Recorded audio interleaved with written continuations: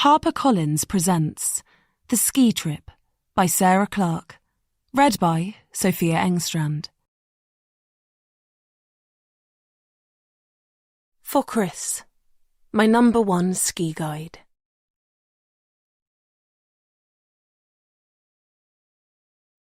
Prologue. 1996. They don't have a normal handle on their front door, so Ivy curls both her hands around the brass knob and twists. It doesn't cross her mind that opening it up might be dangerous. They live in a York stone cottage at the end of a narrow lane, on the edge of a small village where everyone knows everyone. Danger is getting too close to the tractors, or playing football outside Mrs. Berry's kitchen window. She expects that it will be her dad anyway. He usually gets back around now, when the sun has dropped too far for him to be able to read the cracks in the rock face safely. And he'll be in an extra hurry to get home today, she thinks, now that the storm has arrived and gusting wind is howling down the chimney. She pulls on the knob, but the door only opens a fraction before getting caught on the curled edge of their worn woven doormat. "Hang on!" she calls out to the still hidden figure beyond the door, while dropping to a squat and yanking the mat. There's no response, though. No teasing question about whether she wants him to freeze to death out there. So maybe it's not her dad after all. She straightens up and swings the newly freed door open. "Hello there. Is your mummy in?" Ivy suddenly wishes she'd called for her mum in the first place. There's something in the man's expression, fake smile, tiny tremors in his cheeks, that makes her want to rewind time, go back into the living room and keep watching the match. Her dad's beloved team, Leeds United, and by extension hers, trouncing Manchester City at Main Road.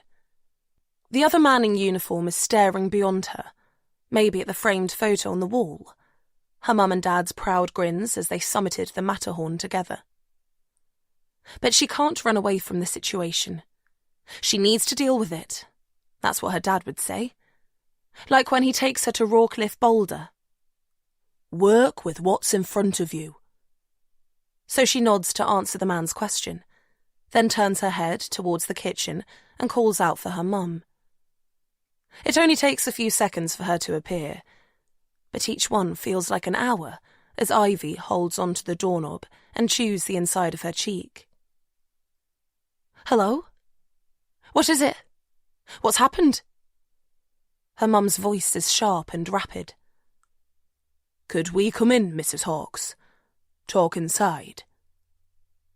Ivy feels her mum's familiar, calloused hands rest on her shoulders, then pull her in close. She leans against the soft fabric of her mum's fleece jumper and listens to her racing heartbeat. "Is it Callum? Is he injured?" her mum continues, staring at the men's faces, searching for clues. "If we could just—" "Jesus, please tell me," she begs. "I know the risks, officer. I'm a climber too. If he's fallen—" Ivy feels a strange sensation then, as though the air around her has doubled in thickness. The voices become muffled, and she's not sure she can stay upright. It's too heavy on her chest.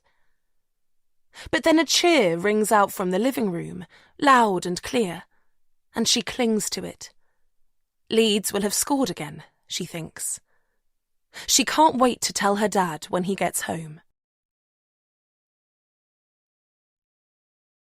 Chapter 1. The Fall. Tom.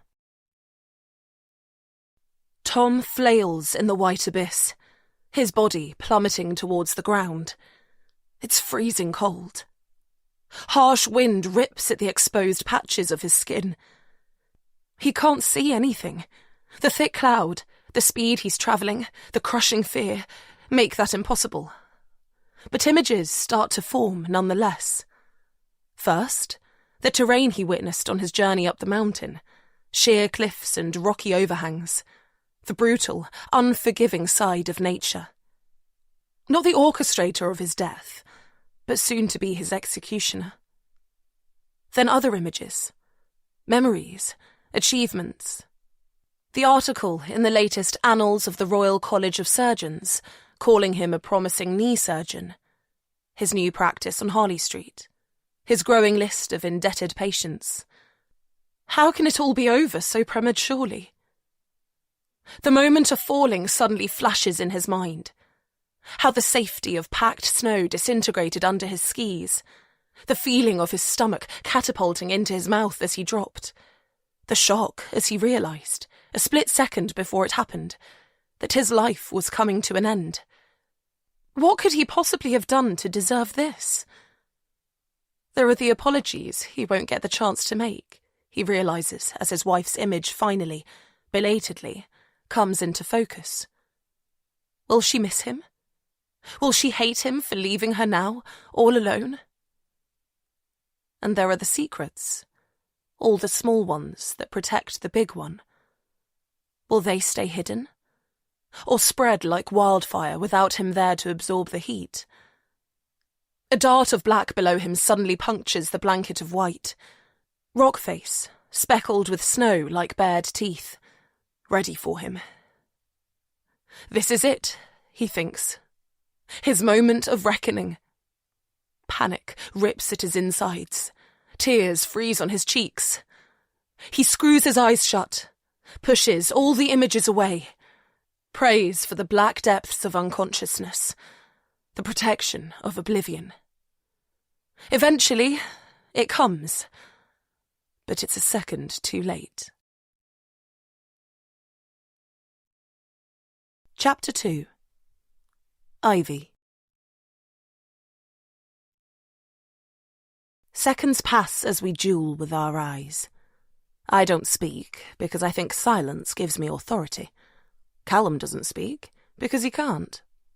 Eventually, I capitulate. Okay, one more story, and then it is definitely sleepy time, okay? He smiles triumphantly and leans forward, dragging a book from underneath a mound of soft toys at the bottom of his cot. As he proffers the very hungry caterpillar towards me, I can't help marvelling at his tiny fingers holding the cardboard spine, the strength in his chubby arms matched only by the firmness of his expression. It's been a year, 12 months and 2 days to be exact, but I still struggle to believe I have a son. Mama, he says. It's the only word he's mastered so far, and he uses it liberally. But tonight it's a clear instruction, so I take the book from his grasp. Lie down first, then I'll read, I tell him, trying to claw back some control. He considers my offer for a moment, then shuffles along the mattress and lowers down onto his back. He's zipped into a baby sleeping bag, and his feet lift as he lowers, as though the mechanics of his hips are stuck at 90 degrees. I dip my head and start reeling off the list of foods that the iconic caterpillar ate through. Callum grabs his toes and blinks at the star stickers on his ceiling. As I build to the denouement, the one green leaf, the cocoon, I watch Callum's eyelids grow heavy. Butterfly, I whisper, as sleep finally descends. Then I kiss him on the forehead and slip quietly out of his room. I pull Callum's door to and avoid the 3 creaky stairs as I head down into the kitchen. Other than a small utility room, the whole ground floor is open plan, and baby paraphernalia seems to be taking root throughout the whole space. Not that I mind. I bought the house 5 years ago when I first moved to London. The paradoxical look of having a nest egg because someone you love died too young. But it never really felt like home until Callum was born. I open the fridge door and hesitate for a moment, before pulling out a half bottle of cava from the remaining few lined up on their sides. I feel a stab of guilt, popping a cork just for me, but I quickly banish it. They were a gift, a touching one at that, and it would be a shame to waste them. I fill my glass and take it over to the sofa, sinking down into the well-worn cushions. Cheers, I murmur to the short line of birthday cards on the mantelpiece as I take a sip. I didn't host a party for Callum. There wasn't really anyone to invite. But I did bake a cake to mark the occasion, and we had a Zoom call with my mum. I know some people would consider this sad, being at home on a Saturday night, with only a sleeping 1-year-old for company. But I'm used to it. I'm not an introvert exactly, but after spending the first week of Callum's life amidst the constant whir of a hospital ward, I craved solitude when I finally got him home. January quickly became April, and I realised we'd spent 3 months like that, content in each other's company. We're a bit more sociable now. We've even made it to Yorkshire a couple of times. But those formative weeks have left their mark, and I'm happy with a Thai takeaway and a good Netflix series on the weekend now. Although life will change again soon, I remind myself as I take another sip. I love my job. It's a big part of who I am. And when I was pregnant with Callum, I thought a few months off work would be all I could handle, that I'd be back at Imperial University in September, ready for a fresh intake of new meteorology students and craving the intellectual challenge of more research. But as the date loomed closer, I realised I couldn't face it. Maybe it was the trauma of my labour. Blue-lighted to hospital with a ruptured placenta, emergency caesarean to save Callum's life. Or the growing guilt for not providing him with a father. But I also didn't realise how intrinsically attached I would feel to him.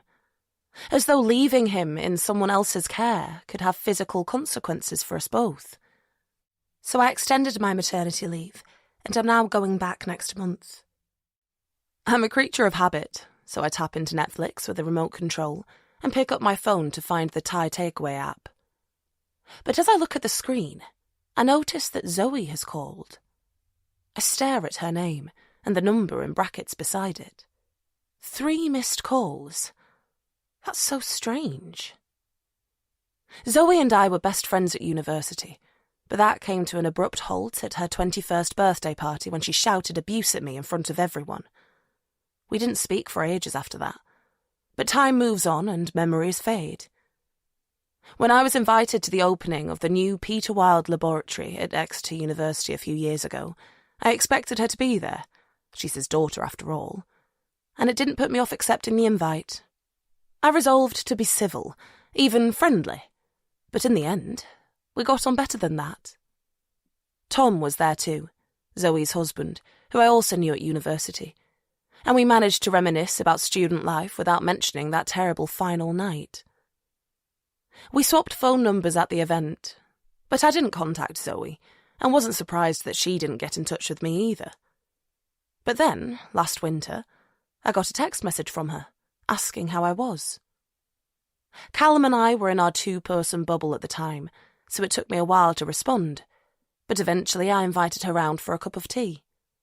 She was surprised to see me with a baby, I think, but she wasn't the first to react like that, and she didn't do the infuriating thing of asking where his father was. She also apologised for how she spoke to me at her 21st birthday party, and that proved to be enough to kick-start our friendship. She's popped over a few times since then, including to personally deliver a crate of small bottles of Cava at Christmas, and has supported me in other ways, like helping out with my mum. I'm starting to believe we can be proper friends again.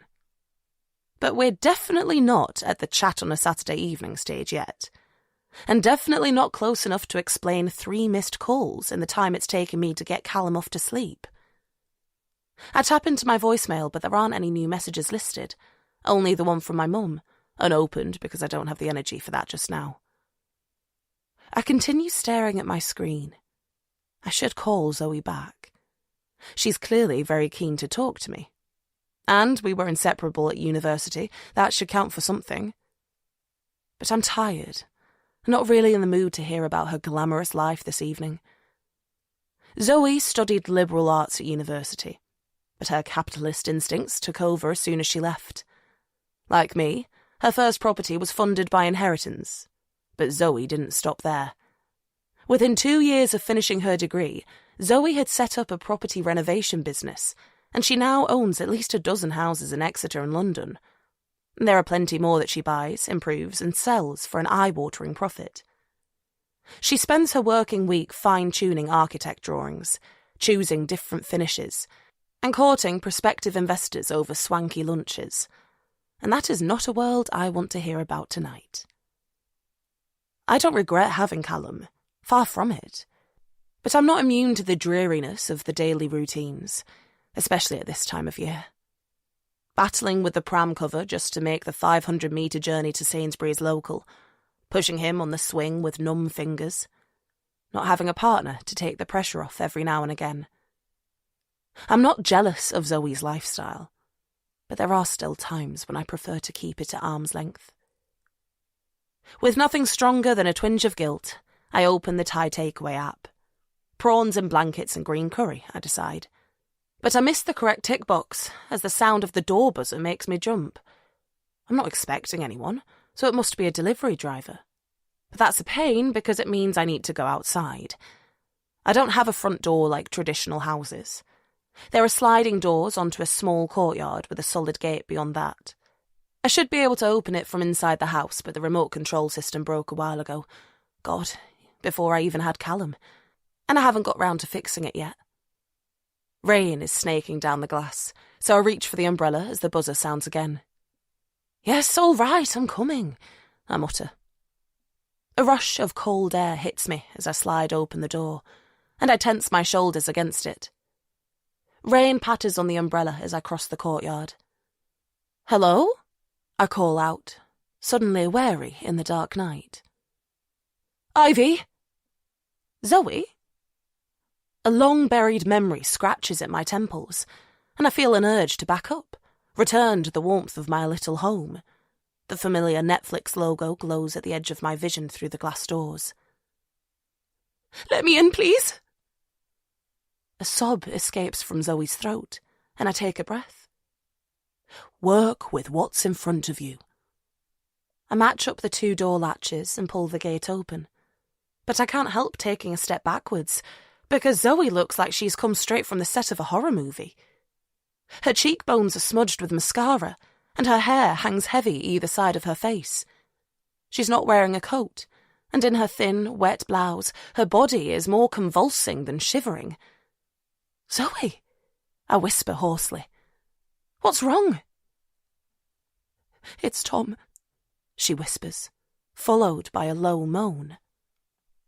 Ivy, he's dead. Chapter 3.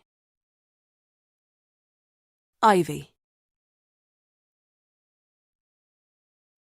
For a moment, Zoe disappears, replaced by the memory of two policemen and the invisible weight of Mum's hands on my shoulders. I waver, wonder if I might be sick. But I need to toughen up. Remember that my friend is telling me she's lost her husband. Tom's dead, I repeat. The idea is so surreal. A man with such vitality, who I've known almost as long as I've known Zoe, not alive anymore. He was skiing. He fell, she whispers. Her head drops, her face disappearing into her upturned palms, and her voice becomes muffled. The weather came in, and he disappeared. The search and rescue team found his body. I close my eyes, try to absorb the news. There's been an accident to Mrs. Hawkes. The storm came from nowhere, 60-mile-an-hour wind gusts. I don't know why Zoe has chosen me, but I need to move, to comfort her. She used to be my best friend, for Christ's sake. Like a robot, I drop the umbrella and reach out. She's cold and wet from the rain, and I force my arms to wrap around her. I feel stiff, but Zoe moulds her body into mine, and we stand like that for a while. Zoe crying softly, me in silence. Your husband was airlifted to Leeds General, Mrs. Hawkes, but I'm afraid he was pronounced dead on arrival. I'm so sorry. I screw my eyes closed, forage for an image of my son, drag it forward in my mind. I use the quiet drumbeat of rain against the stone walls to imagine the rise and fall of his chest as he sleeps. It works to a degree, just enough for me to remember where I am. London, not Yorkshire, and to realise that Zoe and I are both soaking wet. Let's go inside, I whisper. You need to dry off. Zoe doesn't speak, but she lets me lead her across the courtyard and in through the sliding doors. I find a large bath towel in the utility room and wrap it around her, then guide her to the sofa.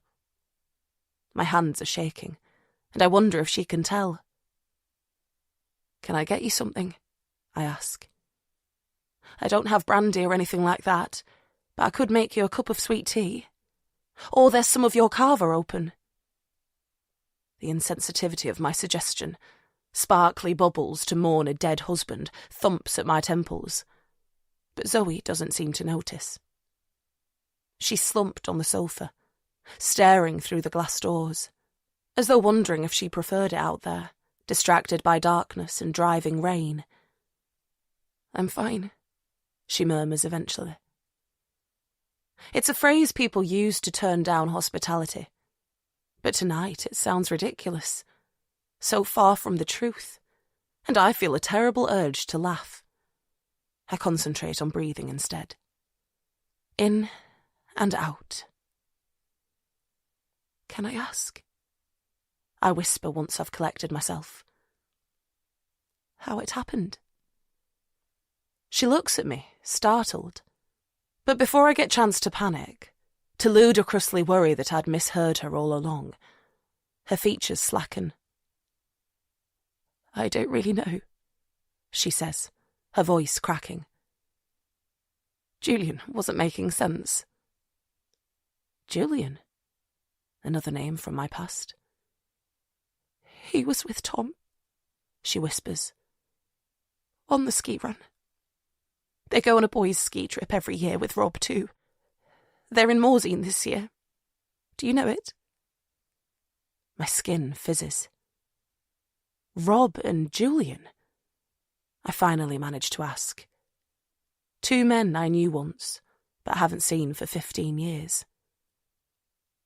It's in France, she continues, ignoring or not hearing my question. But near Switzerland. They were doing a final run when... Her voice peters out, and we sit in silence. I think about Callum and wish I could go and wake him up, draw comfort from his smell, his warm body. I'm so lost in my thoughts that I jump when Zoe starts talking again. Anyway, Julian said it was a whiteout. Clouds so thick they couldn't see more than a metre or so ahead. But surely that wouldn't faze Tom. I bite my lip.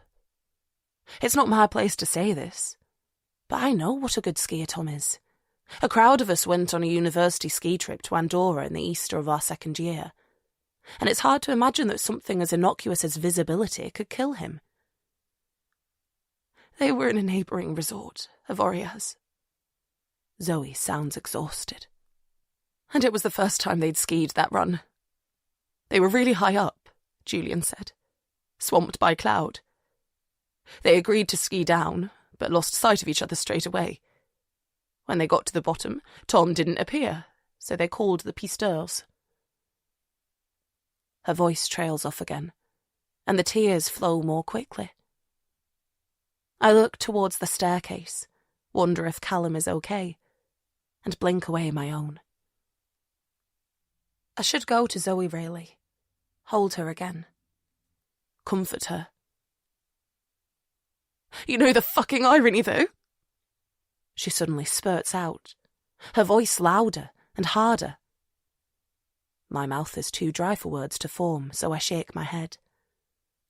I want to sip some liquid, but there's only my half-drunk glass of carver in reach. It was a blue run, she goes on. Not black, or off-piste. A simple fucking blue run. How can that be possible, Ivy? Her voice cracks again, and she drops her face into her open palms. She needs me, but my body is still refusing to move. How did Julian explain it? I ask instead. Because she's right. It doesn't make sense. He said that the whiteout hid the piste markers, and that Tom must have veered off in the wrong direction and fallen. Down a rock face? The run curves around the mountain, apparently, Zoe says, with a steep, craggy drop on one side. She lets out a low moan, like a wounded animal, and crosses her arms at her midriff. There are barriers, Julian said, but Tom must have slipped through one of the tiny gaps. Slipped through a tiny gap. 1,000 to 1 chance. Like the slab of rock that came loose in the punishing rain and fell onto my dad's head as he belayed his climbing partner. Work with what's in front of you. I draw courage from my dad's memory, then push off the sofa and sit down next to Zoe. I put my still shaking arm around her shoulder and draw her into my chest. Yes, our second chance at friendship is still new, but she needs me now. The police need me to go out there, Zoe says in a quiet voice, so that I can bring Tom home. She pauses. But I can't do it on my own.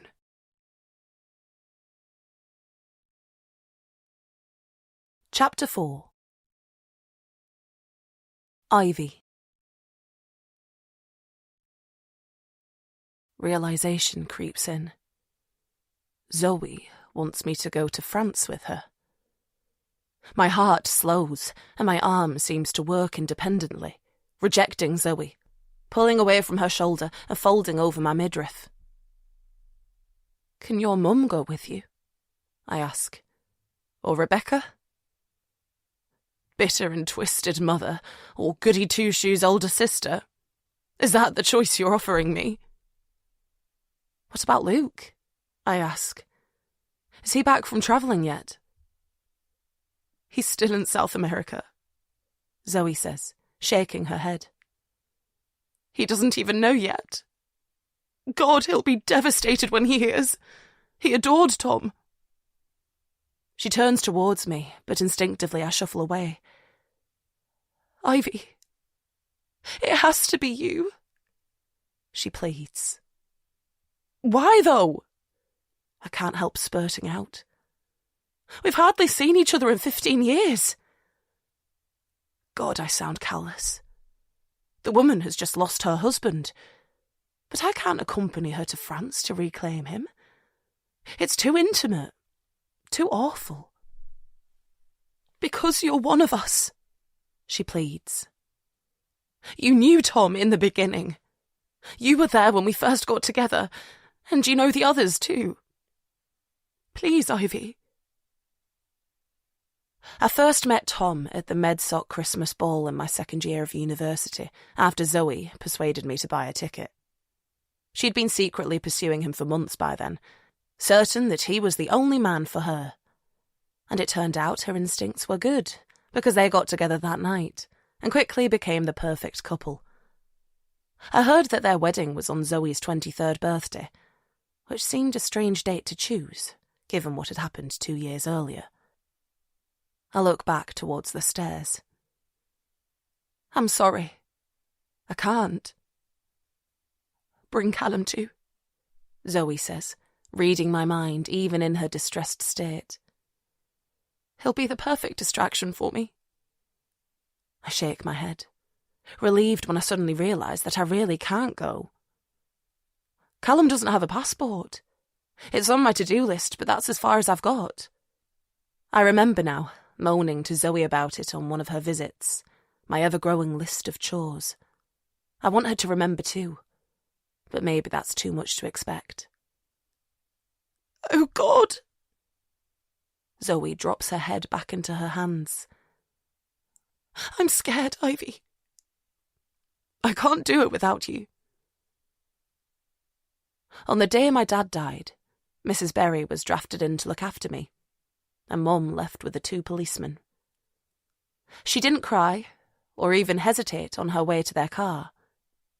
She didn't ask anyone to help her through her grief. But then Mum had a nervous breakdown 6 months later, and has never really recovered. So her way doesn't have much to recommend itself. There must be someone else who can go with you, I plead. You've got lots of friends. No, there's only you, Zoe says vehemently. Only you who knows me back to front, and what I've already been through. Please, Ivy. Conflicting feelings flare inside me. Guilt, fear, duty. I want to come, I lie. But how can I? There's no one to look after Callum. What about your mum? She asks desperately. I wish I could ask my mum to help with Callum, but I know that the responsibility of caring for her grandson would be too much for her. I shake my head. She's too fragile. Always scared of some invisible threat. You know that. There's no way she'd agree to come. It'll only be for a few days, Zoe pleads. How about I talk to her? She knows what it's like to lose a husband suddenly. If I ask her, explain how much you being there means to me, maybe that will be enough to persuade her. Peter did this to Zoe, I think, making her believe that if she pushed hard enough, she'd get her own way.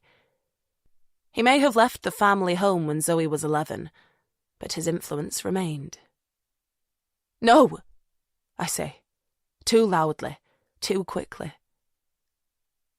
I watch her face collapse with disappointment, and my resolve instantly starts to slip. I assume that Mum wouldn't agree to help with Callum, but is that fair? Because Zoe's right. Mum would understand her grief more than most. Look, maybe I could call her, I hear myself say.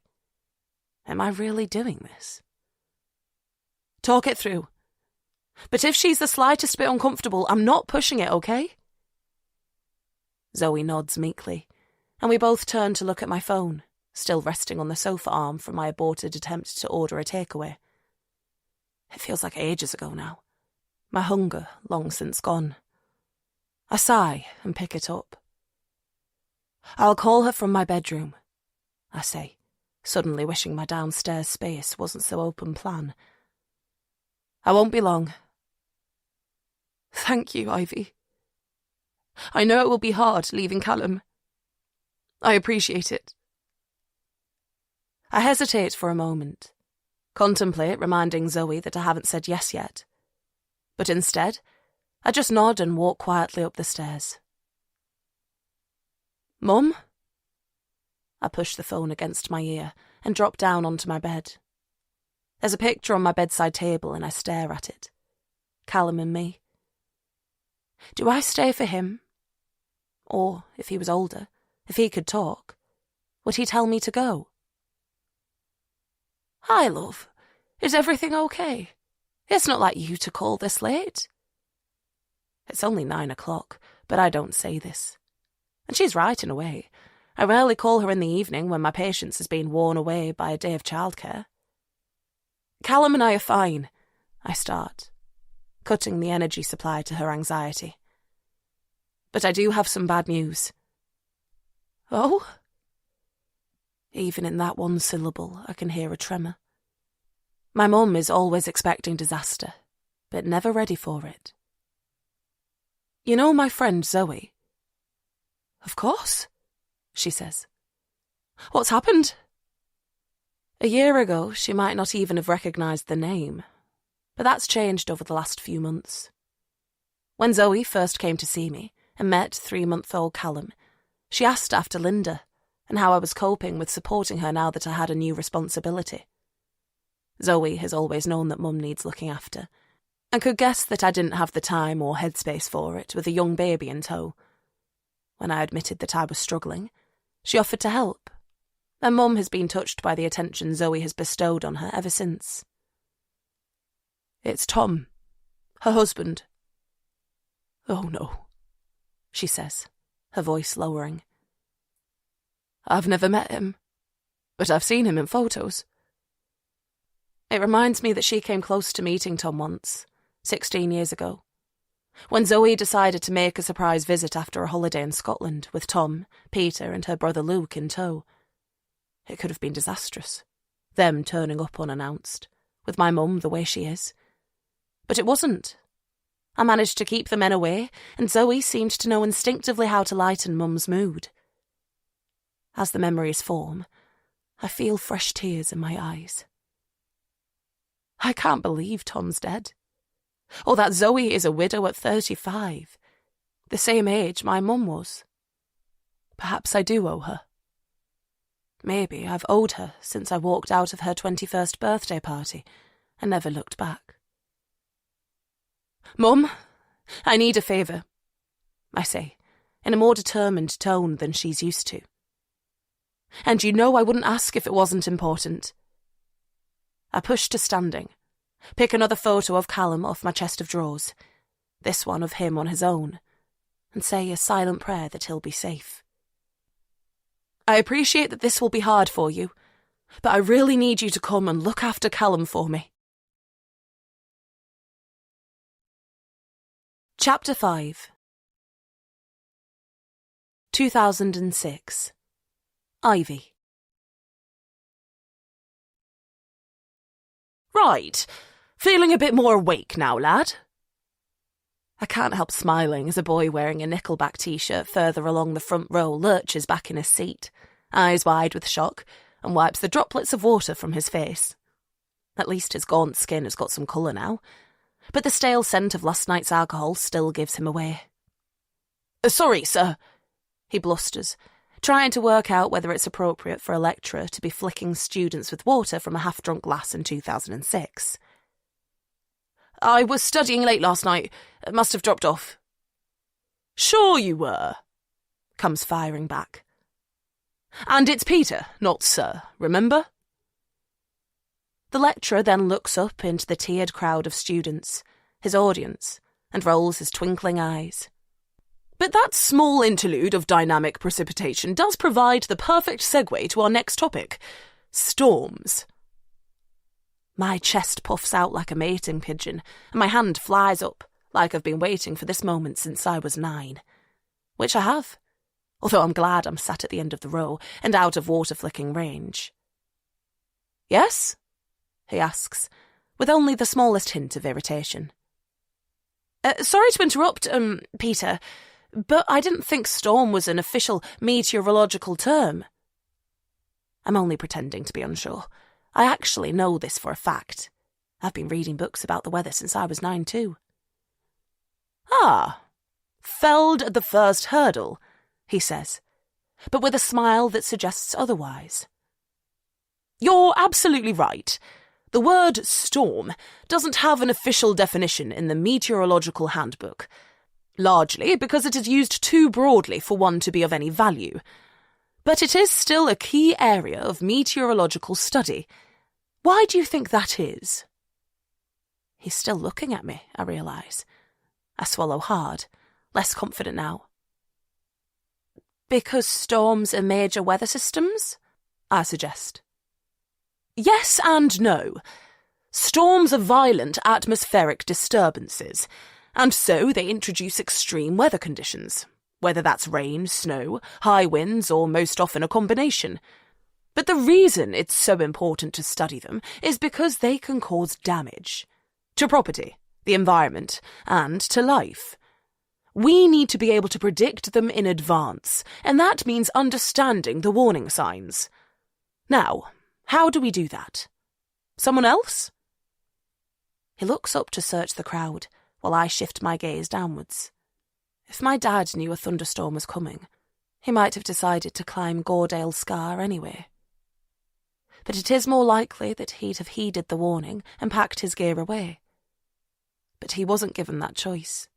The afternoon forecast was for settled weather, with storms not due until later that night. Dad had no understanding that the towering clouds above him were cumulonimbus, or that they can hold as much energy as 10 Hiroshima-sized atom bombs. "Storms are caused by low-pressure systems," a voice responds from the back of the room. "Excellent," Peter says. Go on. Well... But the voice peters out, and silence hangs in the air for a moment until someone fills it by sneezing. I try to push my lips together, to let someone else take the glory, but it's no good. Peter Wilde is the reason I came to Exeter University. His research into extreme weather conditions, my bedtime reading for years, and I can't give up the opportunity to impress him now. I raise my arm again. He looks at me, one eyebrow raised, and I take that as my cue. In the British Isles, I start, low-pressure systems are usually dictated by the jet stream. The bigger the temperature differential between the polar air from the north and the tropical air from the south, the stronger the jet stream, and the more intense the low-pressure system. The pressure gradient causes high winds, and the clashing between the different air masses causes heavy rain. Textbook answer, he calls out. Thank you, I murmur, with more than a hint of pride, feeling my cheeks flush as everyone in the lecture hall turns to stare. No, I mean you've read that in a textbook, he clarifies. It's the bones without the flesh, the bare facts without the story. There are so many other elements at play: terrain type, microclimates, previous weather patterns. He looks at my deflated expression and softens his features. But it's still the best response I've heard from an undergraduate in a while, so congratulations. He winks at me, actually winks, and then turns to face the large screen on the wall behind him. He picks up a clicker, and a second later, a PowerPoint slide showing an angry anvil-shaped cloud appears. I pick up my pen, and with my face still smarting, start to take some notes. Half an hour later, Peter draws the lecture to a close and dismisses us. But as I step out of the front row, he beckons me over. Have you got a second? He says, still smiling. I notice that one of his incisors is chipped, and imagine him pulling off a beer bottle cap with his teeth. Well, you're a ray of sunshine, if you'll excuse the pun, Peter says, walking back towards his lectern and gesturing for me to join him. I teach the masters here in applied meteorology, and I expect that kind of knowledge from those students.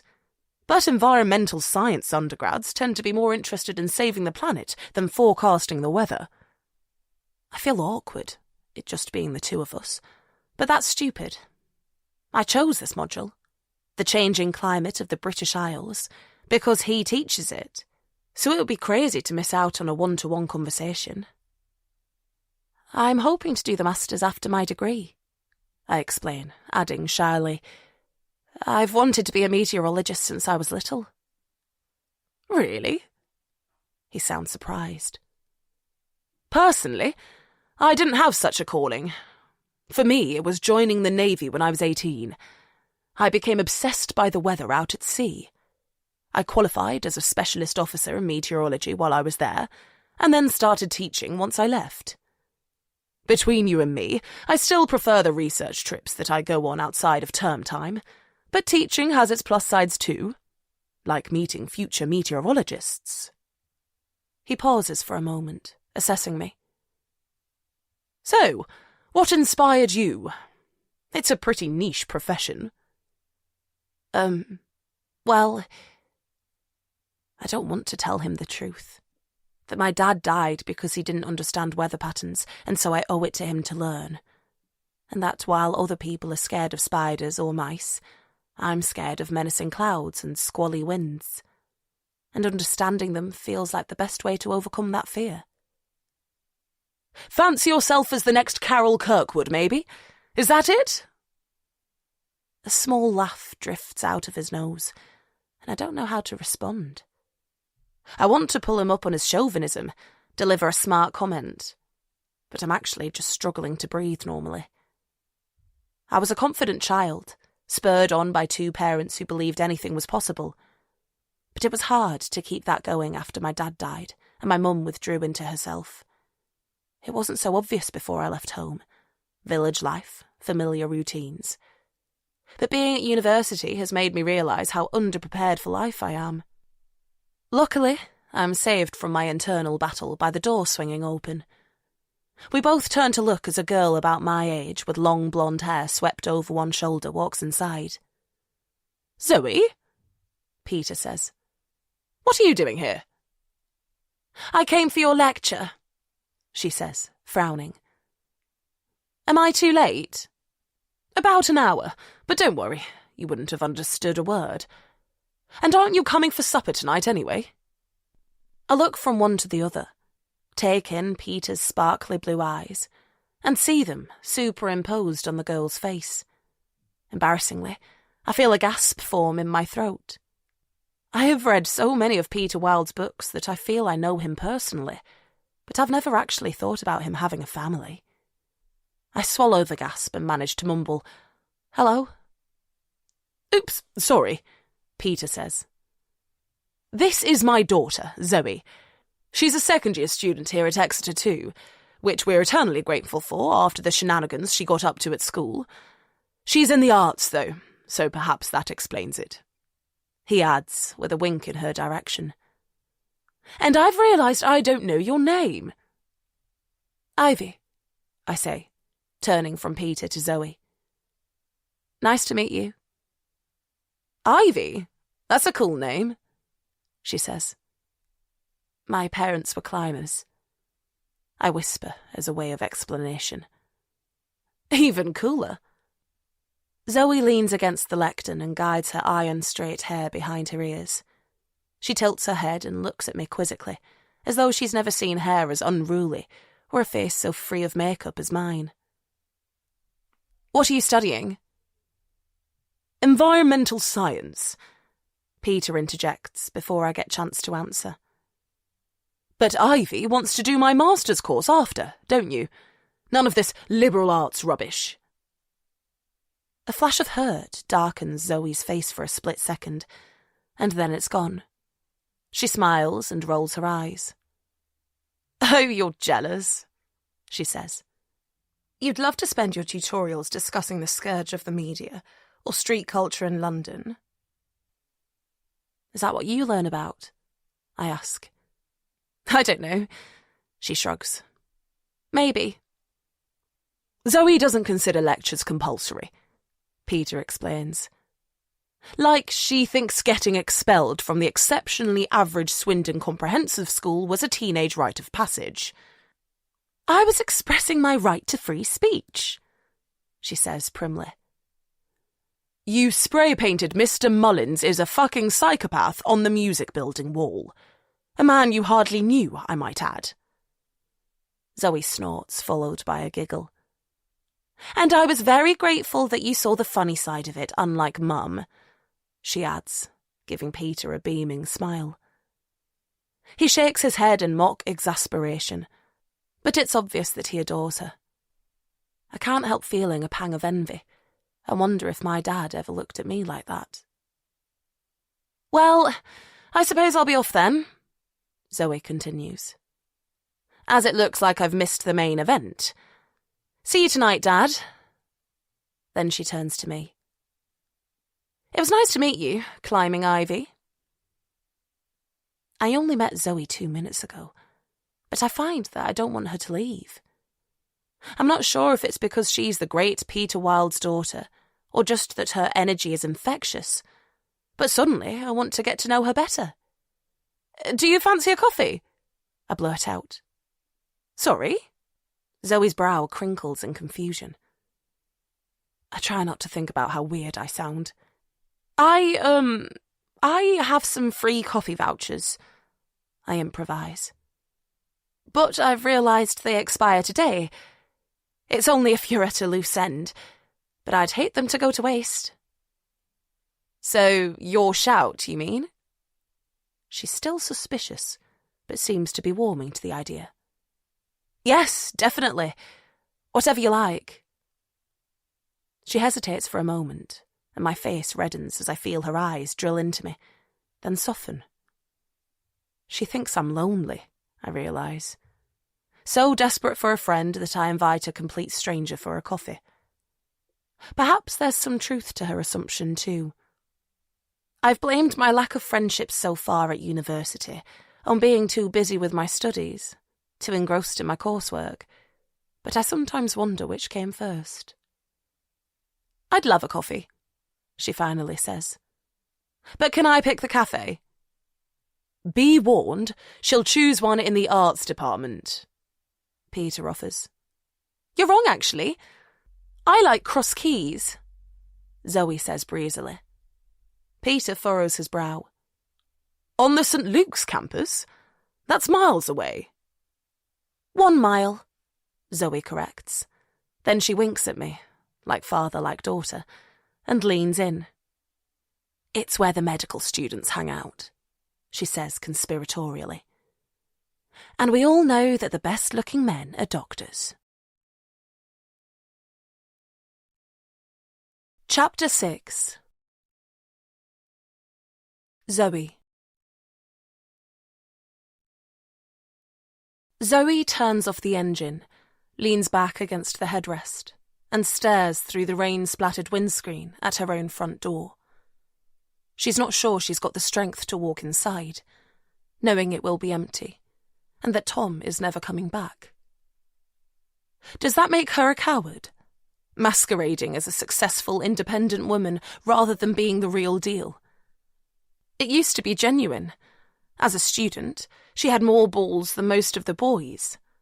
But there's been a gradual decline as life has thrown a succession of hand grenades in her direction. She had wondered whether Ivy might invite her to stay over, offer to sleep on Callum's bedroom floor and give Zoe her bed. But her old friend seemed desperate to get rid of her once she returned from calling her mum. Perhaps Zoe can't blame her for that. Their second attempt at friendship is still in its infancy, as well as being loaded with unspoken truths. After finishing university, the trauma of what happened at her 21st birthday party was still so raw that Zoe refused to apologise for the way she spoke to Ivy, even though Tom begged her to. Then their paths drifted, and they didn't see each other at all for years. Zoe guessed that Ivy would be at the opening of the laboratory named in memory of her dad. It made sense that his former student and ex-to-university golden child would be invited, so she was prepared for it. Encouraged by Tom, she made the effort to talk to her old friend at the event, and gradually she relaxed. They relaxed. And soon they were chatting like the friends they used to be. It hasn't all been plain sailing since then.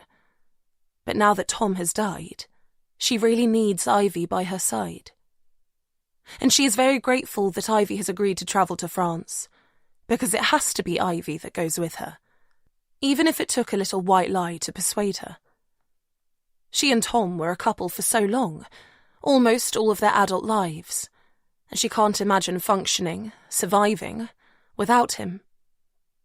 Ivy is one of the few people who knew Zoe before they got together, who will remember the sassy art student, the girl who wore her rebellious streak with pride and revelled in her ability to not give two fucks. Ivy is the best reminder that a future without Tom is possible once she's worked through her grief. A task that, at only 35 years old, she can't believe she's having to carry out for a second time.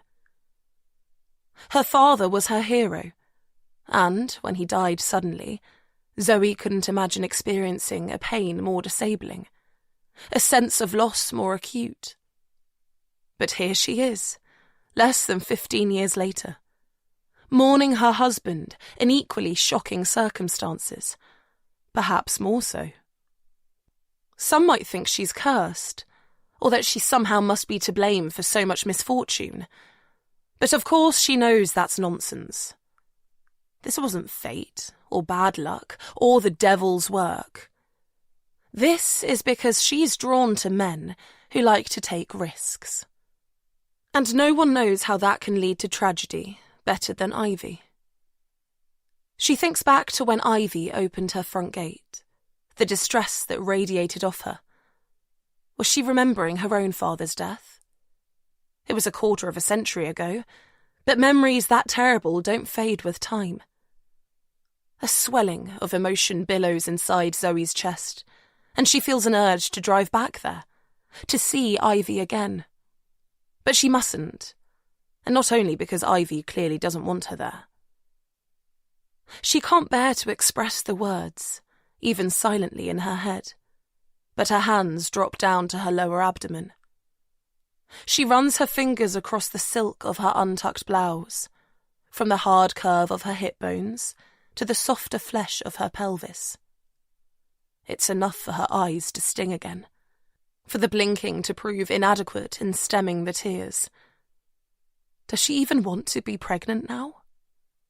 Only a few hours ago she was gently fizzing with anticipation, feeling ready, wondering whether it was worth doing a test or still too early. How quickly things can change.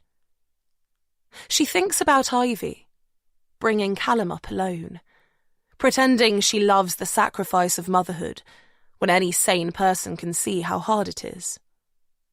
Is that what's in store for her now too?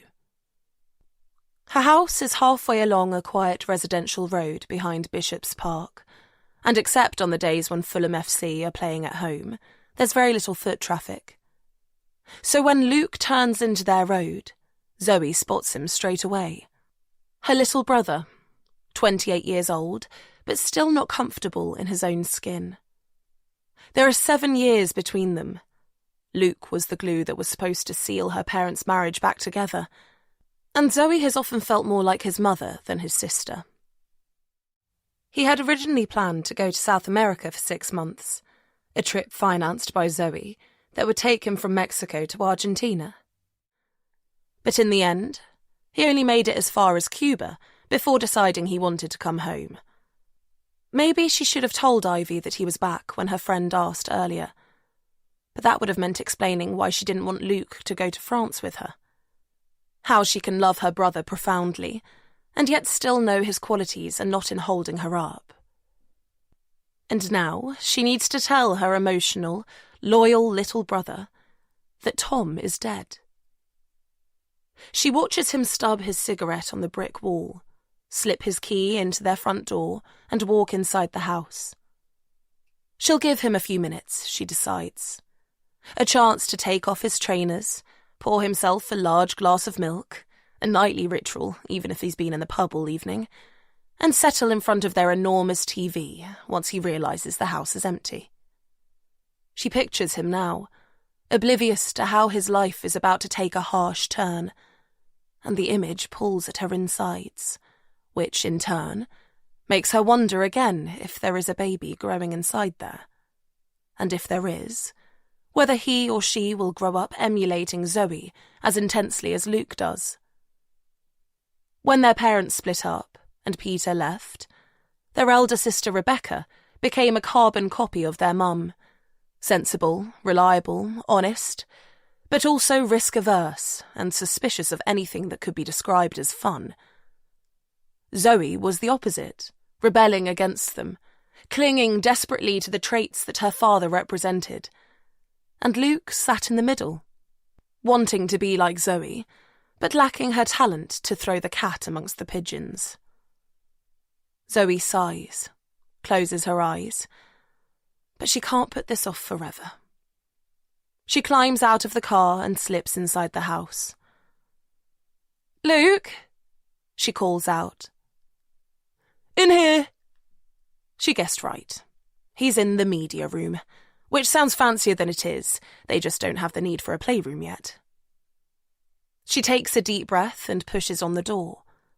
He looks at her, his eyes wide and expression open, like a blank page waiting for her to speak. And yet there is something fearful, guarded about his face too. Like he already knows that she has something significant to say. "Is everything okay?" "It's Tom," she starts. "Has he fallen? Broken something?" On her father's insistence, Zoe has skied every year since she was 5. At first, it was a family ski holiday, and then it became the only guaranteed week she spent with him after he left. Tom has also skied since childhood, so it was easy for the habit to continue once Peter wasn't around to take her. But in all those years, Zoe has never allowed herself to lose the final frisson of fear, the recognition that she can never match the majestic might of a mountain range. She's certain that's what keeps her safe, and also that Tom banished the fear a long time ago. "It's worse than that," she whispers. Luke's lip trembles. "What could be worse?" Chapter 7. Ivy. I stare out of the small porthole window. I usually love the view from this height, observing the cloud cover below from the radiance of bright blue skies. From habit, I note that the clouds are altocumulus stratiformis today, a mid-level cloud that won't do anyone any harm. Not like the clouds that blinded Tom yesterday, most probably nimbostratus, dense and uncompromising. I turn away from the window and the images it conjures up, and look at Zoe instead. She's flicking through the in-flight magazine, but her fingers are shaking, and her eyes aren't tracking the words. She's been like this since she arrived at my house this morning, pretending to be fine while leaking fragility. I couldn't deal with it then. I was too taken up with the loss I felt handing Callum over to my mum, who'd left Yorkshire at 5 a.m. to get to my house on time. Not a sad sense of missing him, but raw, physical loss. I might not have felt it quite as keenly if Mum hadn't looked so terrified as she forced a smile and waved goodbye from the window. Callum tucked tightly against her side. But I couldn't expect her to exude confidence. I need to be grateful for her stepping up at all. I look at my watch, calculate that I've been away from Callum for 4 hours, not even half a day. Zoe didn't book us return flights.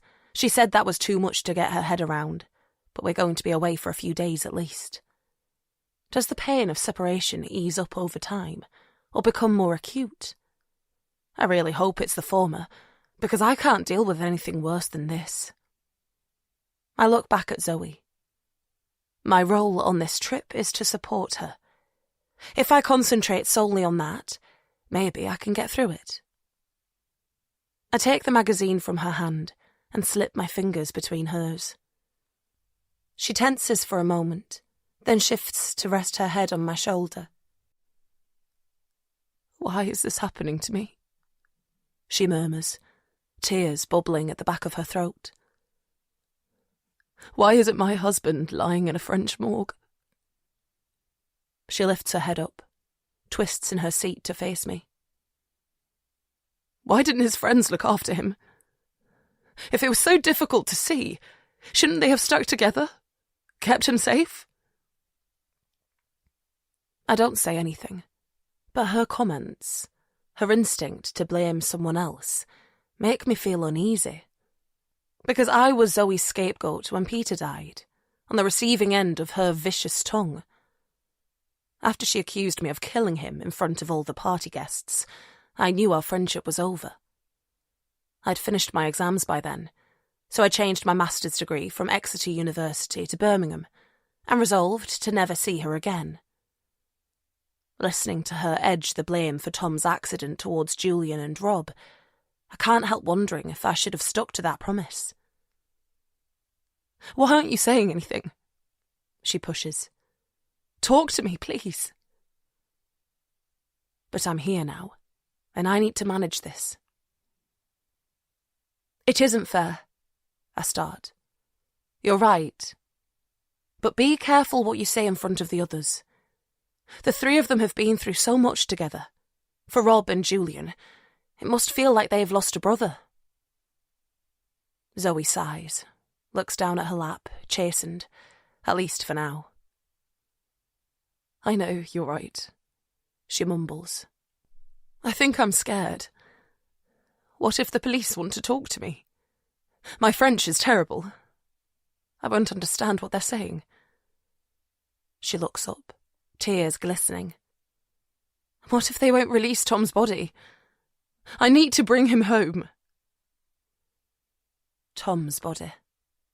The flash of an imagined image sucker punches me. I hold my breath for a moment, will myself to stay in control, then exhale slowly. It's going to be okay, I say, trying to sound soothing. Tom died on their watch, remember? It's the police and mountain officials who should be answering your questions, not posing their own. I don't want to be the difficult widow, Zoe whispers. Mountains are dangerous places. Accidents happen. I do know that. That's true. But you're entitled to ask. It is strange, after all, I add. A skier as skillful as Tom dropping off a cliff. What are you saying? Zoe asks, her voice guarded. I silently berate myself. The last thing she needs is me questioning the account she's been given. Nothing at all, I say, backpedaling. But her questioning stare shows I'm not off the hook.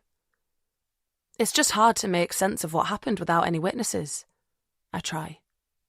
At least when my dad died, there were other climbers there, people to explain how he managed to fall from such a stable ledge. But what other explanation could there be for Tom's fall? Zoe's eyes continue to drill into me. God, what have I started? I scrunch my eyes closed, then pop them back open. Ignore me, I say. I'm really tired and talking nonsense. Tom's death was clearly a terrible accident and caused by bad weather, same as my dad's, I add. Zoe gives me a last look of suspicion, then relaxes her face. You do look tired, she eventually says. Did you not sleep well last night? Not really, I admit. I think I was worried about leaving Callum. I don't give Zoe the fuller explanation. That every time I closed my eyes, I found myself skiing towards a cliff edge, Callum in my arms, going too fast, unable to stop.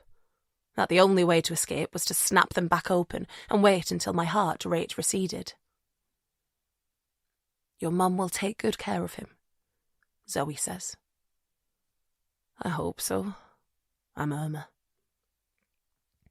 Zoe knows that my mum suffers from anxiety and needs reassurance over everyday decisions, but not how crippling it can be when she's tested. I can never bring myself to confide in Zoe fully at university. I was too ashamed, I suppose. And I suspect my mum will have shown her best side during their more recent phone conversations too. I guess it's just been me and Callum for so long, it feels strange to be this far away from him. It might do you both some good, she observes. For him to be less dependent on you. I bite the inside of my cheek in silent protest. Zoe still doesn't get it. All she sees is the hard work, the sacrifices I make as a single mum. She doesn't know about the love part. Callum's a baby, I say. He's supposed to be dependent on me. And his father, she counters. If he was involved, that is. I draw back, switch my stare towards the tiny window again. There's a break in the cloud cover, and I can see the undulating waves of the English Channel below me. I should let Zoe's comment go. This is the first time she's ever hinted her disapproval of my family setup, and she's hurting at the moment. But I've sacrificed a lot to be here, and there's only so much I can take. Listen, I am very aware of what, or who, Callum is missing. I start, focusing on the aeroplane wing, trying to draw something from its solidity. But he benefits in other ways, like having me for his mother. I'll always be there for him. I still don't really understand why you chose to have him, she murmurs. I mean, Callum is gorgeous, of course, she adds, as though belatedly realising how callous she sounds. But when you first found out, did you not consider other options then? I shrug. Try to keep it simple. I've always wanted to be a mum, and there was a child growing inside me. But you weren't even 35. There was still plenty of time to have a family the traditional way.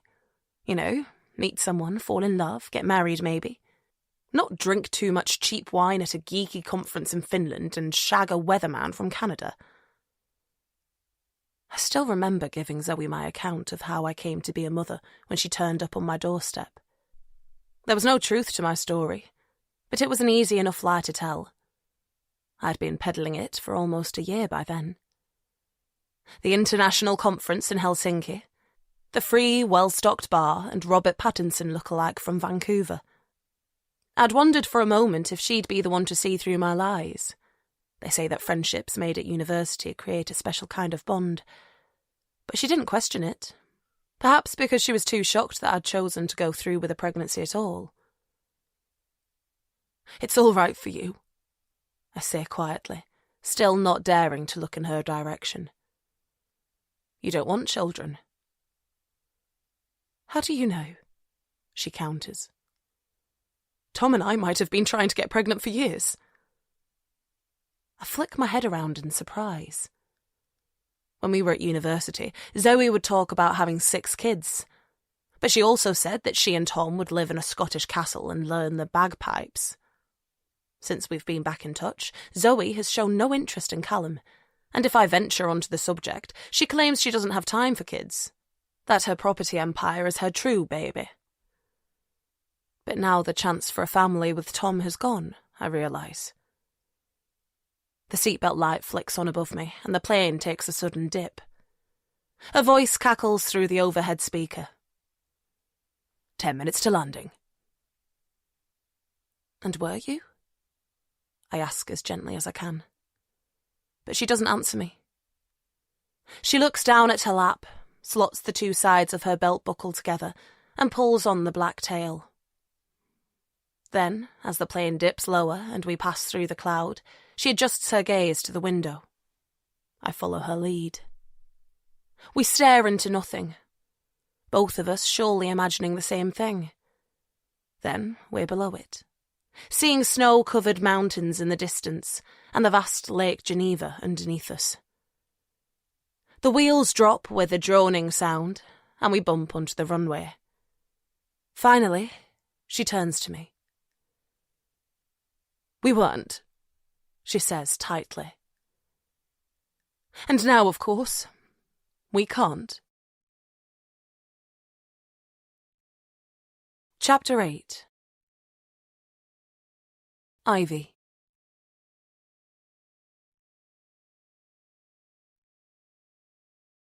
We glide silently past digital posters of handsome men in sparkling Swiss watches, then both forget to speak French to the austere immigration official behind the perspex glass booth as he gestures for our passports.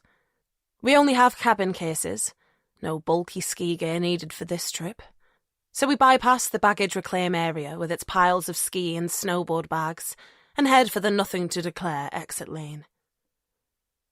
As we wander past the line of tables, ignored by the smattering of staff on duty, I wonder how different it will be on our journey home.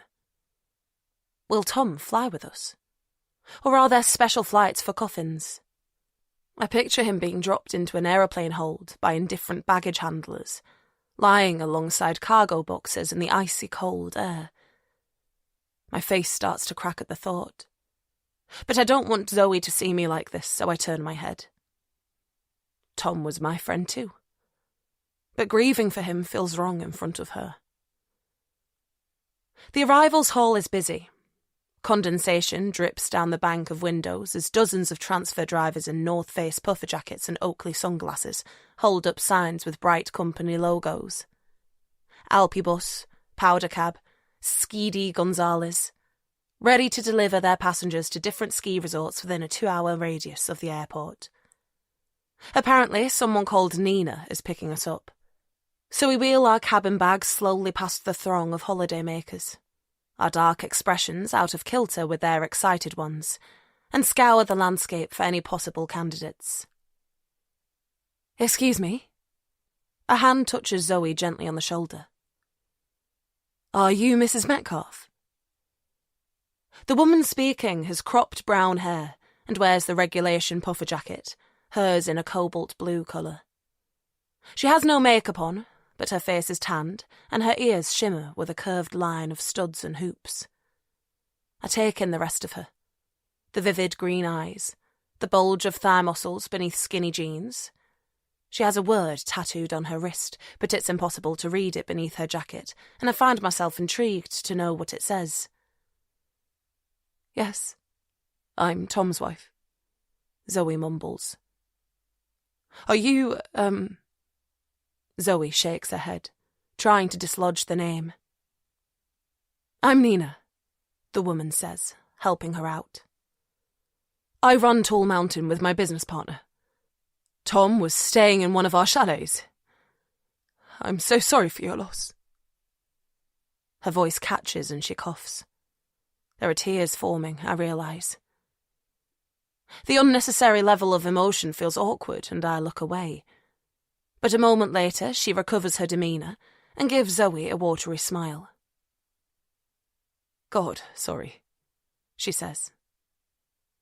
I just can't believe what's happened. This is Tall Mountain's first season, but I've been working winters in Morzine for years and I've never had to deal with anything like this. Her face tightens and she looks down at the floor. Zoe doesn't speak, but stares at Nina like she's observing a rare animal in the wild. I need to cut in, move the conversation along. It must be hard for you, I say, which is bullshit really, because Nina didn't even know Tom. But Zoe doesn't blame Tall Mountain. Accidents happen, I add, although the explanation sticks in my throat again. Thank you, that's very kind, she says. There's a hint of relief in her tone, and I wonder if this is all an act, an insurance policy in case we want to hold her company accountable for his fall. And look at me, making it all about us, she continues. You both must be exhausted. She gestures towards the lift. Shall we go? The car park isn't far, but it's up a couple of floors. The instruction seems to reboot Zoe, and she smiles and nods. Yes. Thank you for picking us up. This is Ivy, by the way, an old friend from university. She knew Tom too. I nod my head in belated greeting. Nice to meet you, I say on autopilot. Nina pushes a path through the crowd of skiers, and a few minutes later we're all climbing aboard her minibus with its blue and grey Tall Mountain logo liveried on the side. The front seat takes 3 people, and we sit in a line, me nestled between them both. It's about 1:15 hours to Morzine, Nina explains. The last half an hour winds up the mountain, so let me know if you feel sick at any point. Zoe first skied when she was in primary school. I was a late starter in comparison, but I've still racked up about 10 weeks and a couple of long weekends since my inaugural trip to Andorra at university, so mountain roads don't faze either of us. We'll be fine, I say. We have plenty of experience in roads like these, but thanks for checking. Oh, you've been to Morzine before then? Nina asks, misunderstanding my comment. Before I get a chance to say no, that's not what I meant, Zoe touches my arm. You've been to this resort? She asks, her forehead crinkling in confusion. Why didn't you say anything last night? No, I haven't, I say quickly, shaking my head and smiling broadly, as if to distract her from how my heart rate has ticked up under her scrutiny. All mountain roads wind, don't they? That's what I meant. As Zoe settles back against the seat, I focus on the view through the windscreen. We pass through a small town called Tenenge, and then start driving up the mountain, a zigzag of steep straights and tight bends. As we climb, the snow cover at the side of the road increases, and I stare in wonder at the thick icicles hanging down from rocks, waterfalls frozen until spring arrives. Tom will have made the same journey with his friends 3 days ago, no doubt itching to get up to Morzine and clip into a pair of skis. If I could remove myself from the intense sadness of it all, there's something romantic about Tom dying, doing the sport he loves most in the world. But I can't. The tree branches are all blanketed by an inch or so of snow. They never stay like that for long, so it must have fallen recently. Was it snowing yesterday afternoon? I ask. When Tom fell? I feel Zoe shift in the seat beside me, and I wonder whether I shouldn't have brought the accident up. Maybe it's not my place to initiate conversation this trip. But it's too late now. And details have always been important to me. Nina shrugs slightly. It started around then, I think. I remember that we had blue skies in the morning. Then the winds picked up around lunchtime and a storm came in at some point after that. I was in the office most of the day, so wasn't paying much attention. And anyway, weather is so localised in the mountains that what was happening where Tom and his friends were skiing in Avoriaz could have been completely different to the weather I was getting in town. I do know that it was coming down heavily when mountain rescue started their search, though. That's why it took them a while to locate Tom. Not that it would have made any difference, she adds quickly. There's no way he would have survived the fall. I lean back against the headrest and wonder what it felt like. Every skier has imagined it. Veering towards the edge of a piste, losing control, sliding over, then hurtling towards certain death. Like in my dream last night. But most people have the chance to stop it before impact, to wake up or switch off their imagination. How did Tom feel in those last few moments? Was he scared? Angry with himself for making such a devastating mistake? Was he even conscious when he fell? There are so many questions that we'll never get answers to. I think about my own dad. How his death was explained in excruciating detail at the inquest by the two climbers who survived the double tragedy. It was so clear in their minds, they said. Like film on constant replay. A storm had whipped up from nowhere. First gusting wind, then driving rain with thunder and lightning. One of them, the one who radiated arrogance from the witness box, had wanted to continue climbing anyway, but he was outvoted by the others, and they started to head back. My dad was belaying his partner's abseil down the rock face when the torrential rain dislodged a large slab of rock above him. My dad wasn't wearing a helmet. None of them were. None of them ever did back then. And it struck him cleanly. And his partner's death was collateral damage. Zoe shifts in her seat again. But this time it's more of a lurch, and I instinctively turn towards her.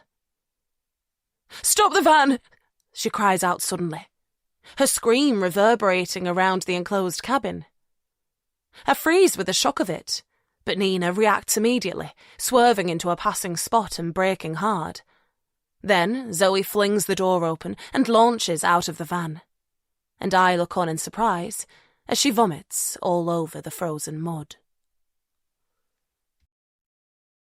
Chapter 9. 2 days before the fall. Tom. Tom leans forward, rests his forearms over the front seat. "You look a bit green there, mate. You okay?" "Oh, God, I hate this bit," Julian moans, rubbing his stomach and pushing a button on the passenger door. A jet of cold air rushes into the minibus as the window slides down. "Give me the aftermath of drinking a vat of red wine over this misery any day."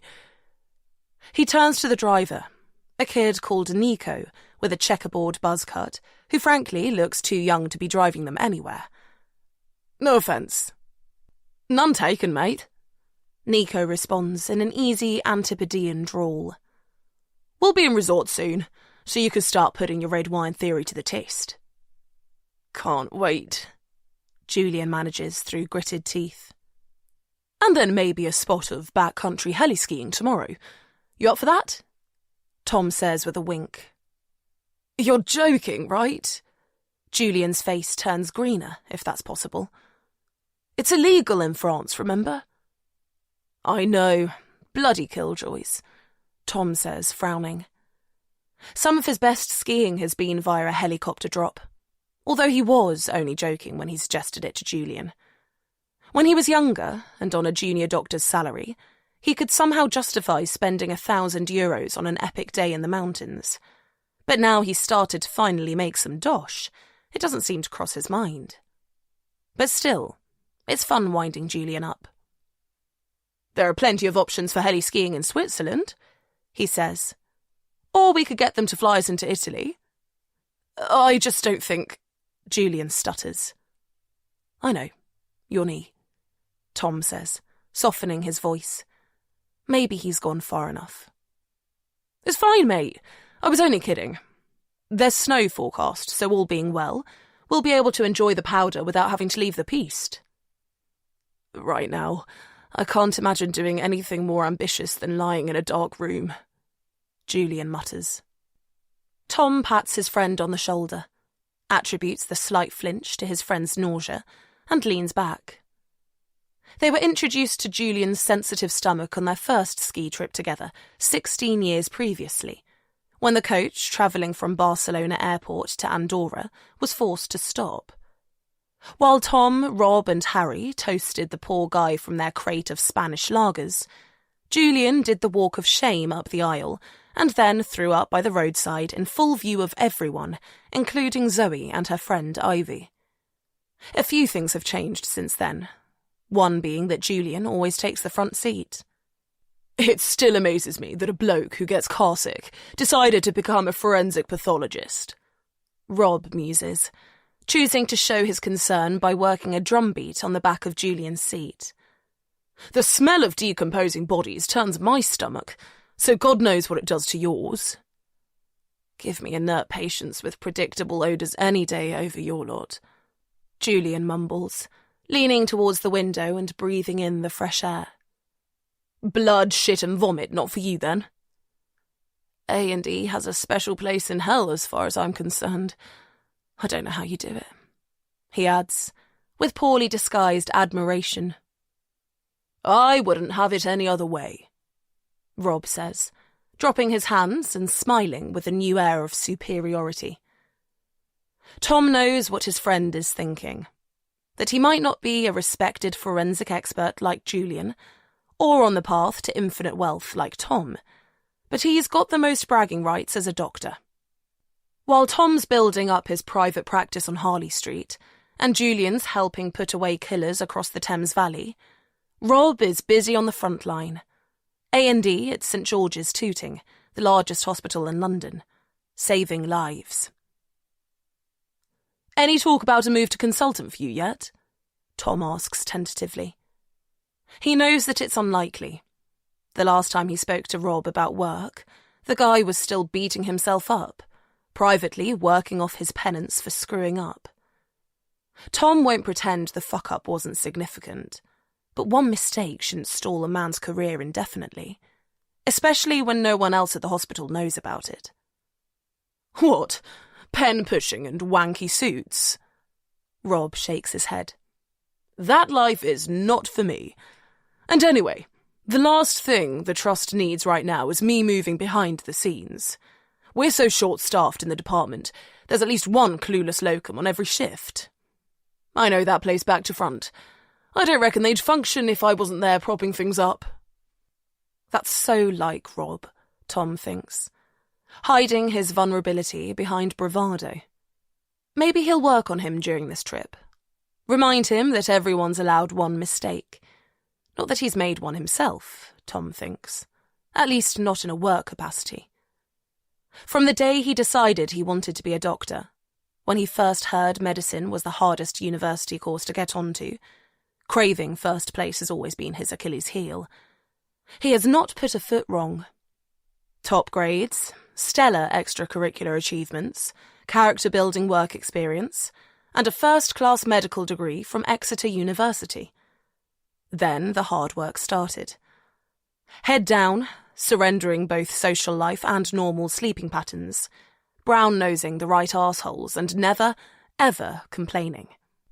And it couldn't have worked more perfectly, because he's now an orthopaedic consultant, with a burgeoning black book of wealthy patients with dodgy knees.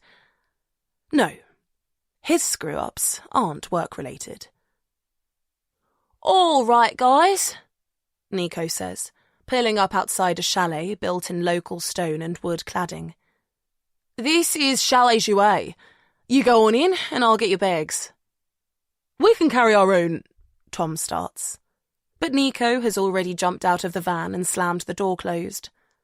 He allows himself a moment of envy for the sprightly way the kid moves, then slides open the back door and enjoys the sound of snow crunching as his feet reach the ground. Julian beat him out of the van too, more desperation than fitness, and is now leaning against the wall of the chalet, taking some deep breaths. It's been dark for an hour or so already, but the exterior lights are shining, and Tom watches the tiny water particles of his breath rise, then gradually disappear into the night. It excites him, the magic of it, and a thrill of anticipation rumbles through his body. They ski as a trio every January. The tradition started when they finished uni, and they haven't missed a year yet. It's not the only time they see each other. They meet up for drinks in a certain South London pub regularly enough. But as their lives continue to diverge, this trip has proven vital in keeping their friendship on track. They take turns to choose which resort they go to, the only rule being that it has to be somewhere new. It was Julian's turn this year, and Tom was secretly delighted when his friend chose Morzine. Because he has been here before. It was only a weekend break, but he's a fast learner when it comes to the mountains. In fact, when it comes to most things. And he remembers a lot of the runs. He could tell Rob and Julian about his previous visit, but why give up the opportunity to appear instinctively brilliant? To make ski guiding suggestions and be right every time? He doesn't mind admitting they're a competitive trio, and a little cheating never hurt anyone. "You coming?"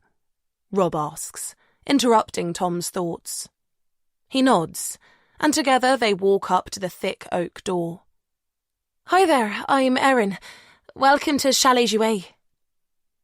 A willowy girl with long auburn hair and grey-blue eyes stands back from the doorway, and the three of them shuffle inside.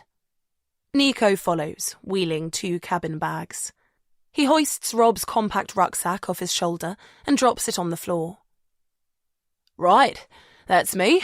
Enjoy your trip, guys, and stay safe out there." Nico gives them a languid thumbs up and retreats out of the chalet.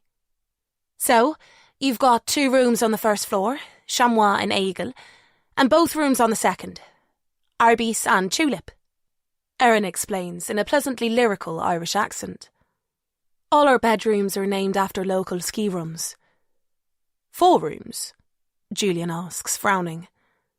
"But there's only 3 of us." "Oh, really?" Erin's brow furrows, and she runs 2 fingers along her sharp jawline.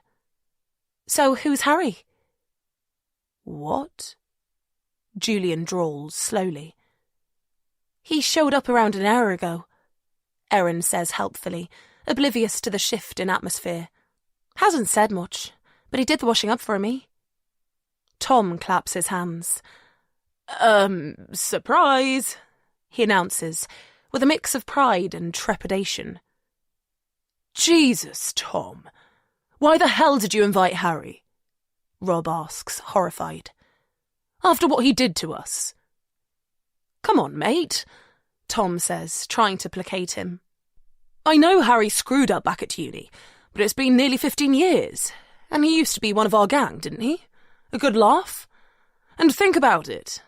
Until everything went to shit, he was the nicest one of us all. Never complained, not even about us nicking his milk every flipping day. He's been trying really hard since he got back to the UK, retraining as a paramedic, reaching out to the 3 of us. All he wants is to say sorry, but he told me that neither of you have returned his messages. So I gave him our dates and chalet details. And now you've got the perfect opportunity to patch things up. But this is our boys' weekend, Julian moans. I've got so much shit going on at home.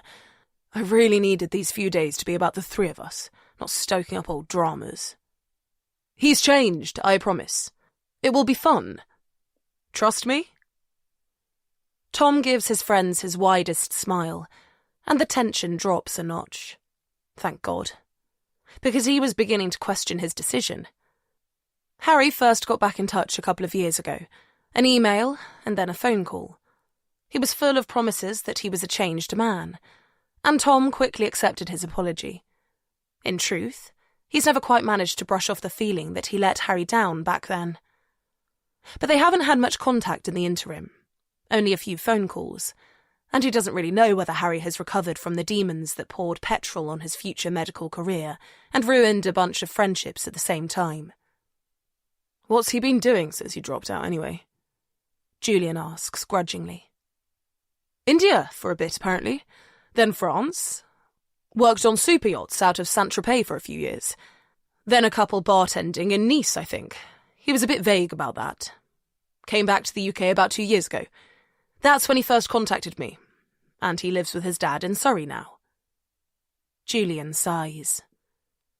Not sure he deserved such a fun lifestyle after what he did.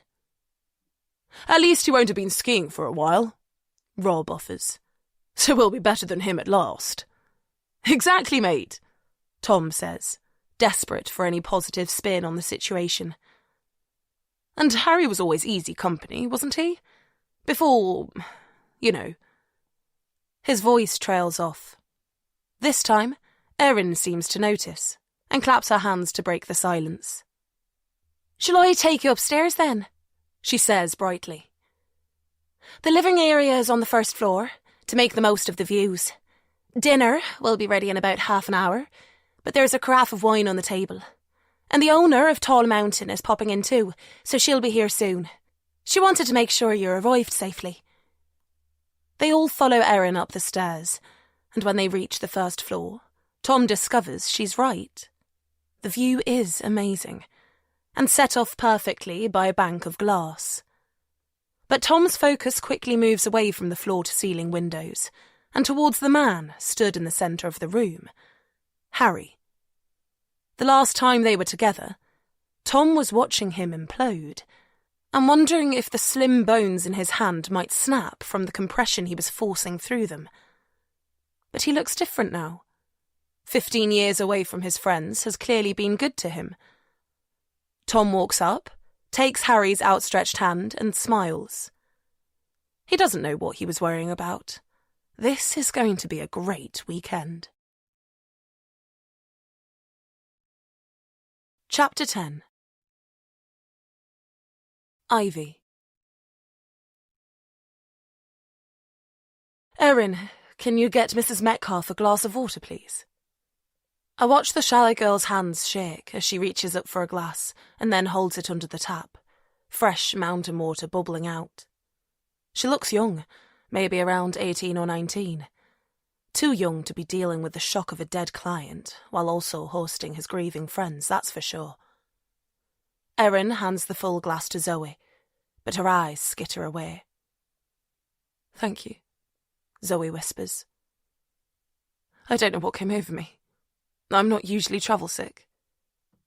It's been a terrible 24 hours for you, Nina says, leaning against the units in the open-plan kitchen.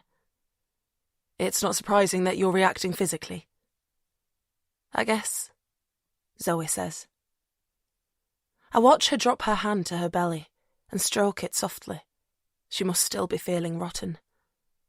I guide her towards the large L-shaped sofa, and we sink down into it together. The wall opposite is mainly glass with double doors onto a balcony, and I take a moment to digest the view.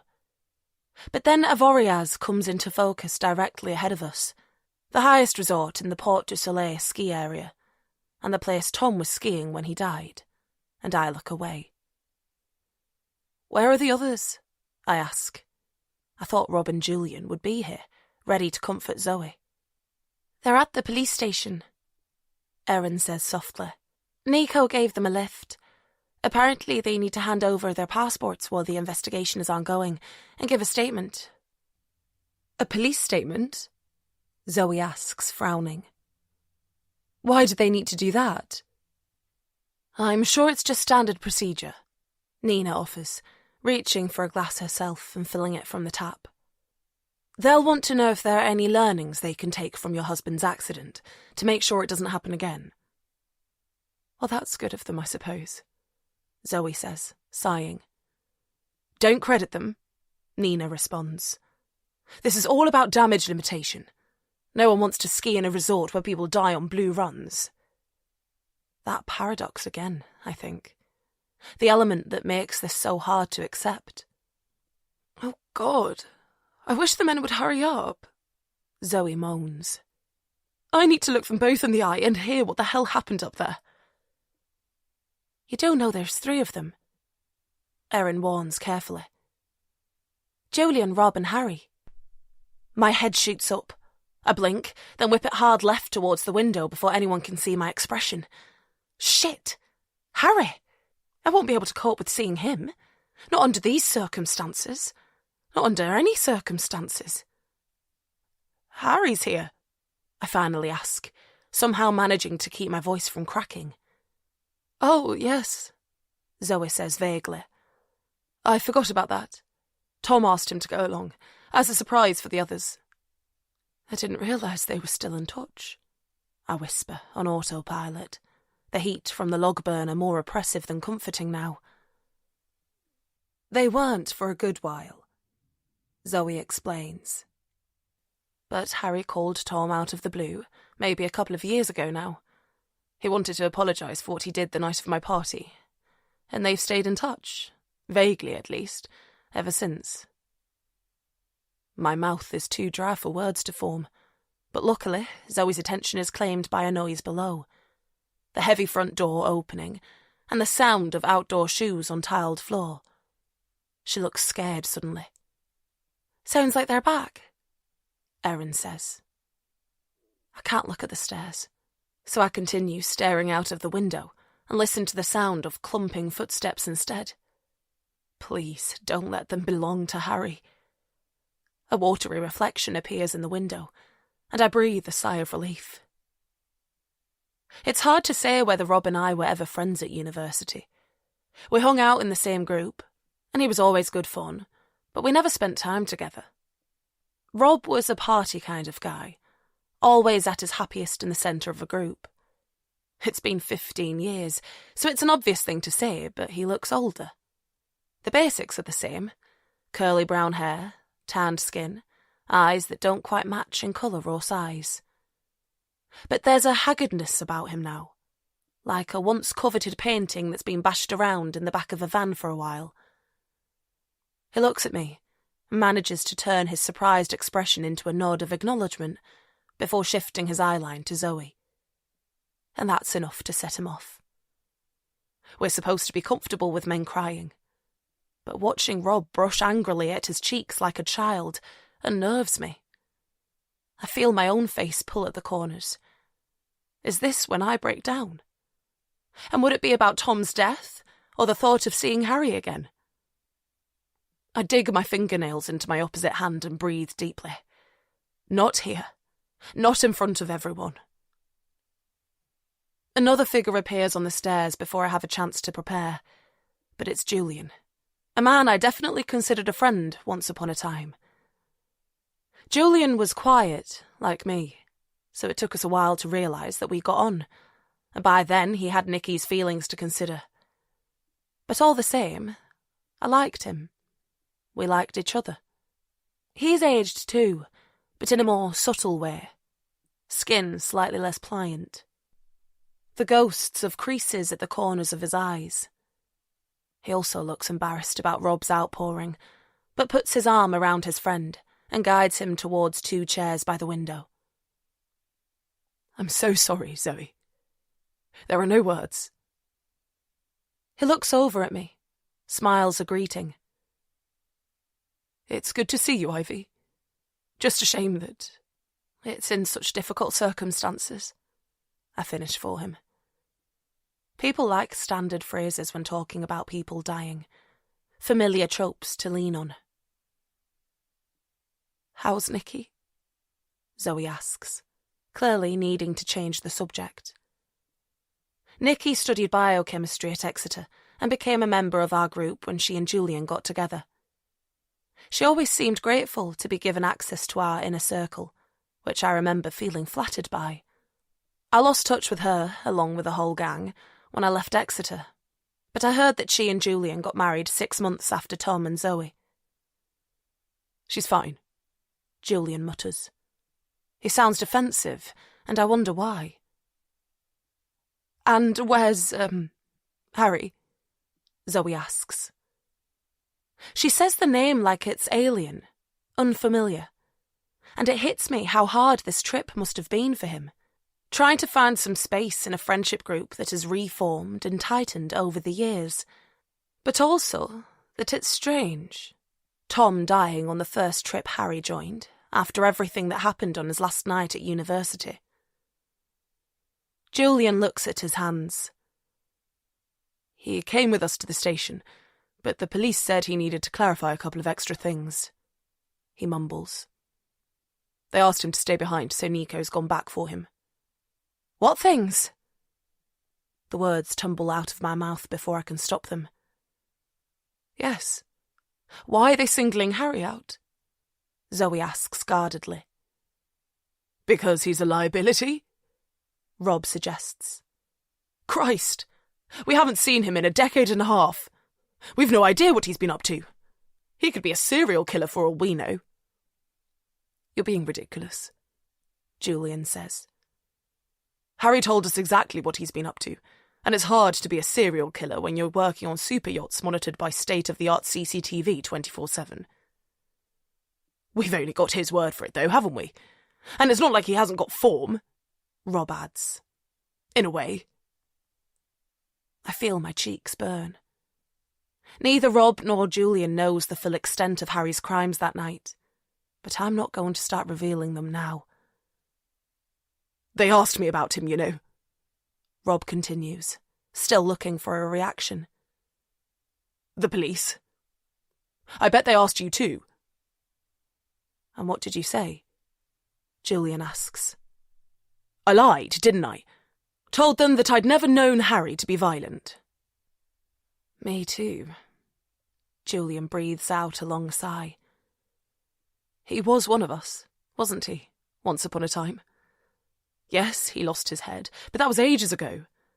We're hardly going to grass him up to the French police now." "Let's hope Tom's not turning in his grave," Rob murmurs. "He's not buried yet," Zoe whispers, and that's enough to silence the room. A few moments later, it's broken by a thud from downstairs. This is it. I run my hands over my hair, try to tame its wildness, then lean back against the cushion and push my shoulder blades against it. Harry takes an age to make it up the stairs, and we all listen to each long, protracted footstep. Finally, he appears. He scans the room until he spots me. His eyes widen, just like I knew they would. And then he looks back towards the stairs, as though he's contemplating running away. I hold my breath. If we're going to get through this, we both need to keep cool heads. I silently beg him to find the strength, then watch him take a deep breath and run his fingers through his dirty blonde hair. The panic clears, and he takes a few steps into the room. "Sorry I wasn't here when you arrived," he mutters to Zoe. She shrugs. "It's fine." "Why did they make you stay longer?" Rob asks, his tone suspicious. "It was nothing important." "How about Erin and I make some coffees?" Nina interrupts. "She's baked a cake too, banana and walnut, if anyone is hungry." "It must have been something," Rob presses. "Why won't you tell us?" Harry sighs. With his attention elsewhere, I risk taking a proper look at him. Out of the three of them, he has aged the least since university. Although he's also the only one I've seen since leaving, so maybe that's distorted my judgment. His dark blonde hair is in the same unkempt style, and his body still looks too thin for its tall, broad frame, like lycra stretched around a hanger. He must sense me staring, because he flicks his head around, but I manage to look away before our eyes catch. I know I'm putting off the inevitable, though, that he'll want to know about Callum. There's no way I could, or would want to, keep news of my son hidden away, so I can only hope that he respects my privacy, and the promise he made. After what feels like an age, he turns back to face Rob and shrugs. "They told me it was confidential," he says, not quite meeting Rob's eyes. "Otherwise, of course I would." Chapter 11. 2006. Ivy. I stare at my image in the long mirror on the back of Zoe's door. "And you're sure I look okay?" I ask. Black tie events were never a thing in my village, nor at my comprehensive school in Skipton, and I've never worn anything this posh before. With my boyish figure, it's hard to work out how I look in this tight-fitting steel blue dress. "You look amazing," Zoe reassures me. "That dress really suits you. Dark hair, green eyes, porcelain skin. It's so deliciously Gaelic. Not like boring blonde-haired, blue-eyed English girl over here." She drops her bottom lip into a pout for a moment, then pulls it back into a smile. "A friend from school had your colouring, and she wore a lot of blue. That's why I chose that dress," she adds. I'm not sure when Zoe became my best friend at university. Our first coffee together, Zoe pretending not to notice when I paid with cash rather than the promised vouchers, led to a night out at the Students' Union bar. That toppled into a hangover day, watching old DVDs in Zoe's student house and comfort-eating buttered crumpets. And then Zoe invited me to join her intramural netball team. The rest of it, daily texts, lunch meetups, hanging out in each other's rooms, happened without either of us really noticing. So, when the MedSoc Christmas ball loomed closer, it didn't feel awkward to admit that I didn't have anything appropriate to wear. And a few days later, she turned up at my room with a Jack Wills bag. I felt self-conscious when I first put the dress on, but then Zoe lent me some strappy silver high heels to wear with it, and tonight she's done my makeup and spread some glitter gel across my arms. I'm starting to think that maybe I look all right. But I'm still no match for Zoe, who looks incredible. She's wearing a full-length rose-pink dress with plunging neckline and diamante straps. Her mix of gold and rose makeup makes her blue eyes stand out even more than usual, and her hair has been intricately styled at the hairdresser's this afternoon. I can't blame her for going to all this effort, though. She's been desperate to impress Tom Metcalfe since she first met him, apparently at the end of our first year before I knew her, and has been waiting all term for a moment like this. "Shall we go, then?" she asks. I smile, link my arm in hers, and we walk out of her room together. "There he is!" Zoe shouts, as the Scissor Sisters' "I Don't Feel Like Dancing" thumps out of the speakers beside us. She nods her head towards one end of a long bar, and I follow her gaze. It's amazing that she's spotted Tom at all, really, because the place is rammed and every man is wearing a dinner jacket. The only difference being what state of undress they're in, from those who still look smart to the guy in an unbuttoned shirt with his bow tie knotted around his forehead. From this distance, I can stare openly, but I still only recognise two of them. The now famous Tom, and the guy I often see him with. I think he's called Harry. While I haven't said anything to Zoe, because I know exactly how loudly she'd squeal if she knew, I have found myself daydreaming about the four of us double dating. Harry and I have never spoken, but my heart clicks up a gear whenever I spot him, and I have the contradictory urge to both jump into his path and run for the hills. Chemistry between couples is supposedly scientifically proven, so I'm putting my raised adrenaline levels down to that. With a burst of it now, I grab Zoe's hand. "Come on then," I shout, and weave us both through the crowd towards them.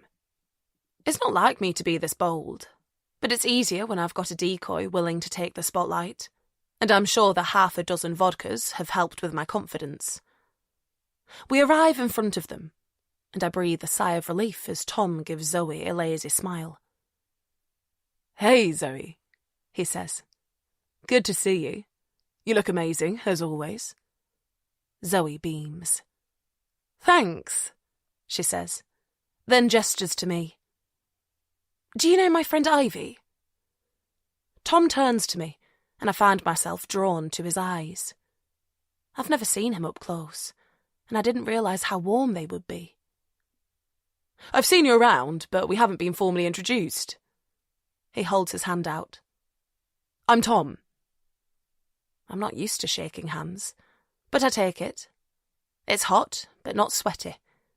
3 firm shakes, and then he pulls away. "Great night," Zoe says. "Have you been involved in organising it at all?" Tom laughs. "Because we're medics, do you mean? No chance." "He's got more important things to organise," one of the lads I don't recognise says. "Like how to survive 4 weeks of the Christmas holidays with his folks in Milton Keynes." Then he laughs at his own joke, the curls on his head bouncing along with his shoulders, and takes a long swig from his glass, finishing his pint. "That's an easy one," Harry says. "Milton Keynes has got the largest indoor ski resort in Europe." "Do you ski then?" Zoe asks. Out of politeness, she directs her question at Harry, but her eyes flit towards Tom. Skiing is Zoe's favourite sport, and I'm sure she'd love it to be his as well. "Yeah, kind of," Harry answers. "I was Surrey County champion, actually, but it was on a dry slope. Tom is master of the snow, skied before he could walk and all that." I watch Zoe's eyes grow wide.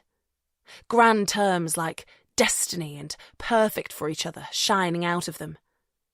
But I can't help thinking that Harry is the real hero. Bristly plastic mats sound a lot harder to ski on than fluffy alpine snow. Clearly, Zoe doesn't agree. "Oh, that's crazy!"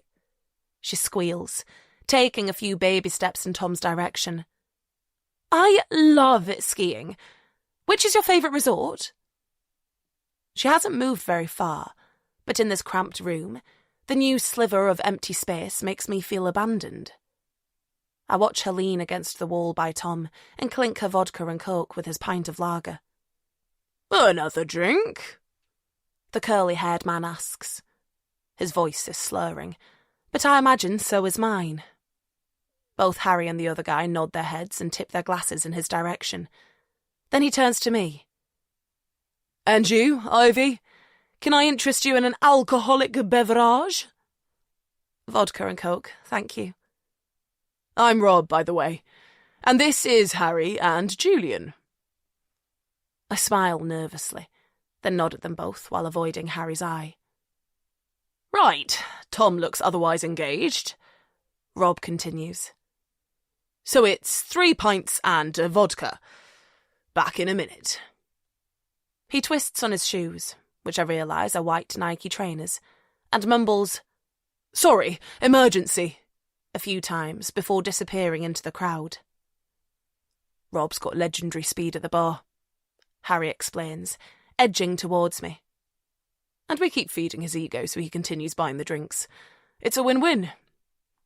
I smile, rack my brain for some clever response, come up empty-handed, so stay silent. "I've seen you around, you know," he goes on. "You have?" I can't hide the surprise in my voice. "Yeah." He nods his head, then breaks out an embarrassed smile. "Sorry if this sounds cheesy, but you kind of stand out. Especially your eyes. They're very striking. Okay, so that is cheesy," he adds, lifting his hands in apology. I stifle a giggle. "Well, I like cheese," I say with a shrug. I want to say more, but I can't think of anything, so I smile at him instead, willing my emerald irises to shine seductively. But a sudden movement grabs our attention. For a few moments, we all stand and stare as a girl a couple of meters away starts jerking like a bad body popper, her arms and legs flailing, head dropped to one side and eyes blank. Fuck! She's fitting! Rob skids in, then thrusts the drinks into Harry's hands. Hold these! Wait, what? Harry wails. I am a fucking medic too, you know. But Rob's not listening. He reaches for the girl, but it's too late. Her legs give way and she drops onto the concrete floor. Crack! Her head whacks on the hard surface. Her limbs are still twitching, but the movement has turned fuzzy in my eyeline now. I can only see her face. I stare, transfixed, as dark blood pools out from her blonde hair and smears across the concrete as her head continues to shake.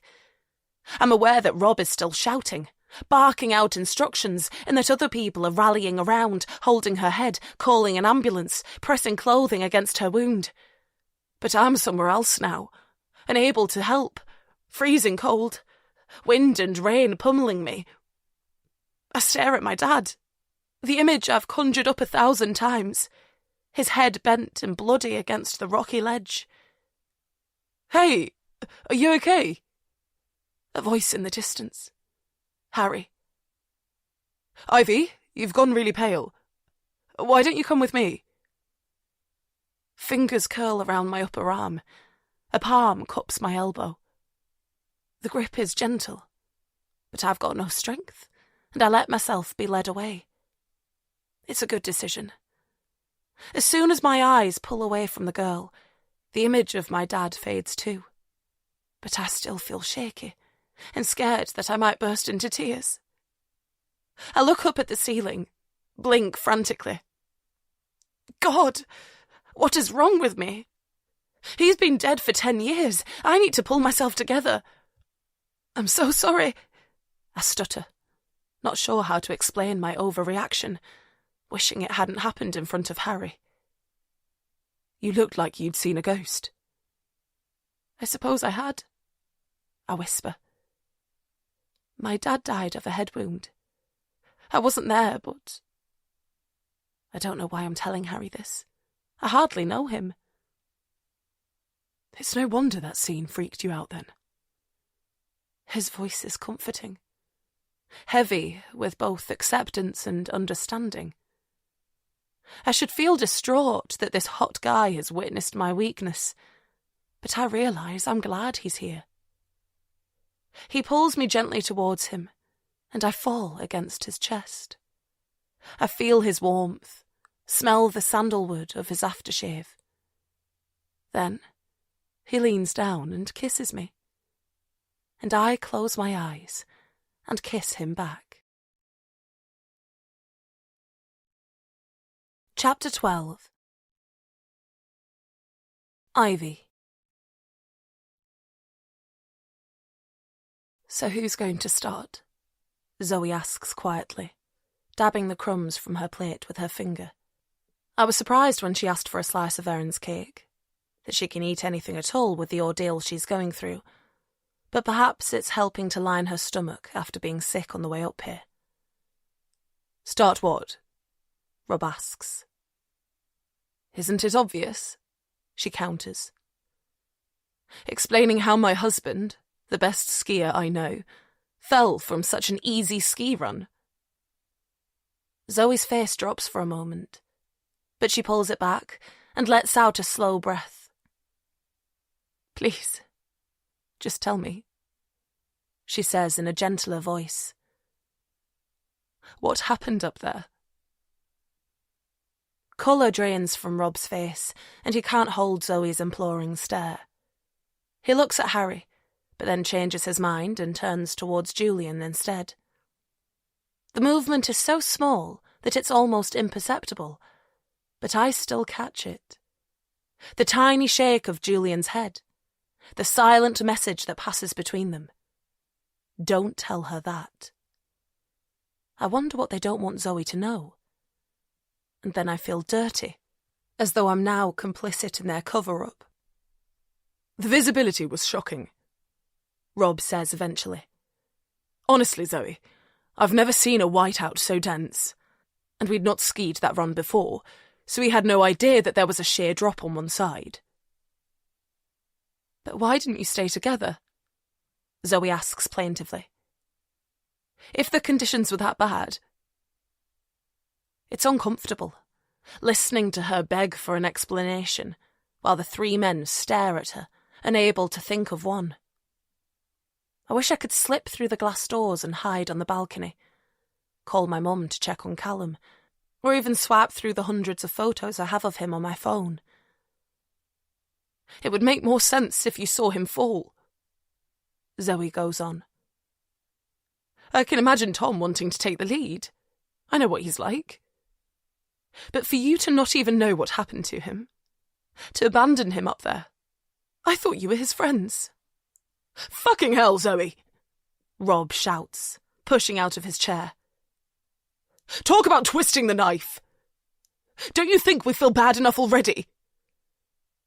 He rubs his palm hard across his forehead, then drops his arm and stomps into the kitchen area. Erin stifles a gasp as he gets closer, then backs up against the units, as though his grief might be contagious. Is there any wine open? He demands. I need a drink. She nods and points to the carafe in the corner. Rob swings open the cupboard door, reaches for a glass, and then pours wine up to the brim. Anyone else? Water, Harry says. It's a demand, not a request, but Rob pours him a glass anyway. Suddenly I'm desperate for the numbing effects of cheap chalet wine, served in a carafe because the 5-litre cartons don't carry the same aesthetic. Wine for me, please, I call out. Rob's hands are shaking, and I worry that he's going to spill red wine on the sheepskin rug, but miraculously he manages to pass a glass to me without upset. As Harry reaches wordlessly for his drink, I notice an angry red welt on the back of his hand. I want to ask him about it, or more accurately, I want someone else to ask him, because I don't trust myself to speak to him directly. But he slides it back under the sleeve of his hoodie, and the opportunity passes. Rob has drunk half his wine by the time he sits down, but at least he seems calmer now. Look, we skied hard in the morning, he says. We did the Swiss wall, which is crazy vertical. One of the 10 hardest runs in the world, Julian says ruefully. Moguls like mountains. I shudder at the thought. Moguls are mounds of snow, created by hundreds of skiers following similar lines down the piste, and I've never fully got the hang of them. On most runs, moguls are flattened overnight, but on blacks, skiers are considered proficient enough to fend for themselves. And once we got into Switzerland, we wanted to cover as much ground over there as possible, Rob says. He looks at Julian. Well, most of us did, anyway. Then suddenly it was 2 o'clock and everyone was starving. Tom really wanted to try this particular restaurant he'd been recommended by Erin, I think. He looks towards the chalet girl for confirmation, but she's stony-faced. I'm not sure she's even listening. He shrugs and continues. So we dropped back into France and went there for a steak. He looks down at Harry, then down at his socked feet. We had a few drinks, toasted our amazing skiing. You know the drill. So you were pissed when you left? Zoe asks. No, nothing like that. Rob looks pained. But maybe the alcohol gave us a second wind. We were late eating, and the weather was getting worse. We discussed heading straight back to Morzine, but then someone suggested we do Clementine instead. Clementine? I ask, my voice hoarse with emotion or maybe underuse. That's the name of the run, Rob explains. It's a long cruisy blue, so it seemed like a good idea. I nod, not trusting myself to speak anymore. Who suggested it? Zoe asks. Her tone is pleasant enough, but all of us realise the weight that sits behind this question. Who suggested Tom ski to his death? I'm not sure. Rob mumbles, turning to face the window. Zoe looks at Harry. It wasn't me, he says tersely, before shifting his eyeline away from her. I wonder what's driving his irritability. Is this his way of coping with Tom's death? Or is it because I'm here? I think about the police holding him back at the station, his violence at university, and I desperately hope that it's not guilt making him behave this way. Julian sighs. I think it was Tom, he admits quietly, without looking at her. Tom's idea? Zoe whispers, shaking her head slowly, like she can't believe he'd be that stupid, but also that it doesn't surprise her at all. The visibility was fine at the bottom, though, Julian continues. A bit cloudy, but nothing to suggest how bad it would be at the top. It was misfortune, Zoe, not recklessness. Zoe slumps against the sofa, and it's as though the fight has gone out of her. Like something taut has snapped, and she's lost all her strength. It's strange to see her so defeated, the girl who swanned through university with a wink and a smile, and suddenly I want to pick up the baton for her. And then what? I ask. There were 4 of you. How did Tom manage to get lost on his own? Silence settles in the room, and I'm taken by how guilty they all look. So much so that I jump when my phone buzzes in my pocket. I feel Harry's eyes turn towards me as I reach for it. It's a message from my mum. Have you arrived safely? Can you call me? I stare at the message. Why does Mum want me to call her? My stomach lurches in fear. But this is to be expected, I tell myself. Mum worries about everything. This will be her panicking about Callum not finishing his lunch, or crying when he woke from his afternoon nap. Of course I'll call her, to find out for certain, but it can wait a minute. It's not fair to leave Zoe to hear the explanation of Tom's death alone. Is everything okay? Julian asks. Yes, I whisper, looking at Zoe, the film of tears covering her eyes. You were telling us how Tom fell. Julian bites his lip and looks at Rob. But Rob shakes his head in frustration. For fuck's sake!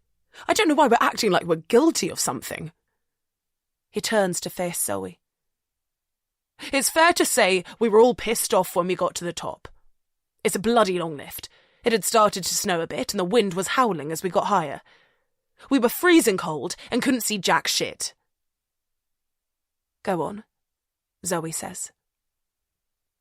Well, Tom offered to go first, Rob continues. Lead us down, just like you said he would. But to be honest, we'd all had enough of him bossing us around by then. So yeah, we argued. But then I skied off. And that was the last I saw of him. He looks away, towards the window, his eyes filling with tears again. Zoe seems mesmerised by them, staring at Rob's face and profile, and the room falls silent. What about you, Julian? I eventually ask. Did you see Tom veer off in the wrong direction? Of course not, Julian snaps. Otherwise, don't you think I'd have called him back? It was freaky up there. Like pitch black, but white. I had to concentrate on getting myself down. Tom was always a better skier than me. I assumed he'd be fine.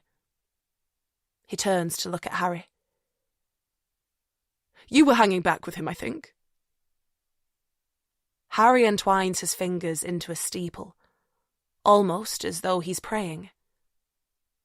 I don't really remember. I'd got bored of listening to you guys squabbling by then, so I just chose my line and skied down. I'm sure you were still with Tom when I left, Rob muses. So you must have been the last one to see him alive. Is that what the police wanted to talk to you about? Why? Harry counters. Is that what you told them? Silence hangs in the air, and I realise my phone is buzzing. I expect it to be another message, but my mum is calling me this time. My heart hammers. I need to get my priorities straight. I push off the sofa, walk over to the sliding doors, then breathe in the cold air as I press to accept the call. Chapter 13. Zoe. Zoe lies on the bed and strokes the curve of her belly as it slopes down towards the duvet. She's never been travel sick before. Does that mean she's pregnant, suffering from morning sickness? Or is her stomach in knots because her husband is dead? Her period is now 4 days late, so she could find out categorically if she took a pregnancy test. But she didn't think to pack one, even though she's certain there's one in the bathroom cabinet at home, and she doesn't feel comfortable going to a French pharmacy and trying to explain what she needs. She rolls onto her back, her belly disappearing into her spine, and stares at the skylight above her. Her father would be able to name exactly what clouds are floating past. Ivy too, but they're cotton wool to her. Long Latin words that don't feature in her vocabulary. If she's honest with herself, she didn't forget to bring a pregnancy test. She just can't cope with finding out what her future holds right now. Yes, she's more tired than she's ever felt in her life, but stress and grief could be to blame for that.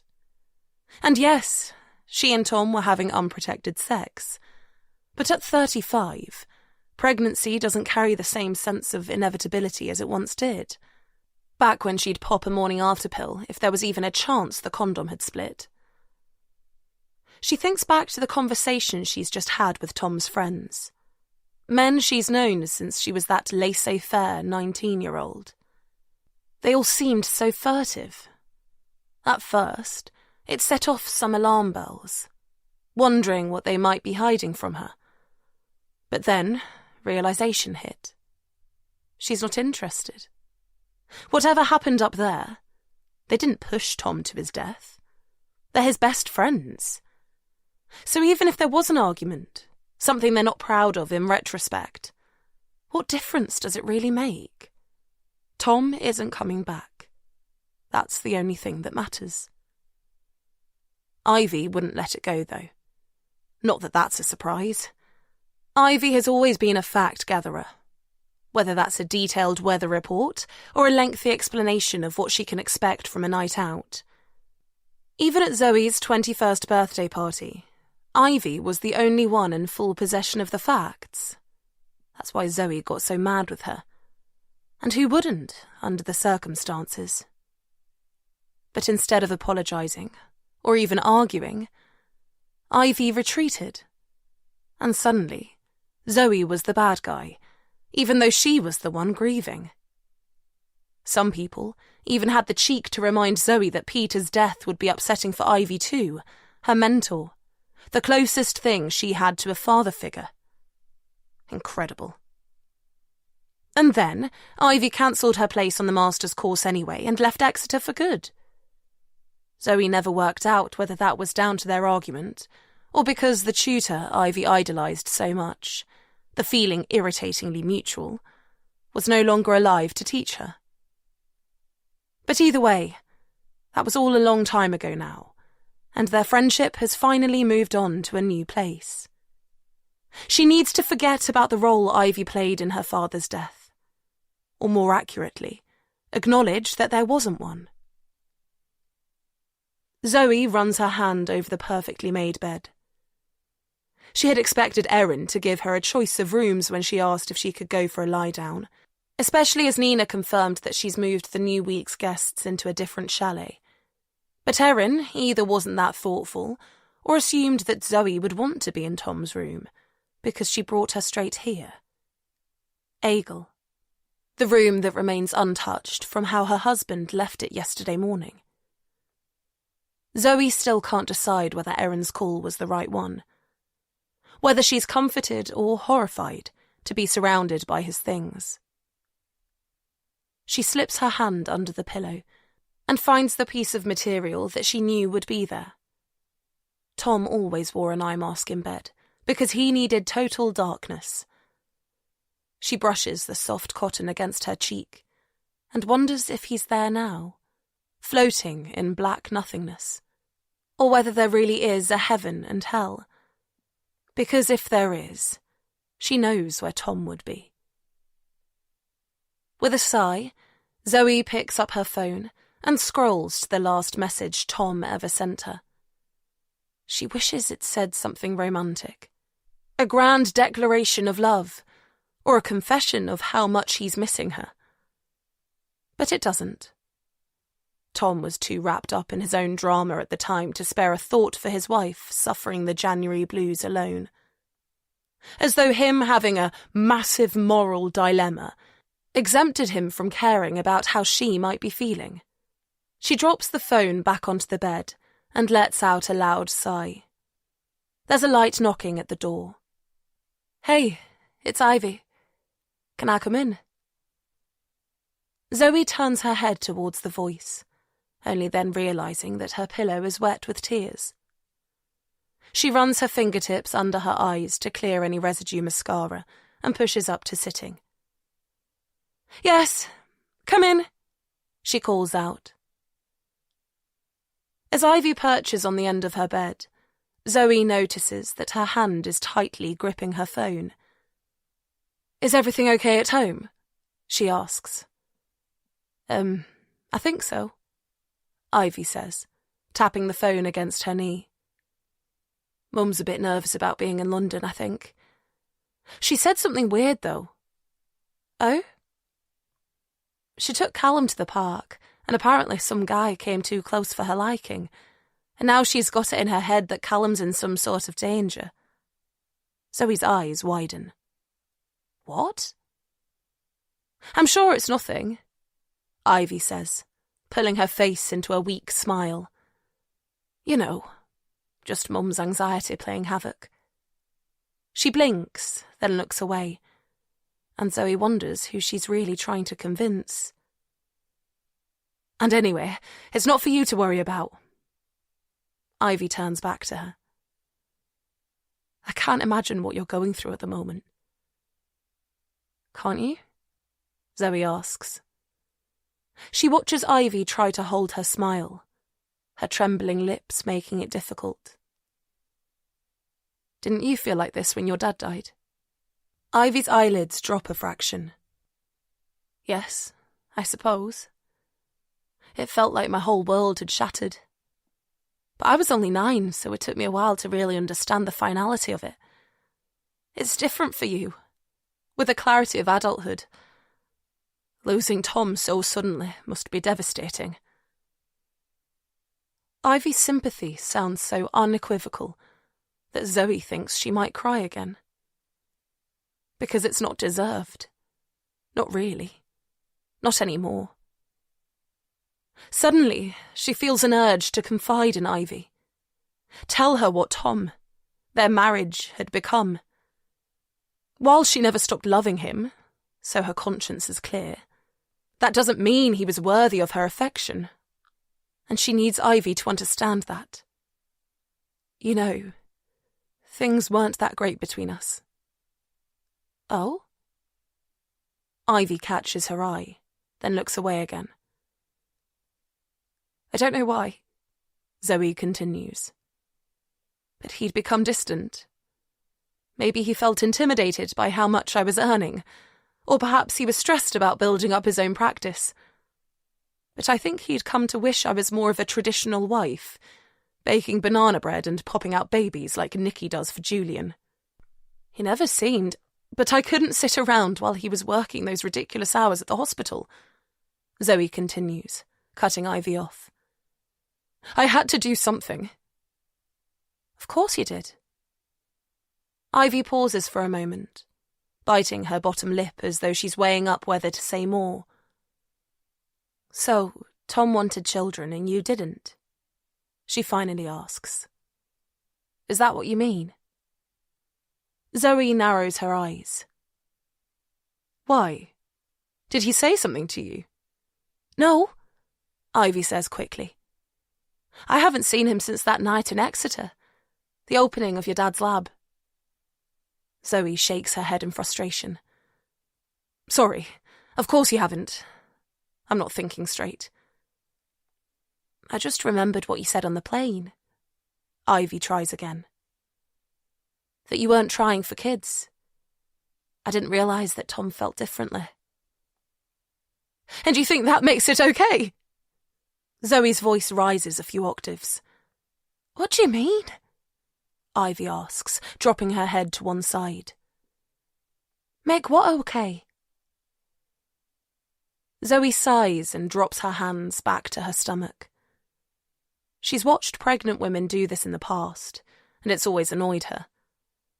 But now her hand seems magnetically drawn to her middle.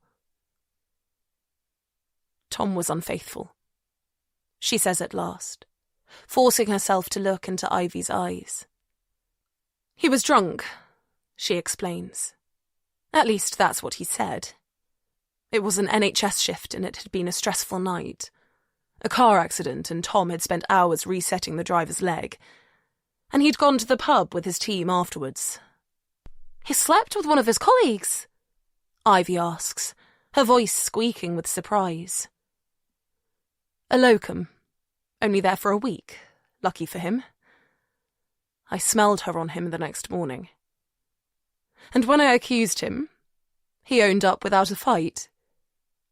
That was Tom all over, believing he could charm his way out of any predicament. He promised that he had no feelings for her, and expected me to both forgive him and not tell a soul. God, Zoe, I had no idea. Why would you? I didn't tell anyone. Zoe whispers. I couldn't. An image flashes up. A drunken night with Julian and Nikki, but she expels it with a shake of her head. But the worst part was, if he could have a one-night stand with a random doctor and not feel bad, what else might he be getting up to? But you didn't leave him, Ivy presses. So did you find a way to forgive him? Yes and no. I wanted to make it work. I still loved him. But it was so hard to trust him again. I thought that maybe, in time, we'd get there. And now I guess I'll never know. She gives Ivy a watery smile, then visibly jumps when there's a knock on the door. Sorry to disturb you, Erin says in such a quiet voice that Zoe has to strain to hear. But the police are here. They want to talk to you. Chapter 14. 2 days before the fall. Tom. Any chance of the wine making its way back here? Rob calls out from the other end of the table. Tom raises his eyebrows in mock disapproval, but leans forward and pushes the carafe along the dining table, a thick slab of rustic French oak shimmering slightly under a thin wax coat. The carafe slides to a halt in front of Harry, who pours Rob a full glass. Harry, on the other hand, has only drunk water this evening, and Tom wonders if that's part of his recovery, or a sly way of ensuring a competitive advantage on the slopes tomorrow. Smooth move, Nina says under her breath. I thought I was going to be mopping up red wine for a second there. Tom turns to the woman sat on his left and pretends to be offended. You think I'd try a risky manoeuvre like that if I hadn't already perfected it? Gentleman first, entertainer second, I promise, he adds, giving her his best choir boy smile. The chalet has 5 bedrooms, and Julian had been warned there might be other guests staying when he arranged their trip. But Harry took the 4th, and the 5th room didn't get booked at all, which is lucky, because their style of banter isn't to everyone's taste. Well, that's a relief, Nina responds, before turning to Erin, who's hovering at the end of the table. Erin, can you get another carafe of wine? The chalet girl's generous smile becomes a little fixed as she realises that it's going to be one of those nights. Drunk guests refusing to go to bed. A late finish, followed by a morning dealing with dirty wine glasses before she can get the porridge on. Tom feels an urge to change her mind, to tell her that the evening can be fun for her too if she gets involved. But saying something like that is clear proof that he's past it, so he limits himself to smiling when she hands him a full carafe. "Where are we going tomorrow then?" Harry asks. "Remember, I haven't skied for years." "Yeah, we're definitely going to adjust our plans for you," Rob mutters. "I thought we should ski on the Morzine, Leger side tomorrow," Julian says. "Apparently it's a bit easier than Avoriaz, so we can find our ski legs." "Mate, we're not middle-aged beginners," Rob reminds him, taking another mouthful of wine. "We don't lose our ski legs in a year." "Well, I appreciate it," Harry says, raising his water glass towards Julian, who looks uncomfortable about being caught on Harry's side. Which is funny to watch, Tom thinks, but also annoying. Because why won't Rob and Julian give the guy a break? Yes, Harry fucked up, but it was a lifetime ago, and he's been trying to apologise for over 2 years. He's even shelled out 500 quid for this trip, just to show them he's changed. How much more effort did they need? Especially as neither of them were the one left with a fractured cheekbone, or know half of what Harry did that night. Although now he thinks about it, it's not just Harry who's suffering from Julian's bad mood. The guy hasn't been himself since they met at Heathrow. Whatever the problem is, Tom hopes he snaps out of it soon. Otherwise, it's going to be a long weekend. "I think that's a good idea," Nina says, breaking the silence. "There are some lovely reds and blues in the Leger Bowl. And if you want something more challenging, there's a black run down from the Chamoisière lift." "Thanks, Nina," Tom says, smiling. "Sounds like exactly what we need on our first day." She smiles back, and he may hold her gaze a moment too long, but luckily none of the others notice. When Nina first arrived at the chalet, he thought she looked familiar, and worried for a moment that they'd met during his previous visit to Morzine. The last thing he needed was someone blowing his cover after he'd managed to keep the trip a secret from his friends. But then he realised that it was just the image of her that was familiar. Nina looks like most other British women who make a life for themselves in the mountains. Healthy, tanned, and with eyes that speak of clandestine adventures. "Annual first day race on the Black Run then, yeah?" Rob suggests, his voice slurring now. "I'm up for that," Tom says. "The way you're knocking back the Van Rouge, you've got no chance." Rob snorts. "A bit of fresh mountain air is all I need to blow the cobwebs away." "I'm up for a race," Harry says, a new glint in his eye. "If it's tradition. They say it's like riding a bike, don't they?" "Ah, the great Surrey champion Harry Cook about to be blown off the mountain." Rob looks longingly at the carafe of wine, his glass empty again, but he doesn't reach for it. Perhaps Tom's words have struck a chord. "How about we don't race this year?" Julian suggests. "Just enjoy a day on the slopes instead. If the forecast is right, it might be the only day of sunshine we get." "This is because you're a dad now, isn't it?" Rob says, nodding with the wisdom of someone who's drunk a litre of red wine. "The weight of new responsibility holding you back." Rob pauses a moment, his eyes narrowing in concentration. "Hang on, didn't you have them last year?" "The twins are 3 now," Julian says, rolling his eyes. "It's not about being a dad. It's about his knee," Tom says softly. He needs to tread carefully here. Not trusting it yet. "But you'll be fine, Julian, I promise." "So you say," Julian mutters. "Yeah, well, it is my job. You can trust—" "Anyway," Julian cuts in, clearly not wanting to talk about last year's injury. "It's late. I'm going to hit the sack." "I'll be up in a minute, darling," Rob offers, laughing at his own joke, and blowing Julian a kiss as he walks around the back of the dining table towards the winding staircase. Rob and Julian are on the top floor, Jack and Jill bedrooms under the eaves, while Tom and Harry's rooms are on the same level as the living area. Great, Julian mutters, without slowing his pace. Just make sure you don't sleepwalk through the bathroom. Rob sighs at the space Julian has vacated. I suppose I better get some beauty sleep too. He pushes back his chair, and it makes an ear-piercing screech on the wooden floor. Night all. Tom's phone buzzes in his pocket, and he pulls it out. It's a message from Zoe. Another glass, Tom? Nina asks. Or are you calling it a night too? Hope you arrived safely. How's your first night? Gorgeous chalet, girl? Tom puts his phone back in his pocket. Maybe one more, he says. What about you, Harry? Not me. Harry drops his napkin on the table.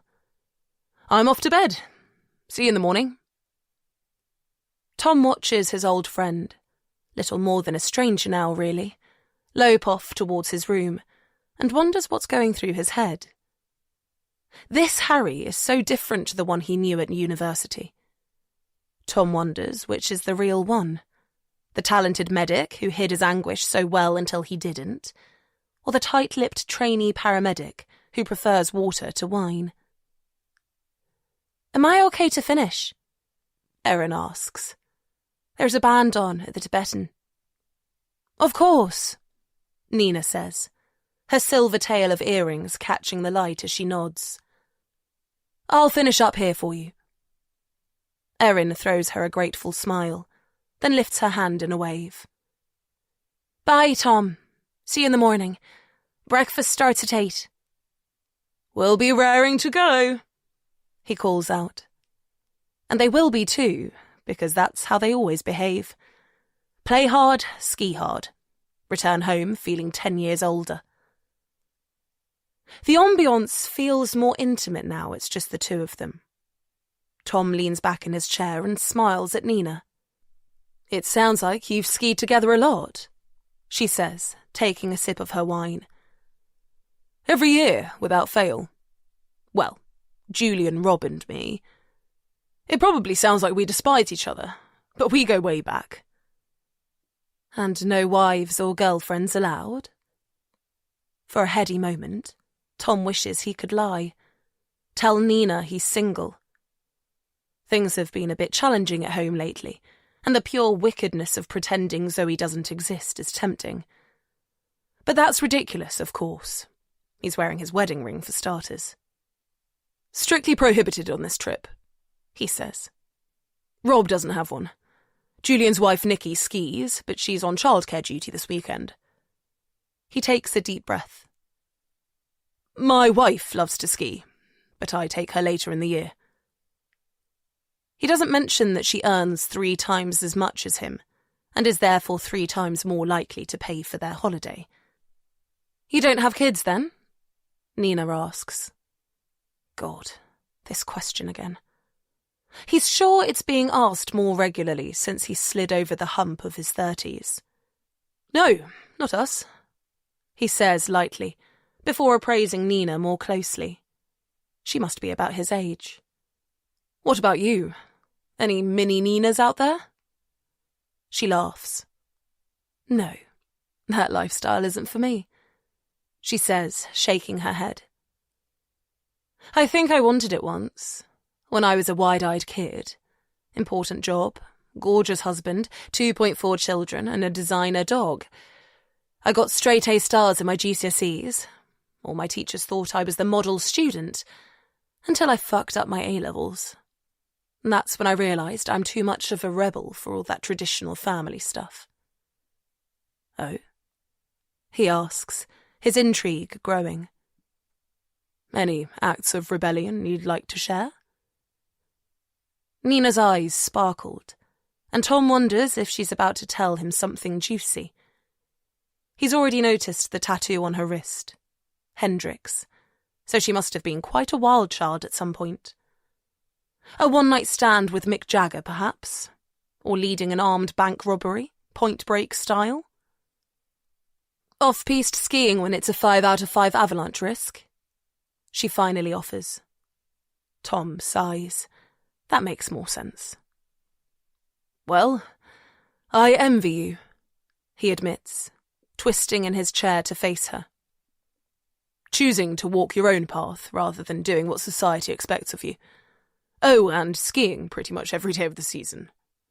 He adds with a grin. Yeah, Nina says, returning his smile. That helps bolster my principles. Her teeth are bright white, not stained by wine like his probably are by now. Maybe you should try it one day. I'm not sure how my patients would feel about that. I guess you'll have to make the most of your 3 days in Morzine then. Nina's small laugh rings out again, and he finds he likes the sound. Perhaps more than he should. Chapter 15. Ivy.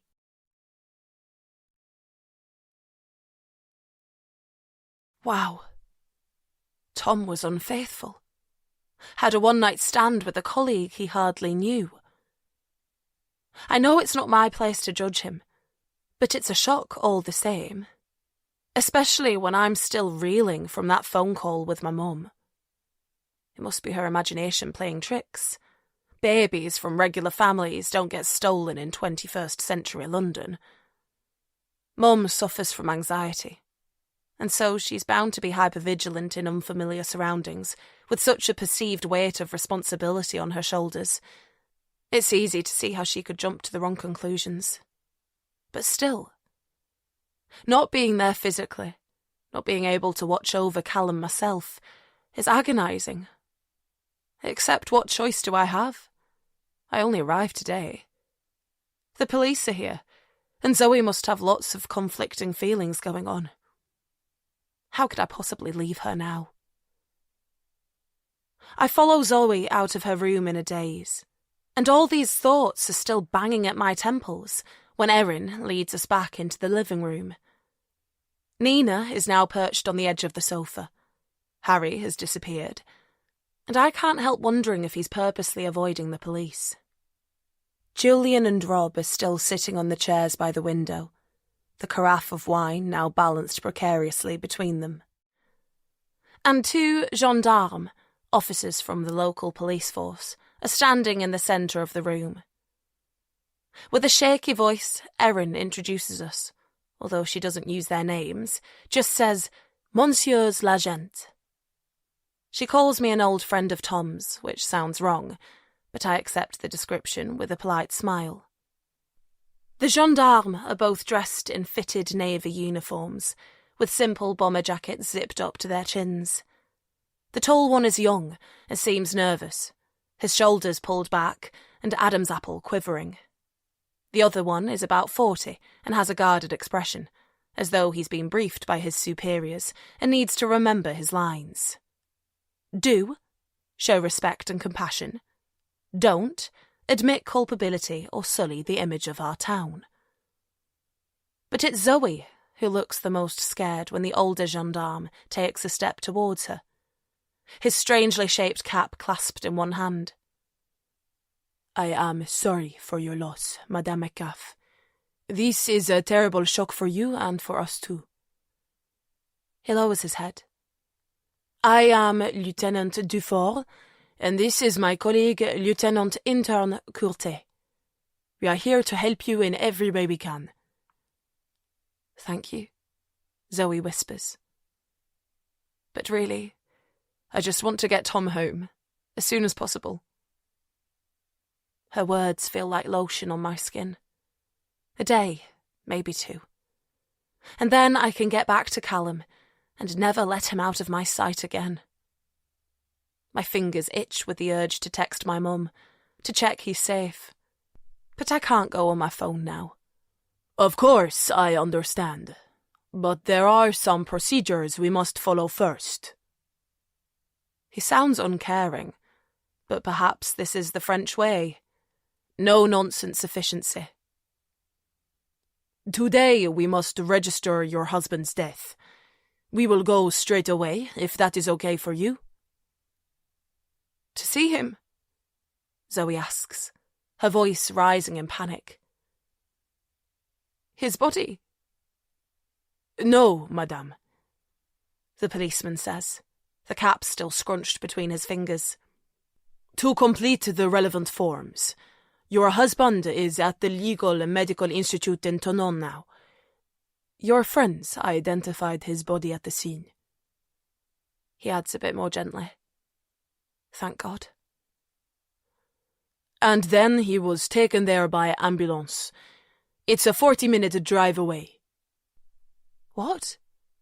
Zoe says, her face crinkling with confusion. Why have you taken him out there? This is where the autopsy will take place, he explains. Post-mortem. The words waft over, and we all turn towards Julian. In the UK it's called a post-mortem. He gives an apologetic shrug. It's what I do for a job. You're going to cut him up? Zoe suddenly asks, as though her brain has just caught up. After everything his body has already been through? Why would you do that? Zoe, I get that it's upsetting, Julian says, sounding more professional now he's on his specialist subject.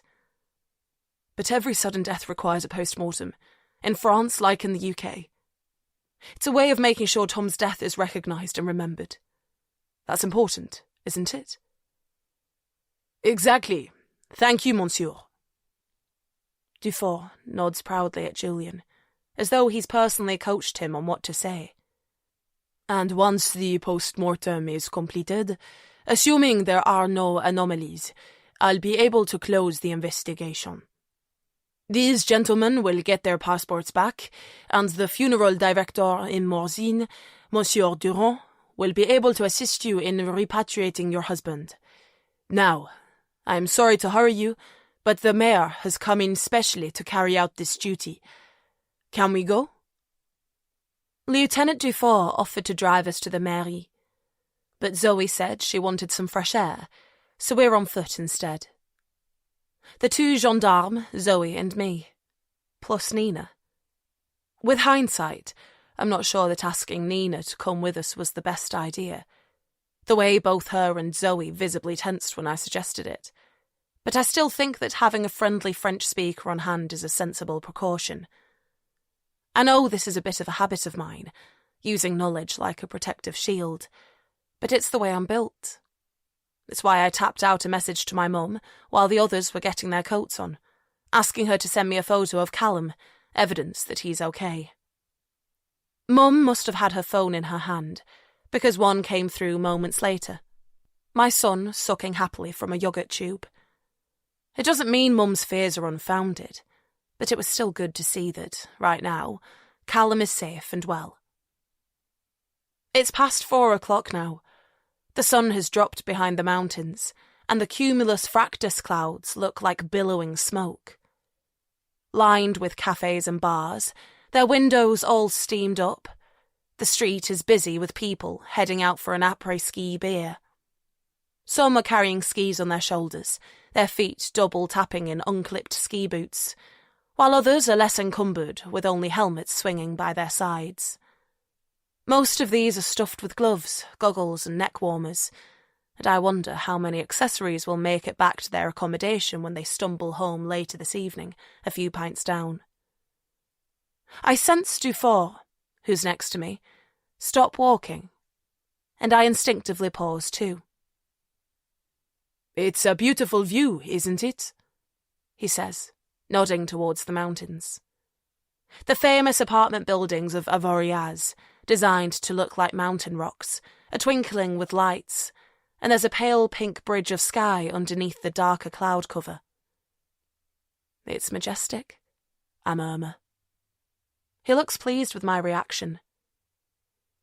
They rule us, you know. The mountains. Not everyone remembers that. You mean Tom, I suppose? His brow crinkles. He starts walking again, and I fall in step beside him. Yes, I imagine so, he says. But there's a hint of uncertainty in his voice that makes my skin prickle. You think there could be another explanation? I ask tentatively, not sure I want to know the answer. He looks up at the sky, then down again. Could I ask how well you know Monsieur Cook? He eventually says. A breath catches in my throat. I suppose I should have expected this. It was Harry they kept behind at the police station after all. But I still feel sick at the thought of him being a target of suspicion. I met Harry, Mr. Cook, at university, at the same time as Tom and the others, I stutter. But I didn't know him very well. It's both the lie and the truth. And since then? I look at my feet. I was always taught to be honest, especially to people in uniform. But if I admit to seeing Harry more recently, I'm not sure I'll be able to keep it a secret from Zoe and the others. And with everything that happened between us, I don't want them to know. We haven't kept in touch, I say. Why do you ask? He stays silent for a while, and I watch his breath rise into the night air. Then his face transitions into a tight smile. No reason. I was only curious. Ah, we're here, he says. I turn and look at the large building at the edge of a cobbled square. It's typically French, with rendered walls and a line of windows, each one flanked with wooden shutters. The rest of our group is waiting outside. The mayor's officer is one floor up, Dufour explains. He's already prepared the paperwork with an English translation, so this shouldn't take long. The younger policeman takes the lead, and we all traipse up behind him. Then along a line of offices, all dark, abandoned for the weekend. Bonsoir, Madame Metcalfe. A voice booms down the hallway. Then a man appears, tall and broad in a pale grey suit, with a protruding belly and comb-over hairstyle. Not French-looking at all. I am Monsieur Guzolo, the mayor of Morzine. I am sorry to meet you in such tragic circumstances. Bonsoir, Zoe returns dully, not meeting his eye. Can we get this over with? Chapter 16. Ivy.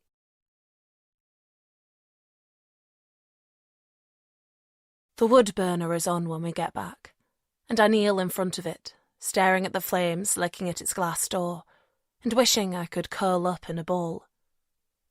This time yesterday, I was running Callum's bath and wondering what Netflix box set to watch with my Thai takeaway. Now, I'm in a different country, with people I share too much history with, trying to get my head around a barrage of bad news. Tom's death, his one-night stand, the police asking questions about Harry, and most importantly, my mum's fears about Callum. The photo she texted gave me the strength to get to the mairie, but the relief has long since vanished. Praying to the fire gods, are you, Ivy? Rob slurs from behind me, before descending into drunken laughter. God. Tom has only been dead for a day, and one of his supposed best mates thinks it's okay to get smashed and laugh at things that aren't funny. Rob was like this at university, skating over life's surface like nothing really mattered. I'm cold, I say stonily.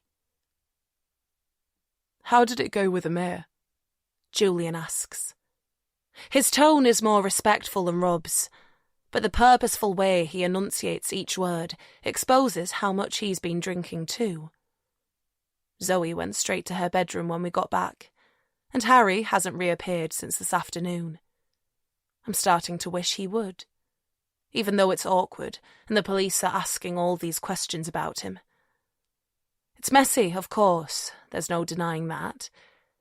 But we've been through a lot together.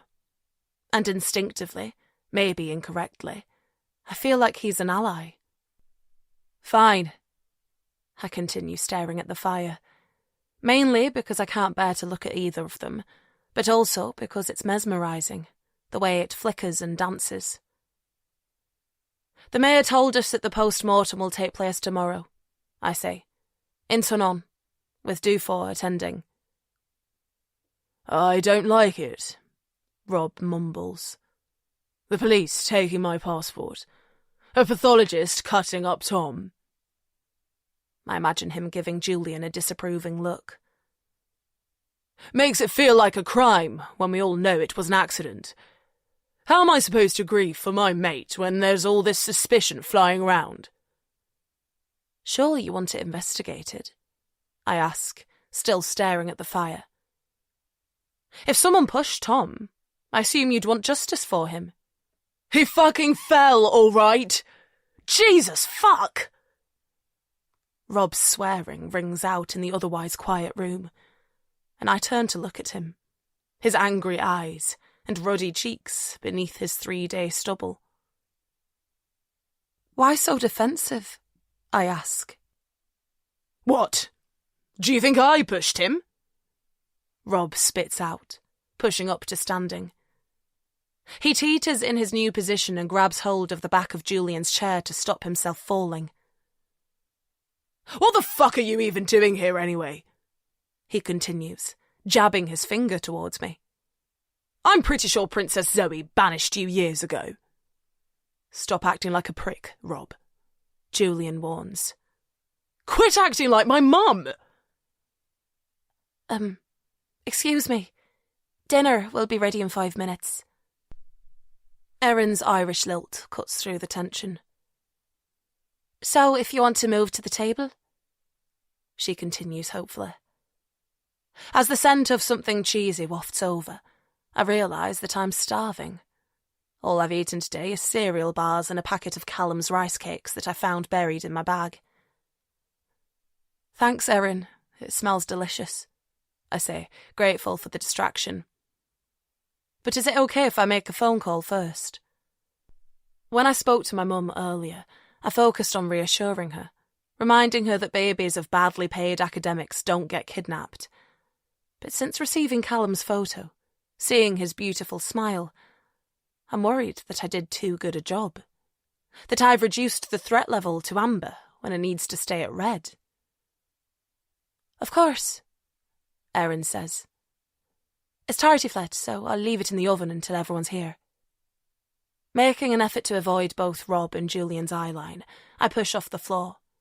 My room is adjacent to the living room, with only a thin internal wall between us, so I lock myself into the ensuite bathroom and perch on the toilet seat.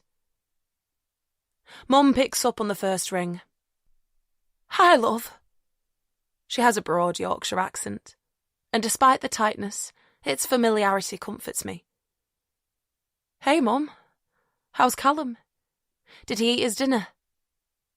I find I need the sanctity of simple questions, predictable answers. Yes, I gave him the pouch he left. He gobbled it up. I feel my shoulders relax a notch. And he's behaving himself? Oh, he's such a puppet. And I see so much of your dad in him. I'm still touched that you named him Callum, you know. I know, I whisper, smiling into the phone. But then Mum releases a deep sigh, like wind rushing through a tunnel, and I steel myself for what's to come. But I've got some bad news, love. I hate to tell you this, with you so far away. I mean, I know Callum is my responsibility right now, but... What is it, Mum? I prompt. The man in the park. She pauses. I think he followed us home. I close my eyes. My heart pounds with such ferocity that I can hear it in my ears. Why do you think that? Because I'm sure I saw him again outside, watching the house. A shiver crawls over my skin. But I need to remember that my mum's fears are rarely, if ever, real. They're ghosts. Because she is still haunted by my dad's death, and how he only took up climbing because she persuaded him to. Are you sure? I ask. Well, it was dark. She sounds less confident already. I open my eyes. My mum still lives in the house I grew up in, at the end of a small village where no one walks past your window unless they're visiting you. Maybe it was someone else, I suggest gently. London streets get busy.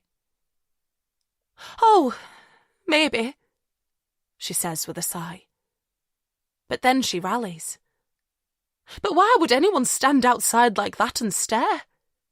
He was smoking a cigarette, and the tip of it kept lighting up a patch of his face. I don't think he knew I was watching. I was upstairs in Callum's room, but he didn't move from that spot.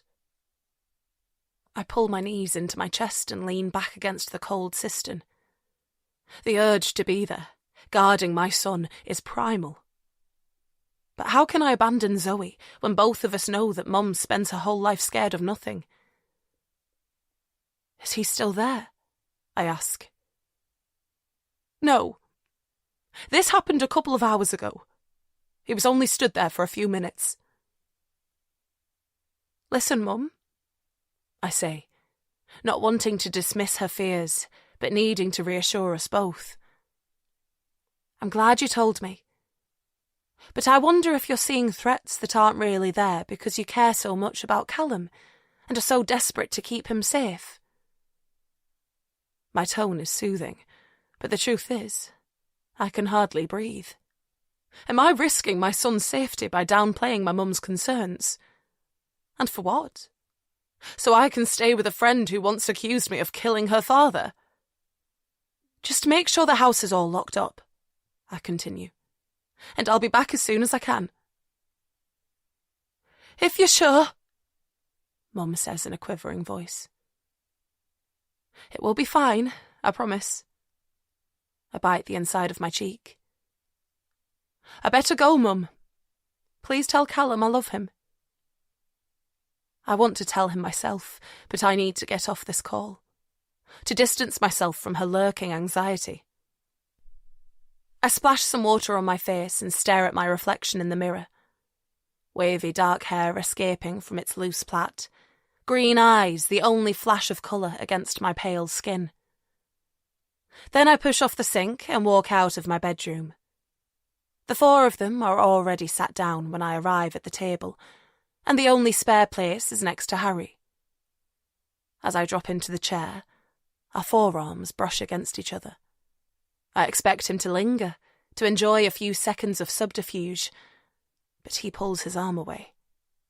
Even though we touched by accident, I feel stung by the rejection. Then I think about how difficult this must be for him. Me turning up out of the blue. The others asking after Callum, and him not being able to.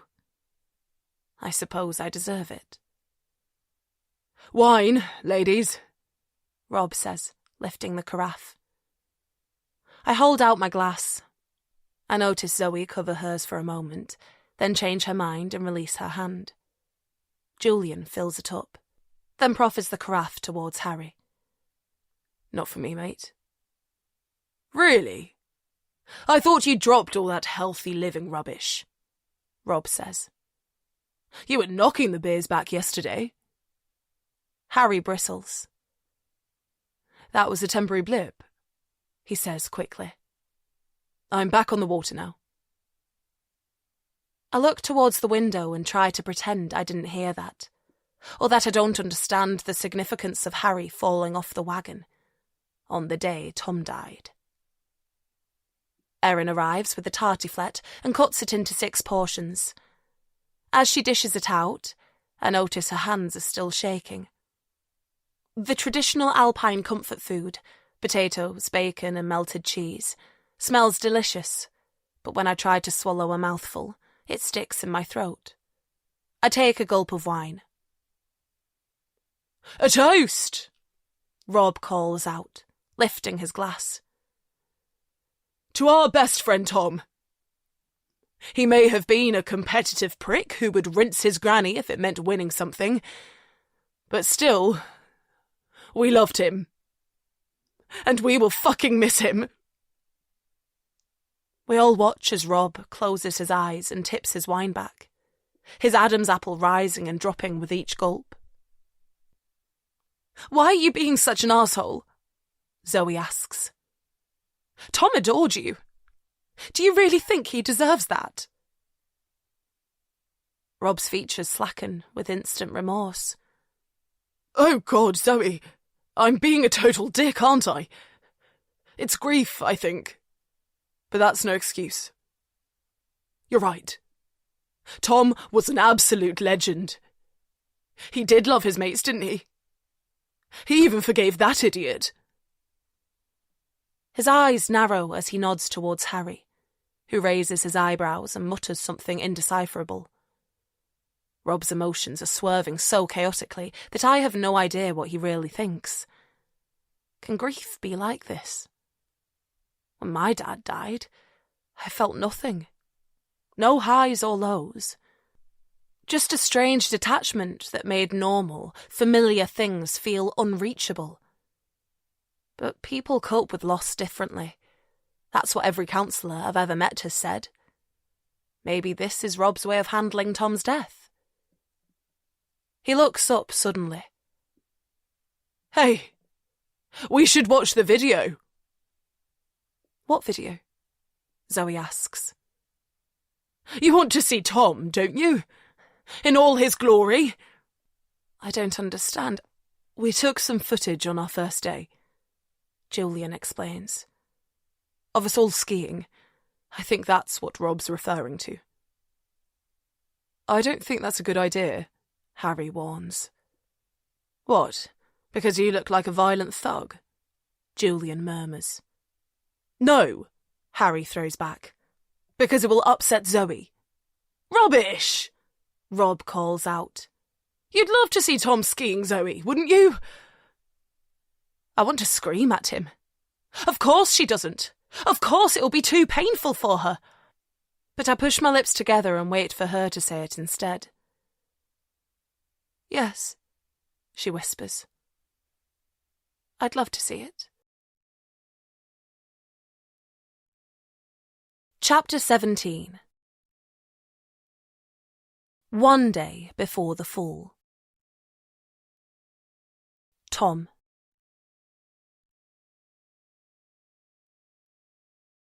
God, he loves this.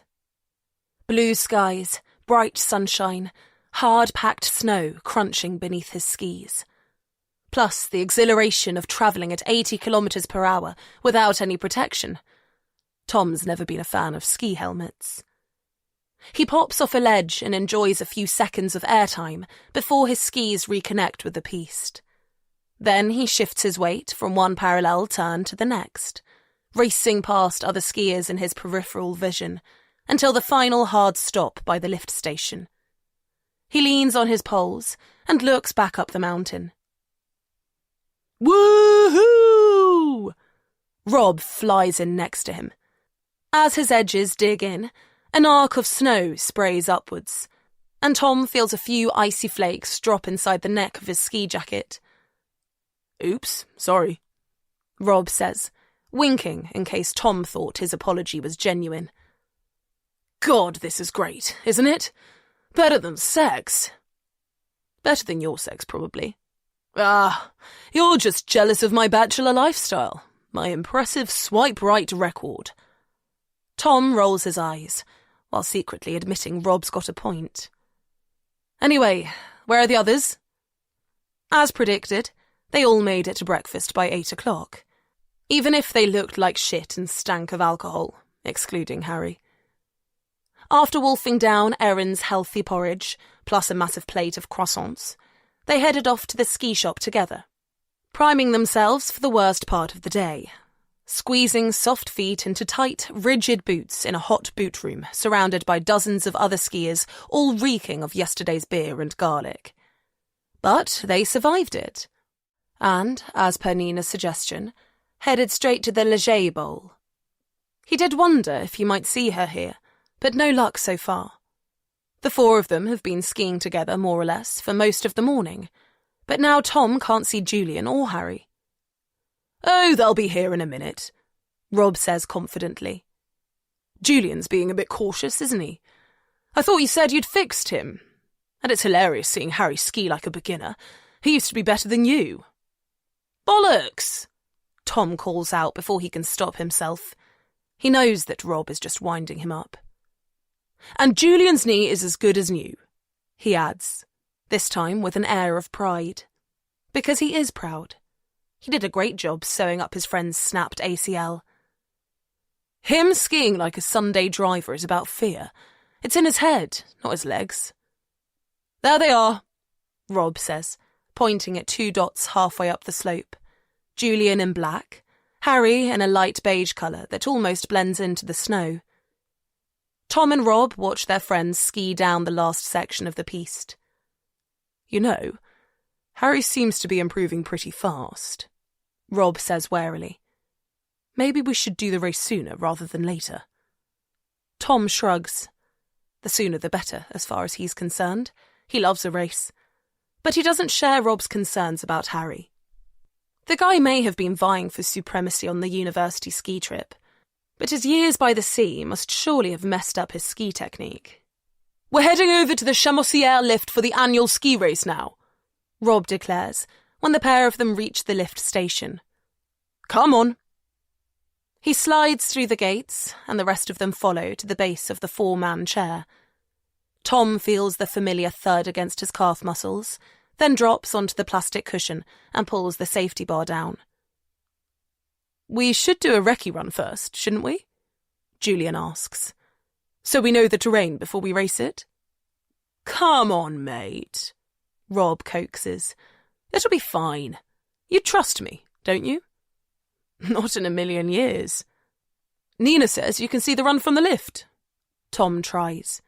"And that it's straight and steep, so perfect for racing." "We'll do it your way then, shall we?" Julian mutters, staring straight ahead.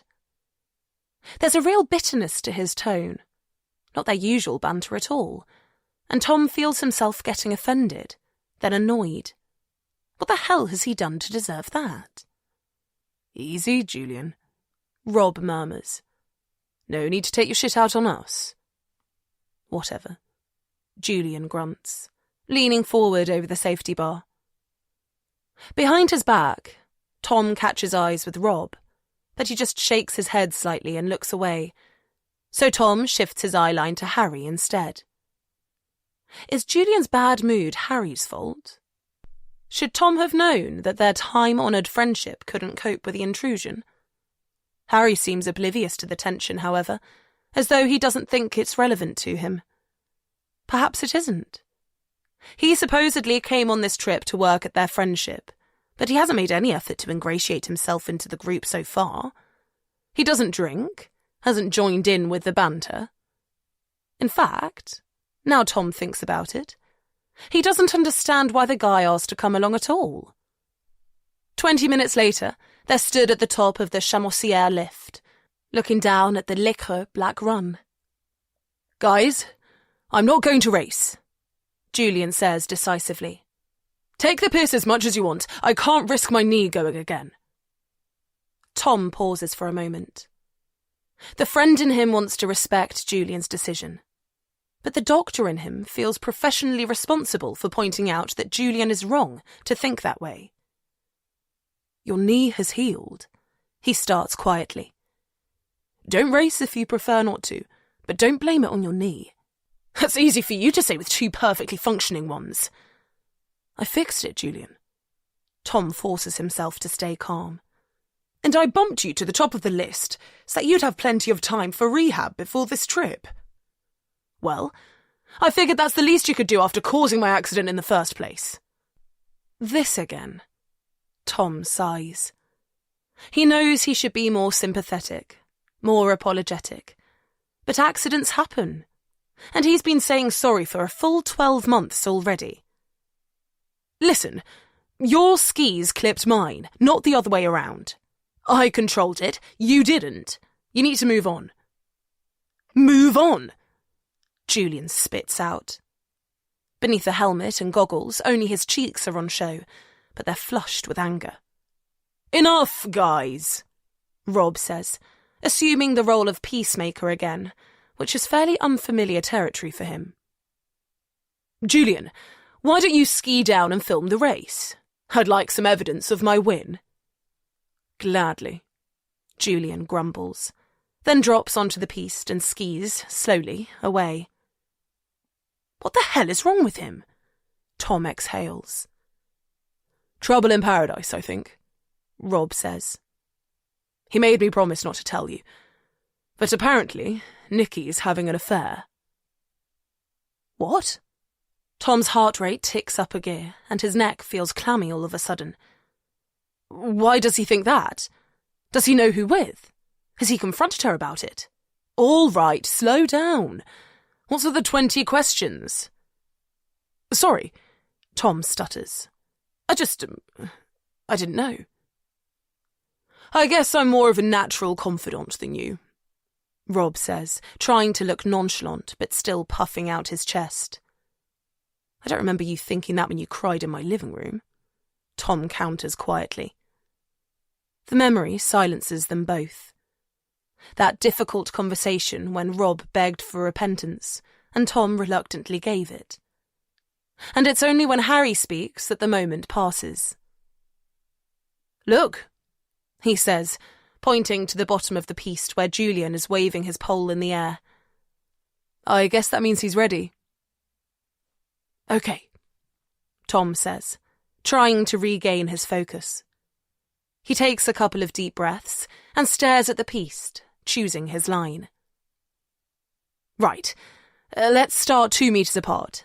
The piste is pretty clear, so we can really go for it. Rob and Harry slide away from him, one on each side. On my count, yes? He takes another couple of breaths. 3, 2, 1, go! He pushes hard on his poles and heads straight down the mountain to get some speed up before leaning into a turn.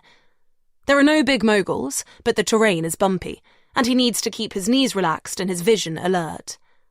Rob is on his left, keeping up with Tom's pace, while Harry is a few meters behind on his right.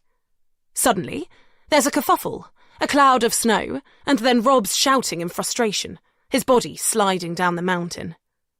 But Tom can sense Harry catching up, and a couple of turns later, he's on Tom's shoulder. There's no fucking way he's letting Harry win this. Not after the guy persuaded Tom to include him on this trip, and all he's done so far is suck the fun out of it. In fact, is this really why he came? Has he been secretly polishing up his skiing on a dry slope? Tom sinks lower, digs his edges even more aggressively, ignores the jolt of pain as his skis hit a mound of snow that he hadn't noticed. But still, Harry keeps up. From the chairlift, the run looked like it had perfect visibility all the way down, but it's more undulating on the ground, and there's a ridge ahead of him. Tom knows the rules. There could be a slower skier just beyond the ridge, out of sight from his current angle. He should slow down. But then Harry might win, and he can't let that happen. After all, what are the chances of anyone being there? He hits the ridge. Harry's not with him anymore. He must have slowed down. But shit! There's someone in front of him. A fucking kid! For a split second, they catch each other's eyes, and Tom sees pure terror. But he's going too fast to turn. The kid screams, dives to one side, skis flying off on impact. Tom can't even say sorry. He's out of control, but he's been here before. He just needs to keep his balance. He surges on, and he makes it. The slope evens out, and he pulls a sharp parallel stop in front of Julian. Jeez, that was close. Did you get good footage? He asks, breathing heavily. Close? The boy dived out of your way. Yeah, I know. Smart kid. Tom says, smiling, more pleased about winning the race than he's prepared to admit. But suddenly, there's a noise behind him, and then someone shoves him in the back. He almost topples over but regains his balance and twists around. "Hey! What was that for?" "You could have killed that kid!" Harry spits out, his eyes shining white with fury. It's the first time Tom's seen any emotion on the guy's face since he arrived, but right now he'd prefer blank Harry. "It was an accident!" he shouts back, trying to regain his composure. "The kid's fine." "You'll do anything to win, won't you?" Harry snarls. "Trample over anyone in your way." "That's not true." "Yes, it is. The only person you give a shit about is yourself." Anger bubbles in Tom's belly. It's not him who had to leave university in shame, or who detonated his medical career because he couldn't control his temper. That was Harry. And Tom was the one who was willing to forgive him, to include him on this boys' trip. "I think you're forgetting why you're even here, Harry," he says in a hard voice. And the warning seems to jolt Harry, because his expression changes, from anger to realization, then back to the newly familiar indifference. He looks away, then back again. "Yeah, you're right," he mumbles. And Tom feels his own anger receding as Rob tumbles into the group. "Oh, jeez, my arse is killing me. Caught my bloody edge, didn't I? Anyway, what did I miss?" Chapter 18. Zoe. Zoe looks at her empty glass. She shouldn't have drunk a drop of wine, not when there might be a baby inside of her. It was completely irresponsible. But now she wants a top-up. In fact, she needs one after watching that video. God knows why she thought it would help. Tom's ruthlessness in high definition. And anyway, it's not like she's confirmed her pregnancy yet. She thinks of all those stories she reads, about couples who are desperate for a baby, and how often a late period ultimately ends in disappointment. She reaches for the carafe and pours another glass. The image of Tom in the video, appearing over the brow of the hill and straight into the path of an innocent teenager, keeps replaying in her mind. It was unsettling. The thought of what damage Tom could have inflicted if the boy hadn't reacted so quickly. But not surprising. Tom has always been like that where skiing is concerned. It was a drug to him. And like all drugs, it made him selfish, willing to sacrifice others for his own gratification, Zoe included. And then, at some point, that behaviour spread into the rest of their marriage. Did she see it coming? Or did it only become apparent when she found out that he'd fucked someone else? She feels like a fraud, defending him in front of the others. But it's how she's expected to behave. The grieving widow. Life is many shades of grey, but death is either black or white. No one has spoken since the footage finished. Julian is kneeling by the TV now, unplugging the connecting cable from his phone. Rob, usually the one to fill a silence, is mute, staring at Harry. He was late to join the others after his fall during the ski race, and, judging by the waves of fresh anger rolling off him, it doesn't look like he was aware of Harry's outburst. Zoe wonders what he's thinking now. Whether he's connecting the dots between Harry's temper, his presence on their boys' trip, and Tom falling to his death. Should she be thinking the same? Is it strange that she feels so passive? Or is it understandable under the circumstances? Ivy looks exhausted. She sat on the sofa with her legs pulled up and her chin resting on top of her knees, scrolling through photos on her phone. Zoe wonders if she regrets agreeing to travel to France. Probably. She's been arguing with Rob, Zoe heard them earlier, and has barely even acknowledged Harry. Julian's too drunk to engage with anyone. It's not like him to drink so heavily, and Zoe wonders what's caused it. Tom's death will have played a part, obviously. but he seems to have more than grief on his mind. "I might go to bed," she says wearily. It's a better choice than drinking the wine, even if she is unlikely to sleep.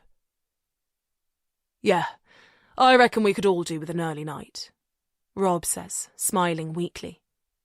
He was hammered earlier. Not that she was surprised about that. Unlike Julian, heavy drinking is definitely in Rob's character, but the food seems to have sobered him up a little. "Night then." She pushes off the sofa and doesn't bother making eye contact with any of them before walking past the dining area and heading into her room. She left her phone on charge during dinner, and when she picks it up, she notices there's a message from Nikki. Finally. She can't pretend that she hasn't felt hurt by Julian's wife, her supposed friend's apparent lack of interest in Tom's death. She must have known since yesterday. Julian's bound to have called her. But it's still taken Nikki a full 24 hours to get in touch. She clicks into the message. "Such shocking news. So sorry for your loss. Let me know if there's anything I can do. Kiss." That's it. Where's the humanity? The warmth? Zoe flings the phone on the bed and swears under her breath. You really know who your friends are when tragedy strikes, and Nikki is not proving herself to be one of them. Which is strange, really, because Zoe thought they were close. Even with Julian and Nikki moving out to Berkshire, and then having the twins, they have all made an effort to see each other regularly. Nikki particularly loves the chance to visit Zoe and Tom in London for the weekend, the twins deftly palmed off to her parents. But she's acting more like a distant acquaintance now. Add to that Julian's drinking, and perhaps there's something else going on that Zoe doesn't know about. Could their marriage be in trouble too? Was getting hitched so soon after university a bad idea for both couples? Not that she is married anymore, Zoe thinks, lying on her bed and staring up at the skylight. She hasn't pulled the blind down yet, and the sky looks inky black above her, like her mood. While Tom wasn't the perfect husband, far from it, it's hard to imagine life without him. But maybe she should try. While she would never have wished for him to die, and if she could roll back time, she would do so without question. Perhaps this could be a chance for her, in time, to pick herself up and build a new life, without the burden of being in love with a cheating husband. To rediscover her strength, the attitude and energy from her university years. She runs her fingers over her belly, tries to ignore the flicker of fear it creates. Suddenly, she wants to go home. To wrap everything up in France and return to her house, her work, normal life.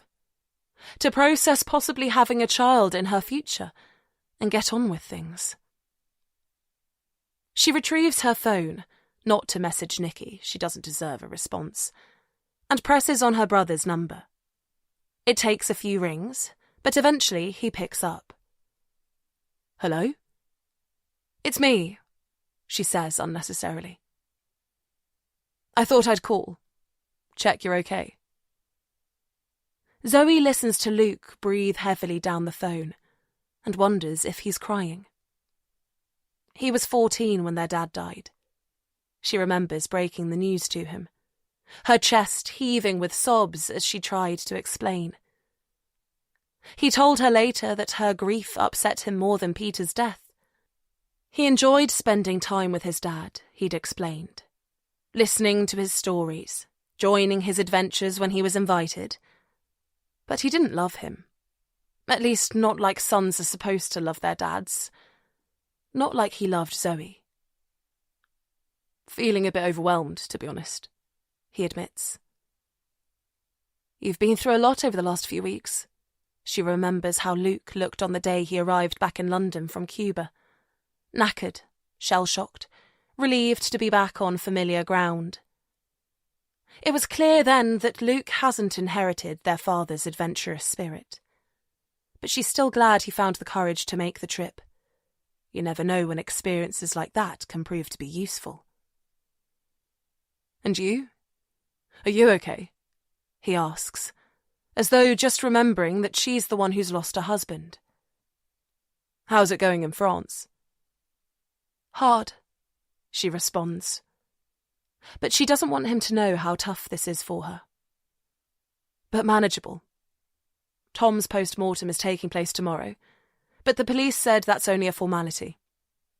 There'll be a few other loose ends to tie up, but I'm hoping to fly home in a few days, maybe Thursday evening. The clouds must have moved a little, because a star has appeared above her, puncturing the darkness. Thursday? Zoe can sense Luke counting the days, maybe the hours. And you'll be able to do the things I mentioned by then? She asks gently. She doesn't like to pressure him, but she wants her return to be as smooth as possible. And that means going back to a welcoming home. Yes, it's fine, he says, his voice stronger now he's got tasks to think about. I've already made some headway. That's brilliant, Luke. Thank you. Honestly, you don't have to thank me. It's nothing compared to what you've done for me over the years. Chapter 19 2007 Ivy.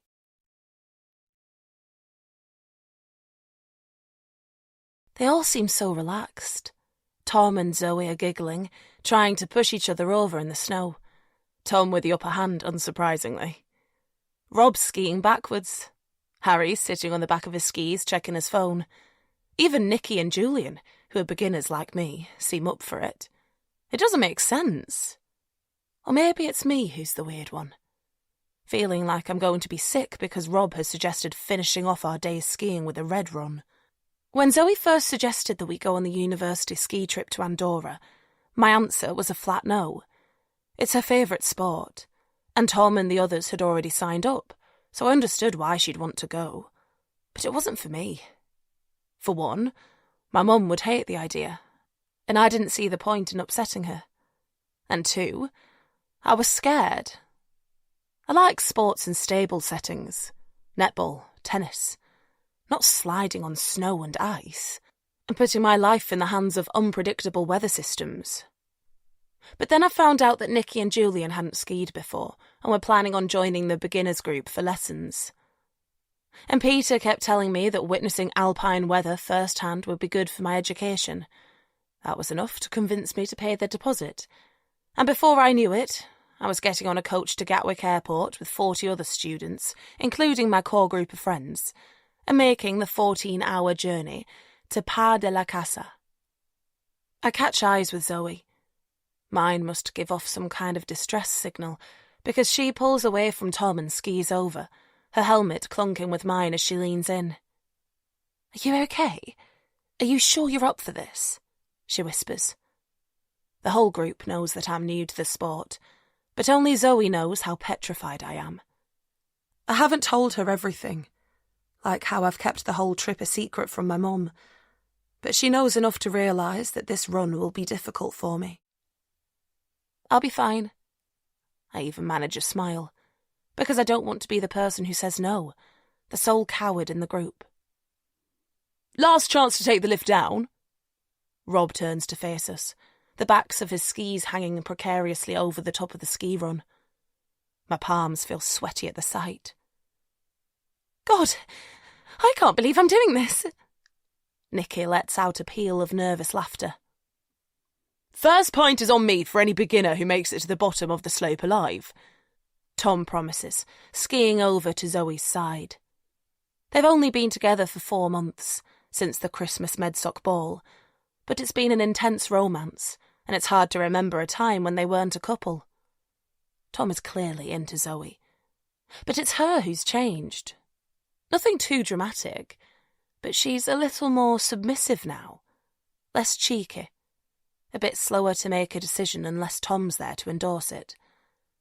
I don't think it's his doing, though. more that being in love, feeling content, has changed her personality. Not sure that's entirely comforting, Julian murmurs in response to Tom's offer. Okay, let's do it. Rob spins on his skis and drops onto the run, but my legs aren't working. I watch the rest of them follow him, Nikki with a squeal, Julian with a mumbled prayer, then Zoe and Tom in unison. You next, Harry says. I'll stay at the back. Make sure you get down safely. Being alone with Harry doesn't help my nerves either. I'd never had a one-night stand before the night of the Medsoc ball. In fact, I'd only slept with one other person, a boy I'd known since I was 7 who became my boyfriend in the long summer after A-levels. But I didn't hesitate or question it when Harry took me back to his room and gently guided the straps of my dress over my goosebumped skin. It all felt too perfect. Physically, I wanted to be as close to him as possible. And after he'd talked me back from a panic attack and I'd confided in him about my dad, we'd created this other, stronger bond too. It was the next morning when my viewpoint changed. It's amazing how the same body can go from irresistible to untouchable without any physical change. And I'm ashamed to admit, the only reason my desire vanished was because he took his turn to confide in me. As we lay in his single bed drinking mugs of sugary tea to stem our hangovers, he said that we were good for each other because we were both dealing with stuff. When I asked him what he meant, he started talking about his anxiety. It began in his final year of school, a mix of worrying about getting his predicted A-level grades and living up to his reputation as the cleverest boy in his school, and the enormity of being the single child of 2 doting parents, both doctors, with stratospheric ambition for him. As our ears grazed on the single pillow, neither of us willing to look at each other, he admitted that he should have dealt with it at the time, told someone, opened up to his parents about his doubts. But instead, he chose to treat the condition himself, with a mix of obsessive studying, sport to tire his body, and drinking himself stupid at every party going. When he got the top grades and secured his place at Exeter, the anxiety went away, and he thought he was cured.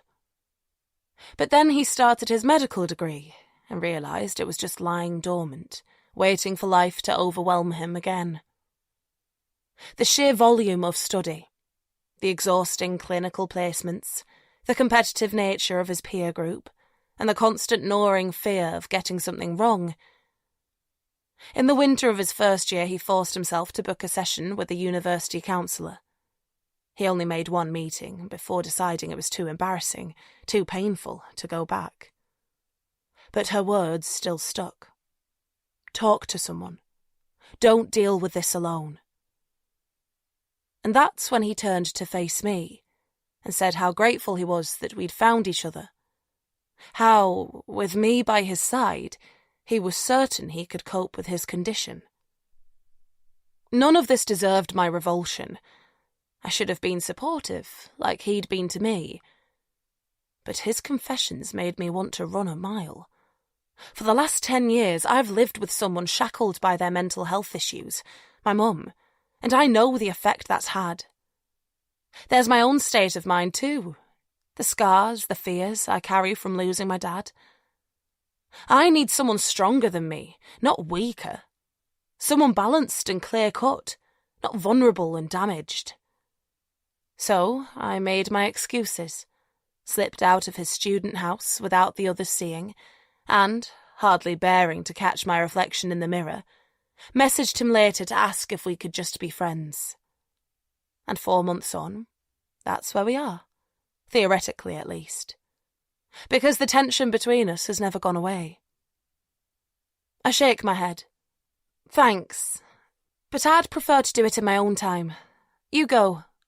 I smile, a silent plea for him to take me at my word, that my request has no ulterior motive or meaning.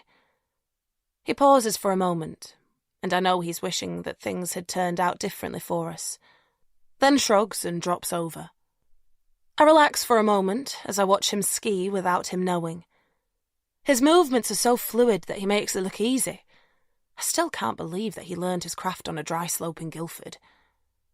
But then reality bites once again, and my knees start to buckle. "Can I give you a tip?" The voice has a French accent, and I turn to see who it belongs to. A wiry man in a red ski jacket, with grey hair and deep wrinkles. "Sorry?" "You look nervous. It won't be a good run for you if you're tense. That's why I sing." "Sing?" "As loudly as possible. Try it."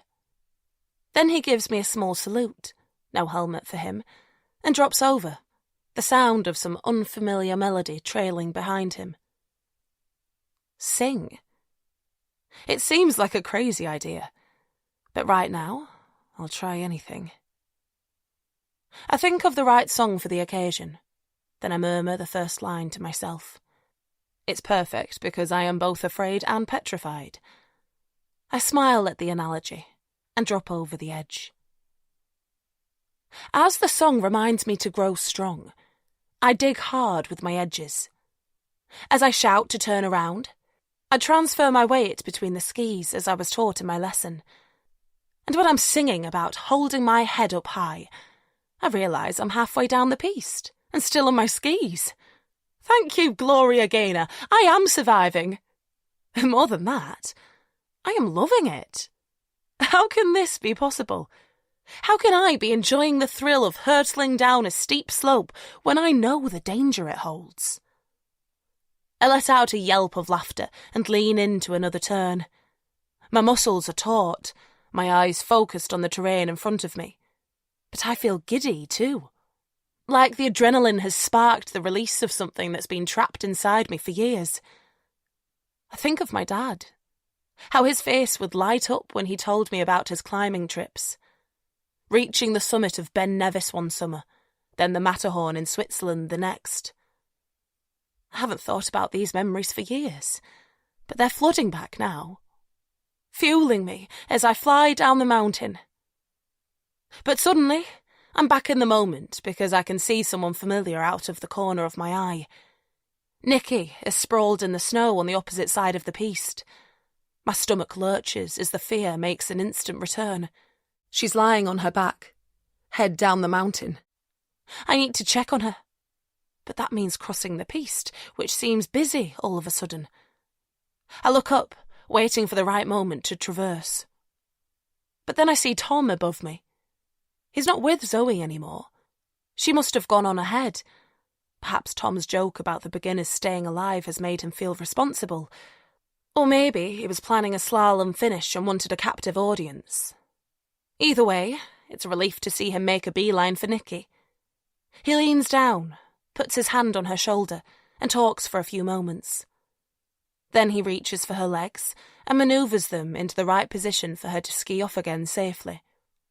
He holds out a hand, and I watch her gingerly stand up. He gives her a hug. Then she sets off very slowly, with Tom staying with her, coaxing her along. There's something intimate about the scene that makes me feel like a voyeur, and maybe even jealous. Which is nuts. Tom is Zoe's boyfriend, her perfect match. Not even on the market. I shake the feeling away and push off again. Chapter 20. Ivy.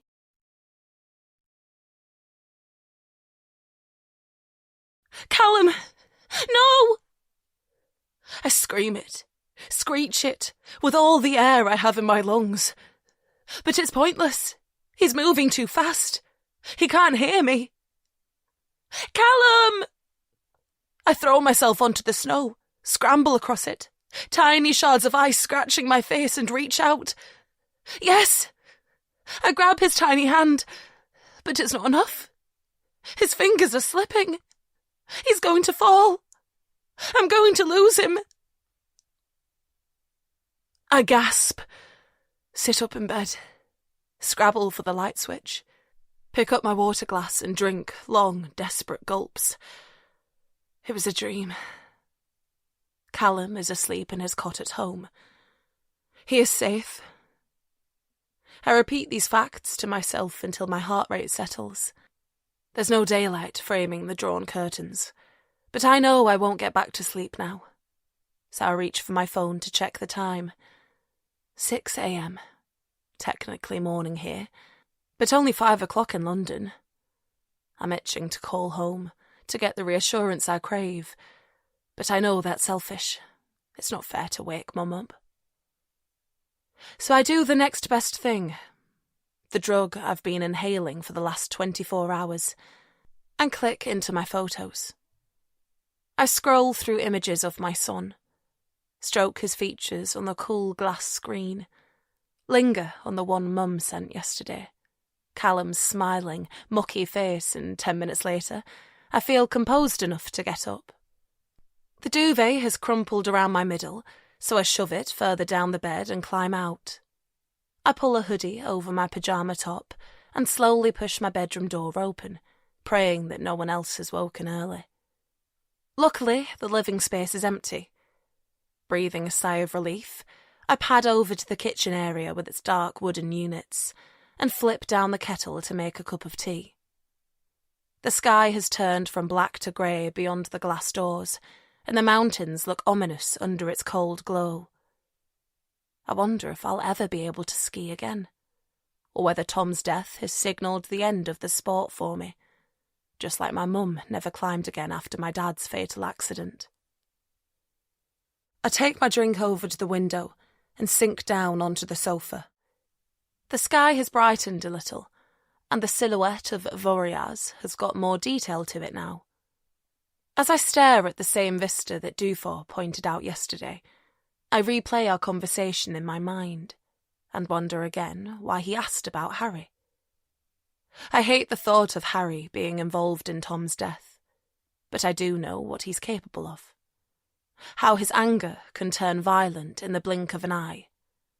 And now the police are asking questions without knowing anything about his breakdown at university. Why would they do that?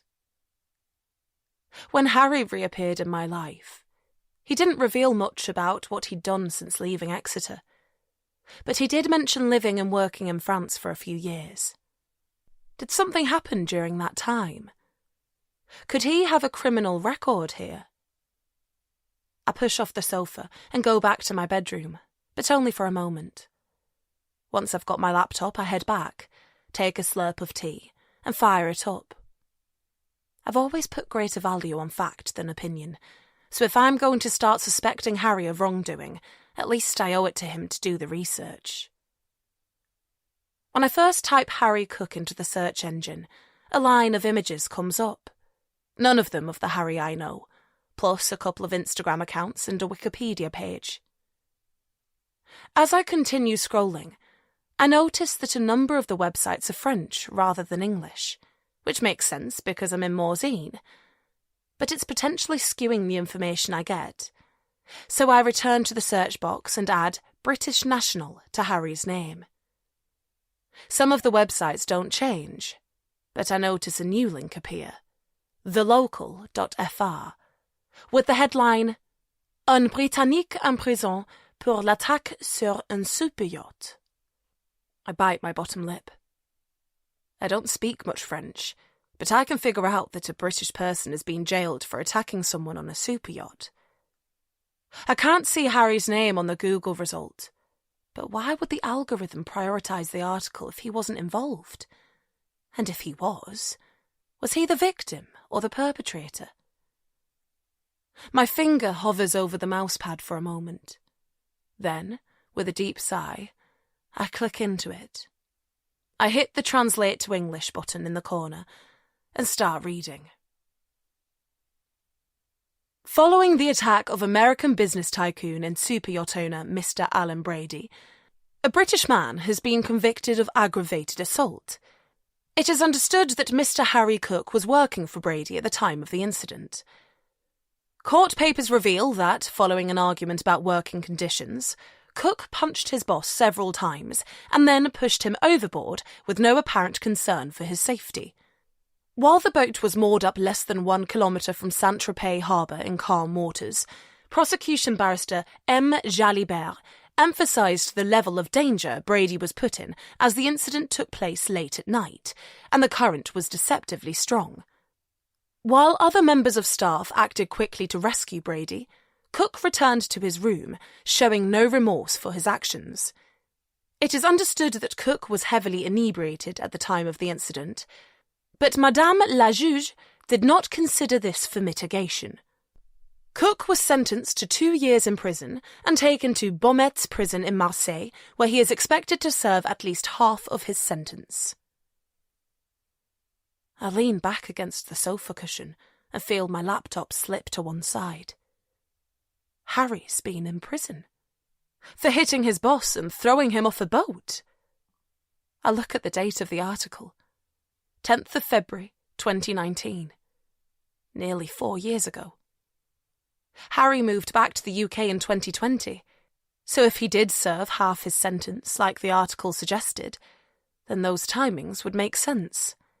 Of course he'd want to leave France after being imprisoned there.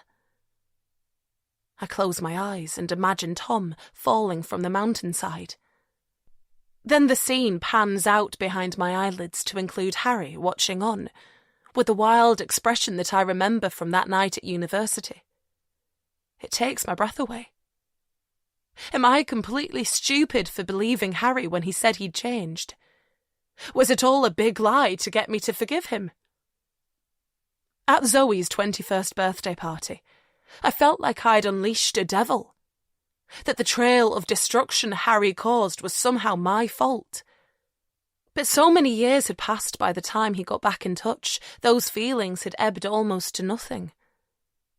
If Harry wanted to see me to say sorry, then I was willing to listen. It could have ended there. A vehement apology. A genuine acceptance.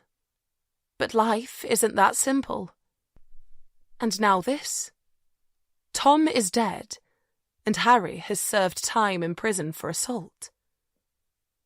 Suddenly, there's noise downstairs, making me jump, and a few moments later, Erin appears at the top of the stairs. "Oh, hi," she says. I can hear the disappointment in her voice, and I can't blame her. Having to prepare breakfast while making polite conversation with a grieving stranger can't be fun. "I couldn't sleep," I say, making it sound like an apology. She nods her understanding while hovering in the space between the living area and the kitchen. "It must be difficult for you," she finally offers. I start to answer, to thank her for caring, but she hasn't finished. Accepting Tom's death when his fall doesn't make much sense. I blink. The mountains are dangerous places, I say, but it feels more like a politician's answer than my own. "Yes, I know." She hesitates and I wait. "The police asked me about Harry," she finally adds. My impression of him, what his relationship with Tom looked like, whether they'd argued at all at the chalet. I tense, pause. "And had they?" I finally managed to ask. "No, not that I heard anyway, and I told the police that. In fact, I don't really understand why they're so focused on Harry. He seemed the nicest one of them all. Sorry." She suddenly stutters. "I know they're your friends, but—" "Please don't apologise," I say, my voice gravelly. "We were friends at university, but I've hardly seen them since. And even then, it's only really been Zoe." That lie again. It rolls off my tongue so easily, but I can feel my cheeks getting hot. "I didn't realise," she says, wandering over and dropping down on the sofa, as though my distance from the rest of the group allows her to get closer to me. "Why did you lose touch?" I wonder how Erin would react if I told her. and whether Harry would still be her favourite then. I went to a different university to do my masters, then back up to Leeds for my PhD.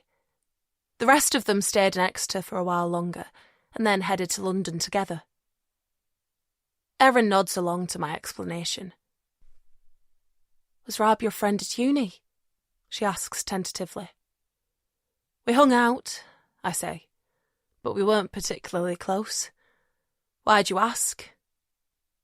"The police didn't ask me about him." I feel tiny electric shocks on my skin. I think about Rob's excessive drinking, his swerving emotions, the insults followed by the apologies. "And should they have done?" I ask gently.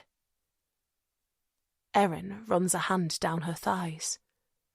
She's wearing leggings, and there's a faint swooshing sound as her palms connect with the lycra. "Maybe," she whispers reluctantly. I stare at the blank TV screen so that I don't risk catching eyes with Erin and scaring her off. Even with the facts, the damning evidence, have I been too quick to label Harry the guilty party? "Do you want to tell me instead?" I finally ask. She sucks in a gasp. "Sorry," she blurts out. "I've been holding this inside me since I heard that Tom died. I don't want to get anyone into trouble, but Tom deserves to know the truth, doesn't he?" I knit my fingers together to disguise my shaking hands. "Yes, he does," I manage. But then my voice cracks and I have to cough to hide it. "What happened?" Erin exhales. "It was Saturday morning. Harry and Julian had gone to the ski shop. Harry wanted new gloves, I think.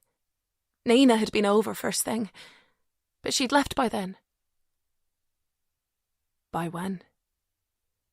"When Rob and Tom started arguing. No, I don't mean just disagreeing over something. They were really raging at each other. I couldn't see them because they were upstairs in Rob's room, but from the banging around, I'm pretty sure it got physical. First Harry and Tom arguing on the ski slopes. Now Rob and Tom fighting. And on the day Tom fell, I imagine the two strong men shoving and pushing each other, the noise it would create in this old wooden chalet. What were they arguing about? I ask. I only caught snatches of it, so it was hard to tell. But it was how it ended that keeps replaying in my head. Why? What happened? I don't think they realised I was still here. They were arguing when they came downstairs, so I caught the last bit. And? I push. Rob was seething. His face was bright red, like a fireball. And before he saw me, he screamed, "If you do this, Tom, you're dead to me. You understand?" Erin sighs. At the time, I assumed he meant their friendship, you know. She looks at me for agreement, and I nod, genuinely, because that's how I would have read it too. But the next time I saw Rob, she goes on, Tom was dead. And in weird circumstances. Fallen from an easy run, no witnesses. I've been thinking about Rob's words ever since. Her eyes well up, and she lets out a small laugh as she blinks the moisture away. While serving tartiflette to a potential killer. My chest swells as I imagine how hard the last couple of days must have been for Erin. She's still so young, and Morzine is a long way from her family and friends in Ireland. It's no wonder she was shaking when Rob went anywhere near her, especially with him being drunk and unpredictable. Why didn't you tell the police? I ask. She shrugs. They were only interested in Harry, and so I convinced myself that I was letting my imagination run wild. She pauses, then looks at me sorrowfully. But Rob's behaviour since, well, I'm not so sure anymore. Chapter 21. Ivy. Morning. I turned towards Zoe with a start.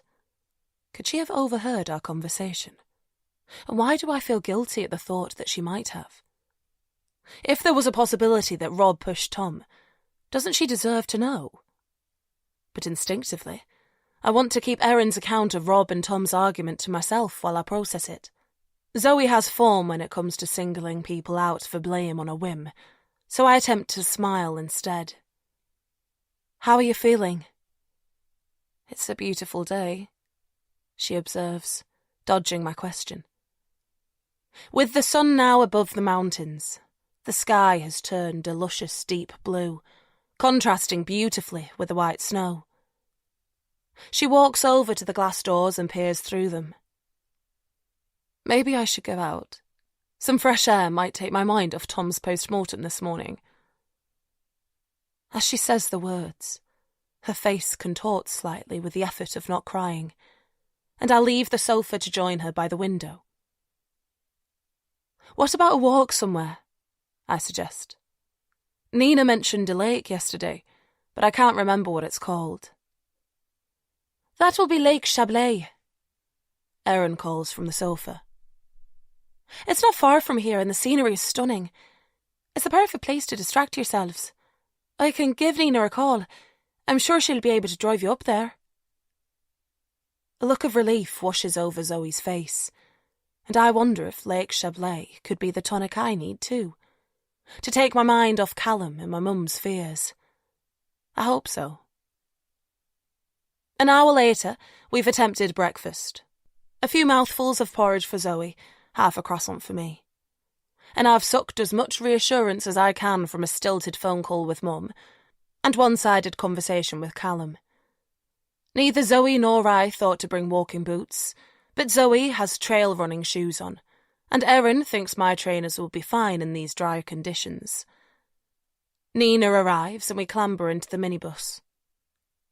It's not far, she says, as though remembering how sick Zoe got yesterday. But it is cold up there, and sadly the cafe is closed for renovations. So call me as soon as you've had enough, and I'll come and collect you. Is the lake frozen? I ask, wondering if I should have brought an extra layer. Oh yes. They run ice diving trips through the winter. You'll see a metre-wide hole at the north end of the lake on your walk. That's where they drop in. Apparently it's pretty magical down there. My parents tried ice diving once, on a short trip to Norway, while I stayed at home with my grandparents. I remember them enthusing about it when they got back, how clear the water was, and how they saw so much wildlife because fish swim slower in cold water to preserve their energy. But I shudder at the idea now. I don't think of myself as claustrophobic, but I would not want to be stuck under a thick sheet of ice, however pretty the refracted light shining through it might look. 10 minutes later, Nina pulls into a small car park next to a circular building with a sail-like roof. Erin was right. The view is breathtaking. There are steep cliffs either side of the lake, with frozen waterfalls snaking down the rock face towards a band of dark green conifer trees. The lake itself is covered in a blanket of snow, half in shadow, half sparkling under the sun's rays. Wow, Zoe murmurs. Good for the soul, Nina agrees. Enjoy your walk and call me when you've had enough. We mumble our thanks for the lift and climb out of the van. A moment later, Nina swings back out of the car park, and it's just the two of us. Without speaking, we find the hard-packed path beyond the car park and start walking, our legs moving in sync with each other. It's so quiet that I wonder if Zoe can hear the questions playing on a loop in my head. Did Tom fall, or was he pushed? Could Harry have killed him? Or Rob? And most pressing of all, is Callum safe? Any more news from your mum on that man from the park? I take a breath. I'm sure it's nothing, I start, trying to build some resolve. But Mum's now got it in her head that he was watching the house from the street last night. Christ, really? Zoe's eyes widen. Do you think there might actually be someone? I shrug, feel the corners of my mouth curl downwards. No. I shake my head. No, I repeat more vehemently. It doesn't make sense that there would be. Babies don't get kidnapped in Earlsfield. And there's no chance that it could be... Zoe pauses, tilts her face away from me. Well, that it could be Callum's father. My stomach lurches into my mouth. No! I bark, then soften my voice, fall back on the familiar lie. He lives in Canada, and I didn't even tell him I was pregnant. This isn't him. It isn't anyone, I add, feeling more certain. It's my mum being overly anxious, that's all. Zoe nods.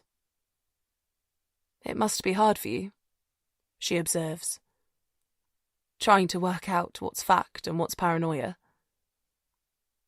I look down at my feet, willing the tears to stay away. When I was little, she was up for anything, I say. Always wanting to prove that women were as brave as men. Then we lost my dad, and the grief wore her down. It wasn't long before she saw danger everywhere. I wonder if that will happen to me.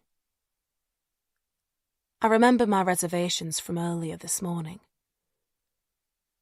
Do you think you'll ever ski again? I ask. Oh, yes, Zoe says firmly. Dad would turn in his grave if I gave that up.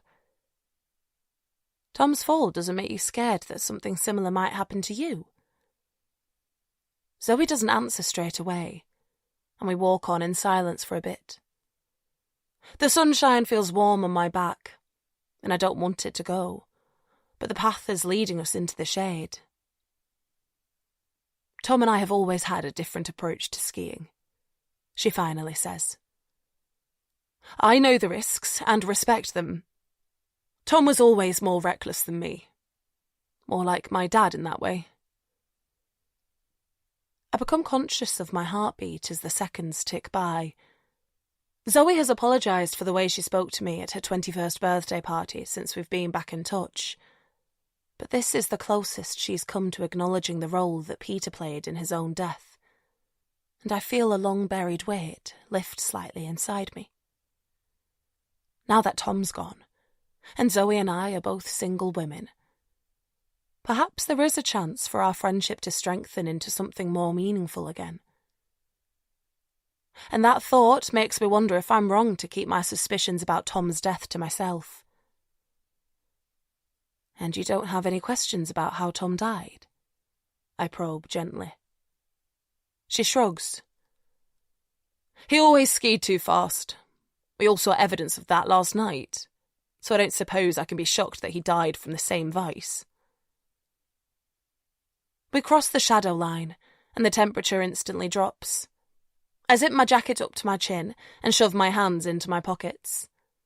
I can see the black hole in the ice where the divers have carved an entry point. And the police didn't say anything to you? Only that they can't close the investigation until the post-mortem is done, but they don't foresee any issues with that after this morning. She looks at her watch. Her expression darkens for a moment, then clears. As we pass a couple with a large, hairy dog, I wonder why Dufour didn't ask Zoe about Harry. Or if he did, why she hasn't mentioned it. And you don't mind? I press. Not knowing exactly how it happened. I know that I should stop pushing her. Let her grieve the way she chooses to. I recognise that it's actually me who can't let it go, rather than Zoe. But I can't help it. That's why I'm a scientist, not a philosopher. Why I predict the weather, not just talk about it. I need to know the facts. My grandparents thought I was too young to go to my dad's inquest. But it was before my mum became fearful of everything, and she wanted me beside her. I remember listening to the different witnesses explain in detail how the accident happened, especially the 2 climbers in Dad's group who survived. And even though I didn't warm to one of them, I remember how helpful it was. I even decided that I wanted to be a meteorologist while I was there, so that I'd be able to spot a storm brewing in plenty of time to avoid danger. And I can't stand that we won't have the same clarity for Tom. That he disappeared into the cloud and the 3 people he was with can't explain it. Or perhaps won't. But if Zoe is willing to accept it, do I owe it to her to try? Of course I mind, she says, interrupting my thoughts. It's fucking heartbreaking. Her voice cracks, and I listen to the rush of air as she takes 1, 2, 3 deep breaths. But if I focus too much on the why or the how, I swear I'll go mad. Tears sting as the enormity of what she's going through hits home. Their marriage clearly wasn't perfect, but they've been together since they were 19 years old. And now he's gone. Forever. I suddenly realise that I'm crying and quickly wipe my cheeks. Can I ask you a favour? She asks. Of course, I manage. Can you stop bringing it up? All the unanswered questions. I know that I'll never find out for sure how Tom died. Whether he flew off in a blaze of glory or edged over and stumbled. Whether he called out for me in his last few seconds or was too busy thinking about someone else. The not knowing is the hardest part of losing him. And every time you mention it, it hurts all over again. Shame pulls at my insides. I'm sorry, I whisper. I know you think you're helping. She pauses, bites her lip, strokes the front of her ski jacket. But I just want this trip over with. I want to take Tom home and begin to move on. She pauses again. And get you back to Callum as quickly as possible. Chapter 22. Ivy.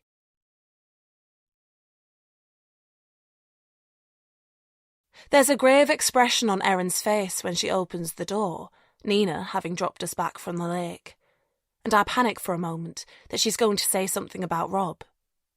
Assume I've told Zoe about his fight with Tom on our walk. But it's not that. Lieutenant Dufour is here, she says in a conspiratorial voice.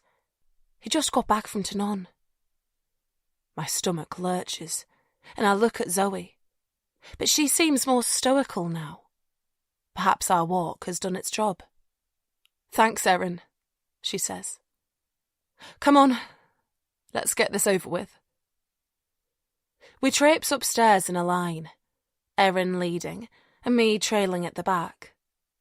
I feel like I'm walking towards a firing squad, and my mood doesn't improve when I see Harry, Rob and Julian all perched on the sofa. Dufour is standing next to the wood burner with a mug of coffee in his hand.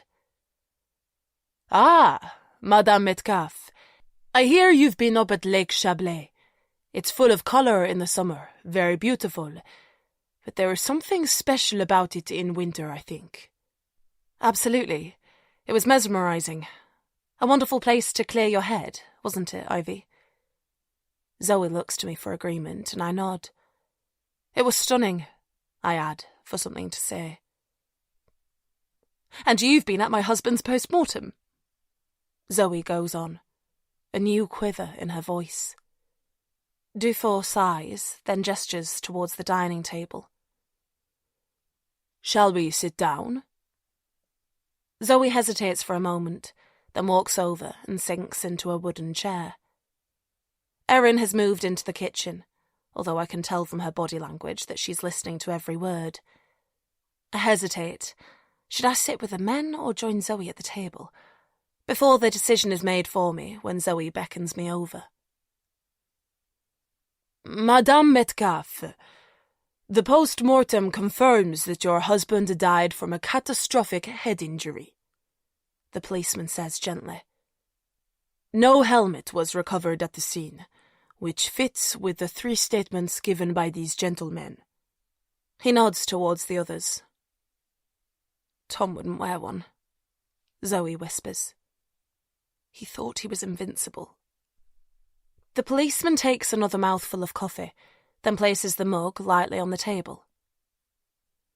There were further injuries to your husband's body, but these were all consistent with the trajectory of his fall. And nothing else? Shit. I didn't mean to speak. I sit up a bit straighter, avoid Zoe's stare. There was some alcohol in his blood, but other than the injury sustained in the fall, Monsieur Metcalfe was a healthy man, Dufour confirms. And while any pre-existing injuries around the trauma sites would be impossible to detect at the post-mortem, there was nothing to suggest any third-party involvement in Tom's fall. Lucky for you, Harry, Rob murmurs under his breath. You were the one who wouldn't speak to him on Saturday. Harry spars back quietly. Tom is dead, for Christ's sake, Julian hisses. Stop bickering like little kids. I think I should go, Dufour says, pushing his chair out. Give you time to process your loss. I will be recommending that the police investigation be formally closed. Your husband's body will be transferred to the funeral director in Morzine this afternoon, along with his belongings. He hands over a white business card with dark grey writing. This is the address. If you give him your insurance details, he will make all the arrangements for your husband's body to be repatriated to the UK. There are a number of steps that must be taken, but he has experience of this. Zoe takes the card, then slips it into her back pocket. Thank you for everything. Dufour turns to look at the men. And my colleague, Lieutenant Intern Cortet, will drop your passports off tomorrow. Then you are free to leave as you want. The police investigation will be formally closed. You are free to leave. Those sentences linger in my mind. It's what Zoe wants, and the police are the experts here. It's also a big step towards getting back to Callum. So why do I feel uncomfortable with it? Like I'm letting Tom down by accepting it? Because no physical evidence of Tom being pushed doesn't mean nobody pushed him. And from what Erin told me, Rob did all but threaten Tom only a few hours before he died. The police only ever asked about Harry, but shouldn't they know the truth about Rob too, before he disappears back to the UK? Let me see you out, I say quickly. I know that I promised Zoe that I'd stop asking questions when we were at the lake, but I didn't promise to keep quiet about what I know. I keep my gaze firmly on the floor, away from both Zoe and Rob, and lead Dufour down the stairs. If you need anything at all, please call me, he says as I push open the front door for him. I step outside and pull the door to. So you've decided that it was definitely an accident? I ask in a quiet voice. The balcony doesn't extend to the front of the chalet, but I know how far voices can travel in the stillness, and any of them could be standing out there now. We've spoken to everyone involved, Madame Hawkes, and we are satisfied that there is no evidence of any criminal activity. So yes, it was a tragic accident. He smiles, a dismissal, then turns to go. It feels like a now or never moment. I know Harry's been in prison. I pipe up. He pauses, then turns back to face me. That is true. But Monsieur Cook's final prison report describes his rehabilitation very positively. Alcohol appeared to be a trigger for him, and I understand he has addressed this, and there was no evidence of any disagreement between him and Monsieur Metcalfe. I'm pleased to hear him absolve Harry, provide the reassurance that I was right to forgive him when I did. But I can't let the policeman go yet. So what about the other 2 men in the skiing party? I try. Have you considered whether either of them could be responsible? Naturally, we have spoken with Messieurs Wakefield and Hill. They're both doctors, madame, and very good friends with— Old friends, I interrupt. I'm not sure they're good friends anymore. I feel my phone buzz in my pocket. It could be a message from my mum, and an involuntary gasp slips out. But Dufour misinterprets my rising emotion and narrows his eyes. Madame Hawkes, if you have some information that you would like to share, please do so. I curl my fingers around my phone, itching to check it, but I have his attention now. I understand that Tom may have had a falling out with one of them on the day he died, I say. Which one? Is everything okay here? Julian's head appears in the doorway, followed by the rest of him. Yes, fine, I snap. I was making tea. Wondered if you wanted a cup. He looks so apologetic that I instantly feel bad for my rudeness. None of this is his fault. Sorry, I say. Tea would be good, thank you. Then I turn back to the policeman, but with Julian there, the moment is gone. I have a meeting this afternoon that I must get back for, he explains. But the intensity in his dark eyes shows me that I've aroused his curiosity. But if you have any concerns at all, he adds quietly, please come and see me at the station tomorrow. I am very interested in what you have to say. Then he turns slightly to take in Julian too. Goodbye, Madame, Monsieur. Again, I really am sorry that you've suffered such a terrible loss. He lifts his hand in a short wave, then turns on his heels and disappears up the cobbled path. What were you talking to him about? Julian asks. Nothing much, I mumble, and scrabble to open the message from my mum. Chapter 23. Ivy.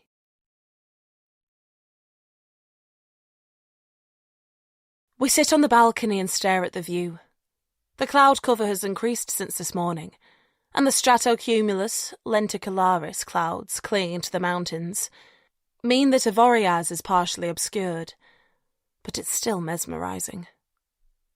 I wrap the blanket a bit tighter around my shoulders and take a sip of the hot cup of tea Julian has made me. He's doing the same in the adjacent chair, both his hands wrapped around the mug for warmth.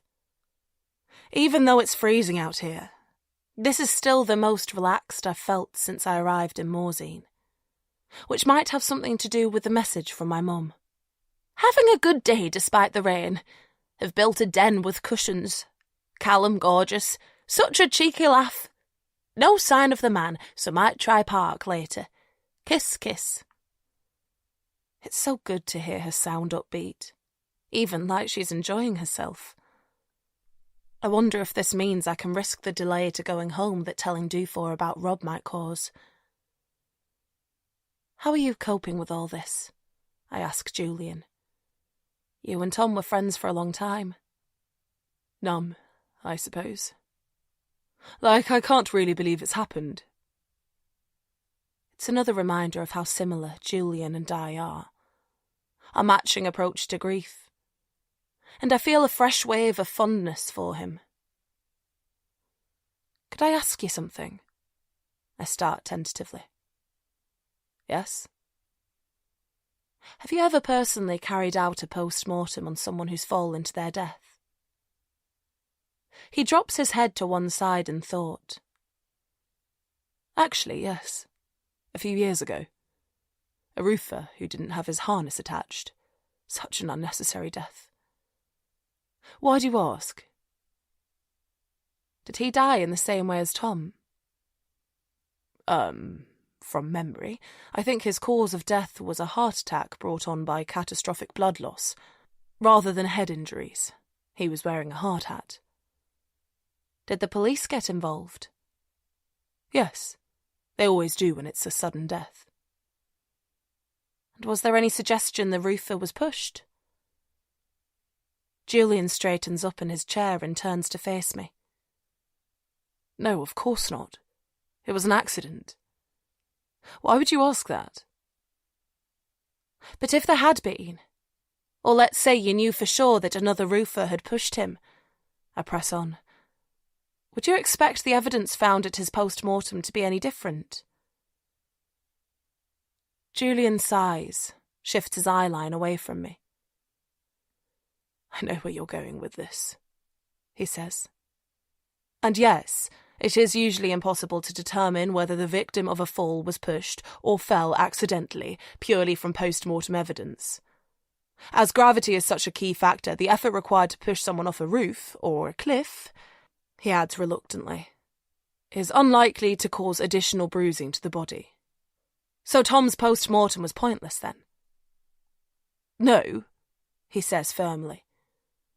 The pathology team would have looked for other causes, like neurological conditions, for example, something that could have affected his balance. There weren't any. It's standard practice, he explains. Sometimes you don't know what you're looking for until you find it. But they didn't find anything with Tom, I say, exasperated. Exactly, Julian responds, matching my tone. Because he died the way the police theorised, by losing his bearings in the dense fog and skiing through the small gap between two safety barriers. Terrible, tragic, but logical. You're a scientist. I don't understand why you're struggling with that. Well, maybe I don't understand why you're not, I counter. But that's not fair. He wasn't in the chalet when Rob had his argument with Tom. But Julian was a good sounding board at university, the most level-headed amongst us, and I'm desperate to share what I know with someone. Erin told me something this morning. Oh? About Rob. She said he and Tom had a massive argument on the morning Tom died, when you and Harry were at the ski shop. Julian's eyes flit towards the glass doors, then back to me. They argue all the time. She said Rob threatened Tom. Julian narrows his eyes. So, you think Rob, a dedicated A&E doctor, one of Tom's best friends, pushed him off a cliff because they'd had a falling out? It sounds less plausible now. Maybe. We both know he's got a temper. Rob's got a temper? Julian lets out a short bark of disbelief. If you truly believe someone pushed Tom, which I'm sure didn't happen by the way, do you really think Rob is the most likely culprit? Can you not remember as far back as 15 years? I gnaw the inside of my cheek. Julian is right. Harry was out of control that night. And his conviction for assault a decade later shows that his violent behaviour wasn't a one-off. But he's had therapy since then, is finally putting his medical training to good use. And he promised me that he's changed. I'm just telling you what Erin said. I hate how defensive I sound. Yeah, well, Erin shouldn't be spreading malicious rumours about innocent people, he spits out. In fact, she didn't warm to Tom. Maybe she pushed him. I look at his face, the bitter anger in his expression.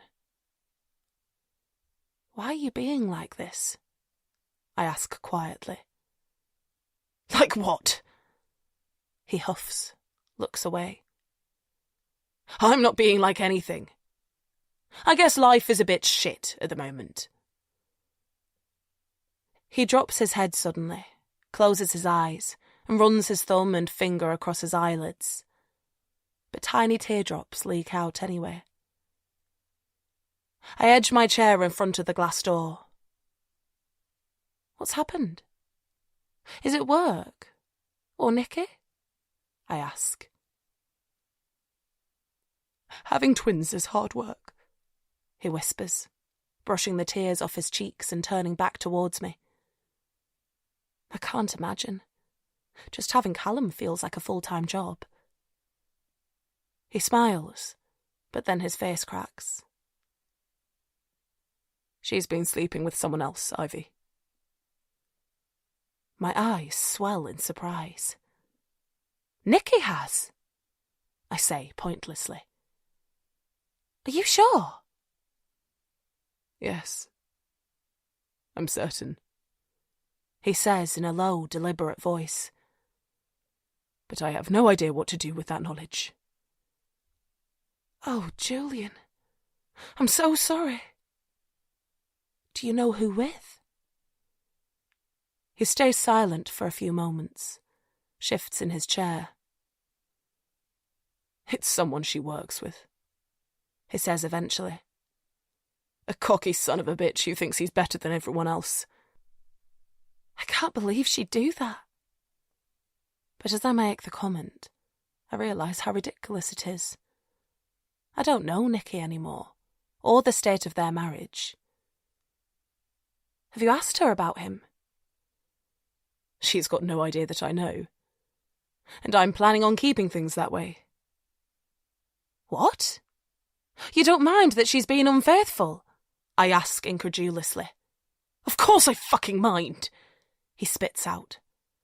But I don't want to lose her. I don't want our family to split up. I don't want to be that failed husband who only sees his kids once a fortnight. And I still love her. She's my wife. But if you don't confront her, won't she continue to see him? I ask as gently as I can. He doesn't respond, and I wish I hadn't said anything. I can see that he's in turmoil, still figuring things out. I reach out for his hand and squeeze his ice-cold fingers. No, he finally says, so quietly that I only just catch it. I'm pretty sure it's over now. Chapter 24. Zoe.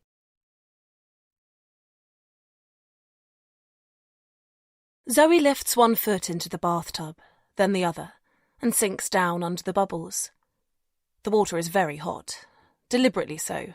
Her bones still felt chilled from her walk around the lake. But now she wonders if the heat is bad for the baby. The one she still doesn't know for sure exists, she reminds herself. She sinks down further, lets the water roll over her shoulders, and closes her eyes. Today was a big milestone. Tom's post-mortem completed. She can't think too much about what that would have entailed. Like she can't let herself dwell on the injuries he sustained in the fall, or whether he was conscious at the point of impact. But she can be pleased that she's now one step closer to taking him home. She was nervous about calling the funeral director, but it turned out there was no need to be. Monsieur Durand's English was perfect, and he explained what happens next clearly enough. Tom's body will be prepared by him personally, ahead of his journey to the UK. At that point in the conversation, he'd asked Zoe about what clothes to dress him in. She hadn't considered packing anything specific when she was getting ready to fly out, so she'll have to choose something from the wardrobe here. Monsieur Durand also agreed to liaise directly with the insurance company, thank goodness, and with Geneva Airport regarding the flight and all the protocols involved in repatriation. Like the sealing of the casket under police supervision, although where they think Tom might disappear to over the channel is beyond Zoe. The one problem is that only a select number of flights will accept caskets, and Monsieur Durand said it might take a few days to sort out. That panicked her. There's a flight on Thursday evening that she'd love to be on, and made her wonder if she could leave France without her husband, She doesn't like the idea of abandoning him, but she's also impatient to get home, to check on Luke, get back to work, and maybe take a pregnancy test in her own bathroom. But either way, there are still a few more things to do before she can leave. Like picking up Tom's belongings. The funeral director suggested Zoe drop by to get them, bringing his new set of clothes at the same time, and they agreed she'd go over tomorrow at 10. She wonders what belongings there will be. Ripped clothing, mangled skis, cracked ski boots. What will she do with them? Create a battered Arcturix shrine in his honour? But she can't be sentimental about it. She knows that the only sensible thing is to throw them away. There will be Tom's phone too, she supposes. He usually keeps that in his inside pocket, cushioned by thick feather down, so it's even possible that it survived the fall. Not that it would be much use to her if it did. In all their years together, Tom has never told her his passcode. It didn't bother her for ages. In truth, it didn't even cross her mind. But that changed when she found out he'd slept with someone else. After that, the secrecy tore at her gut. That surge of anger again. The bath isn't providing comfort anymore, and she pushes her hands against its hard base. Her back, now slick with bubble bath residue, slides up the curved porcelain. She dries her hand on the towel draped over the toilet seat and reaches for her phone, which she dropped on the bath mat when she got in. As usual, she goes straight to WhatsApp. There's a message from Nikki which she scans. Something about Julian not returning her calls, and her being desperate to know what's happening, as though she's the fucking widow, and scrolls down to Tom's name. Like probably every married couple, there is a long thread of perfunctory messages between them. Favour requests, domestic instructions, memes with no explanation, and the odd, "How's your day?" When Tom goes on his annual boys' ski weekend, he usually sends her longer messages with details about the chalet. He knows she's curious about interior design, and how the day's skiing has gone. But not this year. He sent a quick message from the airport on Thursday evening. "Arrived safely, but the transfer driver looks about 12. Wish me luck." And then nothing until Saturday morning.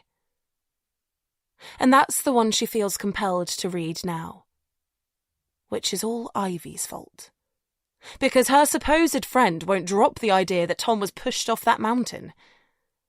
The way she kept pressing Zoe on their walk, questioning how Tom could have fallen without anyone seeing him, and then asking Dufour if the post-mortem brought up anything else. She clearly only offered to see the policeman out of the chalet because she wanted to continue grilling him. He said earlier that he would be recommending that the police investigation be closed, but could Ivy have said something to change his mind? And if she did, was it about Rob? Taking a deep breath, Zoe looks down at her phone and reads the message from Tom that she now knows off by heart. "Having massive moral dilemma. Rob's been a fucking idiot. We're talking off-the-scale idiocy. Do I throw him to the wolves, or send his patients there instead?" And then, reluctantly, she scrolls a bit further to the final message in their shared thread, the one she typed back in response to her husband's question. If Tom's phone is recoverable and his code is somehow retrievable, it will be in his message thread too, she realises. How would she feel about Dufour reading her final piece of advice to her husband? Would he think that she played a role, even indirectly, in his death? She hopes it doesn't come to that.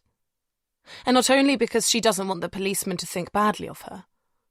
She doesn't want Tom's death to be tarnished by the possibility of criminal intent. And more than that, she knows that any suspicion would mean a delay in her taking him home. She can't stand the thought of that. She knows that's a terrible thing to admit, that she should be more like Ivy, not satisfied until she has every last fact. But deep down, she knows Rob couldn't have killed Tom. They were best friends. And so why drag the whole thing out for absolutely no reason? She looks down at her message one more time. Honey, think of your own career. If Rob's fucked up, it's not your job to protect him. You must report him. And then she chooses delete for everyone, drops her phone back onto the bath mat, and sinks into the bath until even her head is submerged. Chapter 25. One day before the fall. Tom.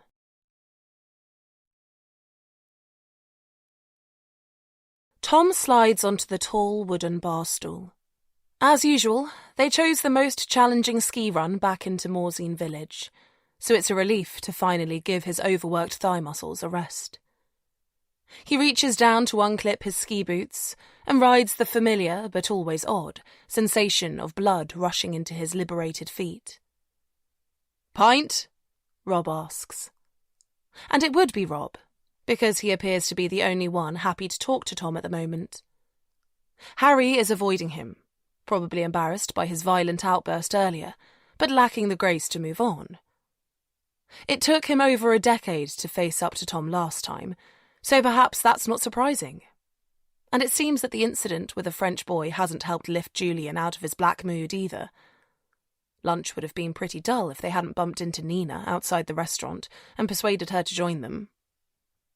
She'd recommended the Grand Pré the previous evening, promised that it did the best omelettes on the mountain, which turned out to be true, so it was nice to be able to shout her lunch as a thank you. And at least she laughed at Tom's jokes, which was a bonus. "You bet. And toffee vodka chasers all round?" Tom suggests, trying to lighten the mood. "I think we've earned them." "Pint of Coke for me, thanks," Harry says. "And maybe a water chaser." Rob sighs. "I hate to say it, Harry, but you're not as fun as you used to be." "Some might say more fun," Harry murmurs, as Rob pushes off the table and heads in the direction of the bar. Then, with more effort than should be required under the circumstances, Harry turns towards Tom. "Listen," he says in a low voice, avoiding his friend's eyes. "About earlier." He coughs. "I shouldn't have lost my temper with you." Not quite an apology, but something, and at least he's stuck around this time. Tom shrugs. "Forget about it. I probably deserved it." Julian snorts in response, but doesn't follow it up. Instead, he turns to Harry. "You know, I reckon you'd have won that race if it wasn't for Tom's sociopathic streak. You're sure you haven't skied in 15 years? Harry shrugs, then looks down at the empty table, uncomfortable under the spotlight. "Not since uni. But I enjoyed it today, getting back on the mountain, finding my ski legs." "Maybe that's the real reason you came," Julian ventures. "Nothing to do with making up with Rob and I. Just the chance of a ski holiday." Harry's eyeline shifts up. He looks from Julian to Tom, then back again. "No, it's not that," he starts. "I came because Tom thought it might be a good idea. A chance to show you and Rob that I'm not the psycho you remember." Tom fixes a smile on his face. He's almost positive that it was Harry who suggested he join the trip, not Tom inviting him. But life is busy, and he does have a tendency to get carried away. "Yeah, Tom does like to think he knows best," Julian responds, a new bitterness in his voice. Tom's shoulders tense. He doesn't mind a bit of verbal jostling. In fact, he positively thrives off it. But Julian seems to be properly pissed off with him on this trip, and he doesn't understand why. It unsettles him. Yes, Julian can be a bit dull, but he's also reliable. A reassuring comfort blanket when Tom worries he's pushed his luck too far. It's never crossed his mind that Julian's loyalty might not be guaranteed. "Your skiing looked great by the end of the day, mate." Because no one is immune to compliments, he thinks. There's no way anyone could tell that you'd had knee surgery less than 12 months ago. And I suppose you want credit for that too, Julian says with a sigh. It's another jibe, but Tom thinks he can detect a slight softening in his tone. He starts to smile at Julian, to capitalise on his progress, but his attention is drawn away by his phone buzzing against his chest. He fishes it out and smiles more broadly at the newly arrived message on his screen. But it seems to have the opposite effect on Julian because his expression hardens. "Who's your message from?" he asks. But his question is drowned out by Rob dumping a tray of drinks on the table. "The guy at the bar, Jerome, he owns this place," Rob says, excitement dancing in his eyes. "He makes his own toffee vodka, gave me a little taster, and I promise you, it is premium stuff." He places a shot glass in front of each of them except Harry, who gets a disappointed eye roll instead. "To us," he calls out, "for killing neither French teenagers nor each other." Then he tips his head back and pours the mahogany liquid into his mouth. Tom and Julian follow suit, and Rob's right, it does taste good.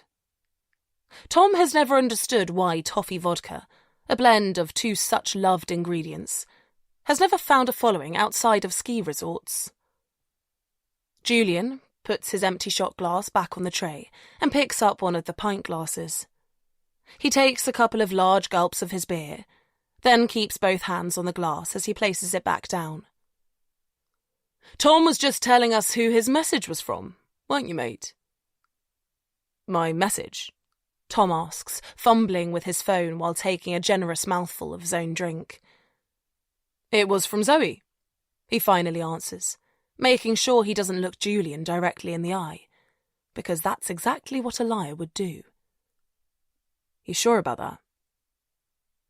The bar is full of stimulus, dance music throbbing out of the speakers, large screens showcasing extreme skiers emerging from avalanches, and the noise and stink of heavy-set men celebrating their day of exercise.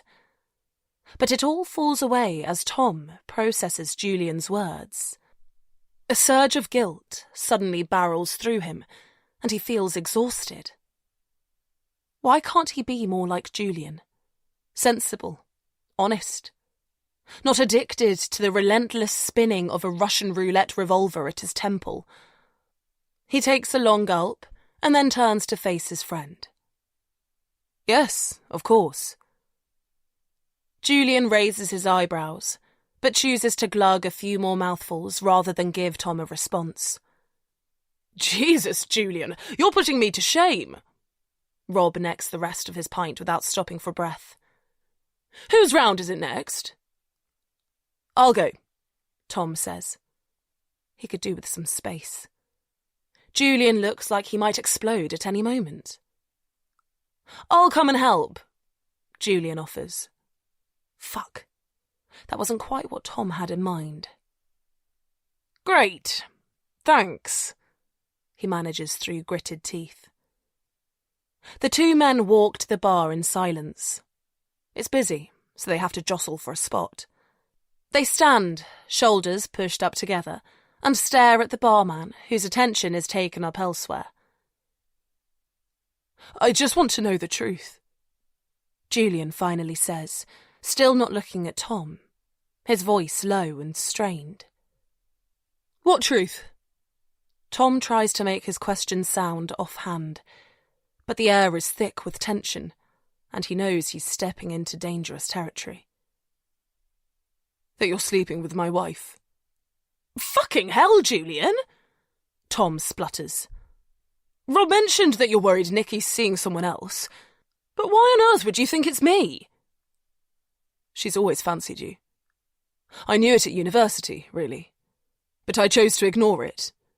Figured it made sense for her to wish she was with one of the good-looking sporty ones, rather than the geek who takes life too seriously. Mate, she only ever had eyes for you." "I hoped she'd grow out of it. Thought she had," he adds. "Jesus, we have kids now. But clearly, I was wrong." "Julian, I'm sorry if Nikki is cheating on you, but I promise, on my life, that I'm not sleeping with her. I'm a married man too, remember? Oh yeah, Julian sneers. Because you've always been honest with your wife. Tom's heart rate ticks up. Poker face. I certainly have. That is bullshit. Zoe even told me you've cheated on her. Tom swallows hard. God, it's hot in the bar. His bloody thermals are sticking to him like cling film. What did you say? One weekend we were up, after too many glasses of red wine. You'd gone to bed by then, Nikki too, and Zoe and I stayed up talking. She was quick to deny it the next morning, blamed it on the booze, said that it was just a fear she had, not reality. But I could see she was lying. And I was suspicious even then, I suppose. I know how excited Nikki gets when we spend weekends with you. So I checked her phone. I don't think she realises I can. There was nothing dodgy in your messages to each other. You're far too smart for that.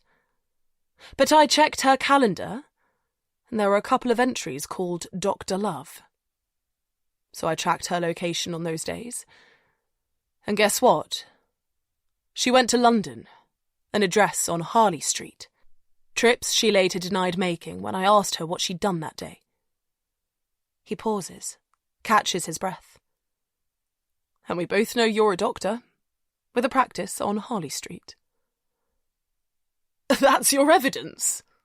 Tom asks incredulously, a jet of relief rushing through him. Julian's so-called proof is pathetic. He knows the other drinkers at the bar can hear the two of them. He can sense them looking away awkwardly. But he's got no choice. He needs to convince Julian that he's talking bullshit. A fake name linked to my profession. Our profession, I should say. And a pied-à-terre vaguely near my practice, he continues. And you flirting with each other all the time. And you cheating on Zoe. Don't try to wheedle out of this. Julian, if you really think I'm having an affair with your wife, why the hell did you come away with me? I don't know. Because I wanted to hear you admit it? Julian hisses. Gentlemen, what can I get you? Tom looks up, flustered. Julian's accusations, his revelations, are still dominating his thoughts, and he'd almost forgotten that he was waiting to be served. The barman's hands hover by the shelf of clean glasses, one arm shining white under the overhead light, the other darkened by an intricate pattern of tattoos. 3 pints, please, Tom manages. Coming up!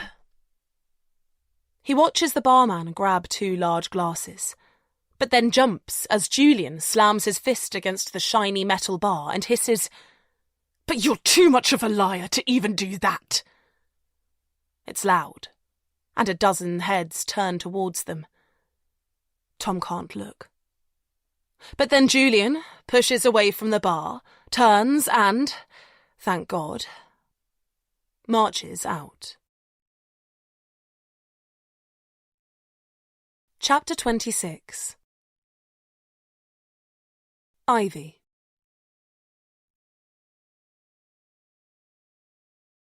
I accept the second cup of coffee gratefully and stifle a yawn after another terrible night's sleep. I thought Sunday evening was bad, but last night was even worse. Zoe didn't make it to supper at all. Julian pushed his food around silently, maybe brooding over what Nikki might be up to at home. Rob hardly spoke either, just kept topping up his wine glass and staring at Erin, as though he knew what she's been saying about him. I'd asked Julian to keep our conversation private, but I should have guessed that his loyalty would be with Rob. With neither of them saying much, it became clearer that Harry was giving me the cold shoulder too. I thought I'd be the one avoiding him, batting off his questions about Callum, but it seems that he wants nothing to do with me. Is he angry with me for the way we left things? Or protecting himself from more hurt? Or is it worse than that? Is he keeping his distance because he pushed Tom and feels too guilty to face me? Whatever his reasons, the terse silence around the table was horrible, and I escaped to my bedroom as quickly as I could. But I didn't find any solace there either. I phoned home, hoping to have a decent chat with Mum after her earlier optimistic message, but her mood had nosedived. She'd been to Sainsbury's local with Callum to buy a few bits for tea, and was certain that someone had followed them there. She couldn't really describe the man, just gave vague details about him being quite tall and younger than her, and that he'd disappeared once she went inside the store. But the experience had terrified her, she said. Of course, I hardly slept after that. It's now been 2 full days since I left Callum, and all I can think about is getting back to him, wrapping my arms around him and feeling his baby warmth. And that means I need to stop dwelling on Tom's fall. I can't bring him back, so what's the point? Dufour is confident that Harry wasn't involved, and an argument between Rob and Tom proves nothing except that they're both a bit hot-headed. Perhaps I should be glad that Julian interrupted us before I had the chance to tell Dufour about it.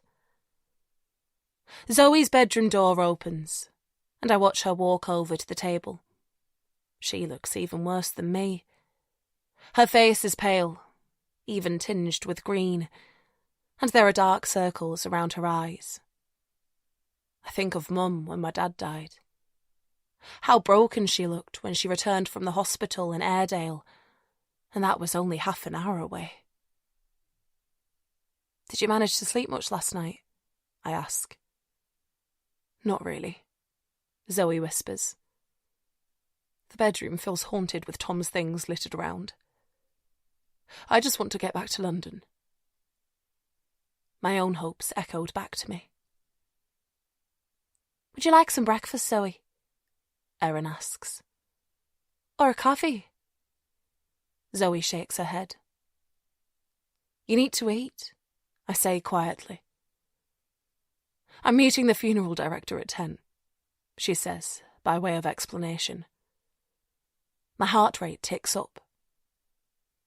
I never visited my dad at the funeral home, but it was on the bus route to my secondary school, so I passed it twice a day for 7 years, and never once managed to do so without imagining him in there. I know what a big deal it is, and I can't let Zoe go by herself. I'll come with you, for moral support." Zoe gives me a weak smile, but then her features pull downwards. "Oh God, I'm going to be sick." She pushes off the chair and races into her bedroom. Moments later, the sound of Zoe throwing up filters through the walls.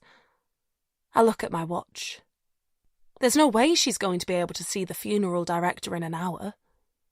When the noise dies down, I knock at Zoe's bedroom door. "I thought I'd call Monsieur Durand," I say. "Postpone your meeting so you can rest a bit longer." "I can't go, Ivy," Zoe moans from inside the room. I push gently on the door and step inside. The blind is still closed, and I take a moment to adjust to the darkness. Zoe is lying on the bed, her legs entwined around the crumpled duvet. "I feel terrible," she goes on. "I can't face it. Will you go for me? Please?" I hesitate, but perhaps going on my own will be easier than being under Zoe's scrutiny. "Everything's already organised," Zoe pleads. "Monsieur Durand just wanted me to bring some clothes for Tom. They're over there, on top of the chest of drawers, and give me Tom's belongings. But you can do those things for me, can't you? Please, Ivy." "Of course I can," I whisper. I arrive at the funeral director's at 10 on the dot. It's the last in a line of units at the ground level of a modest apartment block on the edge of town. There are wooden flower beds outside with hardy purple and green shrubs, and a large sign running across the top of the main window. M. Durand, Pompe Funèbre. I take a deep breath and walk inside. There's a small round table in one corner, surrounded by 4 chairs upholstered in a forest green velvet. In the middle of the room is a long oak counter with a desk behind it, and what looks like an office beyond that. There's an old-fashioned bell on the counter, but before I get chance to press it, the door at the back opens and a man in his 50s wearing a dark grey suit and ice blue tie appears. "Bonjour, madame," he says solemnly. "I am Monsieur Durand, and you must be Madame Metcalfe. I am so sorry for your loss." "No, not me," I say hurriedly. "I'm Ivy Hawkes, a friend of Mrs. Metcalfe's. Zoe isn't feeling well. She asked me to come in her place." "I understand," he says, nodding. "A loved one passing away is very difficult under any circumstances, but especially when the death was so unexpected.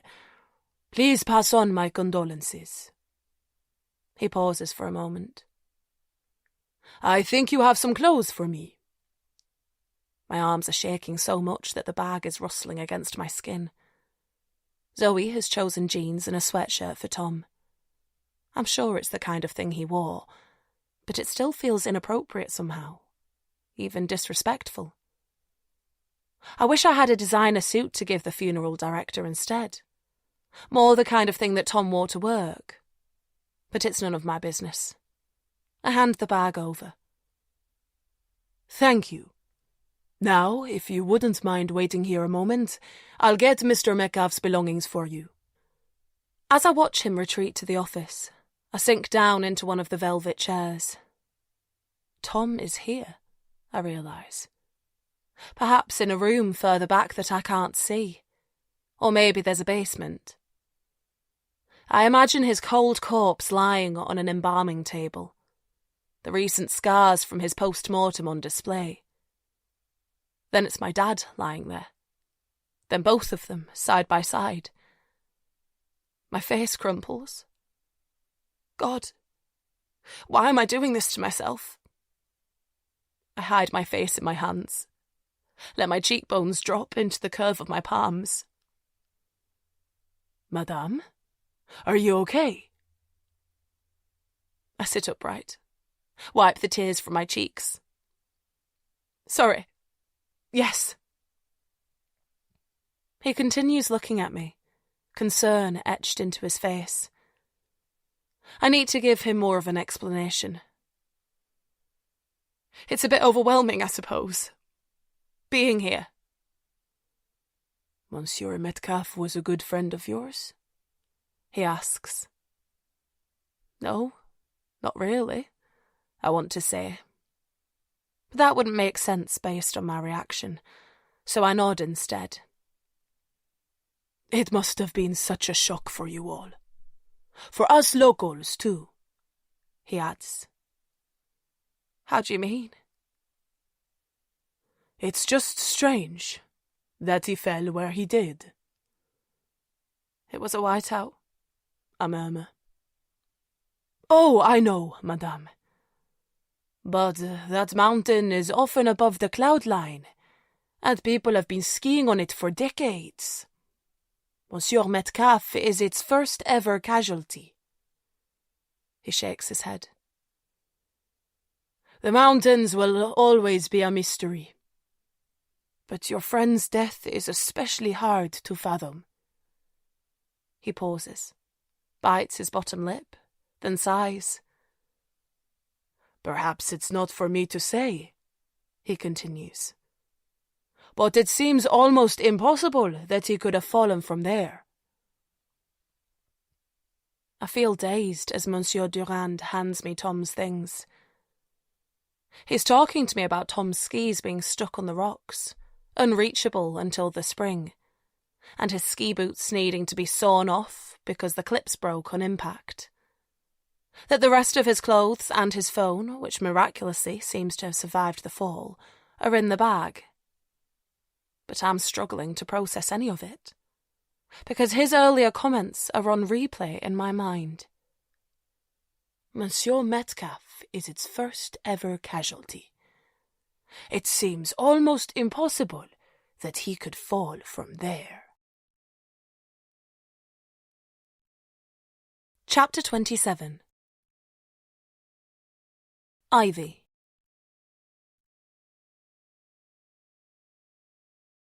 I stand on the pavement, my fingers gripping the bag of Tom's belongings, wavering with indecision. I could turn left, go back to the chalet, check on Zoe, do what I can to speed up Tom's repatriation, get back to the UK so that I can protect Callum from whatever threats, real or imaginary, might be out there. Or I could turn right, follow the River Drance until I reach the police station on the outskirts of town and ask to see Dufour. Stir up a hornet's nest, alienate my old friends, delay my return home. But maybe get justice for Tom. Tears prick at my eyes as I weigh up the seemingly impossible choice. I lean against the wall of the building, the local stone feeling cold and rough against the back of my head, and try to think more clearly. I don't want to make life harder for Julian with everything he's going through, and I'd be putting Harry and his criminal record back under the spotlight. I could be wrong about Rob too. I think about Zoe's stinging accusations at her 21st birthday party, how much damage they did. Am I considering accusing an innocent man now? But if I go home without saying anything, I know that the uncertainty of how Tom died will eat away at me forever, especially after everything he's done for me. A sob escapes from my chest, drawing the attention of an elderly lady walking past. I give her a weak smile, and she returns it before looking away. I believe in facts, and I need more of them before I can decide what to do. So I rummage in the bag of Tom's stuff until my fingers find his phone. I stare at it for a couple of seconds, marvelling that it managed to survive the fall, and then I wonder if I might be able to figure out his passcode. He's never revealed it to me since we've been back in touch, but there is one set of numbers that he could have chosen. 4 numbers that would mean something to him. I could try it. Apple gives you 3 attempts before disabling the phone, so I've got nothing to lose. Seeing Tom's home screen appear, and therefore discovering that I was right about his passcode, makes me more resolved to find the truth. So, with the new energy, I open up his WhatsApp account. There's a special group for the trip, Morsky 23, and I scroll through those messages, but there's nothing more incriminating than the ribbing I remember from my university days. I check the individual chats with Rob, Julian and Harry, but they've been quiet lately. Perhaps that's to be expected, as they've been in each other's company, and I don't find anything there to help me either. Then I look at my own name on Tom's phone. It releases the catch on my emotions, and I have to breathe a few times to stay calm. I decide I don't need to check on my own messages, though. I remember every chat Tom and I have shared since he came back into my life, and looking at them now will only upset me. So I look at another name I recognise. Nina. If she's just the resort rep, why were they exchanging messages? When Zoe told me about Tom sleeping with that locum doctor, I was stunned. I couldn't believe he'd do something like that, although I understood that I had no right to judge. But if he could be so casually unfaithful, could he have started something with Nina out here? She's definitely his type. And I remember her struggling to control her emotions when she met Zoe and me at the airport. Maybe she and Tom slept together, then fell out. Maybe she followed him up in the lift and killed him. I know my imagination is running wild, but I click into her name anyway. And then I exhale. There are 3 messages from Nina, but all of them are perfunctory. Answers to Tom's specific requests. A mountain restaurant recommendation, a bus timetable, and the name of a ski lift. Exactly what you'd expect from a professional resort rep. But that leaves me back where I started, with no more evidence that Tom was pushed. Just a scared chalet host, confused funeral director, and gut instinct. I look at Zoe's name on Tom's phone and wonder if that might hold some secrets. I don't want to know intimate details about their marriage. I would never sink that low. But if Tom was worried about something, or someone, wouldn't his wife be the obvious person to confide in? If there was a clear threat, Zoe would surely have raised the alarm herself. But she's so grief-stricken, not sleeping, being sick, struggling to deal with her loss, that she could easily have missed something more nuanced about his mood. I tap on her name, and before I have a chance to reconsider, start reading. The last message is from Zoe, sent on Saturday morning, but it's been deleted, so the first one I can see is from Tom to her. And it's enough to set my heart rate racing again. Rob's been a fucking idiot. I listen to the thud against my ribcage. Remember Erin's fearful explanation about the fight they had on the day Tom died. Do I throw him to the wolves, or send his patients there instead? What does Tom mean by that? Is Rob making mistakes at the hospital? Did Tom threaten to expose him? And did Rob react by pushing Tom to his death? I think about how hard they all studied, how much they wanted to be successful doctors, and how Rob is still working at one of London's largest A&E departments. Long shifts, high stress. No partner, no kids. A man wholly defined by his career. It makes sense that he'd go to extreme lengths to protect that. I know I'm stoking up a fire, but I can't let this lie. I turn right and head towards the police station. Madame Hawkes, please take a seat. I've never been inside a police interview room in the UK, but I've seen enough TV shows to be confident they don't look like this. No scuffed walls or peeling linoleum here. I sink down onto the cushioned chair and try to relax. You mentioned that you have some information about Monsieur Metcalfe's accident, Dufour prompts. I hesitate for a moment, because the only word I really hear is accident. It's like he's already made up his mind. But I've made this choice, and I need to see it through. During the walk along the river to the station, I decided not to mention Tom's final message to Zoe, because I can't deal with having to explain how I know the passcode on his phone. I disabled the last seen setting on Tom's WhatsApp account, and then turned the phone off completely. I can only hope that the fight Erin witnessed will be enough to get the investigation reopened, and then it will be up to the police to find the truth. I understand there was an argument, I start, between Tom and Rob Wakefield on Saturday morning. Apparently it got physical. That's interesting, Dufour says, nodding slightly. And Monsieur Wakefield told you about this? No, I shake my head. Erin told me, our chalet host. She overheard some of it, including Rob saying, "If you do this, you're dead to me." And do you know what Monsieur Wakefield was referring to? I pause for a moment, wondering if I can slip in some details from Tom's WhatsApp message to Zoe. But I can't risk it. No, sorry. But it is quite a coincidence, don't you think? I push.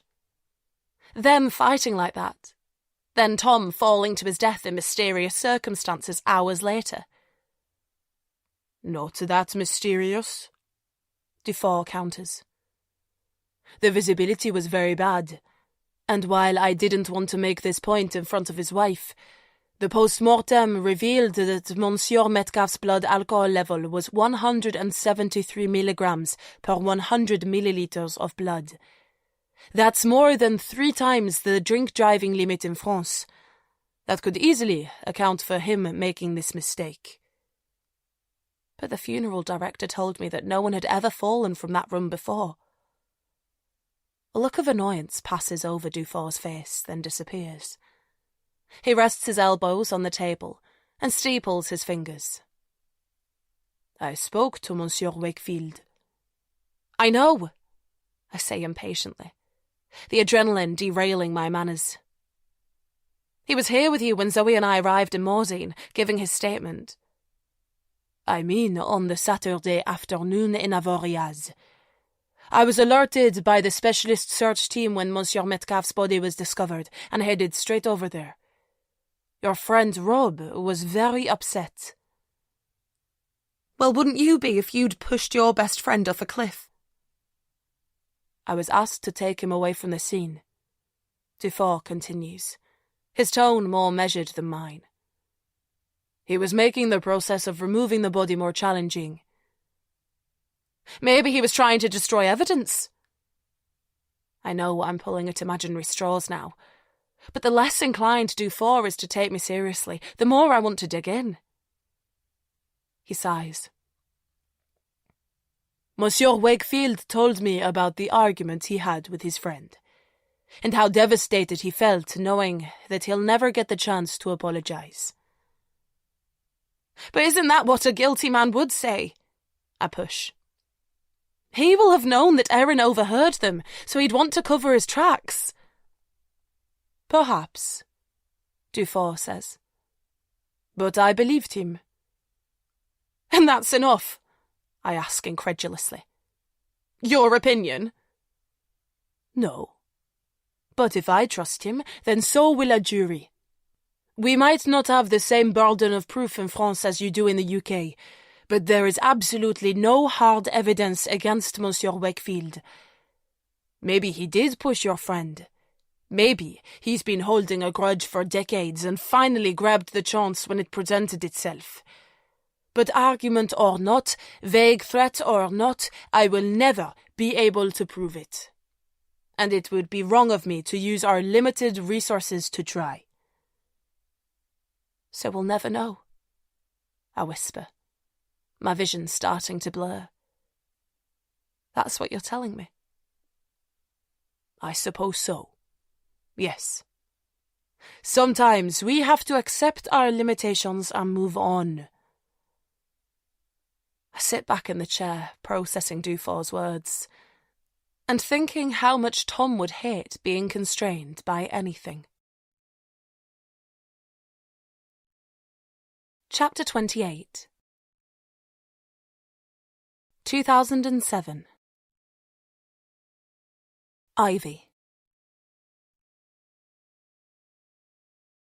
Surprise! I look at the 4 of them in horror. I shouldn't really. This should be a welcome sight. A spontaneous visit from my best friend and her entourage during the long summer break. But Mum doesn't like surprises. And I don't like exposing my university friends to my mum. What? But I'm speechless. I'm powerless, I realise, as Zoe kisses me on both cheeks, then brushes past me into the cottage. I take a step back and watch helplessly as they all follow. Peter, Tom, and a teenage boy I don't recognise, but I'm guessing is Zoe's little brother.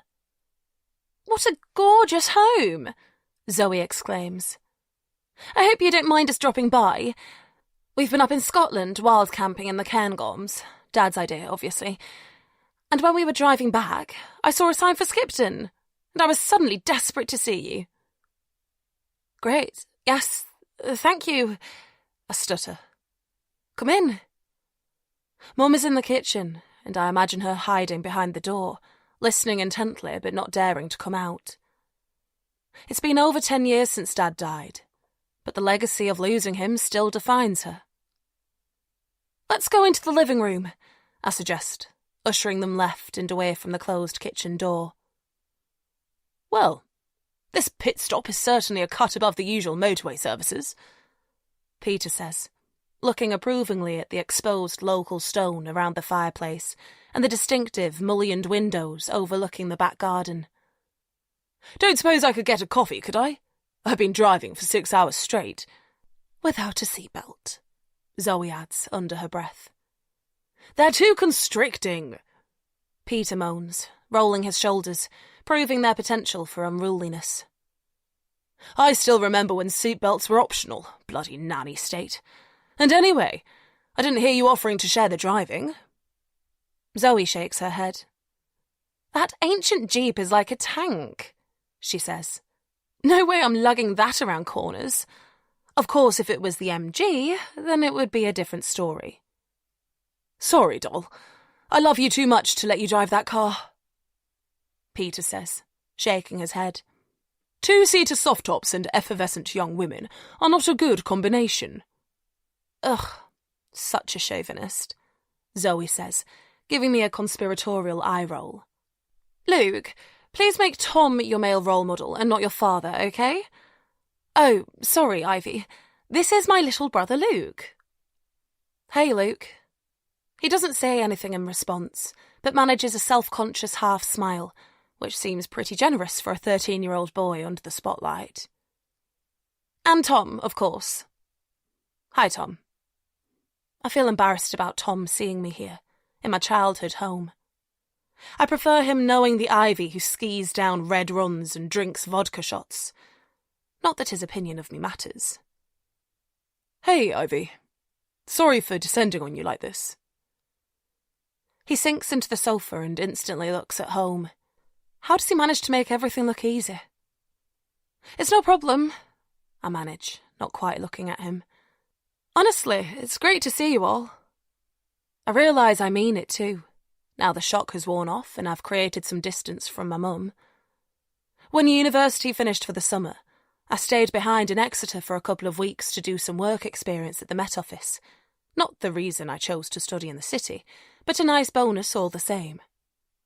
But I've been back home for nearly a month, and the boredom is starting to get to me. Last summer, I found it easy enough to slip back into the old routines, but my second year at university has changed me. These friends have changed me. And this stifling existence isn't enough anymore. "Is that your dad?" Tom continues, nodding towards a photo on the mantelpiece. I follow his gaze, then instantly look away, towards Peter, who's staring at the silver birch trees in our garden. Not quite trusting myself to speak without my voice cracking, I pick up the photo. It's of all of us on holiday in Mallorca, our 3 faces smeared with strawberry ice cream. It's not really how I remember Dad, but evidence of his climbing, even the photo of him and Mum having summited the Matterhorn, is firmly banned now. "Yeah, he looks like a good guy," Tom muses.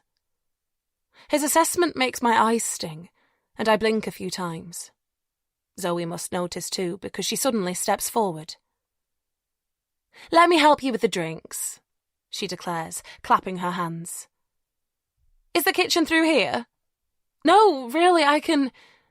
I place the photo frame on the side table, but the tiny delay means that Zoe has already waltzed out of the living room, and I don't manage to stop her pushing on the kitchen door and walking inside. I feel a sense of my world collapsing in on itself, and wonder for a moment if the high-pitched crash is its imaginary soundtrack, rather than a glass smashing. But then I hear Zoe's muffled voice. "God, sorry. I didn't mean to startle you." I tumble into the kitchen. Mum is crouching down, picking up pieces of broken glass with shaking hands. Zoe is standing over her, hands covering her mouth, eyes wide with horror. A second later, she drops down. I assume she's going to start helping, but instead, she puts her arms around my mum and gently draws her up to standing. "This is my fault, and you are totally not clearing up my mess," she says decisively, looking directly into my mum's eyes. "I'm Zoe, Ivy's friend from university. and I very rudely turned up uninvited. And with 3 strange men, which is even worse. I'm so sorry. Genuine concern exudes out of her, and I feel a swell of love for my frivolous friend who keeps the best parts of herself hidden. She steers my mum towards one of the 4 chairs around the small kitchen table. Mum is 46 years old, but in this moment, she looks both childlike and elderly. "Oh, you have nothing to apologise for," Mum says, her voice growing stronger now that Zoe has given some validation to her fear. "It's lovely to meet one of Ivy's friends. Exeter is a long way from here, and I haven't had a chance to visit." Mum works part-time from home and, thanks to Dad's prophetic approach to life insurance, doesn't have any money worries. It's not time or distance that has kept her away. "I promise we won't stay long. A quick coffee and we'll be on our way." "Don't be silly. I'm a rusty host, I'm afraid, but Ivy will look after you, won't you, love?" She turns to look at me, and I immediately feel guilty. I'm trying so hard to keep my friends away from her. But why? Because I want to protect her, or because I'm ashamed? "Yes," I say, nodding. "Shall I make coffees all round, or would Luke prefer a Coke?" I put the kettle on, then grab the dustpan and brush from under the sink and start sweeping up the fragments of glass. Zoe seems to have forgotten her earlier promise to clear up the mess, but I can't complain. I haven't seen anyone new put my mum at ease so deftly in a long time. "Will you join us, Mrs. Hawkes? I'd love you to meet my dad. He's Ivy's tutor, but you'll know that already." "What's this?" Mum looks from Zoe to me, her fragile confidence waning as she tries to make sense of Zoe's words. I haven't told Mum about Peter. Just like I haven't told her that I've wanted to study meteorology under him since childhood. She knows the basics, my degree, the career I hope to build, but I've never felt inclined to open up more than that. Mum believes that dreams get shattered, and I don't want to give her the chance to damage mine. "It's nothing, Mum." I try to sound offhand. "Zoe's dad teaches one of my modules. That's how I met Zoe, actually. And he'll be overseeing my dissertation next year." "And he's here?" she asks. Her question is laced with something unfamiliar. Curiosity. I bite the inside of my cheek. The truth is, I don't want her to meet Peter or Tom. I have too many secrets now. "He's the climber," I blurt out. I know that doesn't accurately describe the academic meteorologist sitting in our living room who loves to sail, ski and explore wild places. But it is the surest way to put my mum off meeting him. "Oh, really? Interesting."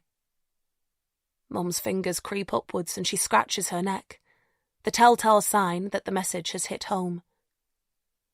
She looks at her watch, and there are an awkward few seconds when none of us move. Finally, Mum looks up. "You know, I would love to say hello, but I've just remembered that I promised to drop in on Mrs. Berry, my neighbour," she adds, turning to Zoe. "She's not been well." It's true that Mrs. Berry has been complaining about a summer cold, but I doubt this warrants a home visit. But I've got what I want, so I give Mum an encouraging smile, and she takes that as her cue to leave. "Bye then," she calls out, then disappears through the back door. "Your mum's nice," Zoe says, turning to face me. But her anxiety does seem bad. "Oh, she's fine, really. She's shy, so you're seeing her at her worst. Could you pass those mugs?" I add, hoping to change the subject. "You're very loyal, aren't you? To your mum? I guess we all are, aren't we? When it comes to family." Zoe shakes her head. "Not always. I adore my dad. God, you know that. But I know his love for me is conditional. If I did something he disapproved of, like refuse to shave my armpits or become an accountant, He'd lose interest. I think that's why I value loyalty in my friends. Like you. She pauses for a moment. And Tom. We catch eyes, and I wonder if I see a warning in hers. I know that neither of you will ever let me down. Chapter 29. Ivy. I kick clumps of snow as I walk back along the river path. I can't believe the detective was so defeatist. That he basically admitted that the case was too difficult for him to solve. Even though I heard echoes of my own mindset, the necessity of facts, it still felt wrong that he was so content to give up. I'm still in a bad mood when I get back to the chalet, so it's not great to see Zoe sat at the outside table.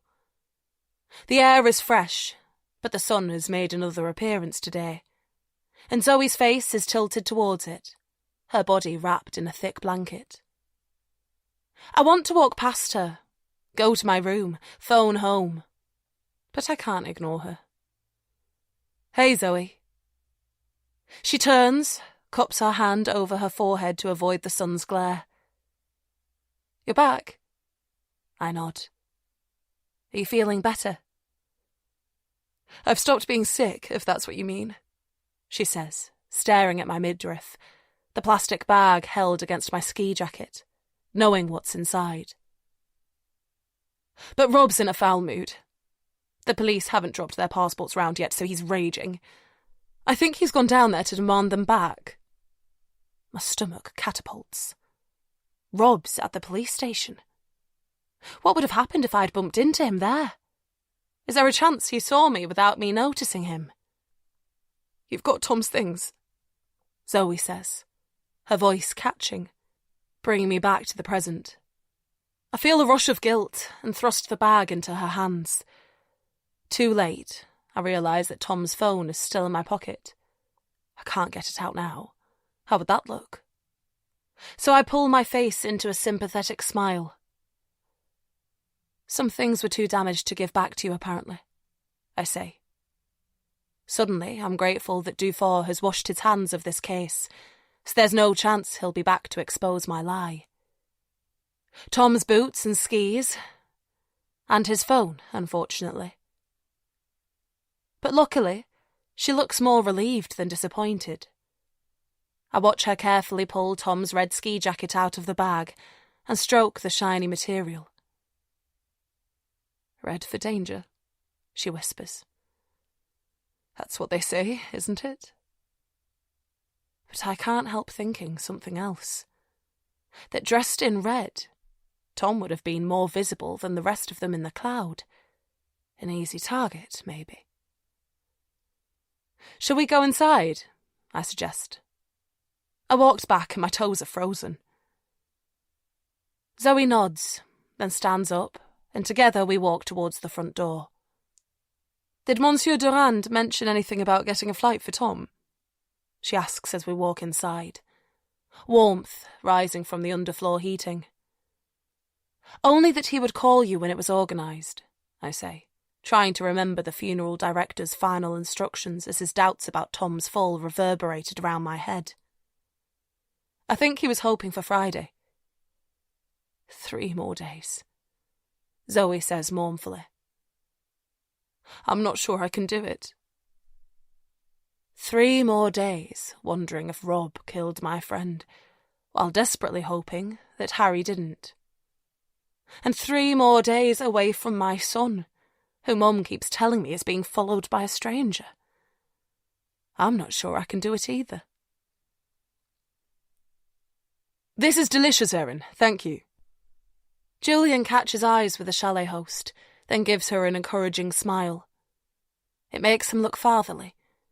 And it hits me how old we've got, how long ago it was that we were at university together. It's crazy that I'm here at all, with people I've hardly seen in 15 years. I slice off a chunk of lasagna, but find I don't have the strength to lift it to my mouth. I still don't really understand why Zoe chose me to come with her. Rob reaches for the carafe of wine and fills up his and Julian's glasses before passing it across the table. Harry and Zoe both refuse, but I can't resist. I take a long gulp and look at Rob, who's also dissecting the food on his plate without eating any.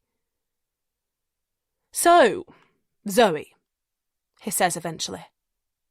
"I wrestled our passports back eventually."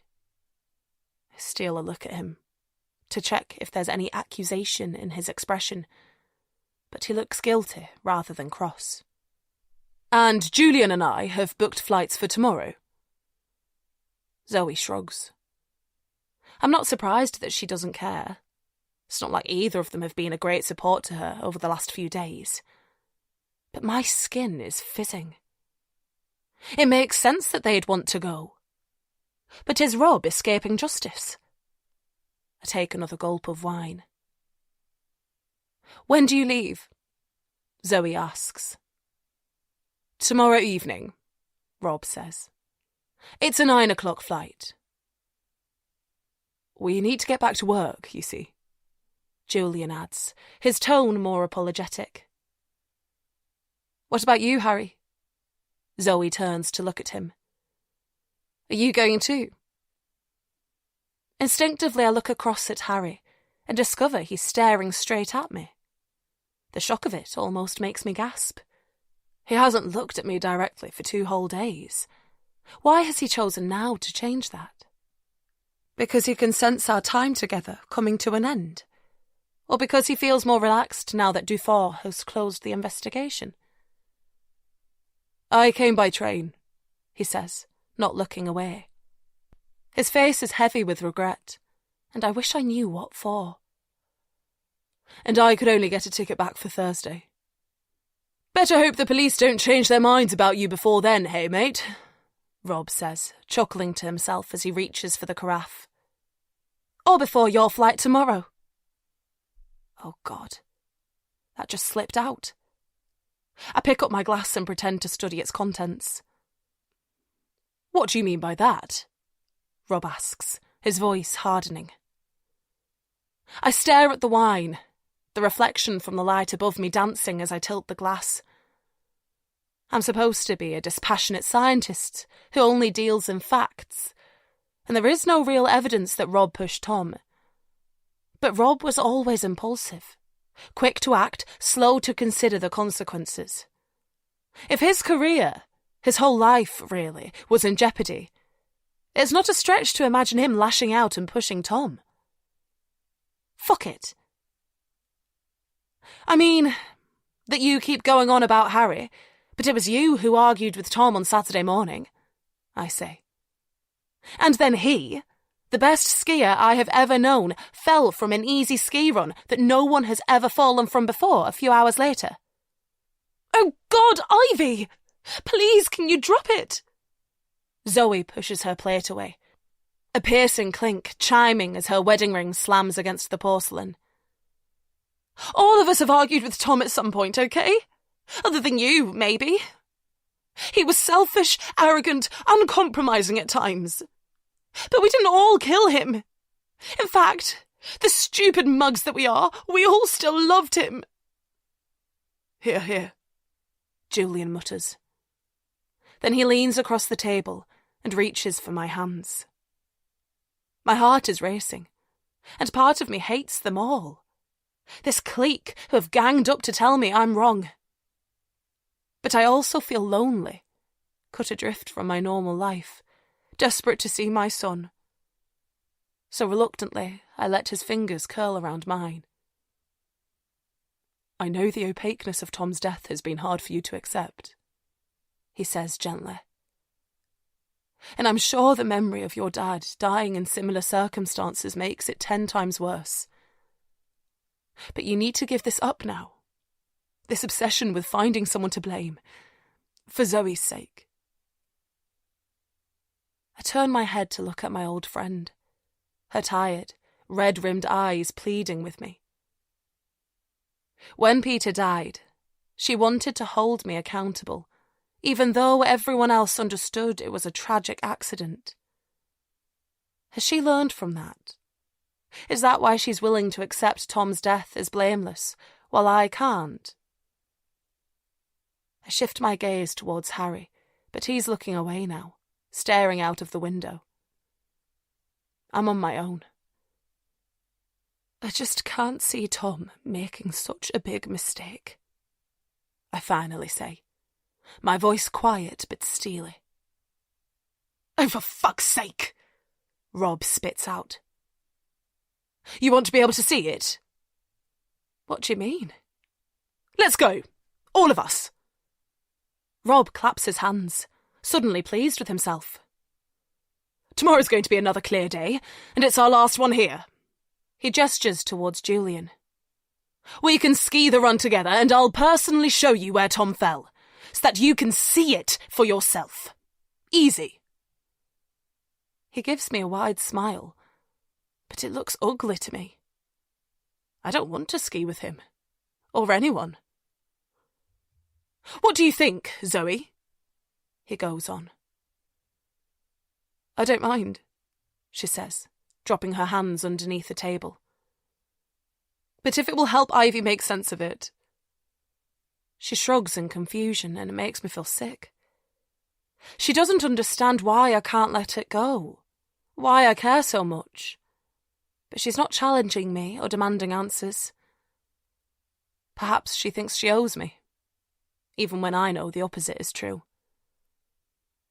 You know what? I think I'd like to ski the run. One final time, Julian says, nodding. Say a proper goodbye to Tom. Well, that's settled then, Rob says. No, it's not. I want to scream. How the hell can I ski on the run where Tom lost his life? But if I believe he was pushed, then the run itself isn't the danger. It's the people Tom was skiing with. The same people who want me to ski with them tomorrow, I realise. Chapter 30. The Day of the Fall. Tom. Morning, Tom. Thought I'd pop in. Check you're all having a good holiday so far. Tom looks up from his bowl of porridge. He wants to tell Nina that no, he's not having a good holiday so far. One of his mates nearly pushed him over yesterday, and another accused Tom of sleeping with his wife. Rob still seems to be enjoying his company, but all he wants to do is get pissed, so Tom's constantly hungover. And to top it off, it's 8:35 a.m, he can see through the window that the ski lift is already moving, and none of his supposed friends have made it to breakfast yet. He smiles. Yeah, it's great, thanks. We had a big day yesterday. Clocked up over 50k. And we're heading over to Avoriaz today. Nina drops into the chair at the end of the table and reaches for a pain au chocolat. You'll love it over there. It's a much bigger ski area. And there's the infamous Swiss wall on that side. Do you have a plan for where you'll head? She asks, pulling off a chunk of pastry and pushing it into her mouth.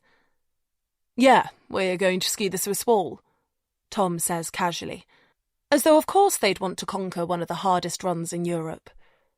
So I guess we drop over from Fournet? You know the area well after one day of skiing, Nina observes. Have you been studying the piste map or something? Tom feels his cheeks redden. Yeah, something like that, he says, smiling through his faux pas. Although we're bound to get lost as soon as we get there. Maybe you could join us. You could be our guide for the day, and we'll pay for your services with a monstrously expensive alpine lunch. Nina smiles as she finishes chewing the last piece of pain au chocolat. I'd love to. In fact, my favourite restaurant in the whole Porte du Soleil ski area is close to the Swiss wall. But I'm afraid I have to work today. It's transfer day in our other two chalets, so I need to be here to meet the new guests. And I have a heap of paperwork to get through. Ah, the downside of working in a ski resort, never having a ski holiday, Tom says sympathetically. He noticed that Nina said, ah, again, and wonders who her business partner is. With the mystery person not showing their face yet, he knows Zoe would assume it was a man, making Nina do all the legwork. And Tom can't help wondering whether he's a boyfriend too. Nina chuckles. Yes, something like that. And on that note, I'd better get going. Where's Erin, by the way? Tom shrugs. This place is like a ghost town. Just a table full of food. Did someone say my name? Tom and Nina both jump as Erin appears at the top of the stairs, a small plastic barrel in her arms. I had to get some more red wine. This lot have gone through 5 litres already. Tom's not sure whether he should feel proud or ashamed. Lucky it comes by the barrel, then, Nina offers, smiling at Tom. It makes him like her even more, that she puts customer service above penny pinching. Anyway, I'm off now, she continues. Enjoy the Swiss wall, Tom. With a quick wave, Nina's gone, and crazily, Tom feels disappointed. He's only known her for 2 days, and she's already become his favourite person on this trip. I suppose I'd better go and rouse the others, or we won't get out today, he says, sighing. He doesn't like playing the parent role. That's usually Julian's job. But it's their last full day in Morzine, and he's desperate to get his skis on. Yeah, you're best heading out early, Erin says. They're forecasting snow later, but it's only Rob who hasn't made it down yet. Harry and Julian had breakfast half an hour ago. They did, Tom says. The surprise makes his forehead crinkle, but he quickly relaxes it. He can't entertain the idea of wrinkles in his 30s. Harry wanted some new gloves, so they've gone down to Intersport. I guess they'll be back soon. Julian must be softening towards Harry, Tom thinks. He supposes that's good news. It's what Harry came for after all. But he can't help wondering if they're bonding over a mutual dislike for him. He swears under his breath at the thought of it, then realises how loudly it came out. Is everything okay? Erin asks. What? He squeaks. Sorry, yes, I was thinking about lunch, he says, making it up as he goes along, which has always been a skill of his. Nina mentioned that her favourite restaurant is close to where we're skiing today, but I didn't get a chance to ask what it's called. Ah, that will be Les Ancelles in Brochot. She talks about it a lot. Tom beams. 2 birds and all that. Thanks, Erin. Right, I better get my lazy friend out of bed. Tom takes the stairs 2 at a time, then pushes on Rob's bedroom door. The double bed is unmade but empty, so he shifts his gaze to the connecting bathroom. The door is open, and Rob is stood in his thermals, leaning against the wash basin, drinking from a matte black Chili's water bottle. Feeling a bit dehydrated, mate? Tom asks, pretending he feels fresh as a daisy. Rob jerks around, eyes wide with fear. He mustn't have heard Tom come in. The metal bottle slips out of his hand and drops onto the tiled floor with a high-pitched crash. Jesus, are you okay? Rob drops to his knees, picks up the bottle, but the clear liquid has leaked across the floor. Fumes rise, stinging Tom's eyes. Not water, then. Are you drinking vodka? He asks, as calmly as he can. He knows Rob likes a drink, but it's not even 9 o'clock in the morning. What the fuck are you doing in here? Rob hisses. He straightens up, reaches for the bathroom door to close it, but Tom's quicker and blocks the door with his foot. He tries to put his hand on Rob's arm, shows some compassion, but Rob helicopters it away from him. Get the hell out! His face is screwed up in anger. He's furious about being caught, Tom thinks, not ashamed about what he's doing. Not anymore. Tom remembers the time that shame brought Rob to his house, how he kept ringing the doorbell until Tom, bleary-eyed in the pre-dawn light, let him in. He'd sat on Tom's sofa, and sobbed over the mistake he'd made. The old lady was dying anyway, he'd explained, but she passed away more quickly than she should before her children got a chance to say goodbye, because Rob gave her the wrong dose of pain relief. He then told Tom about the vodka tonic he'd drunk before his night shift started, and his fear that it had contributed. But he'd promised Tom that it was only one, a single measure, and drunk hours before he made the fatal error. And Tom had forgiven him, because that's what Rob came for, redemption, and reassured him that accidents happen when you're pushed to the limits. He told Rob that it wasn't the booze, wasn't his fault. But was that the wrong call? Has he perpetuated a dangerous situation for the sake of misplaced loyalty? Mate, why are you drinking vodka before breakfast? Christ! It's no big deal, okay? I'm on holiday. Tom hesitates. He wishes he was better at stuff like this. Wiser, like Ivy.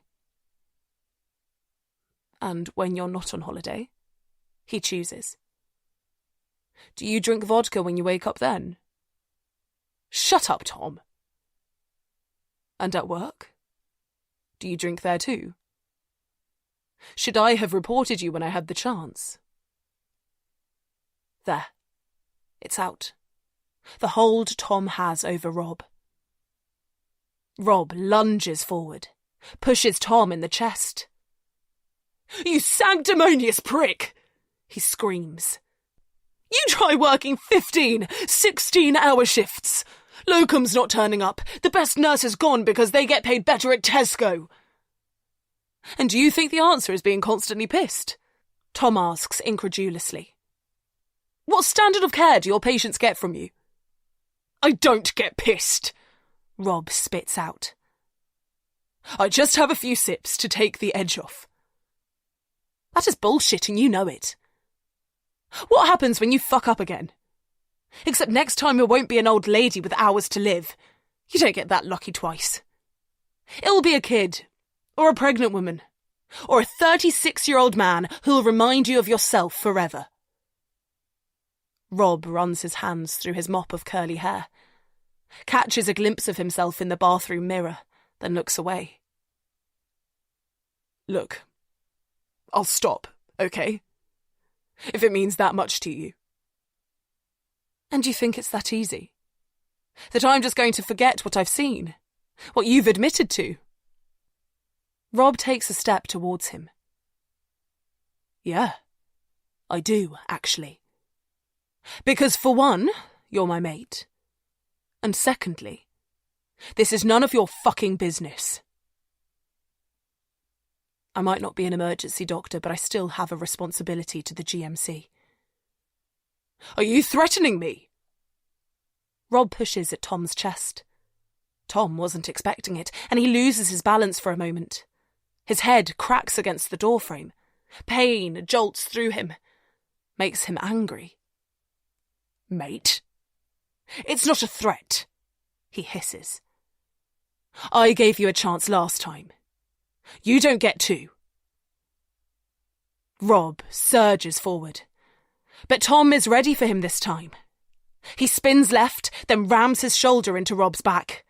Rob teeters forwards, out of the bathroom, then drops onto his hands and knees. He looks broken. A mess of inflated flesh and deflated ego.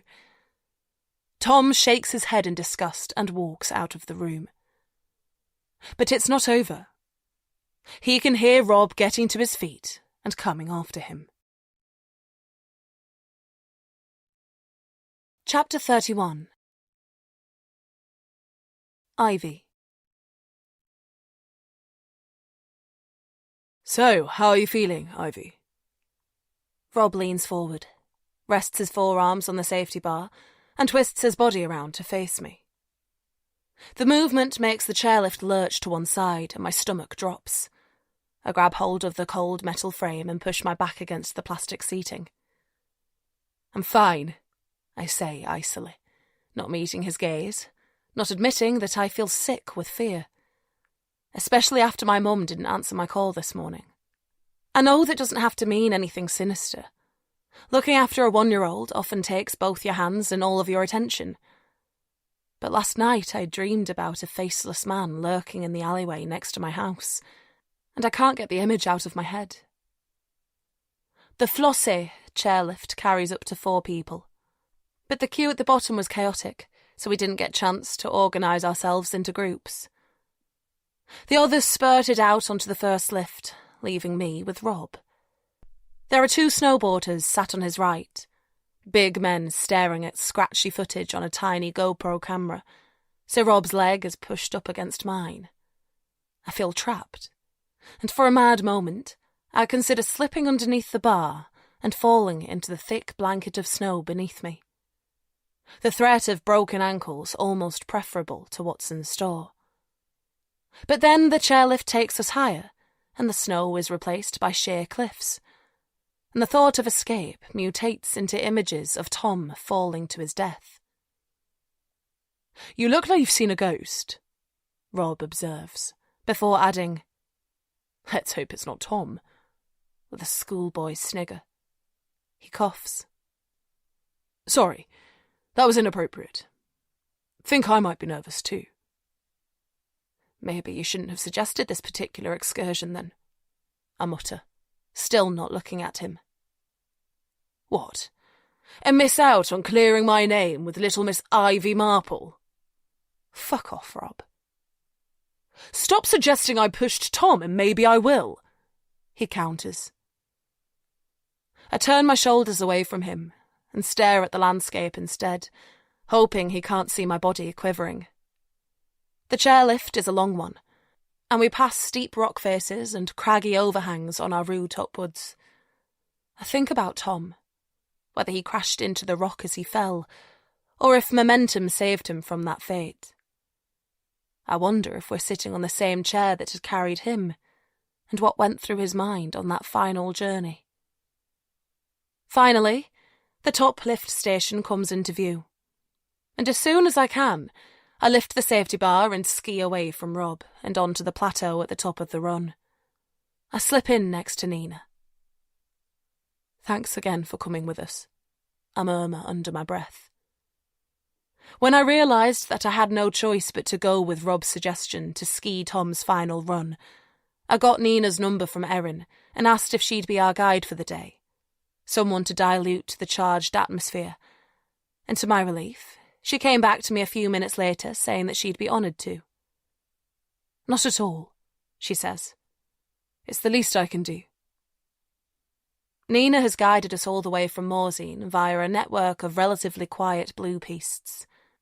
I'm pretty sure there's a more direct route to this area, and I wonder if she's doing it for my benefit, sensing my nervousness and giving me the chance to find my ski legs before the main event. It worked for a while too, but unfortunately, the fear is back now. "Are we going then?" Rob calls out, skiing a few metres ahead, then spinning 180 degrees so he's facing us. For all he said on the lift, he doesn't seem nervous, and I wonder if that's strange or incriminating. If his friend really did suffer a tragic accident here, wouldn't he be more cautious? Although I have to admit, with full visibility, the piste doesn't look difficult or scary. And with Rob up ahead, at least I can keep him in my eye line. I dig my poles in to set off, but in my peripheral vision, I can see Zoe's shoulders rising and falling, and I realise she's crying. "Are you okay?" I ask. Sorry, she mumbles. "It's all got too much for a moment. But I promise I'm fine. You know, we don't have to do this," Rob says, skating back up the slope. "If it's too upsetting." A burst of envy explodes inside me, and I bite my lip until it settles. "Zoe is Tom's wife," I repeat silently, like a mantra. "This is how it should be." "Tom would want me to do this," Zoe says eventually. "And I know Ivy will feel better after seeing where he fell." Everyone turns to look at me, and I can see the big question hovering on all their faces, even Nina's. Why do you care so much, Ivy? I feel my cheeks burn as I look down at the hard-packed snow beneath my skis. Come on then, Rob says, turning down the mountain again. Zoe goes next, then Julian and Nina, and I push on my poles to follow. But a hand grabs my arm. I instinctively pull away, but the shock unbalances me and I teeter. Harry's eyes widen, realising I'm going to fall, and he reaches out with both hands. I know he wants to steady me, but instinctively I flail away from him. The momentum carries me over, and I collapse in a heap. It doesn't hurt, I was hardly moving, but I feel powerless, with Harry stood over me. What do you want? I shout crossly, trying to right my body.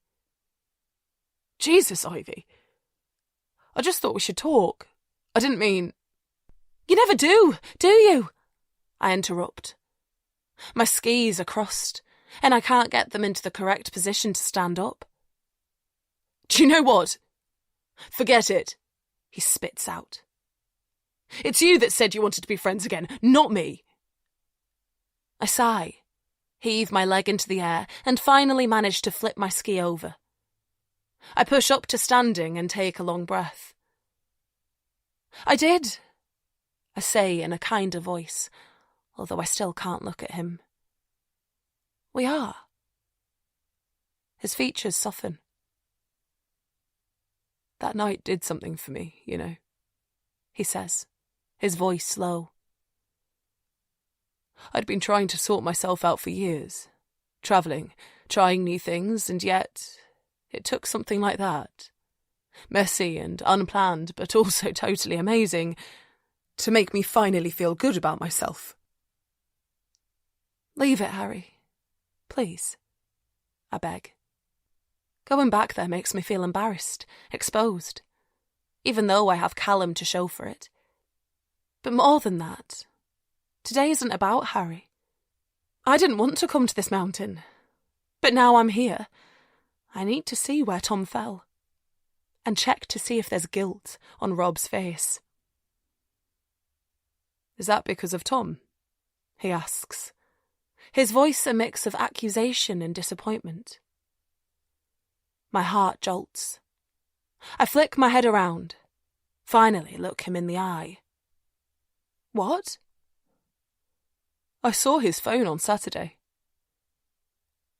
A gust of wind appears from nowhere, and I feel it brush across my cheeks. My heart is hammering against my ribcage, but other than that, I can't move. Did he see my message? I know the conclusion he would have drawn if he did. It doesn't matter that it's wrong. I told him to own up to Zoe, he goes on, that she had a right to know. His eyes harden again. Fear creeps up my spine because I can imagine how that conversation would have gone. Tom will have shut down, explained nothing, because Zoe finding out was his biggest fear. You don't understand, I whisper, but it's got no strength to it, no conviction, because I don't want to tell him the truth either. That was part of the deal, secrecy, and it would feel like a betrayal, even though Tom isn't here anymore. As I take in Harry's wounded expression, the aggrieved look in his eyes, I feel my stomach clench. At university, Harry lashed out, and 10 years later, he attacked a man badly enough to be sent to prison. Did he react similarly on Saturday? Because there are other facts too. Details that I haven't let myself dwell on because I didn't want to believe he could hurt Tom. The red welt that I saw in his hand the day I arrived. The fact that he was drinking alcohol on Saturday lunchtime when he's supposed to have given up, because booze and violence are too closely linked for him. Was it blindingly obvious from the start who pushed Tom? I think of Callum. and of Harry's demons. Is this my fault? Maybe he didn't plan it. It could even have been an equal fight in the thick cloud. Harry would have had no way of knowing there was a sheer drop on one side. Not like Tom, I finally admit to myself. The real reason I found it so hard to believe his fall was an accident. He would have known about the cliff edge for the same reason I do. Because we've skied this run before. Together. "Are you two coming?" Rob calls out from 50 metres down the mountain. "Yes," I shout back. I don't know what to do. Whether Tom would care more about getting justice or keeping our secret. But I know I need time to figure it out and space away from Harry.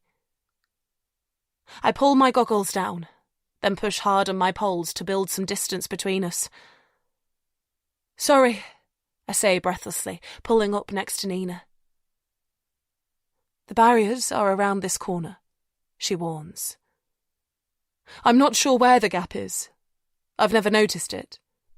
But you should prepare yourself for seeing where Tom fell. Is everyone ready?" "I think so," Zoe whispers. Then she clears her throat.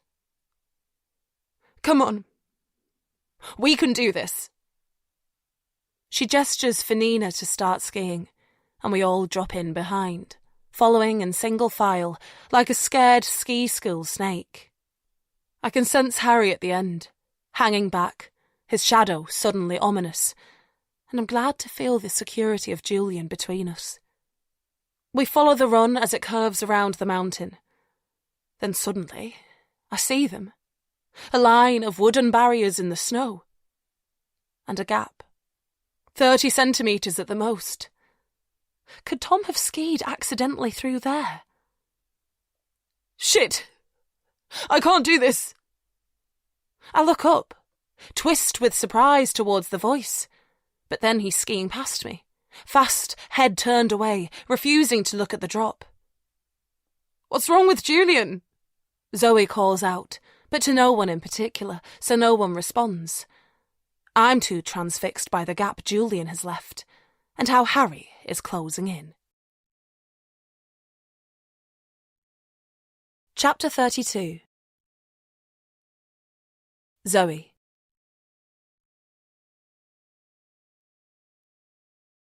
"Shouldn't we at least follow him? Ouch!" Zoe jolts forward with a grimace as Ivy clatters into the back of her. "Sorry!" Ivy calls out, flustered, digging in her poles to try and disentangle herself. "I didn't quite stop in time." As she nestles into the small space between Zoe and Nina, a stab of annoyance jabs at Zoe. Why does Ivy have to ski so close? The run is practically deserted now, and they're only here because she's so desperate to know all the gory details. But she plasters on a smile nonetheless. "Don't worry, it happens." "I'll go after Julian," Rob calls out, his voice trailing behind him as he pushes off. Zoe watches him go with relief. She couldn't cope with Tom's death causing another accident on this piste. "Shall we?" she says to the others, gesturing down the mountain. "Yeah, good idea." Harry's voice, a gruff whisper, wafts over, and Zoe turns towards it. He looks strange. She wonders if the emotion of coming here has caught up with him too, and whether she should be worried about that. She didn't witness the havoc he caused at university, and Tom would never tell her what started it, but she saw the trail of destruction he left in his wake, so she's fully aware of his aggressive streak. "Come on, let's find somewhere for lunch," she coaxes. She wants to get Harry away from the scene, just in case. She pushes off and relaxes a tiny bit when the three of them follow. Zoe would normally expect Ivy, the least experienced skier amongst them, to lag behind, but she seems to be skiing like her life depended on it. In normal circumstances, Zoe might see that as a challenge, and one she'd win, but she's not in the mood for racing today. Not when she's got so much to reflect on. and maybe a grubbing embryo to protect. 15 minutes later, they reach the bottom, and Zoe spots Julian straight away, standing by the door of a restaurant like a member of the King's Guard in civvies. "Over here!" he calls out, lifting his arm in a kind of salute. They click out of their skis and stomp through the snow towards him. "Sorry about that," he mutters, his military stance wilting as they join him. "I've never lost anyone important before. Turns out I'm not very good at it." "Don't you deal with death every day?" Zoe asks, genuinely curious. "Death and grief are not the same," he explains in a sad voice. Then he takes a deep breath. "Anyway, Rob's got a table in here. We thought it would be best to avoid the restaurant we ate in on Saturday. Sorry, Nina. I remember Tom saying that Les Ancelles is your favourite." "Not at all," Nina says. "They're both great." Zoe imagines the always-on resort rep, giving Julian a reassuring smile, but chooses not to play witness to it, the falseness of it. Instead, she pushes on the thick wooden door and enjoys the warmth that envelops her. Rob is sat alone at a table for 6, and his pint glass is already empty. Tom didn't explain exactly how Rob had screwed up in his final message to Zoe, but it doesn't take a genius to make the connection with his heavy drinking. Was he drunk in his A&E department? Did he make some terrible mistake? And with Tom not around anymore, does the responsibility of reporting Rob to the authorities fall to her? Zoe shudders at the thought. She's got her own shit to deal with. She can't cope with the task of ruining a man's career as well. An hour later, the mood in the group has improved slightly. Ivy has hardly spoken, but Nina is doing a good job of making conversation with the men, and Zoe has finally managed to eat a proper meal, a rich and delicious spaghetti carbonara. The carafe of water that she's washed the salty meal down with is now sitting in her bladder, so she eyes the sign for toilets, Les Dames, and pushes to standing. There was nothing to warn her. Not a dampness in her knickers, or a pain in her lower abdomen. Just a deep redness on the toilet paper, and more in the bowl. She blinks, breathes, tries to control her emotions. But of course, she can't. She bunches up the bottom of her fleece jumper and pushes it against her mouth. And then she screams. A strangled, muffled cry of pain. For the lost baby. The phantom child that only existed in her mind. Just like all the others. Not a pregnancy at all. A week late period. Just like all the others. Why does her body despise her this much? It knows how desperately she wants a baby. How that ugly desperation has fucked up her marriage, and how that still matters less than keeping her hope for a son or daughter alive. But still, it teases her. Lures her into the dream, the belief, the fairy tale of family life. Then a week or so later, it kicks her in the gut, stomps on her hopes until they're crushed to nothing. She knows she could outsmart her body, take a pregnancy test and find out for sure. But choosing to kill the dream is even worse than having it done to her. That's why she didn't bring a test to France. That's why she has a dozen packets in her bathroom cabinet, but has never opened one. She also carries the weight of hiding how she feels, pretending that her property developer lifestyle is enough for her. Thank you very much.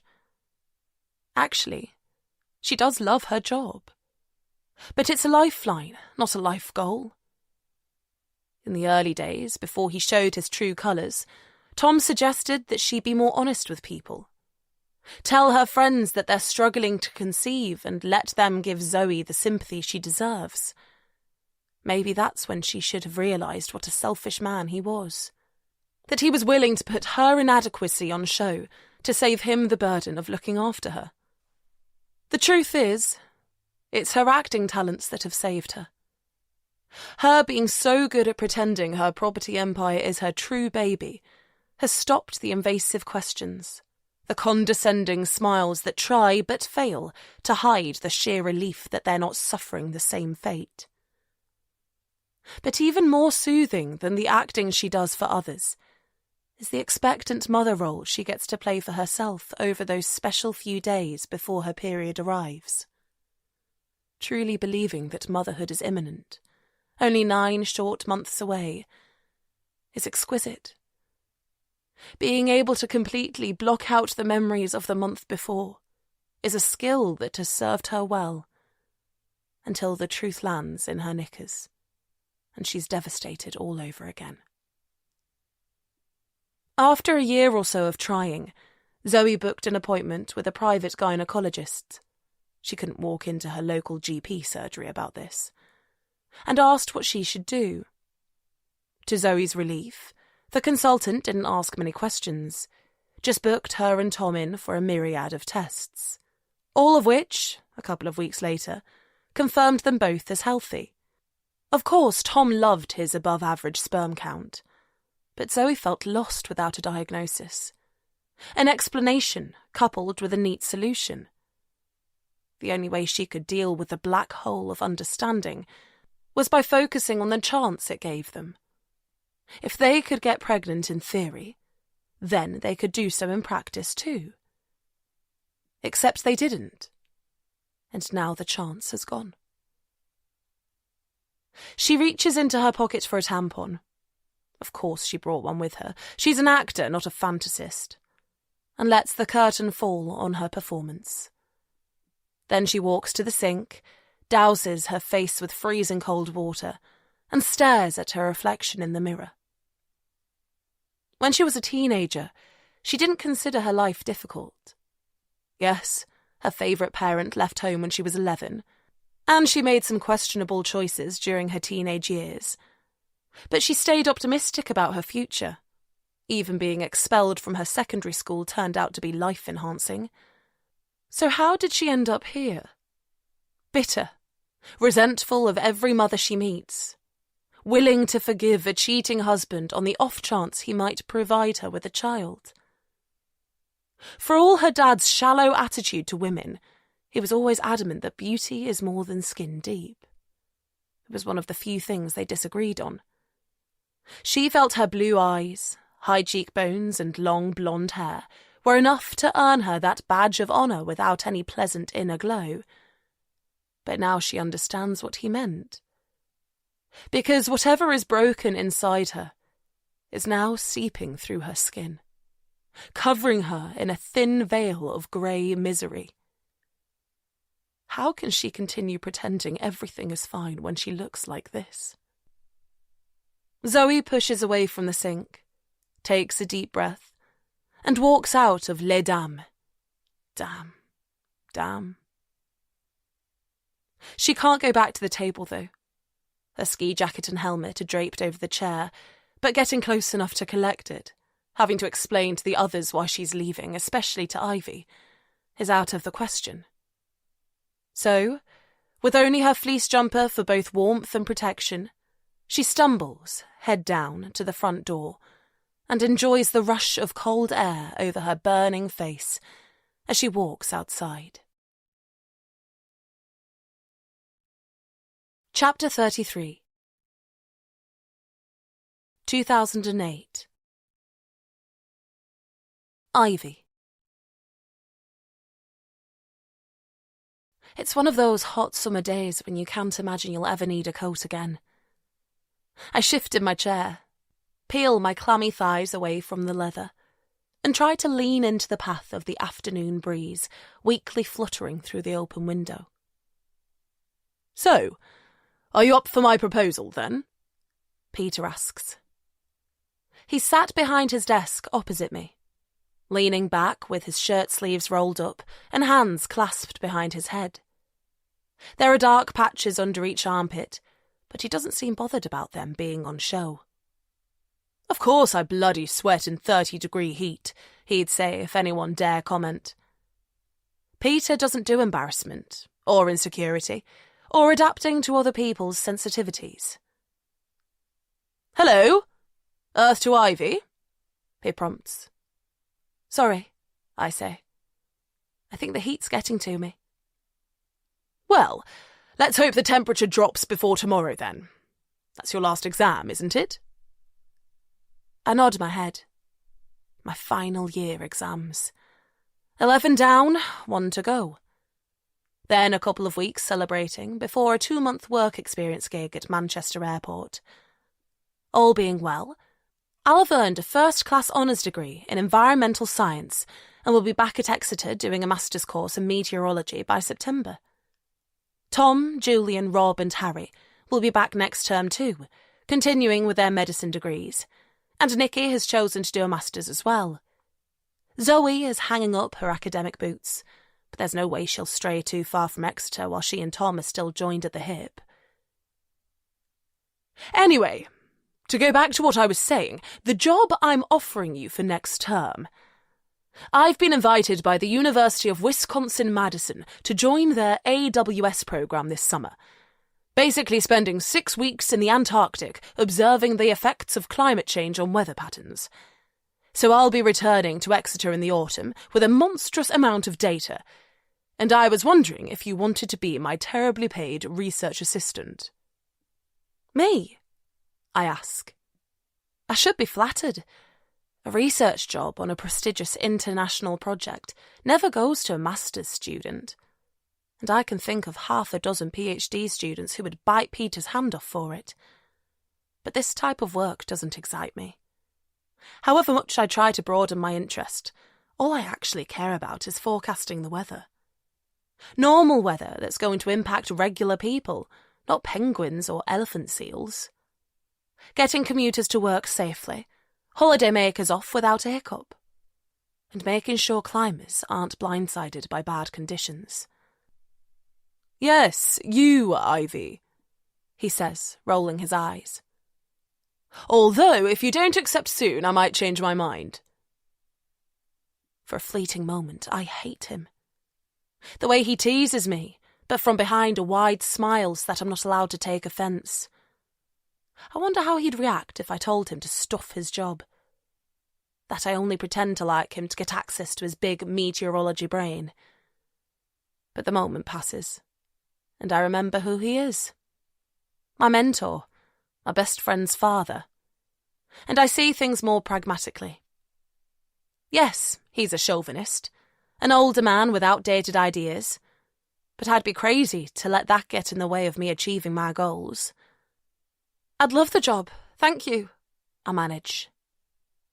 Excellent, he says with an air of smugness. He drops his arms, finally, and leans forward over the desk. I think that brings all my outstanding business to a close. Now I just need to root out my merino thermals, not a pleasant thought on a day like today, to be honest, and get on that plane to Chile. A knot of tension forms between my shoulder blades. The way Peter's talking, his trip sounds imminent, but it can't be, because Zoe's 21st birthday party is still a week away. She'd be devastated if he didn't make it to her big coming-of-age, her words, celebration. When do you leave? I ask, covertly crossing my fingers underneath the seat. Next Sunday, crack of dawn. I'll probably head up to Heathrow on the Saturday, stay in one of the airport hotels so that I can have as long as possible in bed. What about Zoe's party? That's on Saturday. She told me you were going. Oh, bollocks, he exhales. It completely slipped my mind. I'm like a kid in a bloody sweet shop when someone invites me on a research trip. He sighs, rubs the heels of his hands along his jawline, then clicks his fingers. I'll take her for a drink. Explain. She'll be fine about it. He leans back in his chair again, clearly satisfied with his solution. And he's right in a way, because Zoe would give him her blessing. I imagine her brushing the news off with a deferential shrug, accepting the conciliatory vodka tonic, maybe even pretending to herself that she doesn't care. But it's not right that her dad, her hero, isn't there on her big day. When I turned 21 last October, we celebrated in our local pub. Nothing fancy, just a group of mates and a willingness to drink Jaeger bombs on a school night. There were loads of people I could miss, but it was my dad I pined for. I wanted him to see how the unruly mass of 9-year-old potential had turned out. My dad had a good excuse for being a no-show. He'd been dead for nearly 12 years. An early flight the following morning is pathetic in comparison. I think you should change your plans, I say, more meekly than I intended. Zoe will be gutted if you're not there. Oh, God, don't guilt-trip me, he groans, screwing up his nose. I need to be at the airport around 6 a.m, and it's a good 3-hour journey from here. At least come for a few hours, I try. You could still book a hotel room near the airport. Leave by 10, be in bed by 1. Who wants to go to a party knowing you have to leave by 10? He wails incredulously. Especially when you've got to drive so can't drink. God, the selfishness of him. I fix on a smile and try to think strategically. Look, I was actually hoping you'd do a little speech for her. I try. A speech? He leans forward slightly, cocks his head to one side. At the party? You could do it early-ish, as long as it's after everyone's arrived. Zoe would be so grateful, and you're a brilliant public speaker. I'm sure everyone would love it. I'm hoping a man with his ego won't be able to resist so many compliments in one sentence. Oh, maybe you're right, he says eventually. It'll be a shame to miss it, I suppose, and I'd be honoured to say a few words. A cool sense of victory loosens my shoulders, and I have to concentrate on not smiling too broadly as I silently congratulate myself, until he winks at me, and the smile dissolves anyway. Even though the air is heavy with afternoon heat, I breathe it in. It's good to be outside again, absorbing vitamin D, away from Peter's office. On average, Exeter has 195 hours of sunshine in June, and it feels like we've had our monthly allowance already.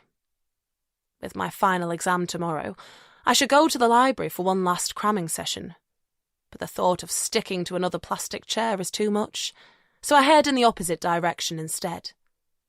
I'll find a quiet patch of lawn, I decide, in the shade somewhere, and read through my notes for the millionth time. I slip around the back of the biosciences building. There's a tiny pond behind there that's reputed to have 2 terrapin inside, although I've never seen them, and almost trip over Harry's feet. Harry?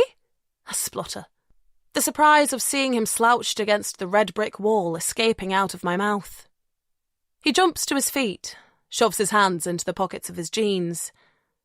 He looks caught out, and his eyes flit past me as though scanning for an escape route. So what brings you over to Streatham campus? I ask more cautiously. The medicine buildings are over a mile away. He blinks, but still won't look at me. Meeting with my tutor, he finally offers. She was giving a lecture in biosciences, so asked me to do it here. I hesitate as the awareness sinks in, then look away myself. If Harry had met with his tutor in the medical department, there's every chance his fellow students would notice. Normally it wouldn't matter, but in exam season, a summoning might draw some unwanted attention. And everything's okay? I don't really want to get into this. I want to find a quiet place to study. But Harry and I are friends, sort of. We have history, and I suppose I owe him this. Why do you ask? I look up. Our eyes lock. Sorry? Well, it's not like you give a shit about me, is it? What? I stutter, even though his words don't lack clarity. Of course I do. We're friends, aren't we? I know I'm being unfair. Harry hasn't wanted to be just friends with me since we slept together 18 months ago. It's me who's labelled our relationship unilaterally to suit my wishes. But in all this time, he's never complained, at least not directly to me. So his accusation is a shock. I watch him blink away tears, then twist his neck to break eye contact. When he looks back at me, his eyes are dry. Sorry, I'm being a dick. He gives me an apologetic smile. Yes, we're friends. Just a bad day, you know? The muscles in his face are twitching now, the effort of smiling. Anyway, I better get going, he continues. I've still got a couple more exams to sit, so I need to hit the books. He turns, his shoulders hunched, and walks in the direction of the campus exit. He looks broken. Good luck with them, I shout, hoping to lift his mood. His shoulders, something. And it works in a way, because he slides one hand out of his jean pocket to wave goodbye. The movement is swift, casual, but my breath catches in my throat, because his knuckles are red raw.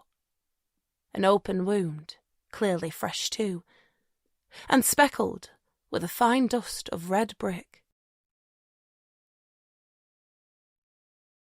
Chapter 34. Ivy.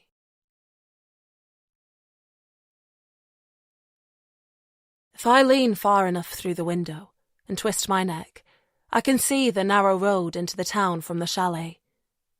Except for a small dog tottering towards the glow of restaurant lights, it's empty, but I stare anyway, hoping that sheer desperation will be enough for Zoe to appear, wandering back towards the chalet unharmed.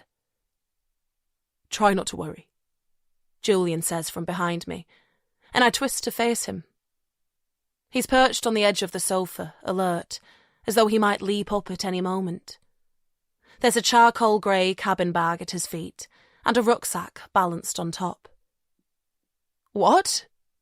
I say incredulously. Zoe walked out of the restaurant without telling us 4 hours ago, and we haven't seen her since. She's grieving her dead husband, and you don't think I need to worry? Her skis and boots are here, he reminds me. So she got down the mountain safely. And Harry's gone to look for her. I'm sure he'll bring her back soon. The idea of Harry out there searching for Zoe terrifies me. What he might say to her, what he might do. I wanted to look for Zoe myself after we got back and realised the chalet was empty. But Harry jumped in before me, and I couldn't risk him suggesting we search together. So instead, I watched, defeated, as he headed off towards the main road and the sparkly lights of town. I push away from the window and drop down into one of the armchairs. As I stare at Julian's miniature suitcase, its bulky arrogance, my frustration grows. It's all right for you, I prod. You and Rob will be on your way home soon. It's no wonder you don't care where Zoe is. Nico was due to pick them up in half an hour to drive them to the airport to catch their evening flight, which means it will only be me, Zoe and Harry left in the chalet. And to make matters worse, it's Erin's night off. Don't guilt-trip me, Julian counters. You know what I'm going through at home. I need to get back, see Nikki and the twins. As Julian mentions his family, a deep ache pulls at my chest. I want to go home too. Hold Callum. Protect him from whatever threat might be out there. But I can also see Zoe falling apart, and I don't want to abandon her. And the weather's coming in, Julian continues. If we don't get out tonight, there's a chance we'll be stuck here for days. What? A shiver rattles through me. Have you not seen the forecast? I grab my phone off the coffee table and click into Meteo France. I'm a weather girl. This is what I've trained for, what I teach. How did I not know there was a storm coming? I usually check the forecast religiously, but I've been so distracted. I don't bother with the pretty symbols, but I scroll down to the background information. Wind coming from a northeasterly direction, speeds of 30 kilometres per hour, gusting to 50. A low-pressure weather system originating in Russia, 100% cloud cover, heavy snow inevitable. It's already snowing in Austria and Switzerland, and it's expected to arrive in France in the early hours of Thursday morning. No thunderstorms, thank God, but 70 centimetres of snow predicted in Morzine. My neck jolts as a loud bang above me pulls my attention away from my phone. Rob is stood on the upstairs landing, his bedroom door slammed shut behind him. He looks angry, glaring at us over the banister. It could still be him, I think, the killer, getting rid of Tom to save his career. He had a reason to hate Tom at least as much as Harry did. But then it was Julian who acted the most suspiciously on the ski run, freaking out when we got to the place where Tom fell. Could he have pushed Tom? Maybe he was lying about Nicky's lover being someone from work. Maybe it was Tom. He's clearly capable of it, after what Zoe told me about his one-night stand. God, that's nuts. Of course Tom wasn't sleeping with Nicky. Of course it wasn't Julian who pushed him. Maybe I'm the crazy one. Could I have got this whole thing wrong? Has the stress of Tom dying, of Mum's fears about someone following Callum, messed with my head so much that I'm creating a bank of killers where there are none? Yes, Tom has skied that run before, but everywhere looks different in a whiteout. He could easily have got confused. I shake my head in desperation, but nothing gets clearer. "Bloody flight's been cancelled!" Rob shouts down, making me jump. "I just got an email. Heavy snow in Geneva, apparently." "Already?" "Shit," Julian spits out. He pushes to standing and storms over to the window, staring out, as though he can fend off the snow with his glare. "I can't believe they can't fly in snow," he wails. "This is the Alps, for fuck's sake. I need to get home." Is this level of frustration normal, or a sign of guilt? "Stop it, Ivy. Stop it." Rob sighs and clumps down the wooden staircase. "All right, chill out. It's an inconvenience, not a catastrophe. I'm sure they'll be up and running by tomorrow. How about we go for a beer? Drown our sorrows." Jesus, Rob. When did you become such a bloody alcoholic? "What did you call me?" The mood shifts, tightens like the air has been sucked out of the room. But Julian doesn't seem to notice, or maybe care. "What? Offended by the truth?" He snorts out a derogatory laugh, as though the band of tension inside him has finally snapped. "You're always pissed, mate. Do you not think people notice? Tom certainly did." Without warning, Rob barrels over and lunges at Julian. Julian lifts his hands to fend his friend off, but staggers under the force of Rob's shove and careers into the dining table. His eyes narrow with fury, his hands clench into fists. Cool, sensible Julian preparing to punch his friend. Where has all this violence come from? But now isn't the time to reflect. I need to stop them hurting each other. "What the fuck's going on?" A slurred screech rings out into the room. I turn towards it, to Zoe, who's standing at the top of the main stairs. Or more accurately, swaying dangerously. Instinctively I reach for her, but she pulls away, grabs hold of one of the dining chairs instead.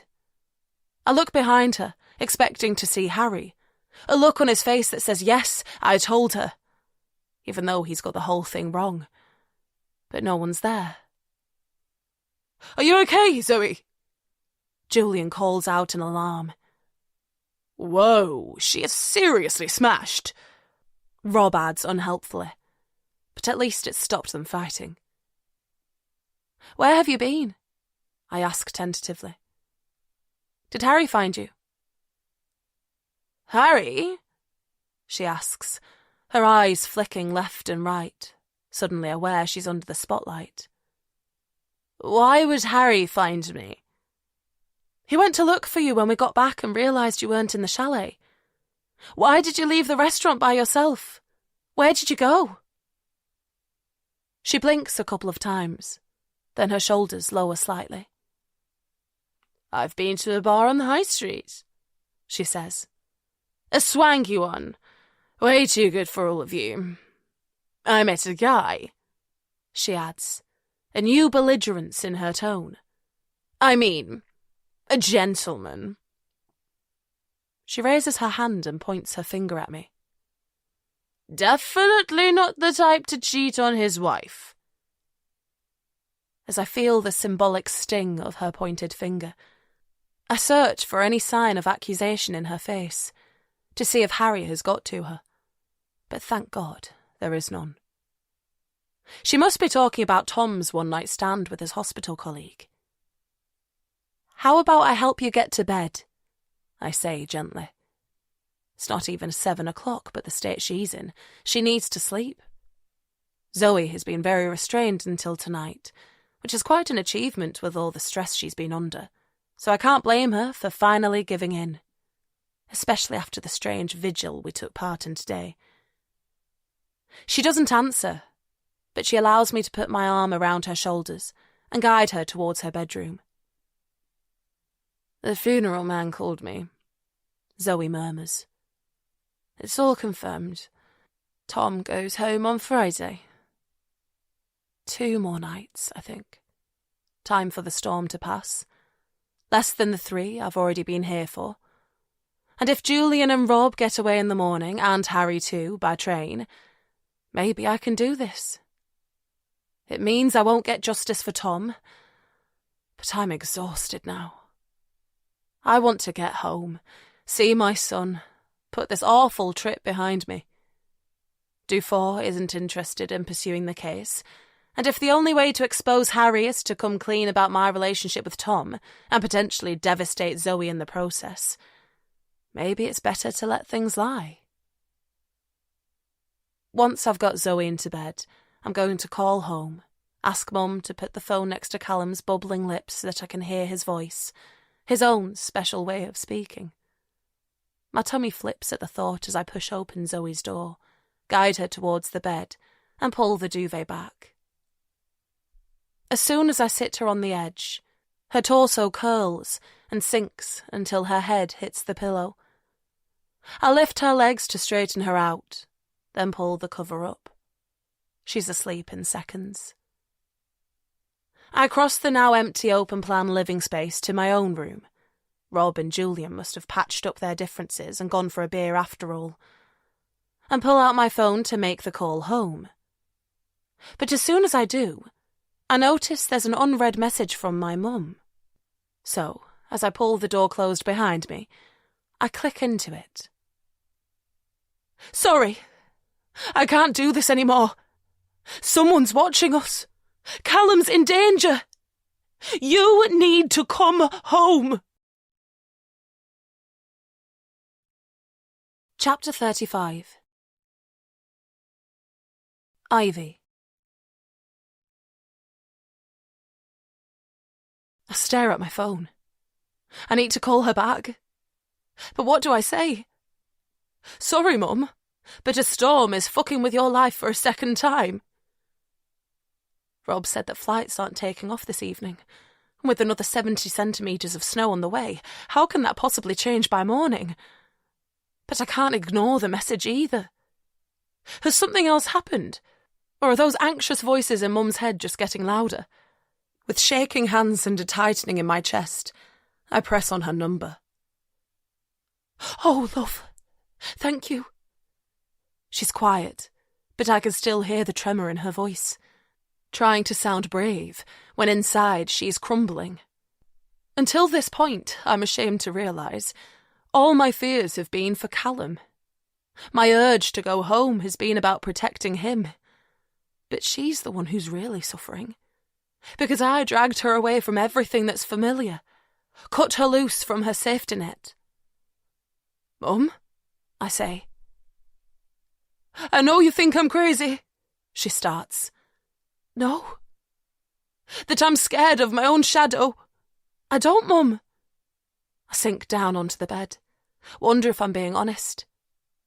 Tell me what's happened. Where's Callum? He's here, with me.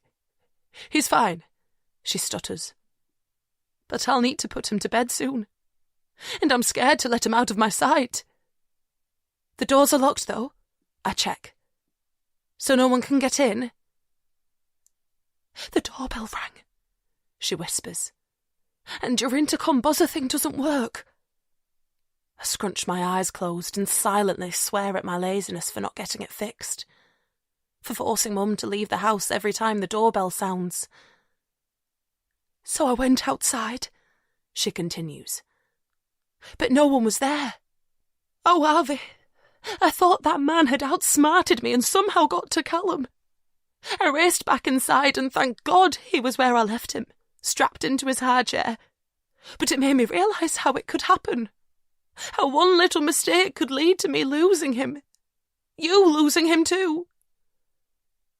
Waves of panic swirl around me, but I can't let them in.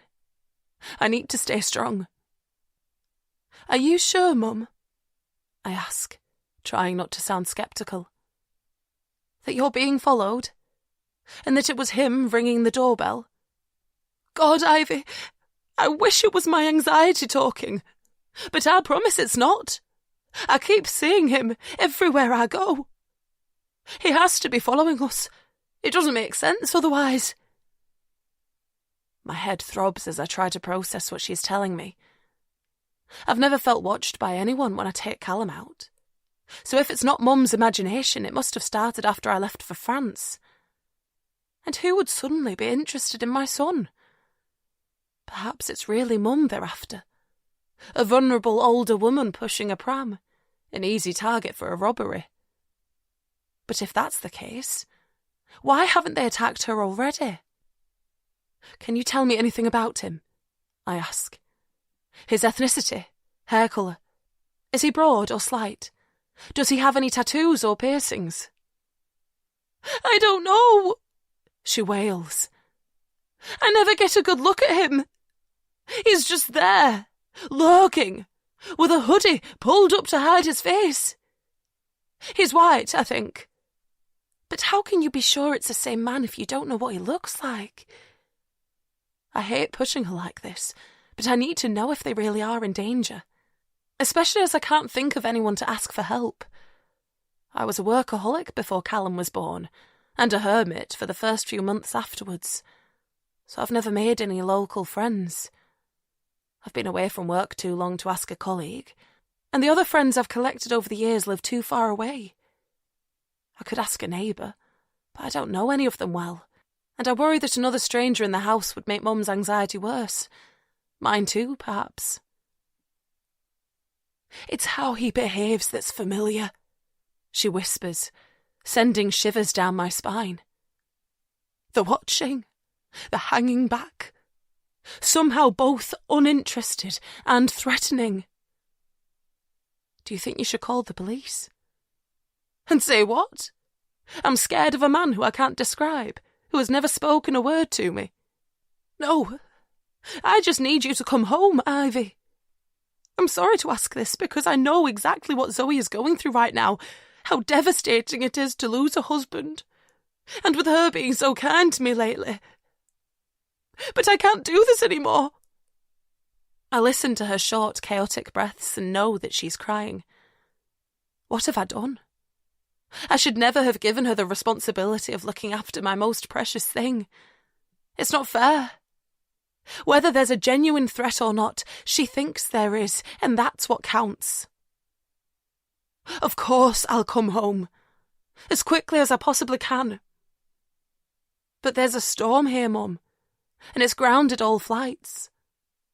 I'll find a way to get back tomorrow, I promise, I hear myself say. But I need you to be brave for one more night. I'm not sure I can, she whispers. I'm bad luck, Ivy. I close my eyes again. There it is. The belief that she is somehow responsible for Dad dying. The guilt that has kept her tethered to her narrow existence for 27 years. "You're not, Mum," I say. "Please. I need you to be strong." She doesn't answer, and as I listen to her uneven breaths, I say a silent prayer for everything to work out. For Geneva Airport to clear the snow. For me to be on one of the first flights out. For Mum to keep Callum safe tonight and not lose her mind in the process. "Just one more night," I say again, silently begging for her to accept my plea. "Okay," she finally whispers. "One more night, and I'll do what I can to keep him safe. But Ivy..." "What, Mum?" "Please promise that you won't hate me if anything goes wrong." Chapter 36. Ivy.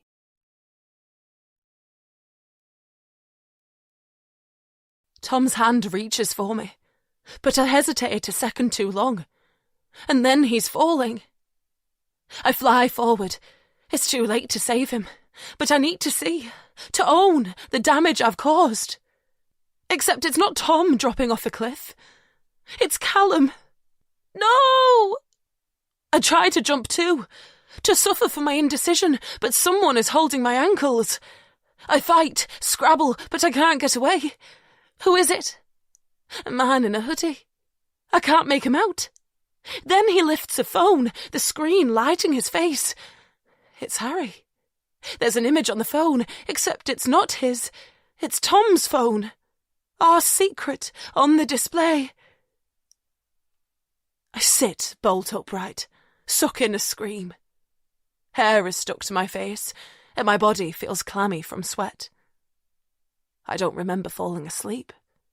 I remember climbing into bed after finishing the call with my mum, firing up my laptop and checking flights to London. There were plenty of options, and I booked one for midday, hoping that would give them enough time to clear the overnight snow and still get me back to Earlsfield before it gets dark. But it didn't make me feel any better because I knew that was the easy part. The rest of it, navigating the storm, telling Zoe I'm leaving without her, is where the obstacles lie. With my appetite non-existent, and my head buzzing with barely contained panic, after booking the flight, I pushed the laptop to one side, shuffled down the bed and closed my eyes, hoping for the oblivion of sleep. But my mind kept whirring. Why did I agree to come to Morzine in the first place? Was it to look after Zoe? Or because I felt a duty towards Tom? And what has my decision cost? Is it that the pressure of responsibility is too much for my mum? Or is Callum really in danger? I lay there for hours, staring at the ceiling, feeling the dampness of tears dripping down my temples. But I must have fallen asleep at some point for the nightmare to come. And now it's the middle of the night, and I'm wide awake. I reach for my phone to check the time. But as soon as I pick it up, an image from my dream flashes across my mind. Tom's phone, and the incriminating evidence on its screen. After I told Zoe that Tom's phone had been destroyed during his fall, I hid it in the first place I could think of, under my clothes on the top shelf of my wardrobe. But there are no locks on any of the doors. What if Zoe comes into my room when I'm not here and finds it after I told her it hadn't survived the fall? And worse than that, she might know Tom's code. If she can open his phone, she could easily discover our message history. I need to get rid of the damn thing. As soon as it's light, I'll take it out to one of those industrial-sized bins on the main road that no one would ever rifle through. It's a good plan, and I feel calmer for making it. But the composure doesn't last. Because the more I think about it lying there, the damage it could do, the more desperate I am to get it out of the chalet. Maybe the nightmare has made me feel more agitated, but I can't rest until I've removed all risk of Zoe finding out that I have it. Fuck it. I push back the duvet and pull on my jogging bottoms and thick fleece jumper. I burrow my hand under my clothes until I find the cool slab of glass and metal, then drop it in my pocket. It's 2:00 in the morning, so it's likely there'll still be a few people on the street. The hardcore revellers who prioritise partying over skiing, but I'm sure no one from my group will be up. Zoe has a lot of excessive drinking to sleep off, and I heard Rob and Julian stumble upstairs to their bedroom a couple of hours ago. Harry's room is at the front of the chalet, but Julian messaged him about Zoe turning up soon after she arrived, so it makes sense that he's been in bed for a while too. My confidence in my own logic dissolves as I push open my bedroom door, and my heart hammers against my chest as I peer into the living room. But it's empty. I let out a long sigh of relief, then head carefully to the stairs. In my socked feet, I can move almost soundlessly, and the tension eases as I reach the ground floor entrance area. I sit on the wooden bench and pull on my trainers. Again, I wish I'd brought more appropriate footwear, especially as I can see a layer of fresh snow on the ground through the window. But luckily, it's not far to the bins. I grab my ski jacket and push open the front door. Tom's phone feels heavy in the pocket of my joggers, but I like the sense of purpose it gives me. I head left out of the chalet, away from the town centre. The sky is draped with black cloud, but there's enough artificial light to illuminate my route. There aren't any bars in this direction, but there are a few small hotels, and I keep my gaze firmly fixed on the road as a collection of men stumble back from a night out. The sound of Tom's phone falling into the cavernous bin makes me feel both relieved and sad. I'm glad that I've removed any chance of Zoe coming across it, but casting it aside is another reminder that Tom's dead. I let out a sigh, an unspoken acknowledgement of what we've all lost, and close the big circular lid. With my task completed, I head back down the road towards the chalet. But something catches my eye. Zoe's room has a small balcony, which overlooks a pedestrianised cut-through that spurs off the road I'm stood on. From this angle, I can only see one corner of it, but I'm sure there's someone sat in a chair looking out towards town.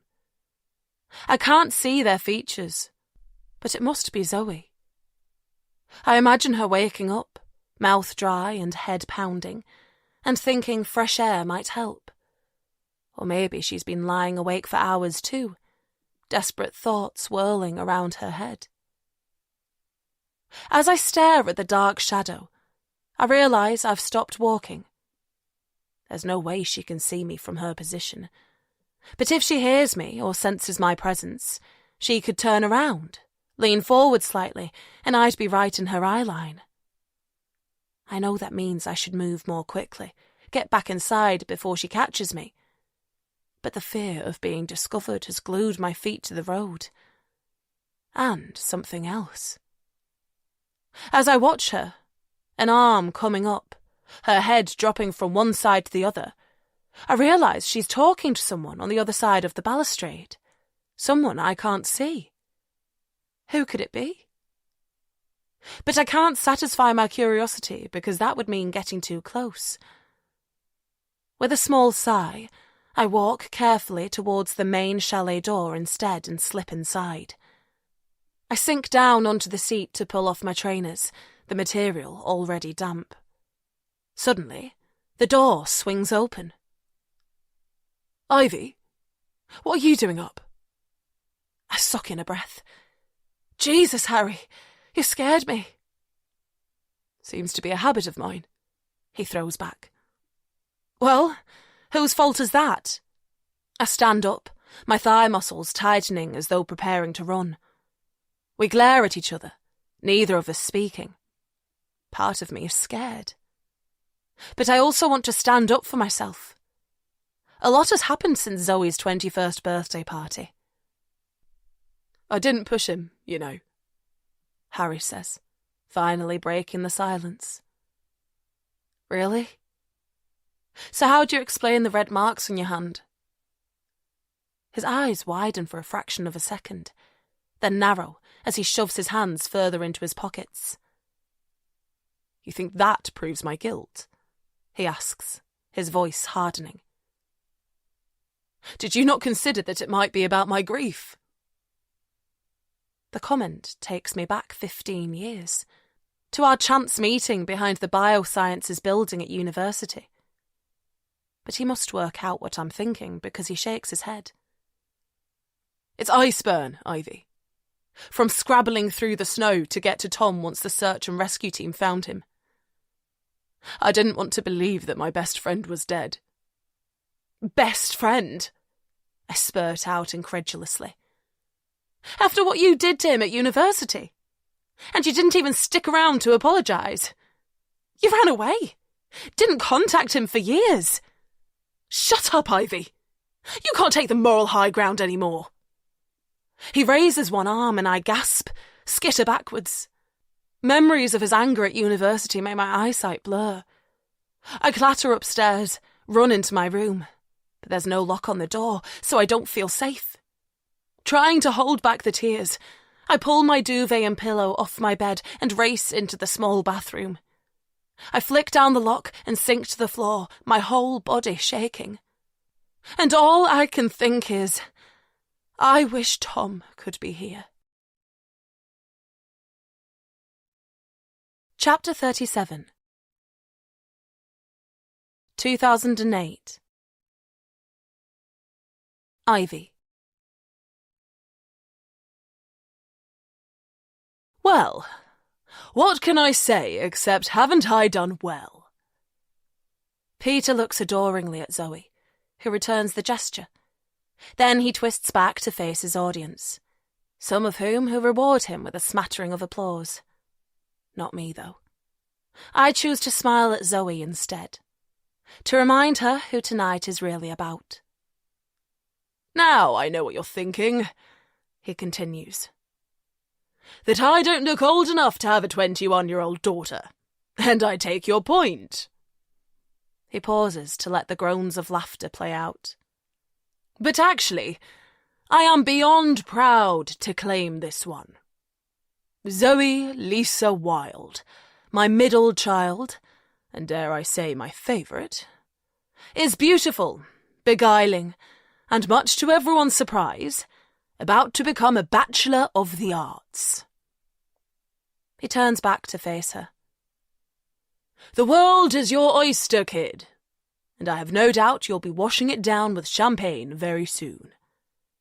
He lifts his flute and winks as he tips it in her direction. Thanks, Dad, Zoe says, lifting her own in response and taking a sip. She's wearing a navy blue full-length dress with a high neckline and floating pleated skirt.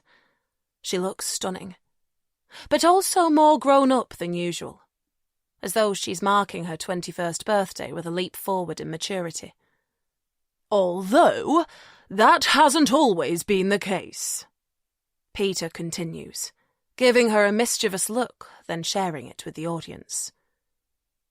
There was a time when Zoe's mother was so worried about her that she even sought advice from me.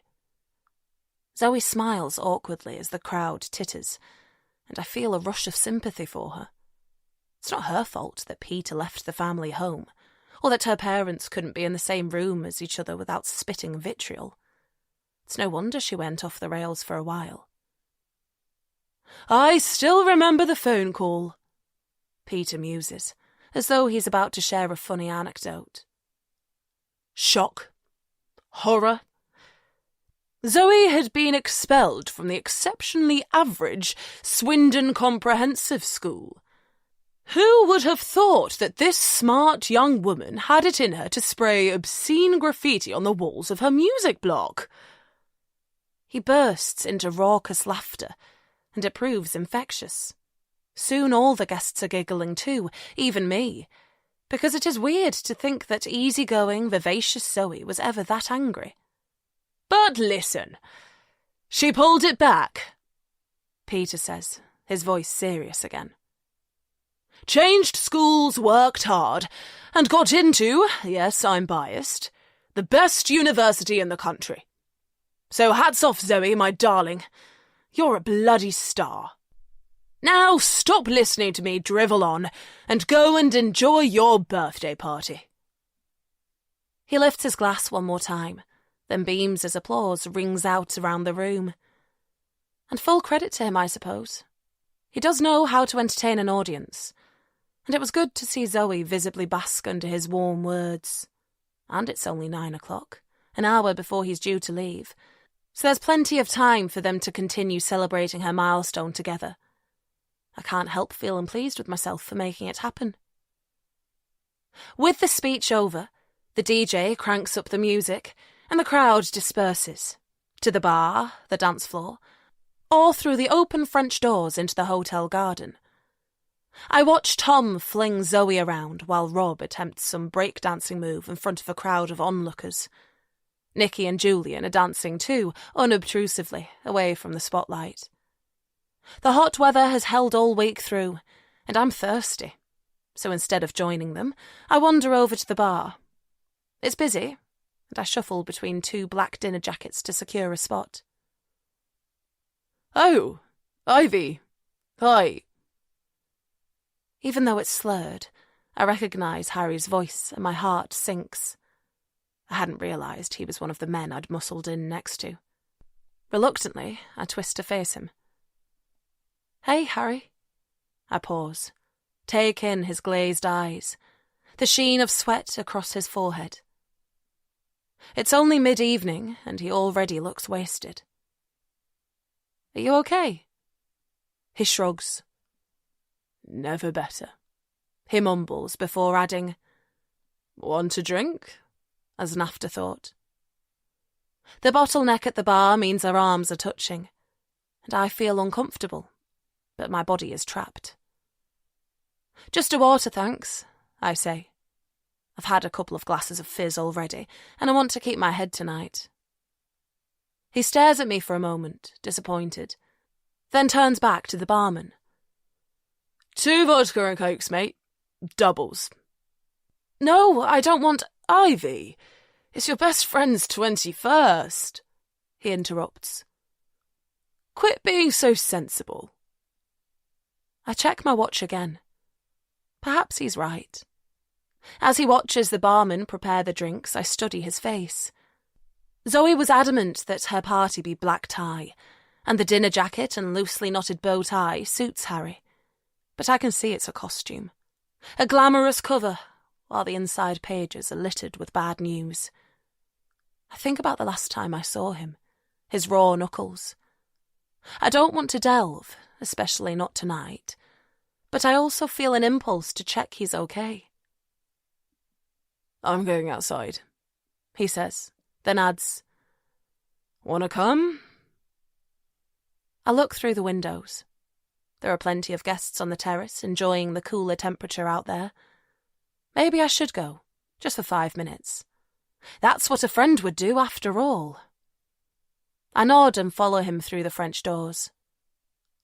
I assume we'll sit at the first empty table, but Harry walks the length of the terrace and chooses one in the far corner. I suddenly feel nervous, being so far away from everyone. But that's stupid. This is Harry, I remind myself again. My friend. I sit down, and the Provençal-style iron garden chair feels cool but unforgiving beneath the sheer material of my dress. Harry raises his glass in a silent toast, and I watch him take a large gulp. When it's clear that Harry isn't going to speak first, I ask the first question that pops into my head. "So, how did your last 2 exams go?" He places his drink back on the table. The wound on his knuckles has almost healed, just a few speckles of a scab and new pink skin. He looks into the distance, then flicks his eyeline back to me. "I didn't sit them." "What?" "There was no point. I failed the year anyway." "Are you sure? How do you know? But not turning up for your exams at all. Is that sensible? I stumble over my words, flustered. He grips his glass tighter. Look, I fucked up one of my first exams, okay? As in, really fucked it up. I didn't know one of the early questions, an easy one, and everything spiraled from there. But you can resit that one. Why would you not take the others? I know my voice is too loud, that even with the distance people might hear. But I can't believe Harry's being so self-destructive. Then suddenly, his hand whips up, and Harry slaps his own cheek. I gasp. The hand disappears under the table. It's so quick that I might think I'd imagined it if it wasn't for the reddening mark on his face. I blink, but my throat is too constricted to speak. Because my tutor wants me to give up, he answers, as though nothing's happened. She said that being a doctor is highly stressful. His pitch rises, like he's imitating her voice. And therefore not suitable for someone like me. But everyone has off days, I say weakly. Any one of us could freeze in the moment, leave a paper blank. Yeah, well, he says, looking away. I didn't leave it blank. I fall silent as I imagine the SOS signals that he might have scrawled across his exam paper. And though I hate myself for it, I can't help wondering if his tutor is right. Although I don't know why I'm telling you any of this, he mutters, before releasing an ugly laugh. Last time I confided in you, you did a runner. I'm sorry, I whisper. I was scared. I didn't know how to help you. But my apology is a lie. Because I've never regretted leaving him that morning. And his behaviour tonight has only strengthened that belief. In fact, I want to repeat it, run away again. Lady Gaga's Just Dance has started playing and loads of guests are shifting inside. I feel isolated out here with Harry, on the front line of his crisis. So why did you come outside with me tonight then? He pushes. If you're so scared. He sounds accusatory, bitter. I eye the French doors in the distance and wonder if I should just get up and go. Because you enjoy messing with my head, he goes on.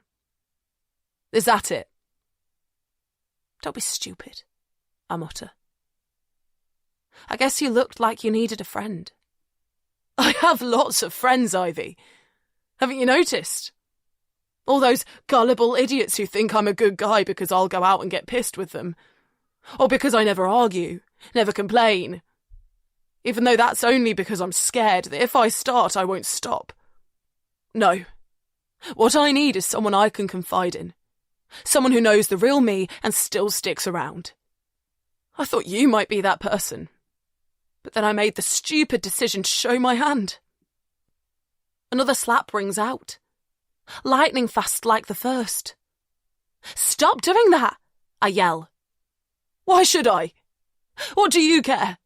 Of course I care. Suddenly, he pushes his chair back. 3 steps and then he grabs me. No, Harry! I tried to shake my head, to tell him he's got the wrong idea. But he's holding my face in his hands. My cheeks burn against his palms. He curls his fingers into my hair, digs at my scalp, pulls me towards him. I suddenly realise that he's not going to stop, that I need to scream to get help. But it's too late. His lips push against mine. A kiss to him, but an assault to me.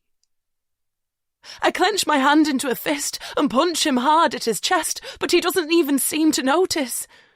His tongue pushes harder into my mouth. I try to twist away from him, but he holds on tighter. I feel strands of hair break away. The sting brings on a surge of anger, and I punch him again, but lower this time, where I know it will hurt. And it works, because he draws backwards, tears forming in his eyes. And then he slaps me.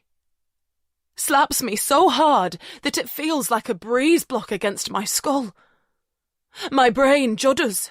My head whips round, my body follows. I fall from the chair, my eyesight blurs with tears. He towers over me. Stop! I look up. Tom. Rage and confusion on his face. What the fuck is going on? He screams. But Harry doesn't answer. He twists away, then jumps off the raised terrace and runs into the garden. Tom looks at me, then back at Harry's disappearing figure. He's in shock. I wonder how I look, whether there's a handprint on my face. Suddenly, I feel ashamed. Did I cause this? Go, I say. Are you sure? Just go. Tom hurtles after Harry, and within seconds they've both vanished into the darkness. And then I hear the crack of wood snapping, like a gate being kicked down. Chapter 38. The Day of the Fall. Tom. Guys, that was epic, wasn't it? Vertical drop, moguls like mini mountains. We're bloody legends for skiing that. Tom looked. As this quiet moment unfolds, let the soft music guide your thoughts into a calmer space before the story returns.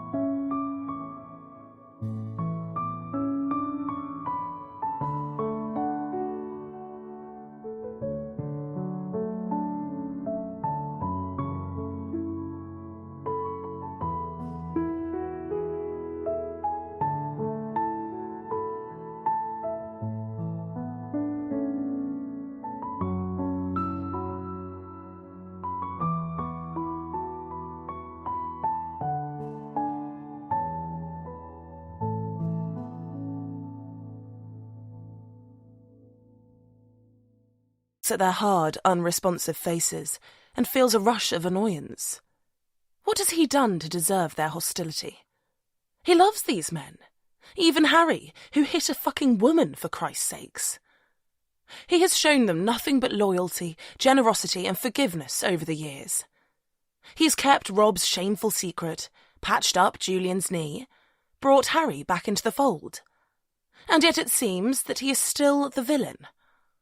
Well, fuck them. "Oh, whatever," he mutters. "I'm starving, and Erin said that this is Nina's favourite restaurant, so I'm going in. Join me or not, I really don't care." Tom pulls open the thick wooden door of Les Ancelles and clatters over to the maitre d' in his ski boots. "Good afternoon, sir," the man says, clocking Tom's Britishness instantly. "You'd like a table? For how many people?" Tom turns back to the door and, sure enough, Rob and Julian have followed. He waits a moment longer, then Harry appears too. Tom tries not to sound smug when he answers the man's question with, "Quatre, s'il vous plaît." "Très bon. Follow me." It's busy, always a good sign, Tom thinks, and they weave their way past the few full tables before the maitre d' finds an empty one in the corner. There's a window beyond it overlooking the piste, with a dramatic cliff face and frozen waterfall behind. It's a beautiful backdrop, but the piste is busy, and it's the colourful ants that hold his attention. Some take controlled, measured turns, while others swish down with ease. One skier in an electric blue jacket is particularly good, and he watches them for a moment, before turning his attention back to his table. As they sit down, Harry on his left, Rob and Julian opposite, the slight man with salt and pepper hair hands them a menu each. Tom has a flick-through. Pan-fried scallops, grilled filet steak, tiger prawns and garlic butter. Not your average mountain fare, but why not push the boat out? They deserve it after the morning they've had. He'd never worried that the Swiss wall would outwit him, but he had wondered whether his technique might take a hit. Everyone knows that getting down the mountain is one thing, while doing it stylishly is quite another. But he rose to the challenge, proved he still got it, and he only wishes there was some video footage of his performance to boast over once they're back in the UK. He's pretty sure Julian won't feel the same, though. The poor guy got the fear at the top, then proceeded to ski like a granny for the rest of the run. Long traverses, short, panicked turns, a few out-of-control moments riding the moguls like a bucking bronco. Tom hopes he came across as empathetic, but it was hard to do it sincerely with all that waiting around.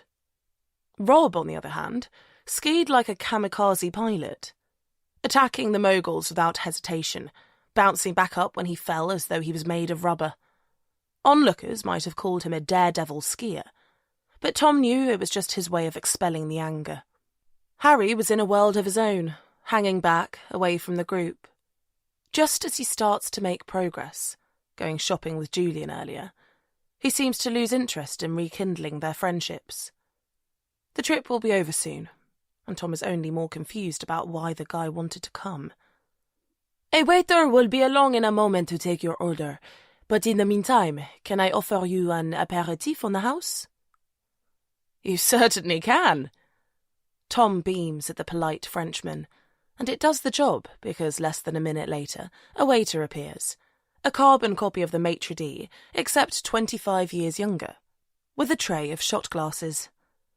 He places one in front of each of them. Tom senses Harry preparing to say something, to turn down the free drink, and he places his hand on Harry's arm. Gifts from strangers should never be snubbed. Someone will drink it.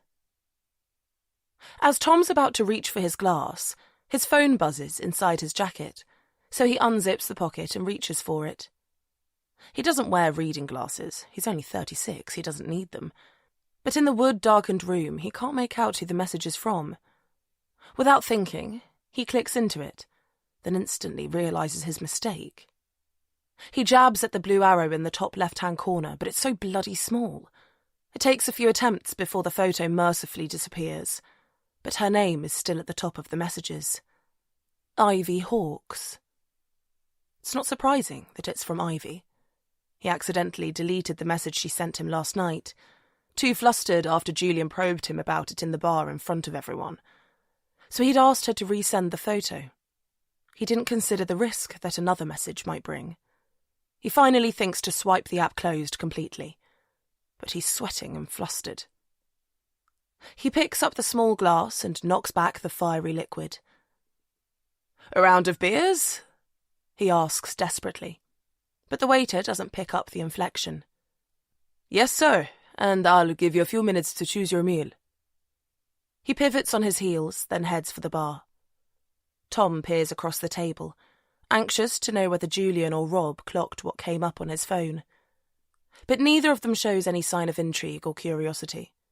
Perhaps their refusing to hold eye contact with Tom is finally working in his favour.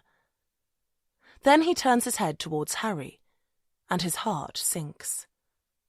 The guy's face is smarting with anger and betrayal.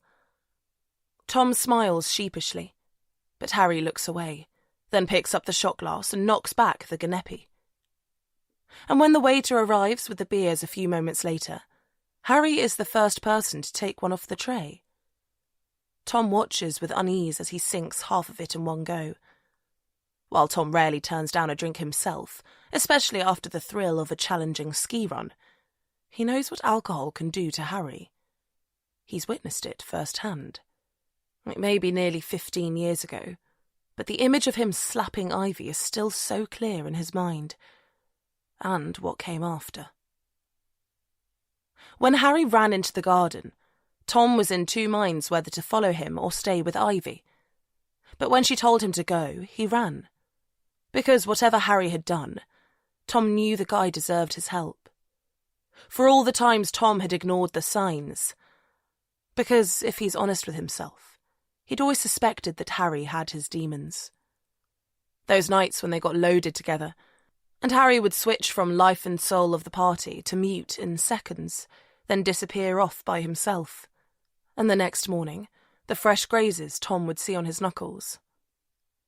Harry always put it down to a drunken mishap on his journey home. But it was the same story every time.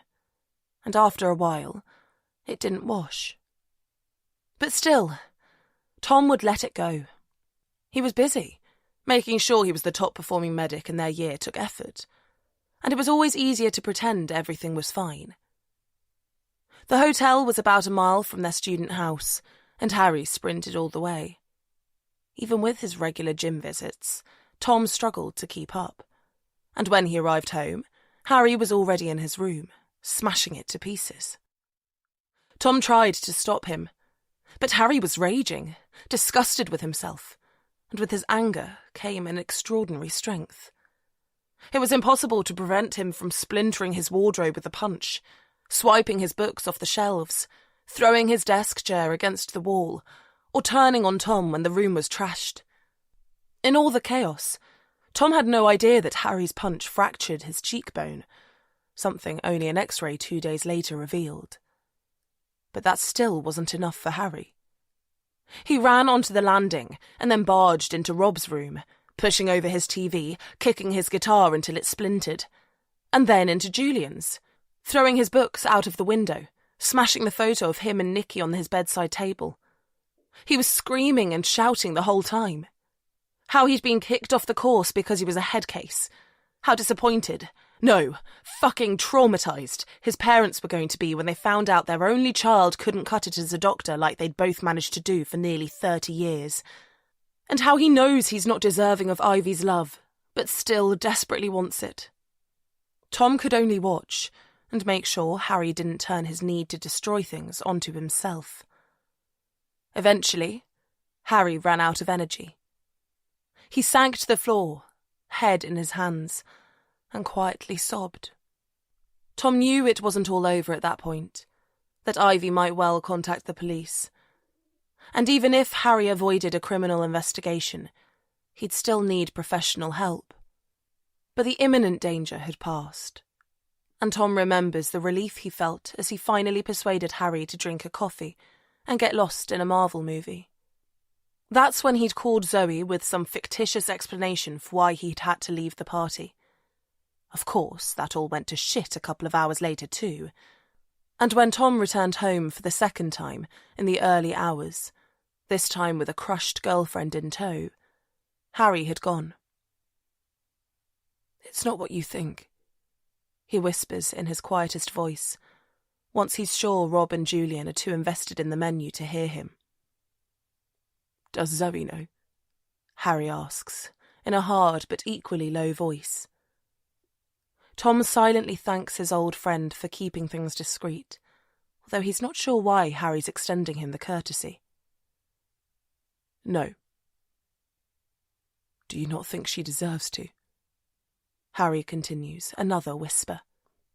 "It's complicated. Seems clear to me." "Have you two chosen?" Julian looks up from the menu. "I'm going to have the steak." "Me too," Rob grunts, taking a swig of beer. He hasn't spoken to Tom, or even looked him in the eye since their argument this morning. When is he going to work out that he's taking entirely the wrong approach?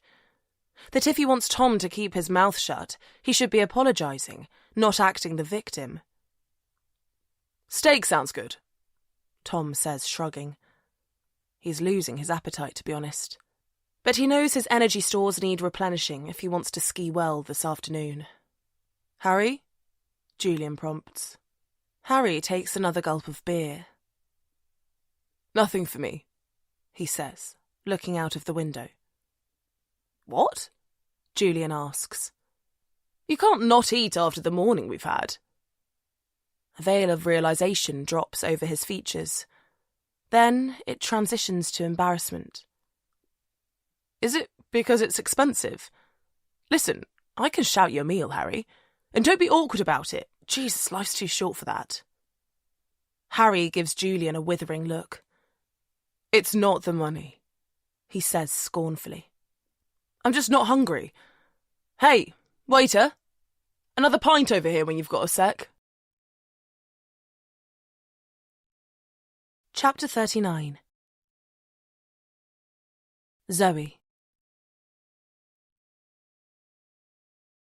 Zoe stares at the murky dawn sky as she nurses a mug of lukewarm coffee, the sun too low to give the heavy snow clouds even a hint of brightness. She usually likes her coffee milky, latte her standard order at home, but this one is making her feel sick. She wishes she'd made it black instead, or even opted for a peppermint tea. Yesterday was a difficult day, but she can't wallow in her misery forever. There's still too much to do. "How are you feeling?" Ivy asks. Her tone is soft, but her body language is tense. It's only 7 o'clock, but she's already showered and dressed, as though she's got somewhere to be. Zoe is showered too, but for different reasons, ridding herself of yesterday's dirt. And now she's dressed for comfort in salopettes and a thick Lululemon fleece hoodie. Zoe considers how to answer Ivy's question. Heartbroken, she wants to say. Like the last morsel of goodness that she was clinging on to in this whole fucking mess has been ripped out of her. And on top of that, her head hurts.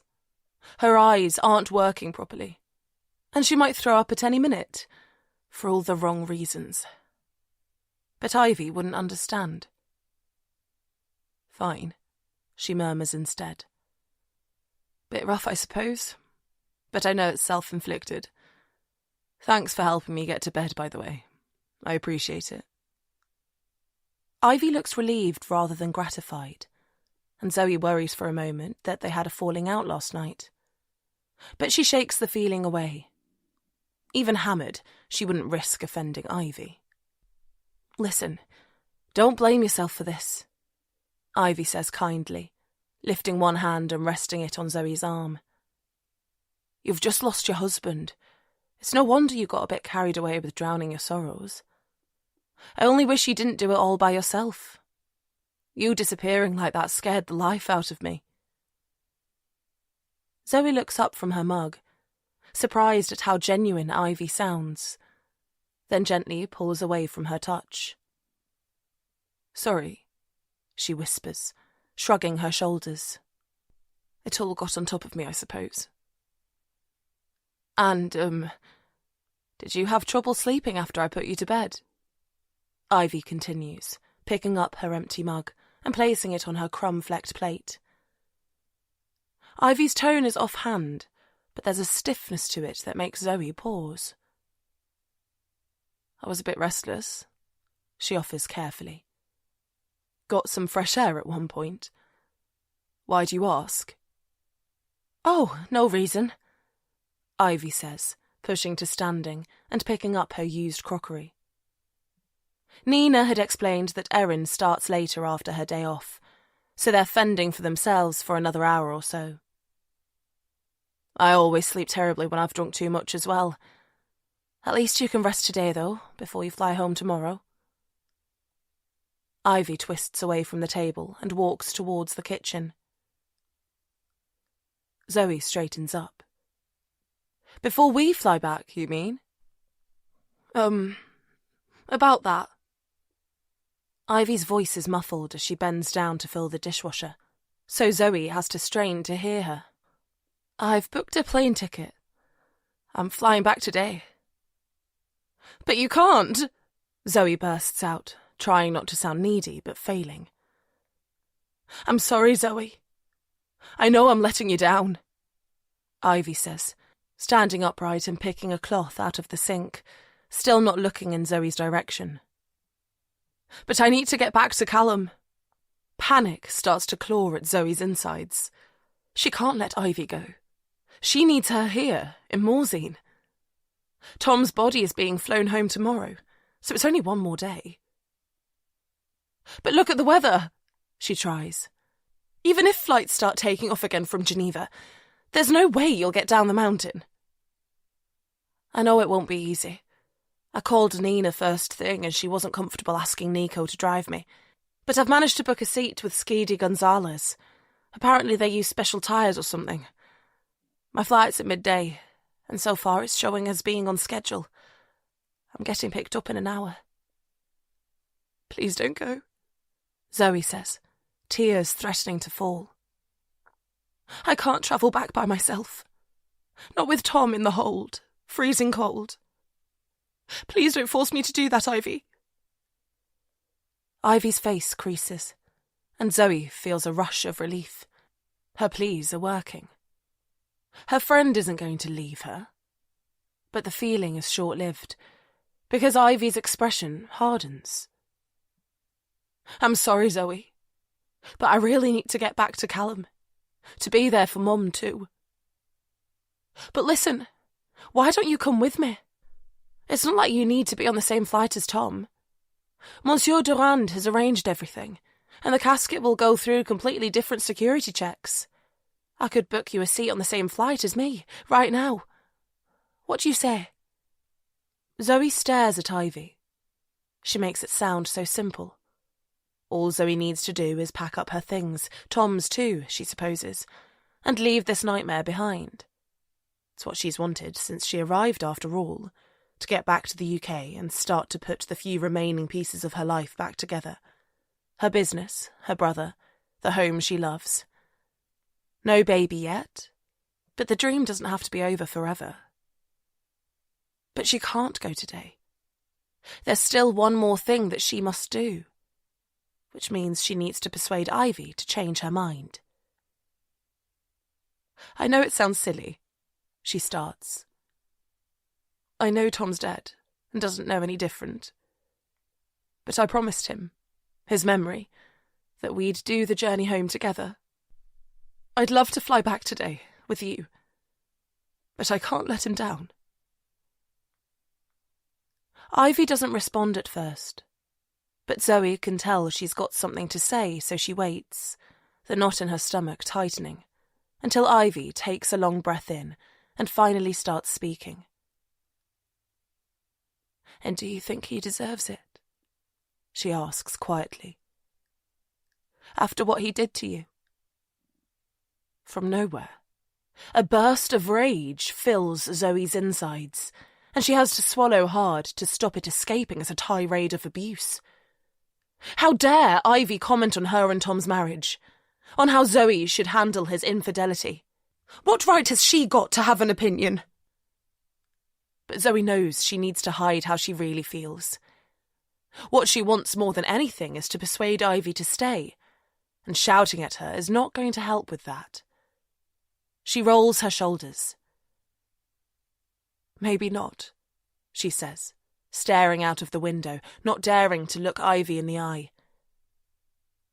"But I don't want to forego my principles, my beliefs about marriage, just because he did."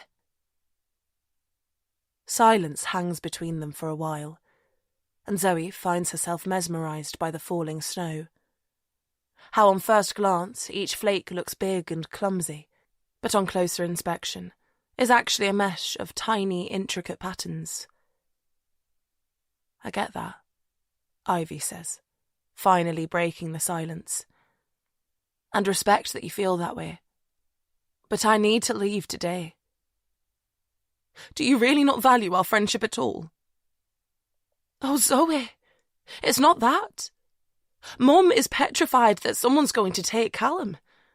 What if it's true? How can I ignore her?" Zoe blinks.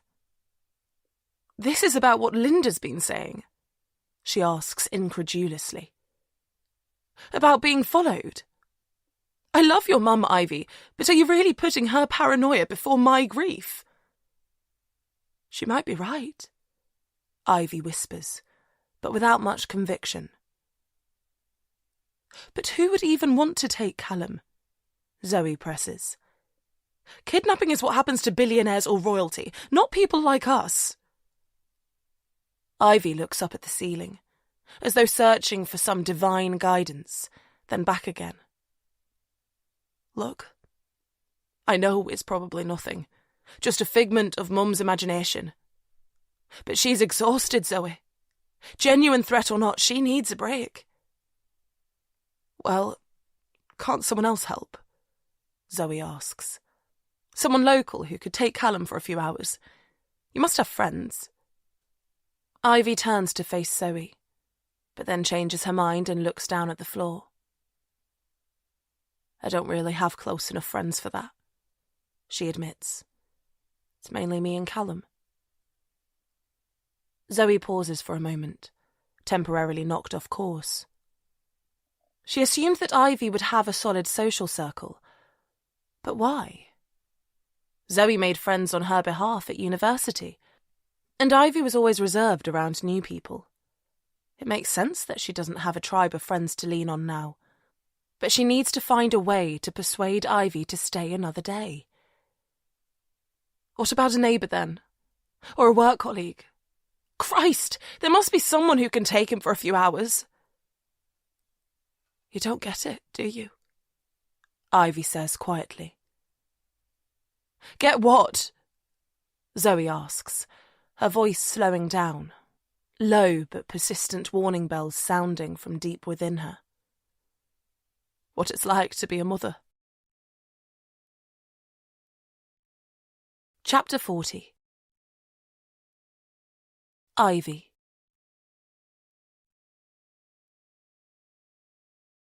I shouldn't have said that. From Zoe's demeanour, Harry can't have got to her last night, thank God, but I've managed to screw things up myself. Even if Zoe doesn't want children, it's the worst thing to say to a woman whose body clock is ticking away, whether she cares about it or not. "I'm sorry," I mumble. "That came out wrong." "Oh?"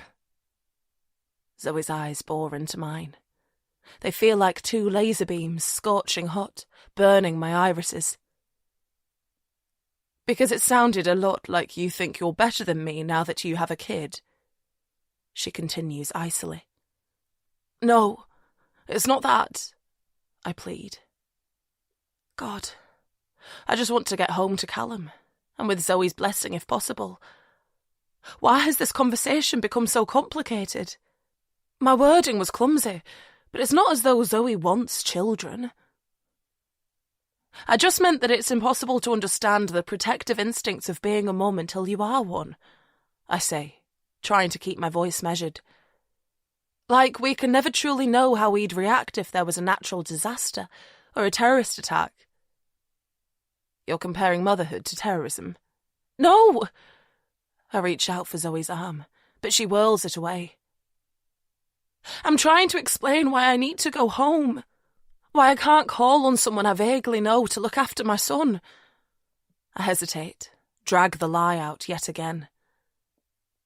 I know Callum came along unexpectedly, but he's the best thing in my life. The only thing that really matters. It's my job to keep him safe, and I can't let him down. Please understand that my putting Callum before you isn't a reflection of our friendship. It's about how strong our relationship is, as mother and son. But the more I try to explain, the more entrenched the anger on Zoe's face becomes. How can I be doing such a bad job of this? The atmosphere feels thick with emotion, and as fat snowflakes layer up on the windowsill, I suddenly can't breathe properly. All I want is to count the minutes until my transfer bus arrives, then get back to the UK as quickly as I can and put this whole awful trip behind me. But I can't leave Zoe like this, so furious with me. Can I? I watch her run her hands up and down her padded trousers, listening to the rustling sound it makes. You don't know half of what I'm going through, she mumbles softly, not looking at me. So why don't you tell me? Zoe looks up. There's such raw emotion on her face that I suddenly feel awkward, as though I've accidentally walked in on her naked. But I force myself to hold her gaze, to try and project something comforting back. I think for a moment that it works, that she's going to reveal some buried secret. But then she changes her mind, and suddenly she's running for the stairs to the ground floor, then taking them two at a time. Zoe? I call out. What are you doing? Don't go out in this weather. I lean over the banister, just in time to see her whip a jacket from the closest hook, Julian's, I think, and slam the front door behind her. Shit, I mutter under my breath. I'm desperate to be on my flight home, but I can't let her go off by herself again, especially in such heavy snow. I canter down the stairs, grab my jacket, and pull on my pointless trainers. I hesitate for a moment. Maybe I should wake the others up, get them to help with the search. But they always make things worse, and I can't face seeing Harry, so I pull open the door and step out into the snow.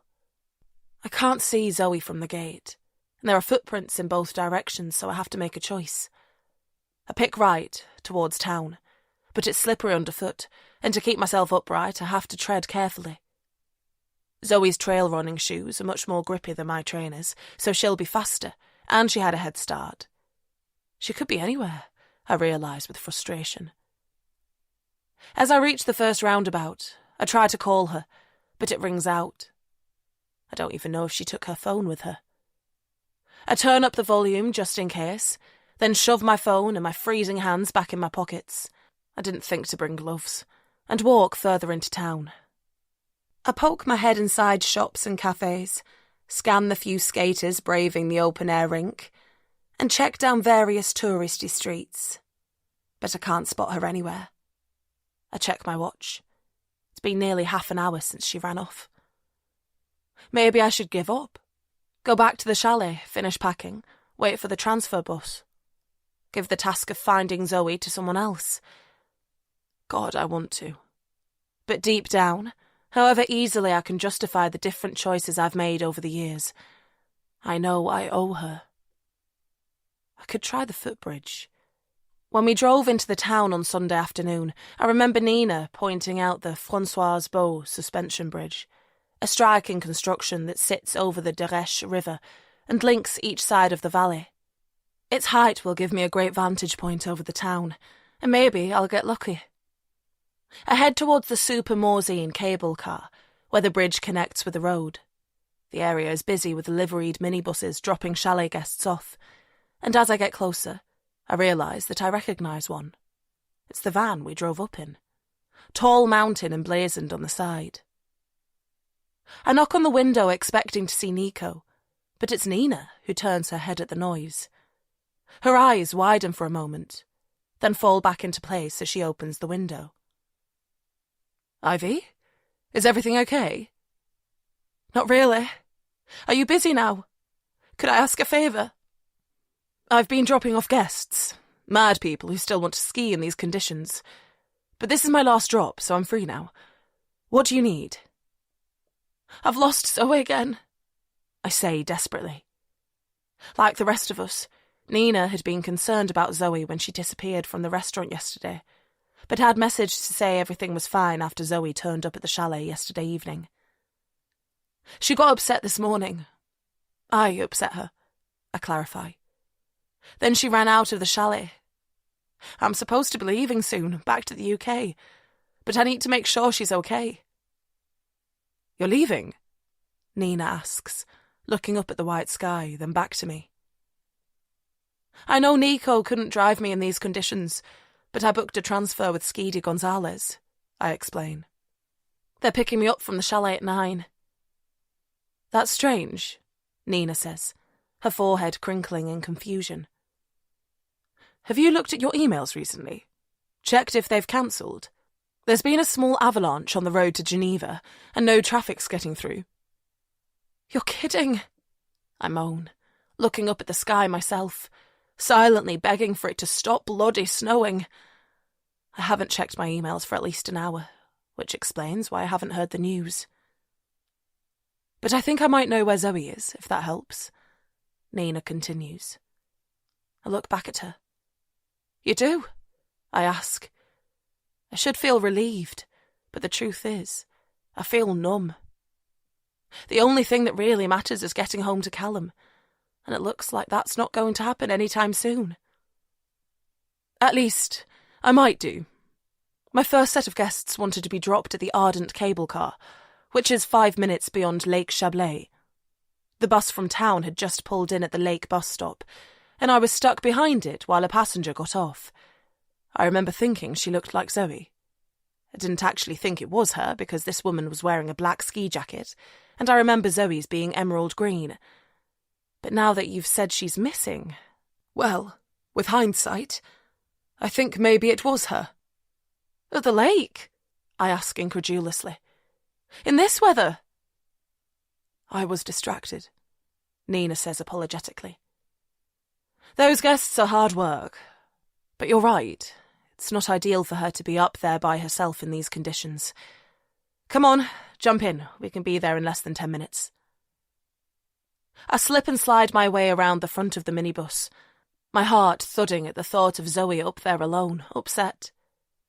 I climb into the passenger seat and yank the seatbelt.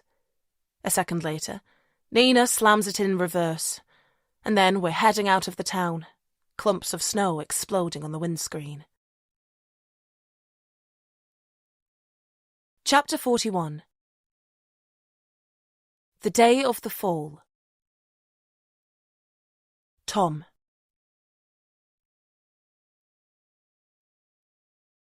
Tom pushes the door open and blinks. It's bright outside compared to the cosy lighting of the restaurant, but the patches of blue sky from this morning have disappeared, replaced by heavy white clouds. It looks like the forecast for snow later is correct, which means there'll be fresh powder for their last day on the mountain tomorrow. For all the shit he's going through with his mates, the skiing on this trip has been epic. In fact, he might even be able to count the whole thing as a success if he can find a way to convince Harry to keep his mouth shut. He knows that Julian won't be able to stop himself confronting Nikki about her alleged affair when he gets home, and whatever that means for their marriage. Tom assumes Nikki will put him in the clear, which means Julian will be knocking on his door with a grovelling apology soon.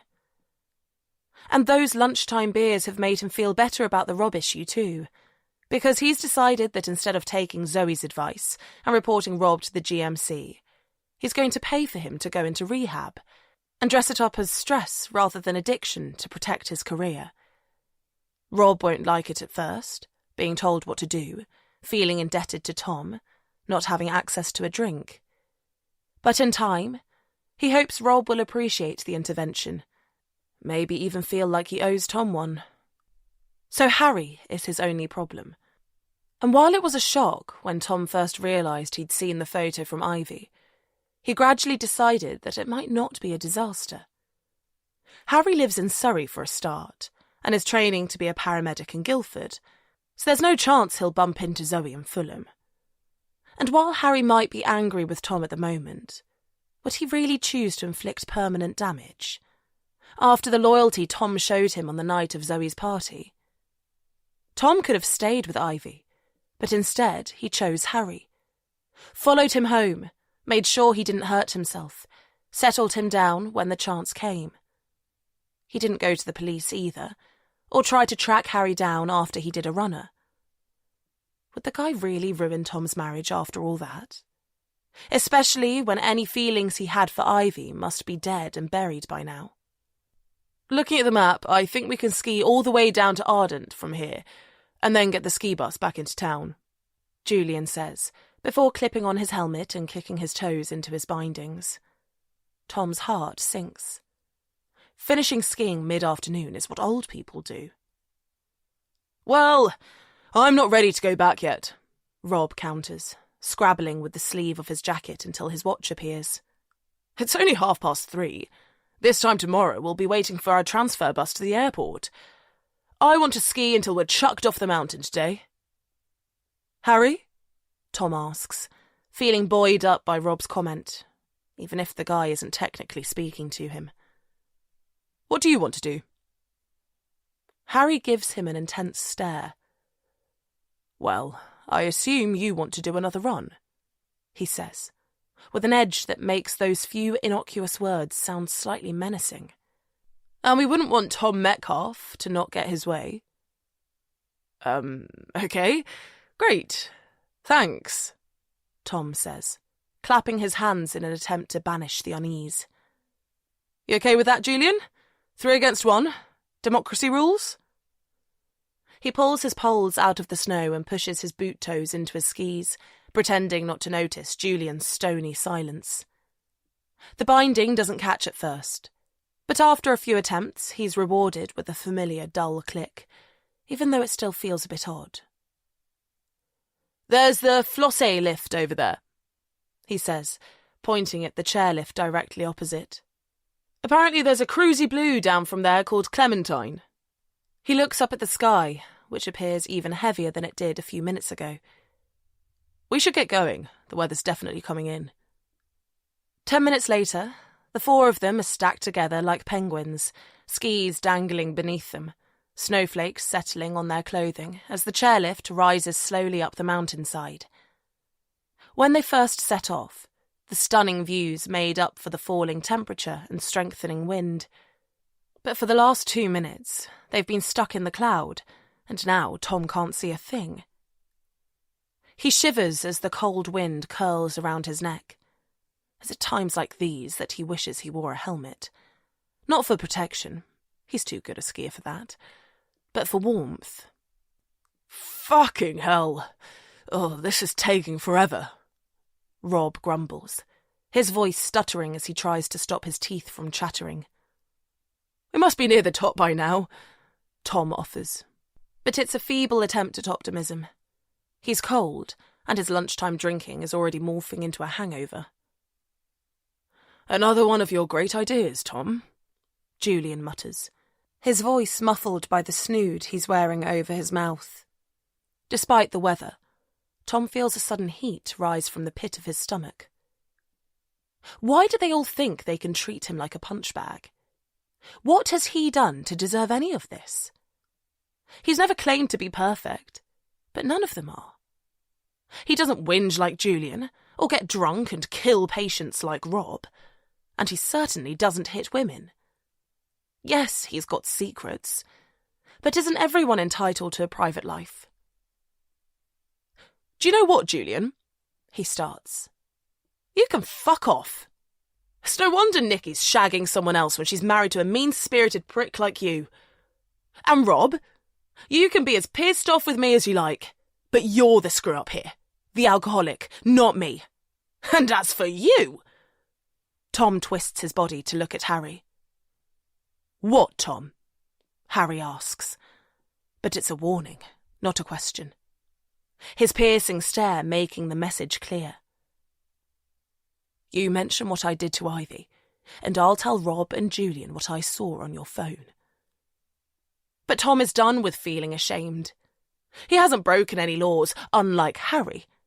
And as long as Zoe never finds out, he hasn't hurt anyone either. "Why not? What the hell do I owe you?" "What are you two talking about?" Julian growls. "Come on, don't leave Harry out of your friendship annihilation." Tom hesitates, the story hovering on his lips. "Shit!" Rob calls out. Tom whips his head around to see the top of the lift station almost upon them.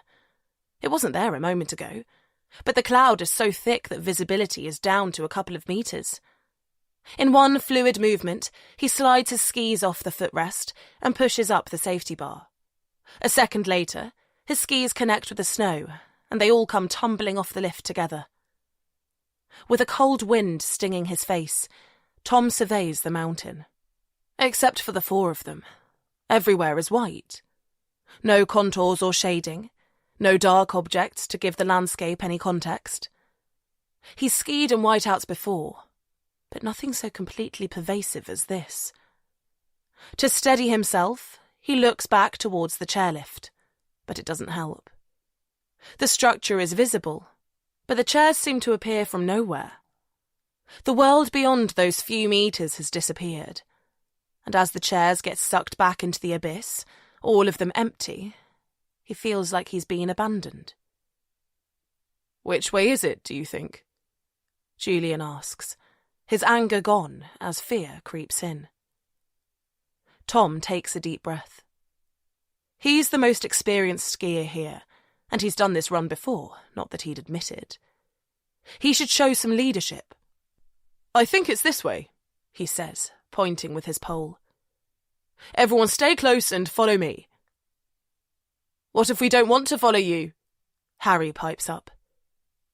"Julian is the most cautious skier. I think he should go first." "Thanks, Harry," Julian says slowly, as he tries to work out if it's a compliment. "Julian?" Tom asks incredulously. "He's just told us he doesn't know the way." "I vote Julian too," Rob calls out. "And remember, democracy rules." "Oh, whatever," Tom mutters. "Let him dig his own grave." With his senses still on high alert, he watches Julian push off and Rob follow. He expects Harry to go next, but he seems to be waiting for Tom. "After you," Harry says eventually. Tom feels an involuntary shiver rush through him. He doesn't like the idea of not having Harry in his eye line, but he's not sure why. What does he think the guy's going to do? So he shrugs, digs in his poles, and skis in the direction of Rob's fading silhouette. Chapter 42. Ivy.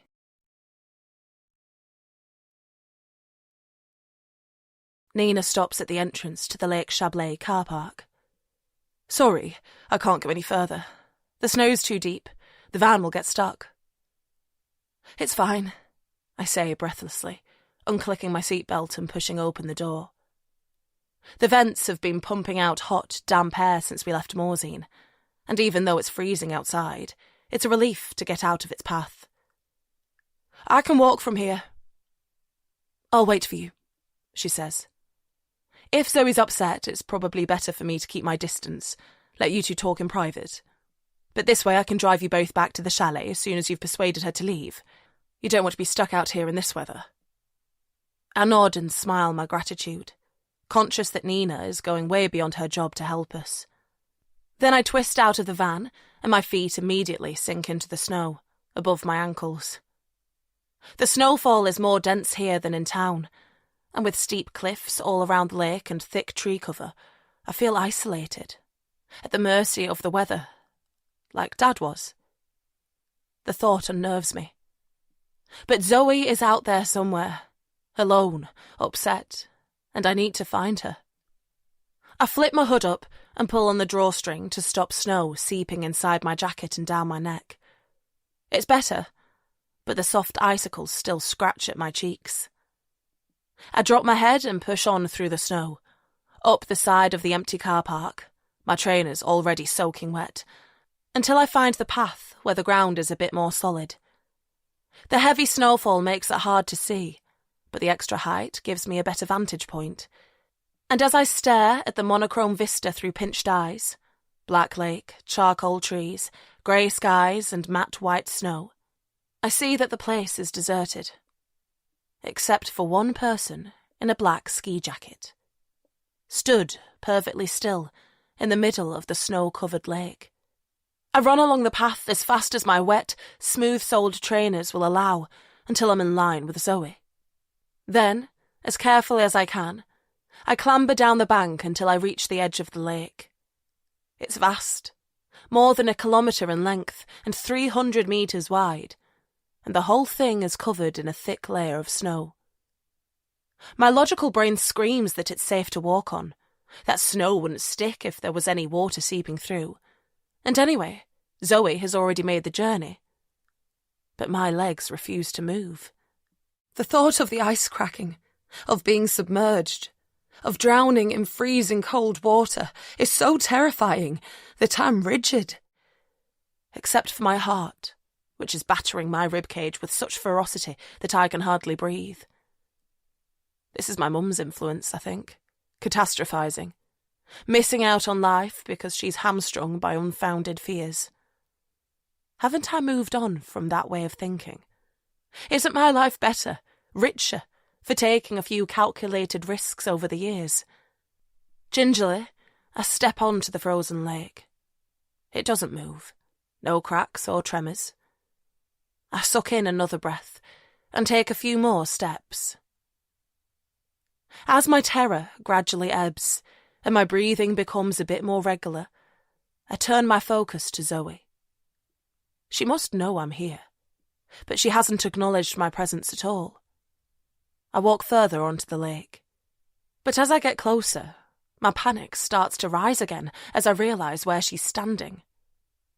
Right next to the dive site, the perfectly circular hole in the ice, and surely the most vulnerable place across the entire lake.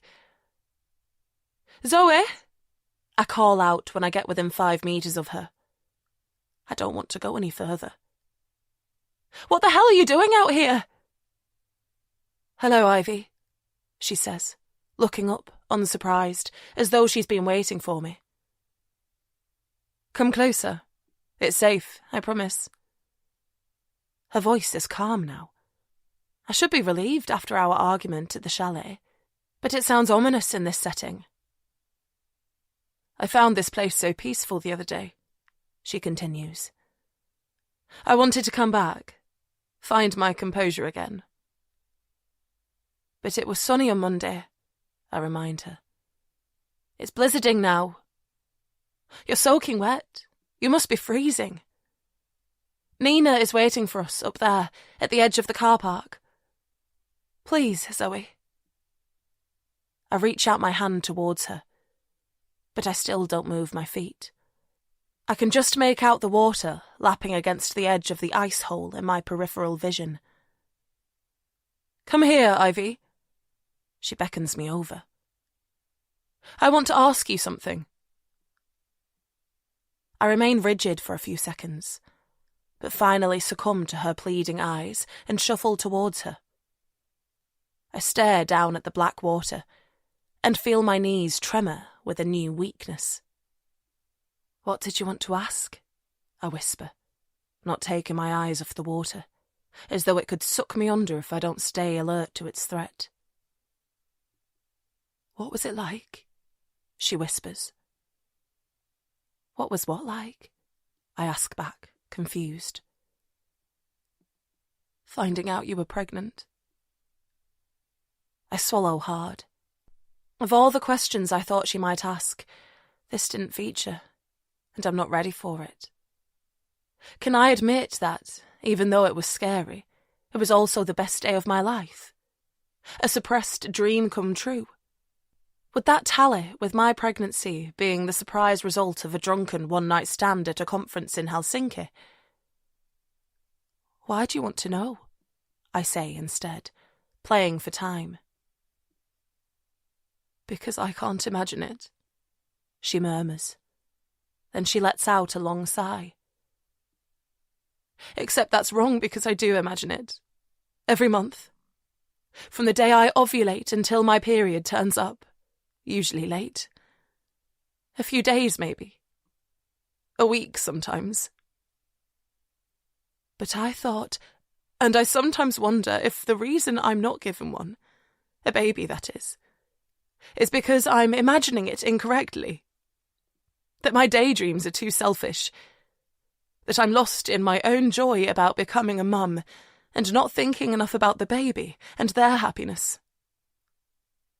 She turns her face skyward, as though she's talking to the mountains or the snow. Or perhaps she thinks Tom's up there. My eyes smart with tears at that thought, and my ribs spasm with the effort of not sobbing. I had no idea, I finally manage. It's a whisper, and I'm not sure she can hear me. But she must do, because she turns towards me. Really? She asks, searching my face. You had no idea at all? I feel exposed under her scrutiny and tilt my face away. I thought you didn't want children. You have your business. But I tail off, because why should that stop her wanting a family as well? She stares for a few more seconds, then finally looks away. It's okay, she says, her voice robotic. I hid it from everyone. Only Tom knew how desperate I was. We had tests. She adds. Tests? I focus on my breathing. Long, slow breaths. My body is still trembling, and I wonder if I might fall over. My feet are like dead weights, glued to the ice. I need to lock my knees, but they're so weak. We were fine, she exhales. No explanations, no treatments. Just pointless advice like, take a holiday, see an acupuncturist, change your diet. Or my personal favourite, try to put it out of your mind for a while. She laughs suddenly, a hard bark that explodes like a firecracker in the snow-blanketed silence. And then I found out that you had Callum. I'm so sorry.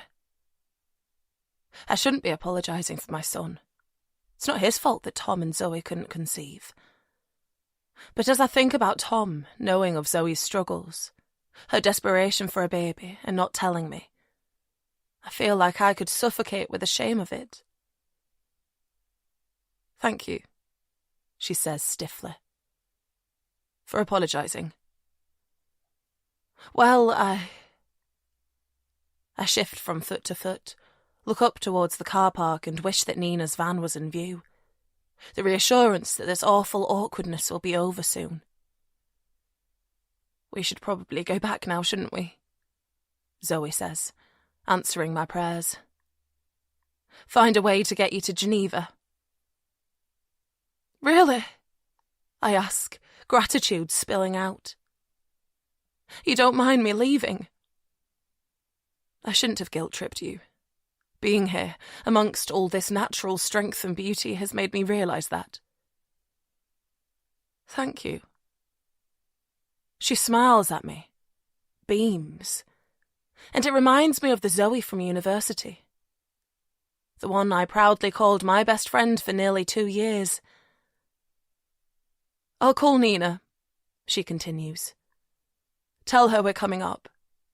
It will give me a chance to apologise too. Twice, I suppose, for running out on you all yesterday and dragging her out here this morning. She pulls one side of her mouth down. I guess I have a lot of grovelling to do. She pushes her hand into her jacket pocket, then a look of realisation wafts across her face. Oh shit. I haven't got my phone. This is Julian's jacket, not mine. My phone must still be on the coffee table back at the chalet. It rang out when I called it earlier. I say unhelpfully. Have you got Nina's number in your phone? Could I use yours to call her? I hesitate for a moment. I've archived my chats with Tom. I couldn't quite bring myself to delete them, so she couldn't come across those by accident, especially as she only wants to use the call function. And anyway, what excuse could I give for refusing? Yeah, of course, I say, trying not to sound nervous. As I pass her my phone, our fingers touch, but they're too cold to feel any sensation. Telling her my passcode brings a sting of shame. The memory of me checking Tom's messages before throwing his phone into a French bin to hide our secrets. And the distraction it brings, coupled with the bad visibility, means it takes me a while to notice. But then I do, and fear lurches in my belly. Because Zoe isn't calling Nina. She's scrolling through my messages. Chapter 43 2008 Ivy. There's an abandoned glass of fizz on the windowsill, and I take it. Not because I want a drink, even though part of me craves its anaesthetising effects. I also want to be sober, alert, but because I want something to hold, a party prop to grip onto. I take a pretend sip and practice smiling at a girl I don't know as she walks past. She smiles back. No look of shock, no, "Oh my fucking God, has some guy just assaulted you?" My cheek must be red raw. It's still smarting, but the low lighting is clearly hiding the damage. I take a deep breath, then walk further into the crowd of guests. The hotel calls this private space their ballroom, but luckily it's smaller than the name suggests, and I reach the door in less than a minute. As I slip into the empty corridor, I feel hot tears trying to escape, but I blink them away. I push on the heavy wooden door of the ladies' cloakroom, avoid the mirror above the wash basins, and slip into a cubicle. I sit, fully clothed, on the toilet seat and lean my head back against the fake wall hiding the cistern. Why the hell did I go outside with Harry? I knew he was drunk. I saw how stressed he was the other day, and he's never hidden how he feels about me. Why did I take such a risk? I close my eyes, but all I see is Harry's furious expression, the brain-shuddering pain of his open palm, so I flick them open. Some people would tell me to go to the police, say that Harry has committed a serious crime and needs to be punished, taught a lesson, rehabilitated. But there's no way I'm doing that. Not now, on Zoe's special night. I just need to cut him out of my life, move on. I want to go home, really, get into my pyjamas and pull a duvet over my head. But I can't leave yet. It wouldn't be fair on Zoe. Tom chased after Harry and could be gone for ages, and Peter is leaving the party early for the first leg of his journey to Antarctica. I need to stay. With a deep breath, I stand up, brush down my dress, and unlock the cubicle door. There are two girls at the wash basins reapplying their lipstick, friends from Zoe's course who I vaguely know. And when they see me in the mirror, they pause, their eyes widening. Instinctively, I shift my gaze to the mirror too. Shit. In this brighter room, the mark of Harry's hand is more obvious. A glaring, red patch across my left cheek. But I can solve this. I have my makeup bag with me. Zoe and I came to the hotel early to set up, so I finished getting ready in these toilets. The actual cloakroom with people's jackets and bags is a small area next to the door. It was manned when guests were arriving, but it's empty now, and I scoot over the counter to retrieve my makeup bag. My jacket is hanging up too, and even though the air is still warm, I pull it on. The subtle weight of the material feels good on my shoulders, as though it will give me a layer of protection. 10 minutes later, my cheek is layered with foundation, my mask in place, and I'm as ready as I can be. I head into the corridor and almost walk straight into Peter. Ivy, bloody hell, you nearly gave me a heart attack. Sorry, I was in the... I narrow my eyes, drop my head to one side. Are you okay, Peter? What? He asks, scrunching his nose scornfully. Of course I'm okay. It's my beautiful daughter's birthday party. Why on earth would I not be okay? I nod my head as though he's making perfect sense, but I also peer into his eyes, which aren't quite focusing. Are you still planning on driving to Heathrow tonight? I ask. Yes. Hotel's booked, flight's on time so far. I'll be in Chile by tomorrow night. God, I love my life. I look at the glass of fizz in his hand. It's almost full, but I'm not convinced it's his first, or his second, or even his third. That's great, Peter. Your trip sounds amazing. Listen, I couldn't ask a favour, could I? Anything for you, Ivy. You know that. I worry that he's going to wink, but luckily he just grins instead. What do you need? I couldn't have that glass of fizz, could I say, pointing at the drink in his hand. As with my last glass, the one I must have left in the cloakroom, I don't want to drink it. But this time, I have a different motivation for making it mine. He crinkles his forehead in confusion. You want this? He says, holding the glass out. I take the opportunity and gently manoeuvre it from his grasp. Thank you, Peter. I appreciate it. I'm absolutely parched. I put the glass to my lips, take a fake sip, then smile with equally fake gratitude. I know, Peter. If I'd suggested that he should stop drinking because he was driving, he'd have accused me of nagging or being boring and downed it in one go. This way I have a small chance of convincing him that he's being gallant. There's silence between us as he eyes the glass in my hand with hardening intent, and I gradually realise that my idea isn't going to work. That any moment now he's going to point me in the direction of the bar, which I have to admit is less than 20 metres away, and demand his drink back. I start to edge away, in case I can escape before he gets a chance to reclaim it, but my movement catapults him into action. There's a bar behind that door, he exclaims. Get your own bloody drink, Miss Hawkes. He lays both hands on the glass, one around the flute, the other around the stem, and drags it towards him. There are a few other people in the corridor now, and I have no choice but to let go. Honestly, I know students are lazy, he continues, shaking his head, but this proves you have a particular talent. He takes a large gulp, then looks back at me with raised eyebrows. Anyway, I need to head off soon, so I should probably find Zoe. Have you seen her? I shake my head, not trusting myself to speak. Maybe she's on the dance floor, he goes on, cocking his head to one side, listening to the music filtering out from the ballroom. She loves the Pussycat Dolls, just like her father. He winks then, but at least it's a final gesture, because he twists away from me and disappears into the main room. As I stare at the now closed door, I think about the glass I didn't manage to confiscate. I imagine him necking the fizz so that he can dance with both hands free. Then, getting into his car and thinking he's perfectly capable of driving the 3-hour journey to Heathrow.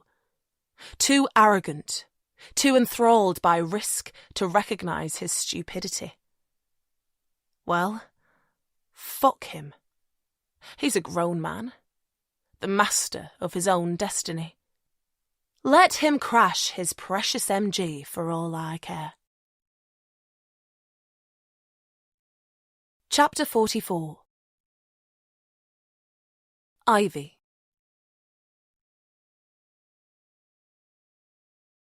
Are you going to call Nina? I ask hopefully, itching to grab my phone back from Zoe, but not wanting to escalate the situation. She's typing now, not scrolling anymore, and I pray that she's just decided to message Nina instead. No, she says. Her voice is still quiet, but there's a new purpose to it now. The atmosphere has changed too, thickened, like the snowfall, but I'm not entirely sure why. Maybe it's my imagination. The isolation of this place, the threatening weather, the freezing temperatures. Maybe it's playing tricks on me. Well, what are you doing then? I ask meekly, as though it's not my privacy she's riding roughshod over. I'm sending a message to Linda.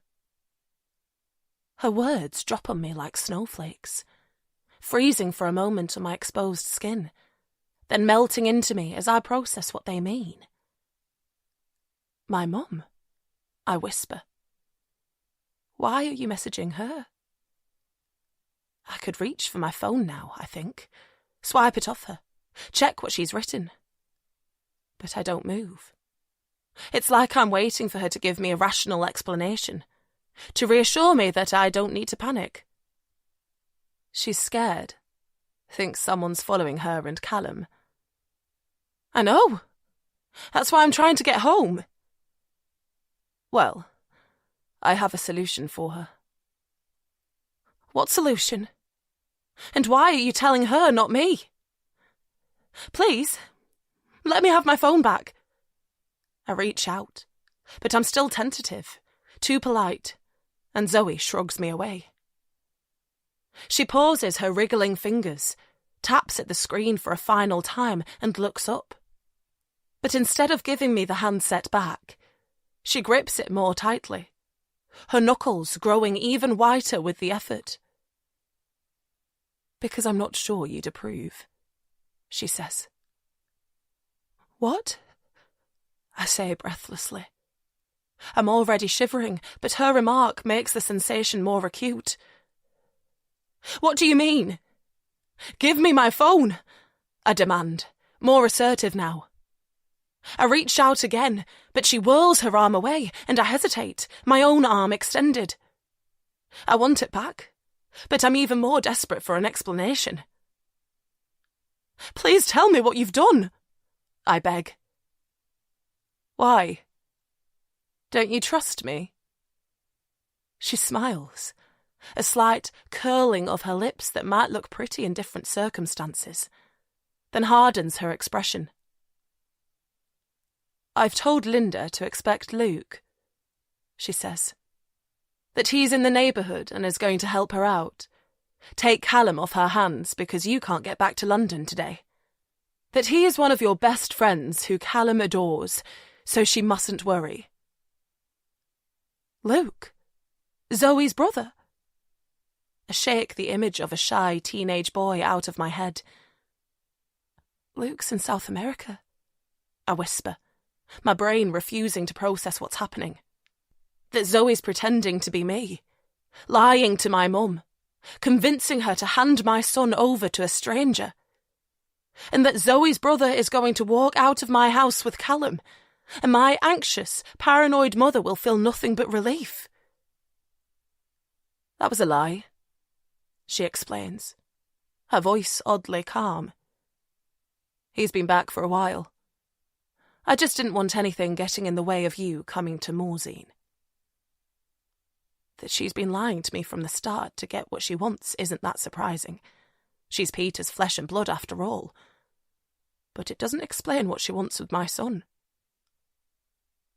But why do you want Luke to have Callum? I warble. The thought of my son being wheeled out in his buggy, oblivious to the sheer wrongness of it, is driving cracks into my voice. She doesn't answer me at first. She checks her watch, then stares through me, as though weighing up how to respond. But suddenly, her eyes snap into focus. Maybe it's because you don't always know best, Ivy. Remember how my dad died? How you decided not to bother saving him? That terrible night again. Memories start to swirl, but I shake them away. I will not feel guilty about Peter's death. He brought it on himself. But the memory of Zoe's face that night, contorted in anger, creeps forward in my mind. Have you told Luke to take my son to punish me? Is that it? Because you still think I'm to blame for Peter's accident. Perhaps I'm doing you a favour, Ivy. Have you thought of that? Luke would do a much better job of defending Callum, protecting him from this mystery assailant you keep talking about than your mum would. She'd be useless, wouldn't she? Crumble at the first sign of trouble. You know that. And yet you still left him in her care. You think you're this amazing mother, but I'm not sure you are. I left him for you, I remind her through clenched teeth. Because you begged me to. I did, didn't I? She says, her voice suddenly smug. You know, you have no idea what true sacrifice is. Not like me. I'd do anything for my child. If I had one, she adds. And you think Callum is better off with Luke than my mum? He's a total stranger. Luke is my brother. He does what I say. Of course I think Callum is better off with him. And with those words, the realisation crashes onto me like an avalanche. My son's safety isn't in Luke's hands. It's in Zoe's. That shouldn't be scary. Our friendship goes back 15 years. But somehow, it's terrifying. Callum's my son, not yours, I say. You've got no right. Really, Ivy? No right at all? Her eyes drill into me, and she takes a step forward. My breathing gets shallower. Did Harry get to her last night after all? Was it him leaning over her balcony, telling her what he thinks he knows? I instinctively move backwards, away from her, but I slip in the snow. My left foot slides from under me, closer to the hole in the ice. I draw it back underneath me, but the slip makes my heart race. My feet are wet, and I'm freezing cold. Zoe has my son, and the most likely explanation is too horrific to bear thinking about. I picture Nina, sat in the warm van, oblivious to what's happening. Only half a kilometre away, but unreachable in this terrain with this weather. And then I imagine my mum, reading my WhatsApp message.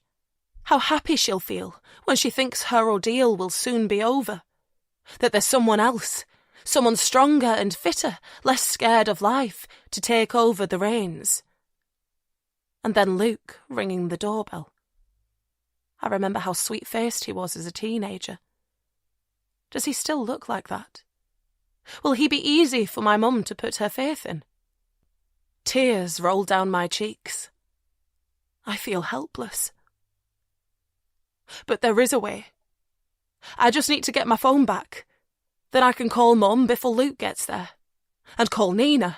Ask her for help. I start to reach out.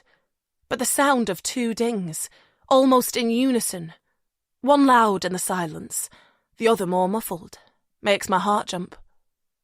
And when I stretch forwards again, Zoe has turned her back on me. I put my hand on her shoulder to twist her round. She holds steady, but I pull harder, and finally she succumbs. But she's holding 2 phones now. More lies. Mine is in her outstretched hand, like she's reading a message. Her own phone is against her ear, a tinny voice fizzing out of it. That was a voice note from Luke, she says, her eyes shining with a new power. He's got Callum. Linda was very grateful, apparently. A low moan crawls up from my belly. I fight the urge to double over with the pain of it. Instead, I lunge more forcefully, grab at my phone, but Zoe's quicker. She lifts it high in the air, then lets it go. And I listen to the loud plop as it drops into the dive hole. Chapter 45 2008 Ivy. Someone is screaming. It's Zoe. I recognise her voice, but I can't see her. The music cuts out and the lights go up. There she is, sinking into a chair, people gathering around her. I push my way through the deepening crowd until I reach her side. There's someone in uniform too, a police officer. The room starts to spin. My vision blurs. Memories from my childhood swirl. Hello there. Is your mummy in? Can I do this? After everything I've been through tonight? Do I have the strength? Because without anyone saying a word, I know exactly what's happened. Peter left an hour ago. I watched him drive away. The roof of his soft-top concertinaed at the back, pop music blaring through the small speakers. I didn't care at the time whether he'd make it to his destination. But as I look at Zoe now, her broken expression, it's different. All those wondering thoughts, those vague predictions, have come true. I gently drop my hand onto Zoe's shoulder. What's happened? Are you okay? Ivy? She grips my hand with both of hers, twists her body until she's facing me, turning away from the police officer. She's saying stuff about Dad. But it can't be true, can it? I don't know, I whisper, even though I think I do. I understand how hard this must be for you to take in, the police officer is saying, her accent local and strong. I catch the name badge on her shoulder, Constable Willis. If it brings any comfort, the paramedics are confident that your father died instantly. He won't have suffered. Peter is dead. The news I was half expecting threatens to overwhelm me. My mentor, the man who inspired me to become a meteorologist, Zoe's father. How did Mr. Wilde die? I ask. The police officer looks at Zoe and seems to take her silence as consent to share the details. We were called to the scene of a road traffic accident on the Honiton Road out towards the M5, she says quietly. There was only one vehicle involved, a racing green MG Roadster. It skidded out after a tight bend and collided with a tree. The impact caused the car to roll over into the adjacent ditch, and the driver was thrown from the vehicle as it flipped. There was a witness, a cab driver who was a few hundred metres behind, and he called the emergency services. We were on the scene in 3 minutes, but Miss Wilde's father had suffered catastrophic head injuries, and there were no signs of life when we arrived. I don't want to think about how Peter died, or the impact his death will have on Zoe. I know too much about how it feels to lose a father. So I focus on the practical side instead. Try to draw some strength from the facts. Peter only left an hour ago. How did you find Zoe so quickly? Constable Willis sighs. It turns out that the cab driver's passenger was Ivan Hall, one of the party guests. He recognised Mr. Wilde from a speech he gave earlier this evening. She turns back to Zoe. Your father has been taken to the Royal Exeter and Devon Hospital, Miss Wilde. Would you like me to take you there now? Zoe's expression turns from disbelief to horror. No, she shakes her head. I mean, yes, but I need to find Tom first. She looks around the crowd of onlookers. Can someone get hold of him? A dozen phones get pulled out of pockets and bags. I imagine the ding-ding-ding of messages that Tom is about to receive. I wonder if it will be a welcome reprieve from Harry's anger, or too much to cope with in one night. "How about I give you a moment?" Constable Willis suggests. "I can wait outside until you're ready, and take as long as you need."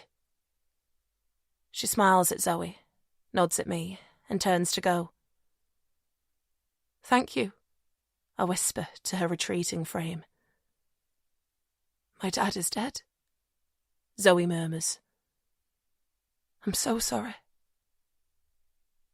"On my birthday." "Oh, Zoe." "He was here, standing next to me, telling everyone how amazing I was." Adrenaline is coursing through me. It feels like electric sparks on my skin. But I need to hold it together for Zoe's sake. "He was very proud of you," I manage. "But it doesn't make sense. How can he be here, larger than life, the soul of the party, and then not here at all?" I think about the knock on our door when I was 9 years old. How I thought it was my dad coming home. Returning from a day's climbing to catch the end of the football match, just like he'd done so many times before. And then, in a flash, how the world I knew vanished. It's risky, I suppose, driving with the roof down and no seatbelt on. "He always has the roof down, and he hates wearing a seatbelt," she moans. "I know that's dangerous, but these roads are so familiar to him. He's lived in Exeter for 10 years. How could he have missed a bend?" I bite the inside of my cheek until I taste blood, but it's not enough distraction to stop the images coming. Peter's unfocused eyes, the glass in his hand, the telltale signs that he'd drunk too much. Me taking his glass away, him grabbing it back. But I can't have been the last person to see him. "He was looking for you when I saw him. Did he find you?" I ask. She looks at me for a moment, then her face creases. "I didn't say goodbye, Ivy," she cries out. "I was on the dance floor. He came over, but my phone rang. It was Tom. I didn't understand why he was calling me, why he wasn't here at the party, so I turned my back, took the call. And when he rang off, Dad was gone. I missed my last chance to speak to him, didn't I?" My eyes are hot with tears, but I have no right to cry. "You could never have known. You have nothing to feel guilty about. He didn't want to come to my party, you know. He didn't want to drive to Heathrow that late at night." Something crawls over the back of my neck. I scratch it away. "But he came for me, and now he's dead." "This isn't your fault, Zoe." "Oh? Even though he was only here because of me? Driving late because I guilt-tripped him into coming? This is my fault, Ivy. I killed him." "That's crazy. It was an accident. Caused by my neediness. Caused by his drinking." My words ring out, and I feel the impact of them around the room. I shouldn't have said anything. I know it will come out at some point, at the post-mortem or the inquest, but it's too much for Zoe to deal with tonight. "I'm sorry. Ignore me." "He only had one glass. He promised me he wouldn't have any more," she says. But her tone is imploring, not defiant. "Maybe," I whisper. I wish I could take my comment back. But I learned young that mistakes can't be erased. All we can do is make the best of the consequences. "But you wouldn't say it unless you knew," she pushes. "Did you see him drunk?" "I bumped into him," I say with a sigh. "In the hallway. I tried to take his drink off him." "You tried?" "He wouldn't let me. You know what he's like, I plead. What he was like, she shouts. Before he died because you didn't stop him drink driving. Zoe, you can't blame me. You knew he was drunk, and you still let him get in his car, his convertible sports car, to make a 3-hour journey in the dark. That's practically murder. Don't say that. He would be alive now if it wasn't for you, she hisses. Zoe, that's not true. Yes, it is. You killed him. Get the fuck away from me. You're a murderer. She's screaming now, and I don't know what to do. I should leave, but I can't move. I should defend myself, but I can't speak. A circle of accusing faces stare at me. I wonder if I'm going to faint. Zoe? A voice in the distance. Tom! Oh, thank God! I watch Zoe run into his outstretched arms, bury her head deep in his shoulder. Then I slip away, into the garden, and out through the same gate Harry escaped from a few hours earlier. Chapter 46. Ivy. My heart booms in my chest, but I force myself to sound calm. I need to convince Zoe to change her mind, to tell Luke to take Callum back to my mum. Why did you drop my phone into the water? I ask. Because you don't need it. I've sorted everything. Boom. Boom. Let's head back then, I try instead. To Nina's van. If I make my flight, Luke won't have to look after Callum for too long. I know it's a fantasy, that there's a darker reason behind Zoe interfering in Callum's care. But I need to keep pretending. Otherwise, I might disintegrate into 1,000 pieces. 1,000,000 regrets. I think we're fine, just the two of us, having a chat. My fake composure explodes. Fine? We're soaked through, I shout. Stood in the middle of a frozen lake with snow hammering down, and my son has been taken by a complete stranger. I'm nowhere near fine. Maybe I mean relative to how you're going to feel soon. Zoe's cold, quiet tone douses my anger in an instant. Fear crawls up my neck. I came here to save Zoe. But do I need saving from her? And if I'm in danger, then what about Callum? I think about his downy head, his big eyes, always flicking left and right, absorbing everything around him. Where has Luke taken him? Would he hurt him? Does he even know how to care for a baby? What do you mean? I stutter. Why do you think I lured you out here? My mind freezes, then clears. I can't hide from it anymore. Zoe knows, and she wants to destroy me for it. I look at the hole in the ice, the black water lapping at the edges. I feel the remoteness engulfing me. I need to get away from her, to run. Get back to the van, use Nina's phone to call my mum. It's a plan, but I need to move.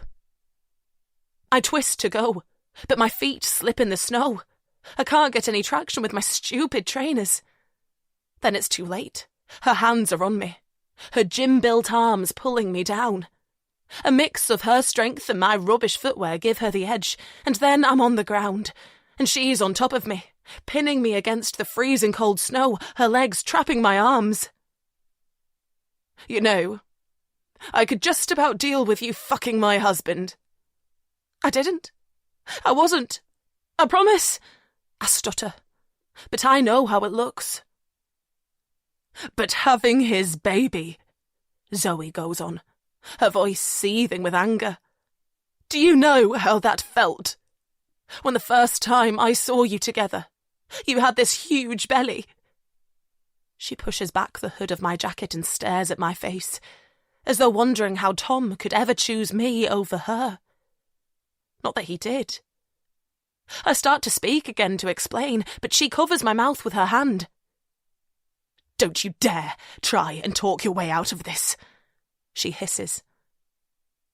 It was New Year's Eve 2021 when I first saw you together, she goes on. Over a year ago now. I'd found out about the two of you ages before, but I'd wanted to pretend it wasn't true. If I confronted Tom about being unfaithful, I'd have to throw him out, wouldn't I? And how could I get pregnant then? But when Tom told me there was an emergency at the hospital, when I was ovulating and we were supposed to be seeing the new year in together, I'd had enough. So I followed him. He didn't sleep with a colleague from work, by the way. I made that story up to piss you off. I mean, why should you get to grieve purely, when my own grief was so compromised? No, there was only you. She winds a few strands of my hair around her fingers and pulls. The pain is sharp, and I feel a tearing at my scalp. But a second later, she releases the pressure. But when I sat in my car outside your house, she goes on, I had no idea what was about to hit me.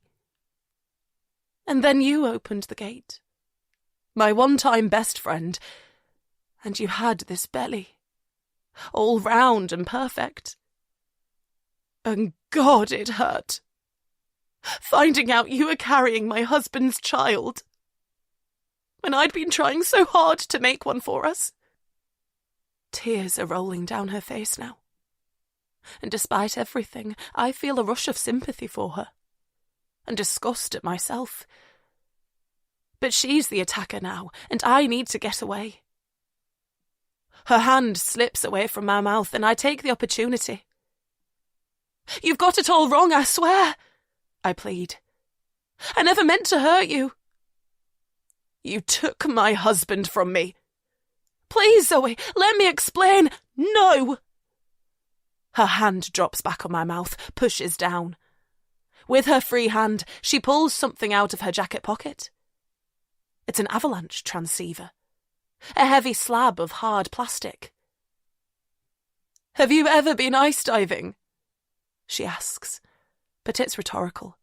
She knows I can't answer. My guess is probably not. I imagine it's too scary for you. I can't see the hole anymore, but the memory of its cold black water is imprinted on my mind. I imagine being submerged, the chill hitting me, the panic as the water drags me away from the opening, looking at the ice but not being able to break through. I did it once, Zoe continues. In Teen Lilac, with my dad. God, it was cold. I pretended it was fun, but I hated every minute of it. I doubt you'll have the same experience, though. Without a dry suit, you'll be unconscious in seconds. She taps the transceiver against my forehead. Thud, thud, thud.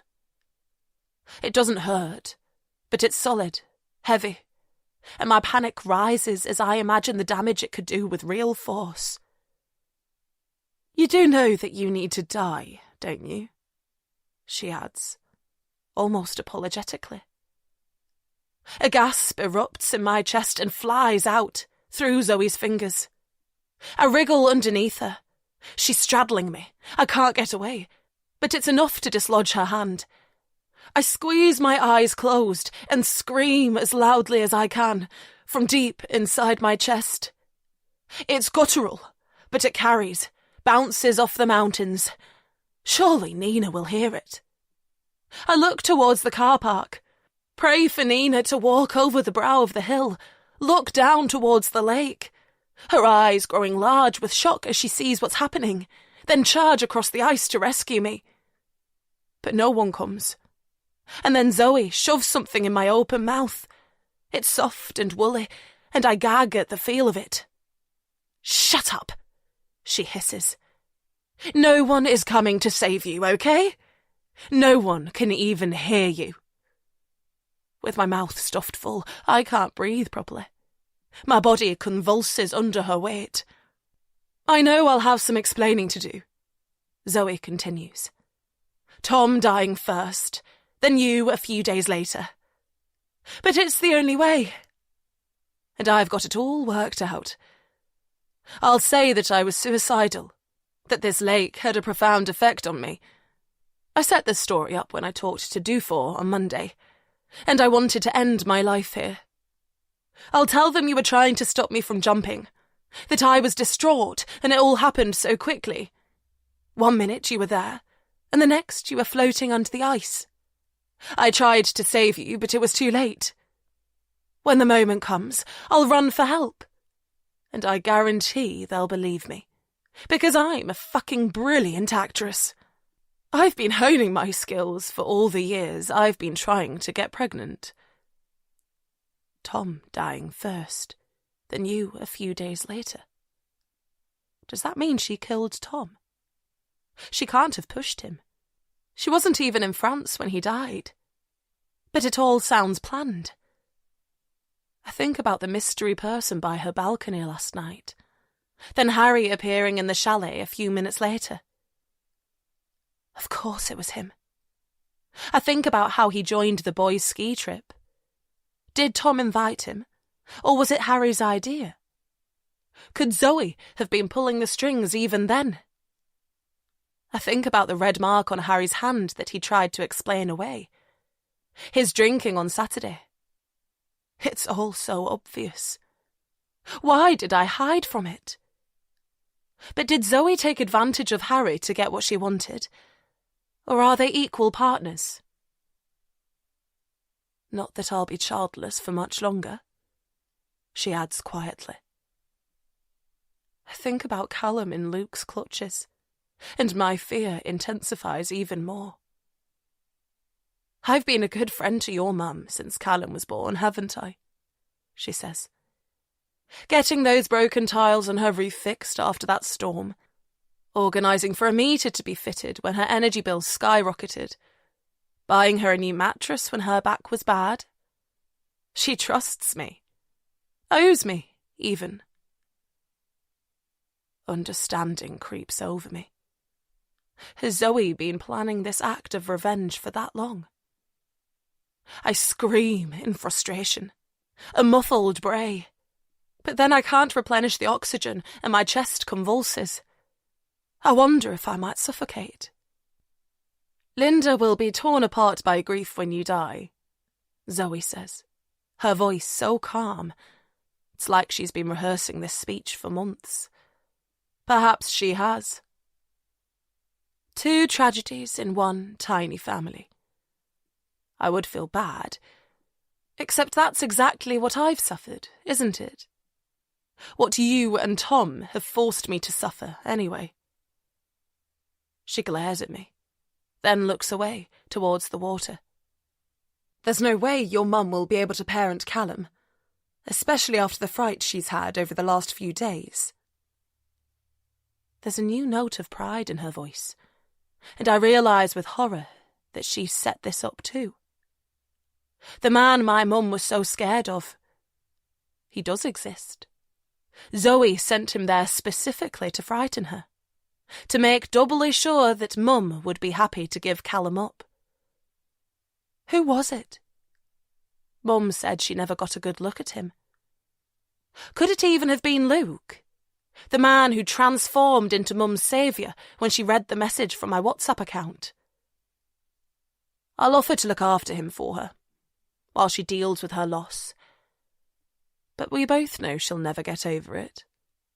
The overworked authorities will love a neat family connection, so before you know it, I'll be able to adopt him. I may not have been able to give Tom a child, but this way, he'll be giving me his. It's almost as good. I shake my head. No! I tried to shout. "Not his!" I just about manage. "Don't lie to me!" "I know Callum is Tom's son," she hisses.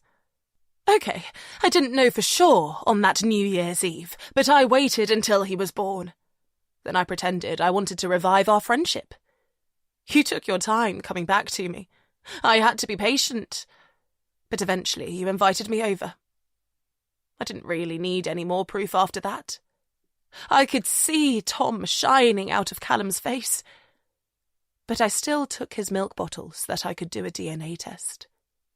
Even after being so certain, my heart broke when the results arrived a few weeks later. But now I'm grateful. I get to raise Tom's child, something I feared would never be possible.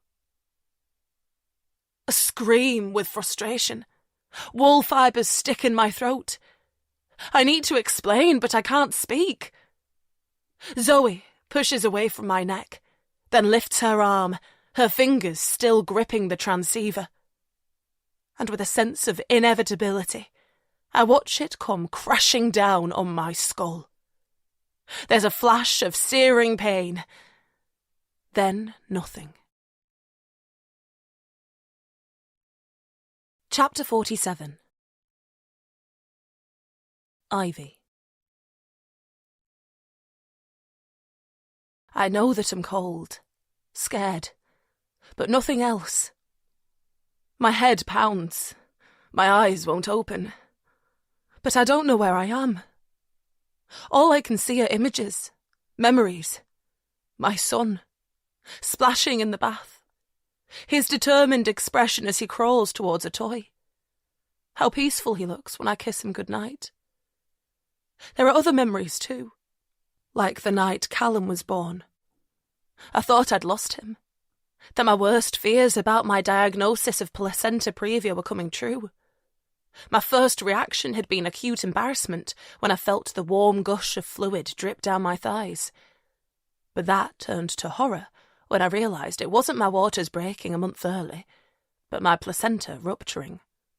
I had stared at the mass of blood as though it was an alien rather than a medical emergency. I don't know whether I would have found the strength, the cognitive function, to launch into action, or if I would have continued staring, rigid with shock, starving my child of oxygen as the placenta continued to break down. I didn't get the chance to find out because Harry did it for me. He phoned 999, gave me towels, water, kept me calm, promised me that everything would be fine. 30 minutes later, Callum was born by emergency caesarean section in Chelsea and Westminster Hospital. Harry, the man who had fallen for me, then assaulted me. The man who had let anger control his life for over a decade. I only let him in on that cold night in January because Tom had asked me to. And by that point, it was hard to say no to Tom. He'd turned up at my house on New Year's Eve on the way to the hospital with a request. Harry wanted to say sorry. He'd apologised to Tom soon after returning to the UK, for punching him, for smashing up their student house when his self-loathing boiled over. And he'd tried to apologise to Rob and Julian too. But what he really wanted was a chance to see me, to explain, so that he could finally lay his most evil demon to rest. Tom promised me that Harry had changed, grown up, had therapy. And over a glass of alcohol-free fizz, Tom was working and I was pregnant, but it was New Year's Eve, we arranged for Harry to visit a couple of weeks later. And Harry did apologise, profusely. He explained that he no longer drank alcohol, that it was a trigger for him losing control, that it had taken a while, but he finally felt at peace with himself. And then he admitted that he still loved me, had never really stopped, that he hoped 15 years was long enough for me to draw a solid line between his violence and the man he had become, and would I give him another chance. Sat next to him on the sofa, both of us with a mug of hot chocolate warming our hands, it had even seemed possible. But then he'd said, baby steps. and the phrase had made me think of the baby growing inside me. And I knew then that anything happening between us was impossible. So I made my excuses. I told him that life was complicated enough, that I had to focus on my pregnancy and adapting to life as a single mum. And I meant every word at the time. But later, when I lay in my own blood, thinking I'd lost Callum, clinging to Harry's competence, his skills as both a student doctor and trainee paramedic coming to the fore, those thoughts became confused. When Harry held my hand, I didn't pull away. And when the paramedic asked me if I'd like him to travel in the ambulance with me, I didn't hesitate before saying yes. For those terrifying minutes on the way to the hospital, he suddenly meant the world to me, and I felt an overwhelming urge to tell him everything. That continued in the hospital too. And when he leaned over to say good luck before I was wheeled into surgery, I kissed him. But then, hours later, with Callum safely in my arms, scared of how close I came to revealing everything, I had to let him down all over again. Because I couldn't be with Harry, knowing that Tom was Callum's biological father, especially as I'd promised Tom to never tell a soul. But there was never anything romantic between Tom and me. In fact, I've never succeeded at romance with anyone. I don't know why. Whether it's because I'm married to my work, or scared of relationships after losing my dad, or if it was just never meant to be. But by 34, I hadn't chalked up a single long-term relationship, and my body clock was ticking. For as long as I can remember, I've wanted a child. Someone to help keep the world breathing when I no longer can. It was an embarrassing longing when I was a feminist teenager. And after 2 decades, it was becoming an unreachable dream. As I spent evenings alone at home, I began researching, fact-finding, and I discovered a whole world of modern women who were choosing to sole parent. Why not me? After all, I was healthy, solvent, owned a house with 2 bedrooms, and I was brought up by one parent, so I knew it could be done. When I started my journey into intrauterine insemination, I'd assumed I would use a sperm bank, and had researched the merits of shipping it from places like Denmark or Canada. But when I began reading donor profiles, comparing big eyes against square jawlines, sensitive and creative types versus resilient or clever men, it all got too much. My child was going to be half them. How could I possibly gauge enough insight from one page on a website? And then I was invited to the opening of the Peter Wilde Laboratory at Exeter University. Seeing Zoe for the first time since her 21st birthday party was less difficult than I feared. But seeing Tom again was genuinely a pleasure. He had saved me that night after all, and I'd never had a chance to thank him. He'd done much more than that too, showing Harry compassion when many would say he didn't deserve it, and then coming back for Zoe when tragedy struck. Tom was clever and athletic, generous and funny. He was loyal to his wife and ambitious at work. He was handsome. It didn't take me long to realise Tom would be the perfect sperm donor. We swapped numbers at the event, we all did, and I called Tom the next day. We met on a bench in Hyde Park during our lunch break, him from his Harley Street practice, me from Imperial University, and I blurted it out.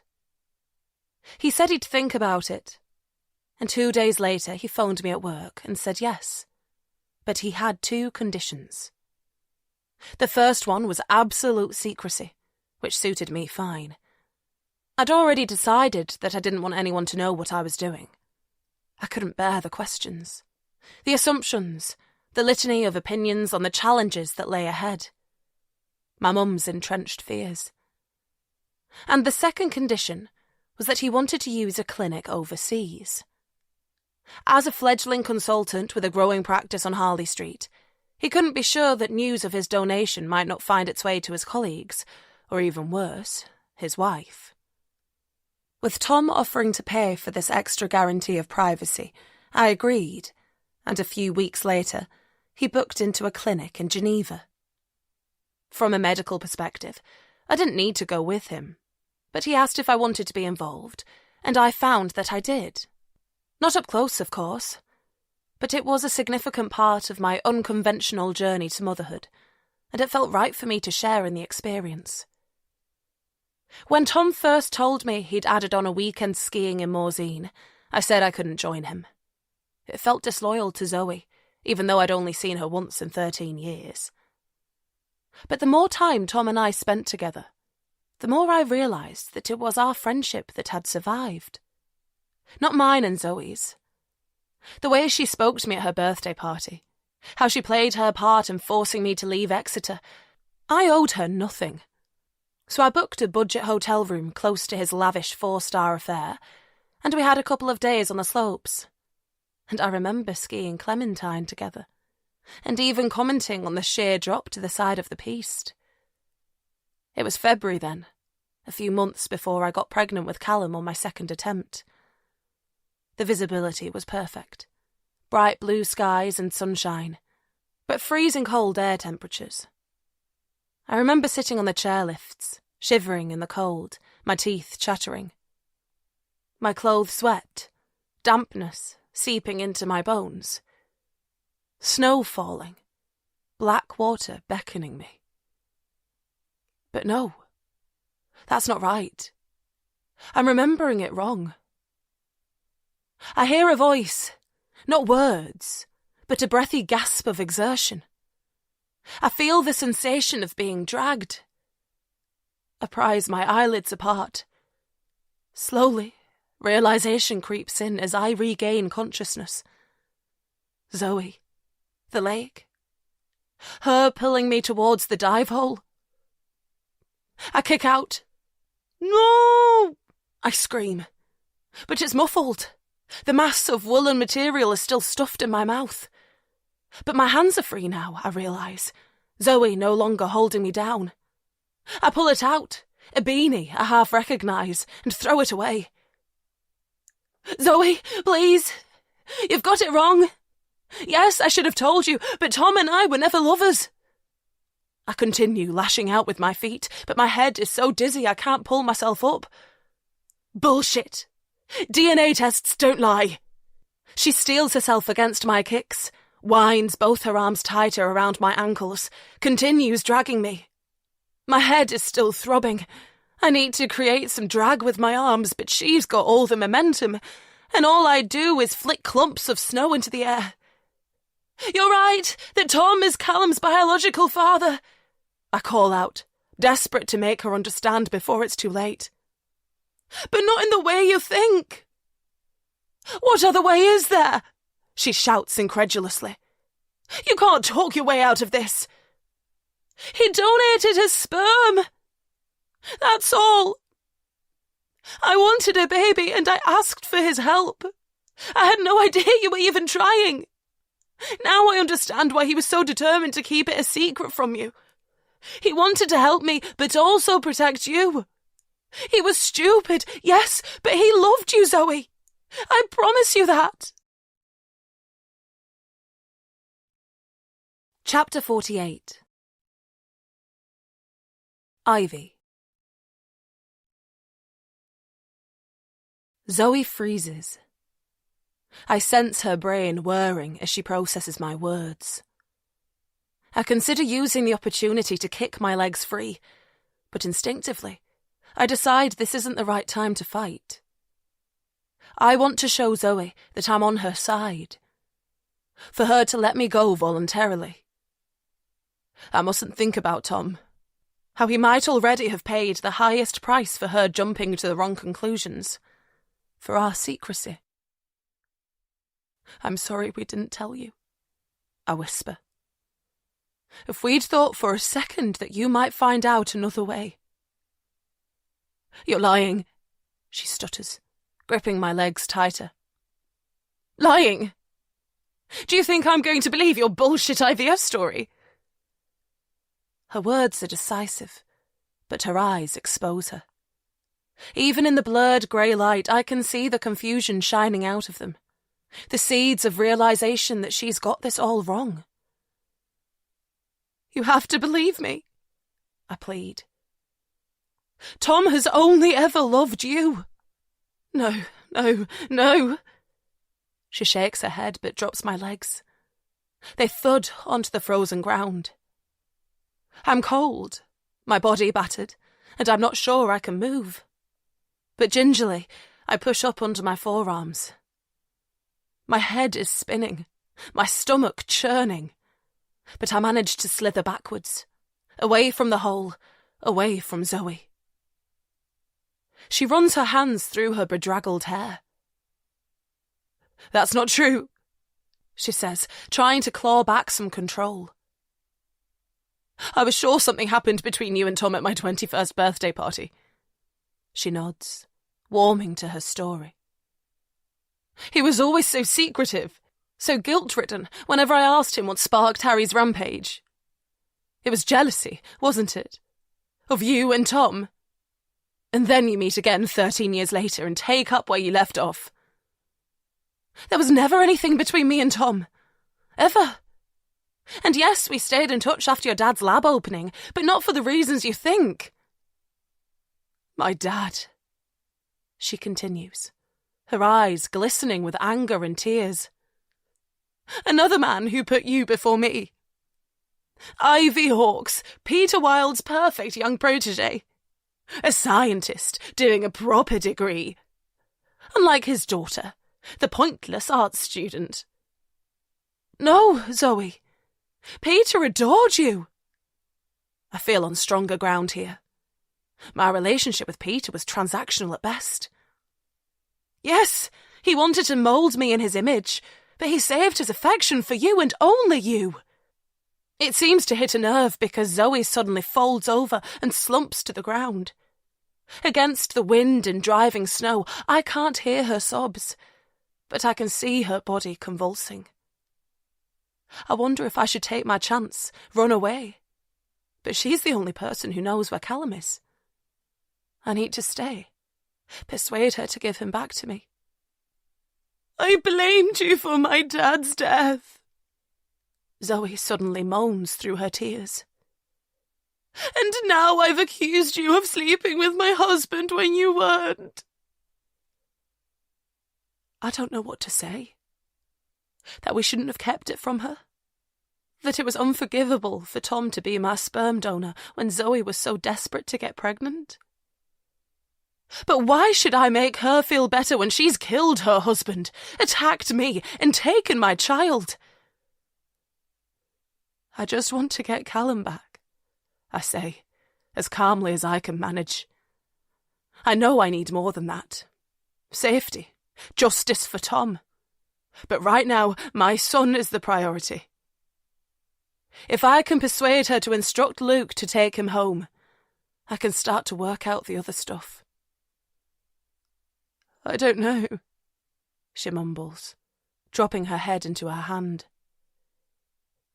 "That's not the plan, Ivy. I need to keep him." "No. Please," I gasp. "Zoe? Ivy? What's going on? Are you both okay?" Relief rushes over me. Nina. The one person who can get us out of this nightmare. "Nina," I sigh. "Zoe's not feeling well. We need to get back to the chalet." I try to push to standing, but my legs are wobbly and I sink back down. "Okay," Nina says, her voice guarded. Her eyes dart between us as she tries to work out what's really going on. "Do you need a hand getting up?" "We're fine, Nina," Zoe says, her voice stronger, as though Nina's presence has fortified her. "This is between Ivy and me," she continues. "You don't need to get involved." "Don't listen to her," I plead, through chattering teeth. "We're not fine. Nowhere near it. I think she might even have killed Tom." My mouth fills with saliva, like I'm going to be sick. but I need to ride out the nausea. I swallow hard. And she's taken my son, I continue, slowing it down, breathing through my words. At least, her brother has. In London. Please, Nina, you've got to help me. Nina looks at us both in shock. It must be hard for her to take it all in. But she reaches out one arm, and I take her hand. She's wearing woolly gloves, and I feel a rush of comfort as her fingers curl around mine. My vision blurs as tears pool in my eyes, but I can just make out a shadow in the distance, a dark form growing larger, standing behind Nina, grabbing her shoulders. I scream as Harry pulls Nina backwards. The hood of his jacket is up, obscuring half his face, but I can still see the seething anger, the way it contorts his features. A rage still familiar after 15 years. Did I know from the moment I saw him that Harry had pushed Tom, deep down in my gut? Or was it only when I found that article online? Did I bury that truth because he showed some compassion on the night Callum was born? Made a declaration of love? Am I that pathetic? Nina lets out a loud gasp, tries to twist away, but she loses her balance and drops into the snow. Harry tries to sit on top of her, but Nina is strong and fast, and she whips away from him, rising onto all fours. She crawls away, but he grabs the hood of her jacket, concertinaed at her neck, and pulls it backwards. The zip is up high, and I can see it cutting into her throat, strangling her. She lets out a few choking sounds. Shit! I need to help her. I push up to standing.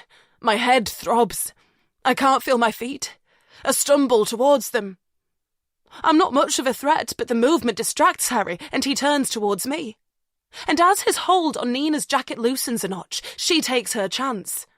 She must have already noticed the transceiver nestled in the snow discarded by Zoe a few minutes earlier, because she lunges forward and grabs it in one swift movement.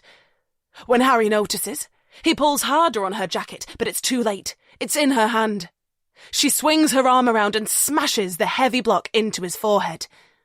Harry rears back, releases Nina's jacket, lifts his palm towards the cut. For a moment I wonder if I look like him.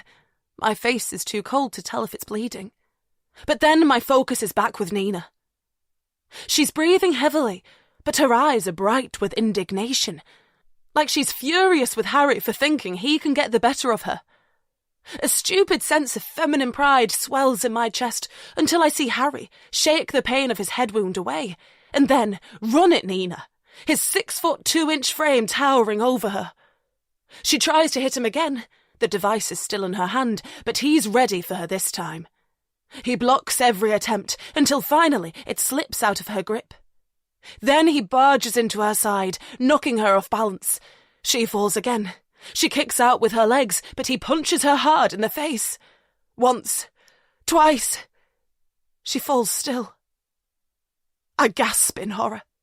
How could I possibly have believed Harry when he said he'd changed? How could I have let him into my house, listened to his words of comfort, kiss him? I feel sick, violated. I let out a strangled cry and run at him. My head pounds. My arms and legs won't work properly. But I still lash out with my fists. Pound his arms, his back, his chest. You fucking bastard! I scream. Tom was the only one who forgave you. How the fuck could you kill him? But he's either not listening, or he doesn't care. Because he doesn't say a word. He just folds his arms around my body like a straitjacket. I look at Zoe, her closed, unreadable expression. Then my knees buckle, and I drop to the ground once more. Chapter 49. The Day of the Fall. Tom. Tom puts in a turn and his right ski skids out from under him. He wobbles, almost loses his balance, but manages to pull it back just in time. He stops, takes a breath. For fuck's sake, he mutters to himself. What is wrong with him? He's only skiing a bloody blue run, but he can't find his mojo, slipping and sliding all over the place, unable to cut even a half-decent turn. It doesn't help that he can't see much further than the tips of his skis in this whiteout. He was supposed to be following Rob and Julian, but they disappeared into the fog minutes ago. He hasn't seen Harry pass him, so he supposes that at least he's still behind somewhere. Although if Harry chose a different line down the piste, a few metres to the left or right, he could easily have skied past without Tom even knowing. Perhaps he is here alone, after all. He's usually more than happy to rely on himself, but right now he feels a bit uneasy. Stuck in the thick cloud, very aware that there's a sheer cliff somewhere close by. He remembers the piste from when he skied it 2 years before, on his sneaky jolly, that he only half got away with, after doing his good deed for Ivy in that clinic in Geneva. Not that it feels like a particularly laudable act anymore. When Ivy asked for his help, he and Zoe had been trying to get pregnant for a while, a year or so, maybe 2. But it hadn't seemed urgent at the time, at least not to him. So he'd decided it shouldn't stop him helping his old friend, because he likes helping people. Some might call it just another competition, battling for first place in the altruism category, but he doesn't see it that way.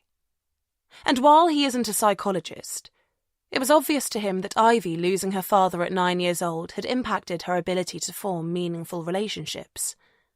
If she wanted a baby, and just needed a bit of sperm to help her along the way, then where was the harm? Although he wasn't quite that obtuse, because he did decide to keep his involvement in Ivy's baby-making a secret from his wife and everyone else. Zoe is the impatient type. When she decides she wants something, she has to have it straight away. So of course she was getting frustrated when her period kept appearing. But they'd had the various tests, and there wasn't a medical reason why they couldn't conceive, so he always figured it would happen at some point. Except it didn't. And 2 years on, Zoe is inconsolable when another month rolls by and there's no baby. About a year ago, he'd decided that he couldn't bear to see her upset anymore, and suggested they start the process of IVF. He knew it wouldn't be plain sailing, and nothing was guaranteed, but they could afford it, and it would be something positive for them to focus on. But to his surprise, Zoe refused. Apparently, she was still clinging to the idea of a natural pregnancy. And as the year progressed, she seemed to become both more devastated about not getting pregnant and more entrenched in her refusal to consider other options. And with it, she pulled away from him emotionally. Not that he's ever properly admitted that. He's let himself believe that it was work getting in the way. Him growing his private practice, Zoe's business going from strength to strength. But if he forces himself to reflect, those were excuses, not reasons. He needs to try harder, he realises. Listen more to what Zoe wants. Except now he's also got to navigate Harry having seen the photo of Callum that Ivy sent. He and Ivy aren't in touch very often anymore, and they were both clear that Tom wouldn't have a role in Callum's life. She doesn't need to know that Callum's birthday, the day Tom officially became a father, is the passcode for his phone.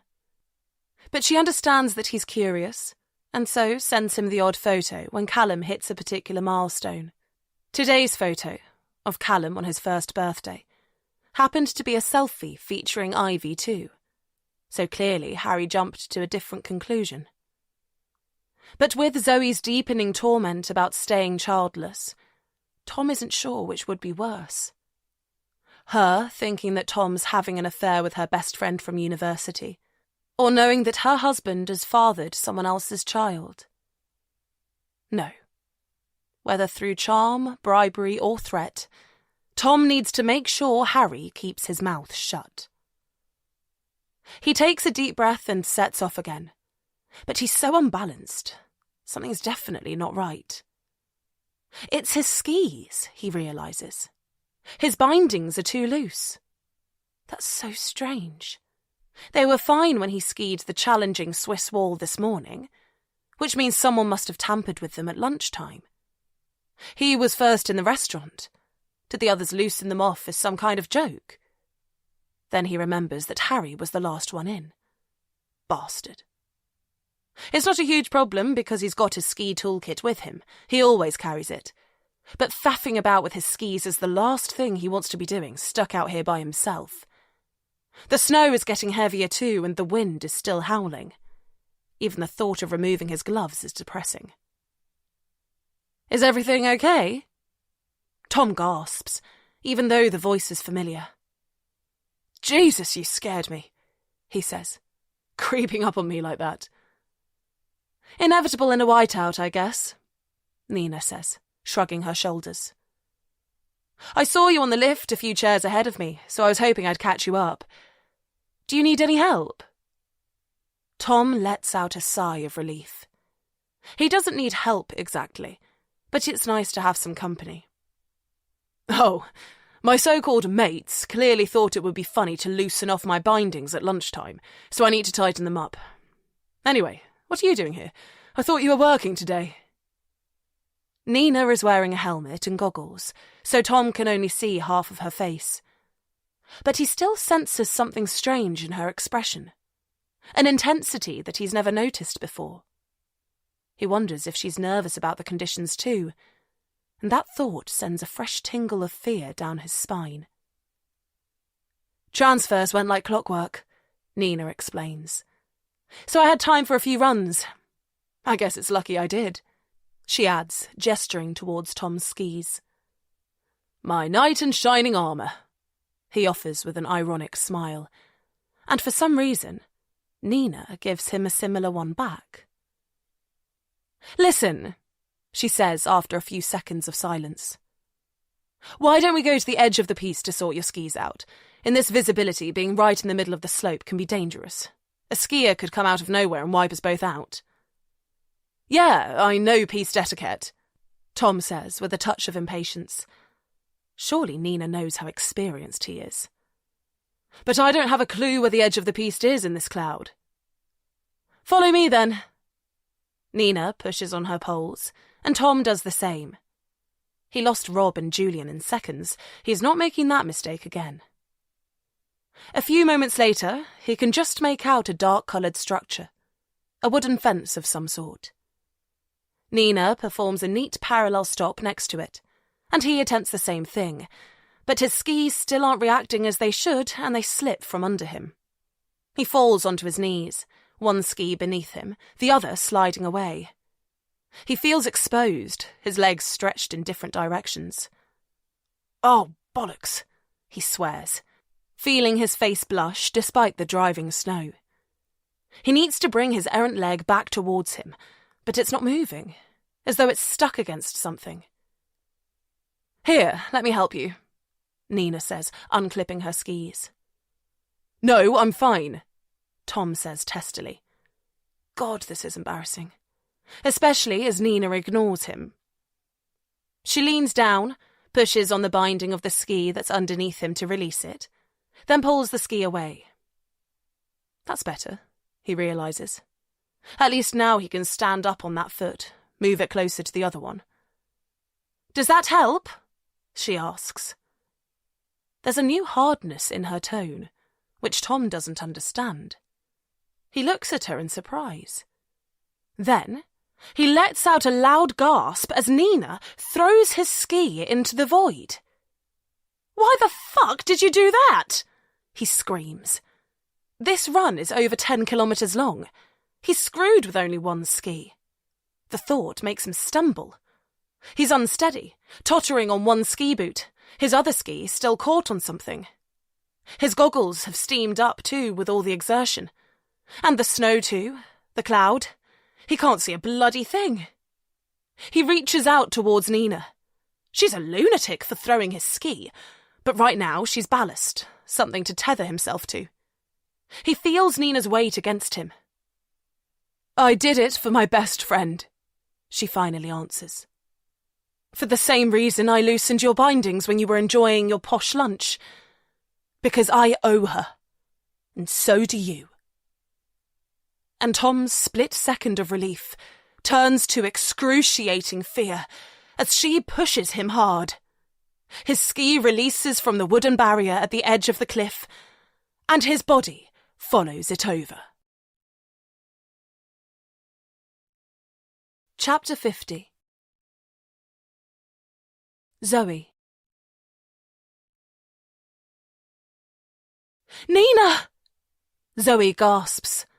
She looks down at the ground where her friend is lying unconscious in the snow. Then her eyes flick up towards Harry. What have you done to her? You're a fucking madman! She needs to check on Nina, but she can't get too close, in case Harry attacks her too. God, what is he doing here? Everything is going wrong. And it had all started so perfectly. Even the weather's been on their side, but not anymore. Was it all for nothing? Or is Tom's deception, his contempt for her feelings, the baby he failed to give her, enough to justify what she's done? Not that it matters anymore. She's come too far, done too much to turn back now. Especially now Luke has Callum. She can't lose another baby. She sinks her hand into the pocket of her ski pants and her shoulders drop a centimetre with relief. Yes, it's still there. Her dream might be damaged, but it's still achievable. And even if things turn really sour, she still has her contingency plan. That's why she sent Luke on a recce to Cuba after all. She just needs a moment to think, to adjust. Nina is the best friend she's ever had. But she's also strong, fearless. She will be okay. You're the mad one! Harry cries out. I saw you, dragging Ivy towards that hole. You and Nina were going to drown her. Thank God I worked it out in time. Erin traced the van via GPS, and thankfully I managed to hitch a lift here, even in this blizzard. What? Ivy stutters. What's going on? She's still crouching on the ground, like an injured tiger ready to pounce, Zoe thinks. Except she doesn't know who her enemy is. You killed Tom, Ivy says in Harry's direction, but with more confusion than conviction. You thought that he and I were having an affair, so you pushed him out of jealousy, or principles, or because you lost your temper again. And now Zoe's persuaded, or blackmailed you, into helping her kill me. No, Ivy, he says, shaking his head and opening up his palms. I think Nina killed Tom. Yes, I found out about your affair on Saturday at lunch, a couple of hours before Tom died. And yes, it was a shock. But I didn't kill him for it. It's none of my business, is it? I wasn't sleeping with him, she whispers, staring intently at Harry as though she needs him to believe her. Callum was conceived via IUI. Tom was my sperm donor. I shouldn't have kept it a secret, but I promise that's all it was. Really? Harry says, and there's so much hope in his voice that it makes Zoe feel faint. He's still in love with Ivy, she realises. Like Tom was once in love with her. Tears prick at her eyes as she thinks about what she's lost, what she's thrown away. But she can't dwell on those things. She mustn't let regret blur what she needs to do now.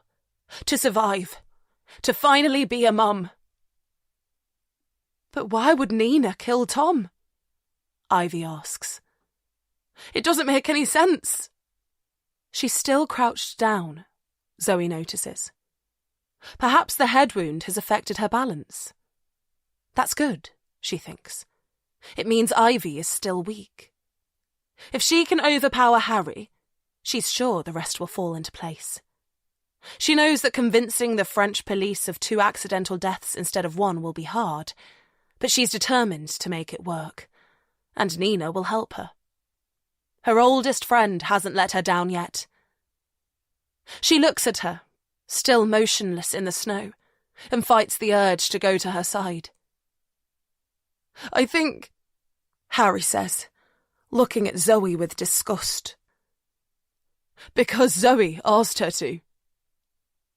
She stares back at him with equal antipathy. He's not so perfect. Tom might not have told her what started Harry's violence at her party, but she saw the results, the destruction. But why would she do that for Zoe? Ivy asks incredulously, still miles behind Harry. She's supposed to be the clever, big-deal academic. In different circumstances, Zoe might enjoy seeing Ivy so clueless. Because they're friends, Harry claims. I overheard them talking together last night on my way back from town, just before I saw you. Zoe was on her balcony, and Nina was leaning on the balustrade encouraging Zoe to sober up, to remember that today was going to be a big day, but that Nina would be by her side, like she's always been. I thought that was you, Ivy murmurs, talking to Zoe. I didn't think it through at the time. My head was elsewhere. A look passes between Harry and Ivy, a shared understanding, and Zoe feels another stab of anger. She should do it now, she thinks. Shut him up. Punish him for Nina. But her head is spiralling with unwelcome thoughts, and her limbs feel like lead. But when I woke up, Harry continues, I realised what their conversation meant. Zoe and Nina knew each other. They were friends. And why would Zoe pretend otherwise unless she had something to hide? When you kept questioning how Tom could have fallen off that mountain, I was too blinkered by jealousy or self-pity to listen properly. But when I forced myself to put that aside, I realised you were right. Not according to Do4, Zoe reminds them, a jolt of pride giving her voice a new strength. Not everything has gone wrong. He's already closed the case. So I looked at the Tall Mountain website, Harry goes on, ignoring her. Nina told us that there were 3 chalets in the group, but when I checked properly, the other 2 have fake addresses, and the photos are copied over from someone else's Airbnb listing, 2 properties in Aspen. The only one she really manages is the chalet we're staying in, and you can't book for next winter. The whole business is a sham. Are you saying Zoe and Nina set the whole thing up? Ivy asks, her face contorted in shock. But how did they get Tom out here in the first place? Don't the guys organise that amongst themselves? It was Julian's turn to book the trip this year, Harry explains. I asked him this morning why he chose Tall Mountain. And guess who the initial recommendation came from? Harry looks directly at Zoe. She wants to punch the triumphant expression off his face. But even if they are friends, why would Nina do all that for Zoe? Ivy continues, scavenging for the facts like usual. And that's when Harry's tone, finally, registers defeat. I don't know, he admits. Maybe Zoe's paying her, or maybe their friendship runs deep enough. But after everything Zoe's done, and knowing they're friends, it must have been Nina who pushed Tom. They both turn to stare at Zoe. Ivy looks shocked, confused, while Harry's face has hardened. Zoe hesitates. The pair of them will die out here. She's going to make sure of that. So why not tell Ivy that she was never Zoe's best friend? Not even close. Yes, our friendship runs that deep, she starts, testing the sound of the secret she's kept for 20 years. Nina and I went to school together, Swindon Comprehensive. My dad was my life back then, my absolute hero. And when Mum threw him out, I felt abandoned. My sister was a bitch. Luke was a tiny kid. But Nina looked after me. Let me scream at her if I needed to. Bunked off with me when it all got too much. There was nothing she wouldn't do for me. She pauses for a moment, thinking back to that time. She remembers how angry she felt. But there was something liberating about feeling that way. As though her ill treatment gave her a freedom to behave as badly as she wanted. Like it's doing now. So I returned the favour, she continues. Listened to Nina's outbursts about her strict upbringing. Her psycho father who'd hold back food, sometimes even water, for a night if she got less than an A star in anything. And her piano teacher, Mr. Mullins, her dad's choice, who smacked her hand when she got the wrong key. Then, one day she had a meltdown, who could blame her, and spray-painted the music block. I knew her dad would have killed her for that, actually physically murder her. So I said it was me. That's why you got expelled, Ivy whispers. My sacrifice saved Nina's life, and she never forgot it. She even got a tattoo for me. Hendrix. He sang Wild Thing, you see? And I was Zoe Wild. I told Nina that she didn't owe me anything, that I wanted to help, that that's what true friendship means. But she wouldn't let it go. And so, when I asked her to search for Tom after I'd discovered he'd gone on a secret trip to Morzine, she didn't give up until she found him. Zoe takes a breath. And you.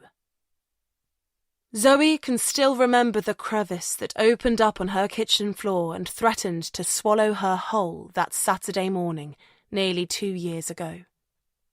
Tom's colleague Sam calling with an urgent referral, on the landline because Tom's mobile was switched off. Zoe had explained that Tom was at a conference in New York, that the reason he was uncontactable was because he'd still be asleep. But then Sam had thrown the hand grenade. A conference? Tom's diary says he's on annual leave. And Zoe had buckled, the phone slipping out of her hand as she mumbled something about passing the message on. Tom had owned up to his lie the moment she called him, at least in part. He told her that he had been feeling stressed, overworked, and needed a few days to himself. A chance to rip up the mountains around Morzine and release his pent-up energy. He'd feared she wouldn't approve, hence the fictitious conference. He was truly sorry. While a secret solo ski break might sound implausible to some, Zoe knew it was the kind of thing Tom would do, so she could take him at his word. But Nina was living in Morzine. She had been for years, and knew every bar and most of the bar staff. It wouldn't hurt to ask her to look for Tom, to double-check he wasn't with someone else, another woman. Zoe crashed the floor for a second time when Nina's photo came through on her phone. Is this Tom? He's been with this woman all evening. That first humiliation felt almost intolerable. But there was worse to come. It wasn't what you think, Ivy mumbles. Tom wanted to use a fertility clinic in Geneva, somewhere far away from his practice. He suggested tagging on a couple of days skiing somewhere close by, as friends. Zoe sighs. She's exhausted. I don't care anymore, Ivy. Sex and lies, or just lies. I know that the pair of you ruined my life. That Tom fathering Callum ripped my heart out. So you murdered him. All I wanted was a baby. At first I thought it would be easy. Then I found out that it was hard. But I stepped up, dug in, like my dad taught me, to fight through the tough times. So I fought and prayed, while Tom skied and lied. And he got Callum. And I got nothing. Zoe lets out a strangled cry for everything she's lost and everything she never had. Then she pulls the Swiss Army knife out of her trouser pocket, flicks it open, and charges at Harry. She's never stabbed anyone before, but she doesn't hesitate before driving it deep into his flesh. Chapter 51. Ivy. No, no, no, no, I chant, like a mantra, as I scramble over towards Harry. I know I should be more afraid of Zoe. She's out of control. But I need to do what I can to help Harry after everything he's done. Coming here, trying to rescue me. And at least she doesn't have the knife anymore. That is stuck in Harry's midriff. Its deep red handle the worst kind of camouflage as blood seeps out of his wound. Zoe is sitting back on her heels, a strange expression on her face. I take off my jacket and bunch it around the knife, pushing down to try to slow the flow of blood. I can feel the hard outline of his phone in his pocket, and for a split second I wonder if I have time to grab it, to call for help before Zoe has chanced to stop me. But with a crushing sense of defeat, I realise that the phone won't work. It's right next to his wound and will already be clogged up with his blood. Harry, I say in as calm a voice as I can manage. Can you hear me? I stare down at him, willing him to speak. Even as adrenaline courses through my body, I shiver in my thin jumper as the biting wind whips around me. Yes, he finally whispers back, his voice weak but clear. Keep pressure on. 10 minutes to clot. Keep me warm. I will, I promise, I say, the words catching in my throat. I don't know why you're bothering, Zoe says quietly from behind me. No one's coming to save him. Whether he bleeds out in 5 minutes or half an hour, it makes no difference. You fucking bitch! I scream, twisting my body towards her while keeping my hands pushed against Harry's torso. What happened to you? When did you become this evil? I'm not evil, she shouts back. I'm hurt, broken, pushed beyond my limits by the people who are supposed to love me. And Harry? I throw back. What terrible injustice did he do to you? She blinks, grabs her bottom lip with her teeth, then flicks it back out. He shouldn't have come here. He wasn't supposed to be involved. But you saw him punch Nina. He's no saint. My hands feel sticky, which means Harry's blood has worked its way through my jacket. He came here for me, and he's going to die here. Just like Tom died for agreeing to be my donor. I'm the problem.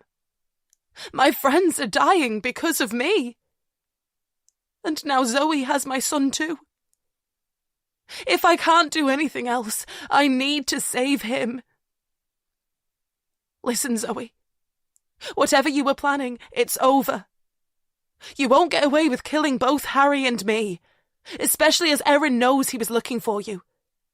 If you go through with this, you'll end up in a French prison, probably for the rest of your life. And who wins then? But if you call for an ambulance, help Harry survive, a good lawyer will be able to blame it on stress and grief. Get your sentence suspended. And if you call Luke now and tell him to take Callum back to my mum, I promise not to breathe a word about Nina pushing Tom, or your part in it. I will get away with it, she says, trying to disguise the warble in her voice with a forced cough. Dufour has always been suspicious of Harry. Nina's injuries will be enough to convince him that Harry killed Tom, then attacked Nina when she accused him of it. Harry asking Erin for Nina's location fits perfectly with him hunting her down. It makes sense that I had to stab him to save her. And it follows that, in my current state, having to perform such a violent act made me feel even more suicidal. So you drowning in the preceding chaos still fits. You're living in a fantasy world, I say, trying to sound brave, while inside I'm reeling. Because there's a chance she's right. As the beautiful, grieving widow with a loyal sidekick, she might just get away with triple murder. I push harder on the wound in frustration until I see Harry grimacing. Shit, I'm taking out my fear, my horror on his injury. Sorry, I whisper. She won't, he says. She won't. His face is pale and clammy, and despite the cold, there's a thin layer of sweat shining on his forehead. These are signs of shock, I realise, which means his body is being starved of oxygen. A burst of resolve explodes inside me. I can't let him die, but I can't wait for Zoe to find her conscience. I need to get hold of her phone, which means overpowering her first. I pick up Harry's left hand, then his right, and place them either side of the knife. They're freezing cold, but mine are warmer now, and I lay them on top of his. 4 hands pushing against the wound. My heart thuds against my ribcage. I look into Harry's eyes. They're glazed, unfocused, but they still manage to communicate a message. You can do this. Don't be scared. Work with what's in front of you. Push down, I whisper. Use every bit of energy you have left. He gives me a tiny nod. I take a deep breath. Then I turn and pounce. Chapter 52. Ivy.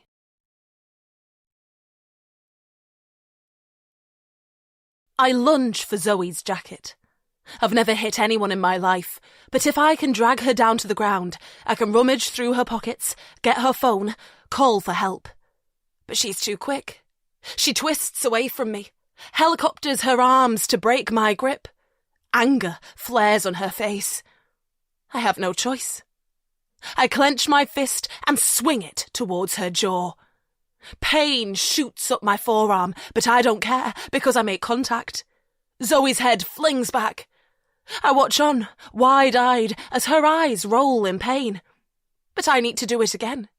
Keep hitting her until she falls, like Harry did to Nina. For Callum's sake. But slam! Her knuckles connect with my cheekbone. My head snaps away from her. Nausea swells in my belly. She hits me again. My head spins, but I stand my ground this time, manage to grab her arm with both hands. She tries to break free, pummels my ribcage with her free hand.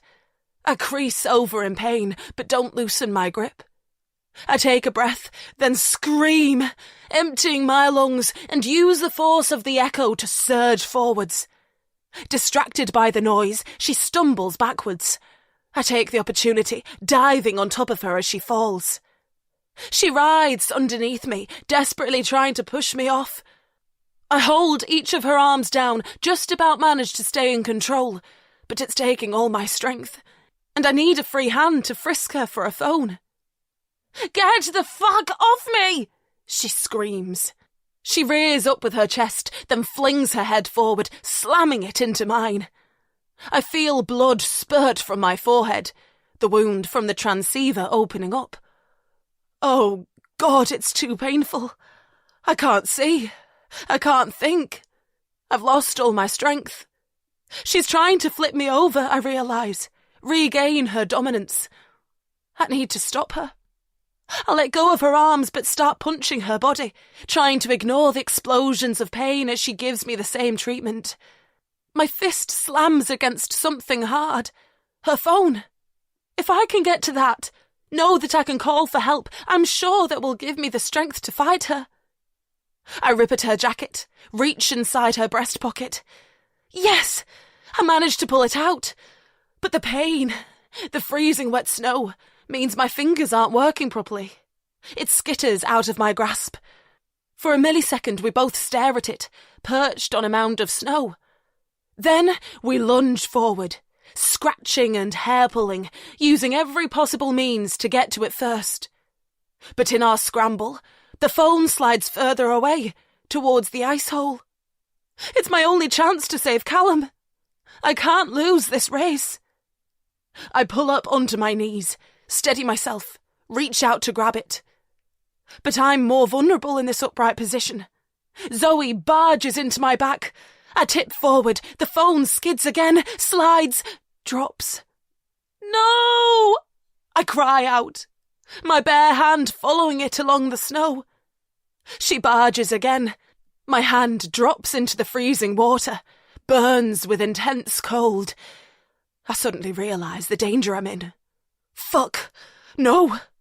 Not this! My knees buckle, but my torso tenses, twists away from her. Her midriff is right at my eyeline, and I fling my arms out and grab hold of her waist. My only instinct is to get her off me, to give me a chance to move away from the hole. But as I throw her to the side, I realise what I've done. She tumbles into the water, shock shining on her face like a caricature. For a split second, I think it's over. But then I realise she's holding onto my jacket, and the momentum is too strong. I lurch forward, fall in on top of her, splash. Then I'm sinking under the water. Fuck, it's cold. Too cold. My head bobs up. I gasp, start gulping the air, hyperventilating. I reach for the edge of the ice, but then I'm being pulled back under. By Zoe, or the current, or my limbs turning to lead weight in the freezing temperature. Water engulfs my face again. My chest heaves, pulsating with the impulse to gasp for air. But somewhere deep in my mind, I know I need to fight the urge, to hold my breath, not let the water enter my lungs.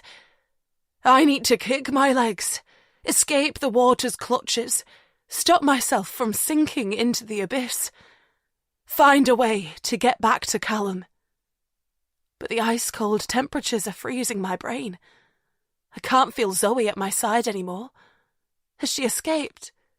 Climbed out? Will she take pity on me? Pull me out too?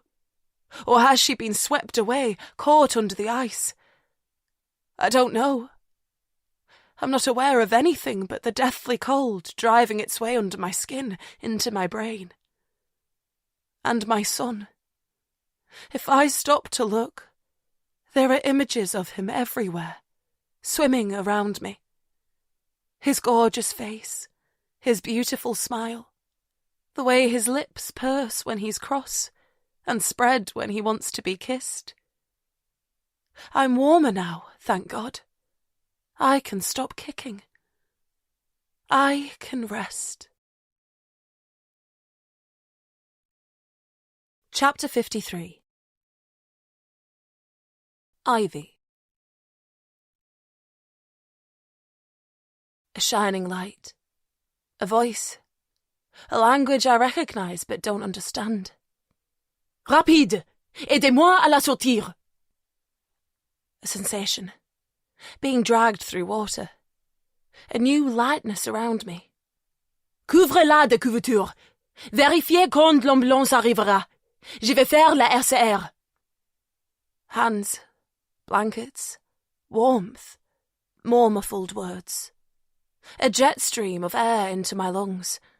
Life being breathed into me. But something blocking it. Then pressure on my chest. Rhythmical. Bang, bang, bang. The blockage dislodging. My eyelids fling open. I stare at the dense cloud cover above me. Nimbostratus. Snow clouds, my mind registers. Morzine, Lake Chablais. Drowning. I retch. My body flings itself over. I throw up lake water and bile, shivering uncontrollably. My head screams in agony. My body feels like 1,000 kilos of lead weight. But still, something dances inside me. I'm alive. Madame Hawks, it is me, Lieutenant Dufour. The ambulance is 2 minutes away. Dieu merci, tout va bien. I look at the police officer, the creases in his forehead, and try to smile my gratitude for him saving my life. I don't know how he found me, but I don't care right now. Something has gone right at last. Then I broaden my outlook. There are so many of them. Men and women in tight navy uniforms, moving frenetically on the snow like ants around split sugar. My awareness clicks up a gear. Of course they would be here in numbers. Harry has been stabbed. Nina is unconscious. And Zoe? My eyes dart back to the ice hole. The water is calm again, but still black, ominous. Realization lurches inside me. Zoe, I whisper, my voice raspy. Zoe fell in too. Dufour's eyes flit away from me. I know. Your chalet host, Erin, told us who was up here when she first called. On Monsieur Cook's instructions, I understand. And then he, Harry, explained what happened when we got here. I'm afraid we haven't been able to locate Madame Metcalfe, he says hesitantly, seemingly unsure about how I'll take the news. Perhaps Harry has also told him that our falling in wasn't an accident. She must have floated under the ice, he continues. We've called for a dive team, but sadly it will only be a search and recovery operation now. You'd only been in the water for a minute or so when we arrived, but the body's cold shock response is profound. I imagine Madame Metcalfe suffered a heart attack, and that's why she drowned so quickly. Zoe's dead, and I feel nothing. Neither pleased to be rid of the woman who almost killed me, or upset that my once best friend has lost her life. Then my mind processes how Dufour found out about Zoe.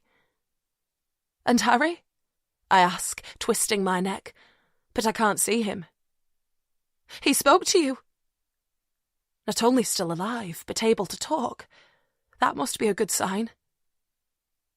He's lost a lot of blood, but he's being well cared for by my officers. He's alert and relatively stable, only showing limited signs of shock. Between you both, you did a good job of stemming the bleeding. He looks over towards the car park and I follow his glance. 3 red ambulances are lined up in the snow.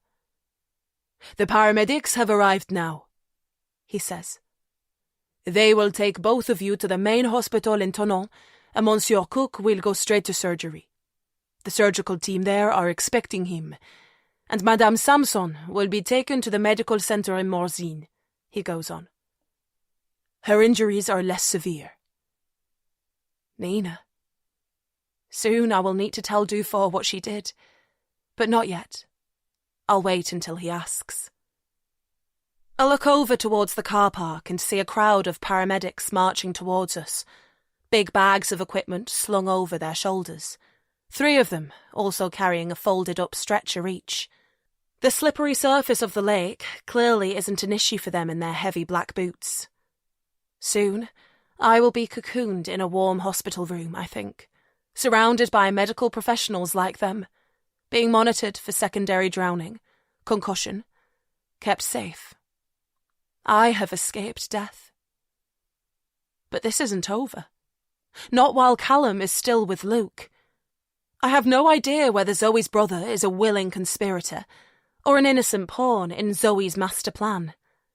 But either way, I need to get my son back with my mum again. There's something else, I start, still trying to find my voice, my rising adrenaline at odds with my exhausted body. My son. What about him? Dufour asks, narrowing his eyes in concentration. He's no longer trying to fob me off, the man tasked with limiting the backlash from Tom's tragic fall. Finally, he's fully listening.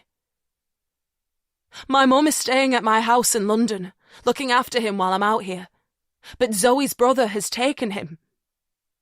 Your son has been kidnapped, he says, his voice hardening as he demands clarification.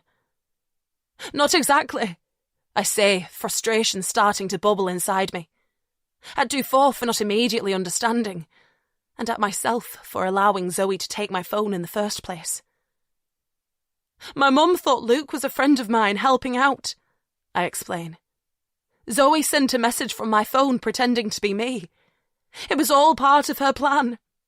Kill me, make Callum an orphan, adopt him. Get everything she wanted. Do you know where he has taken him?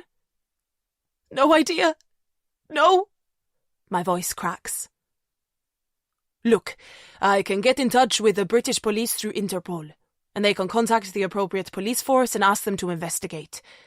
But I'm not sure that's the best way to handle this. I think it will be quicker for your mother to call 999 from within the UK, and then they will act immediately. Are you well enough to call her? You can use my phone.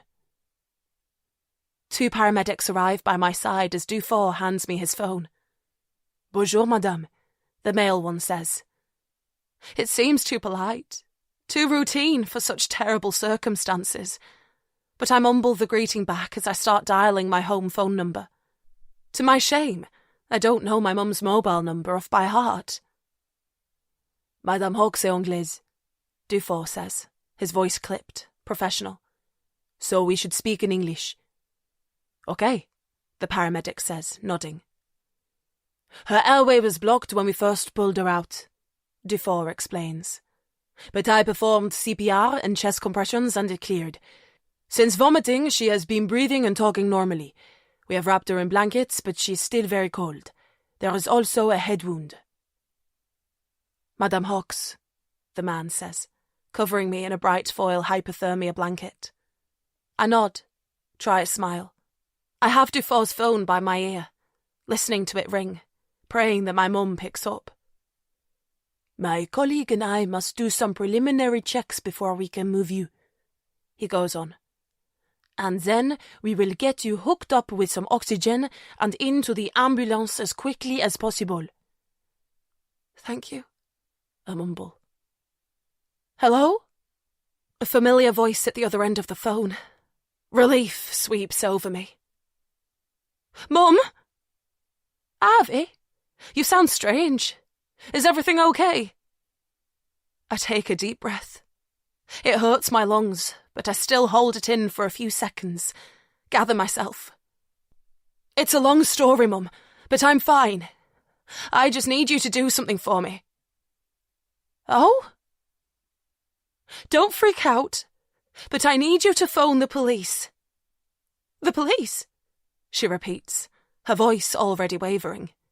I wish I didn't have to involve her, risk shattering her fragile shell, but I have no choice.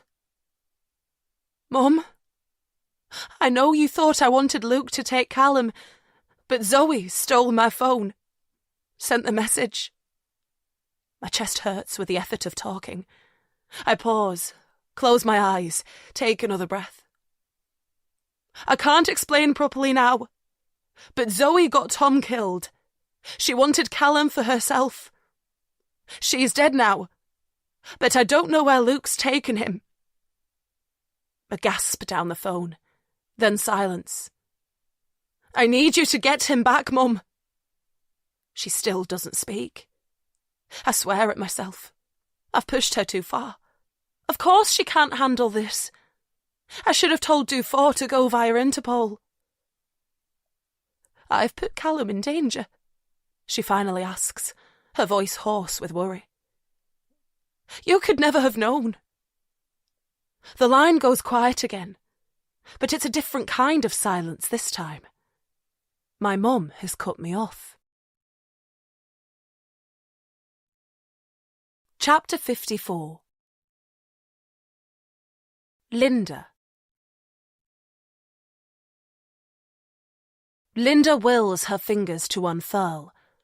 The handset of Ivy's rotary-style telephone is back in its cradle now.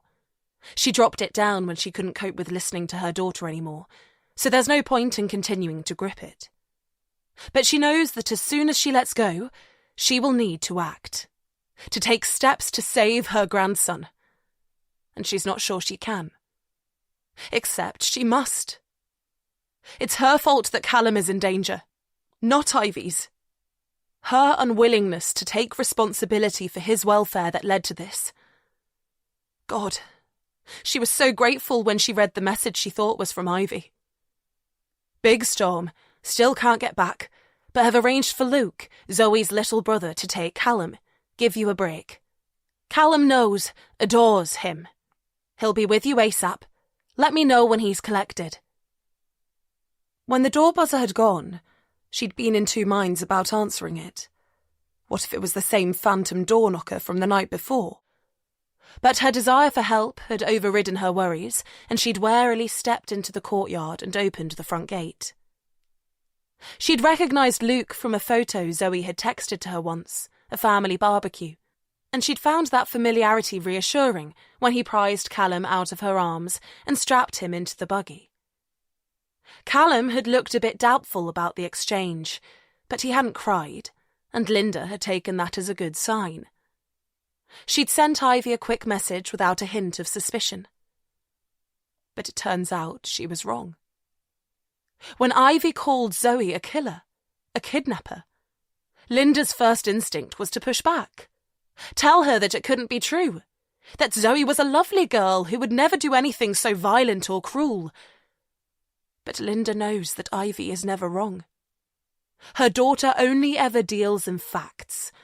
So if Ivy says something without a caveat, then it must be right. And now Zoe is dead. How did she die? Please, God, don't let it be at Ivy's hands. But of course it wasn't. Ivy isn't capable of killing. Linda would know if she was. She releases the handset and drops her forehead into her clammy palms. Ivy wants her to contact the police.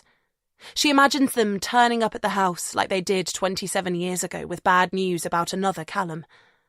Is history repeating itself?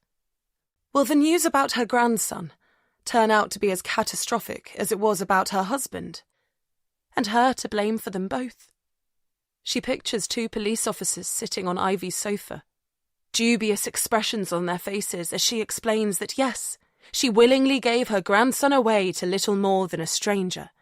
And yes, she needs them to bring him home for her. She can't do it. But she can't just sit here and pretend it's not happening either. She needs to admit it to herself. The truth that has been scratching at her brain since Ivy called. She knows exactly where Luke has taken Callum, and he has no idea that she knows. She hadn't been spying on Luke when she went outside moments after he left. She'd wanted to check that he'd closed the gate properly, that there was no way an intruder could get in. But she'd overheard him talking on the pavement, presumably to Zoe on his mobile phone, confirming that he would take Callum to Zoe's latest renovation project in Southfields, only a couple of miles away, as per her suggestion. And Linda remembers Zoe telling her about that property on one of their phone calls, how she'd converted the loft room of the end of terrace house into a nursery, and then blown her budget by decking it out with toys from Hamleys. And she even remembers the street because it includes the first part of her name, Linden Gardens. There can only be 2 end-of-terrace houses on the street, and it must be easy to identify which one of those has been renovated recently. So all she needs to do is go there and demand Callum back. That's all she needs to do. Linda stares at the newly painted front door and wonders if her knees are going to give way. She got the bus here.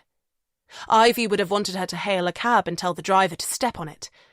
But Linda appreciated the slow but steady trundling, the regular chimes and wheezing as the driver made his stops. It gave her time to build some resolve, to remind herself that she hasn't always been a coward, that she has climbed both the Matterhorn and Mont Blanc. And how many women born in 1961 can say that? But still, this feels like a bigger challenge. She steps forwards, lifts the pewter door knocker, then slams it against the door. Once, twice, 3 times. And incredibly, each time it drops, something stirs inside her. Bang! Callum is her grandchild, Ivy's son, the namesake of a remarkable man. Bang! Zoe had no right to take him. Pretend he belongs to her. Bang! How dare Luke treat Callum like a possession, to be swapped around like an eBay purchase? The door opens and Linda's breath catches.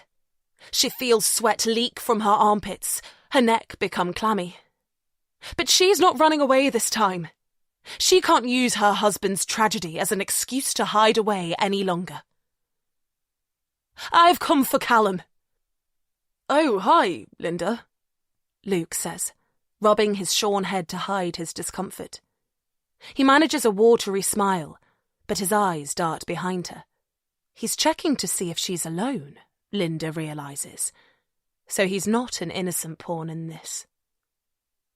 How did you know I was here? He continues.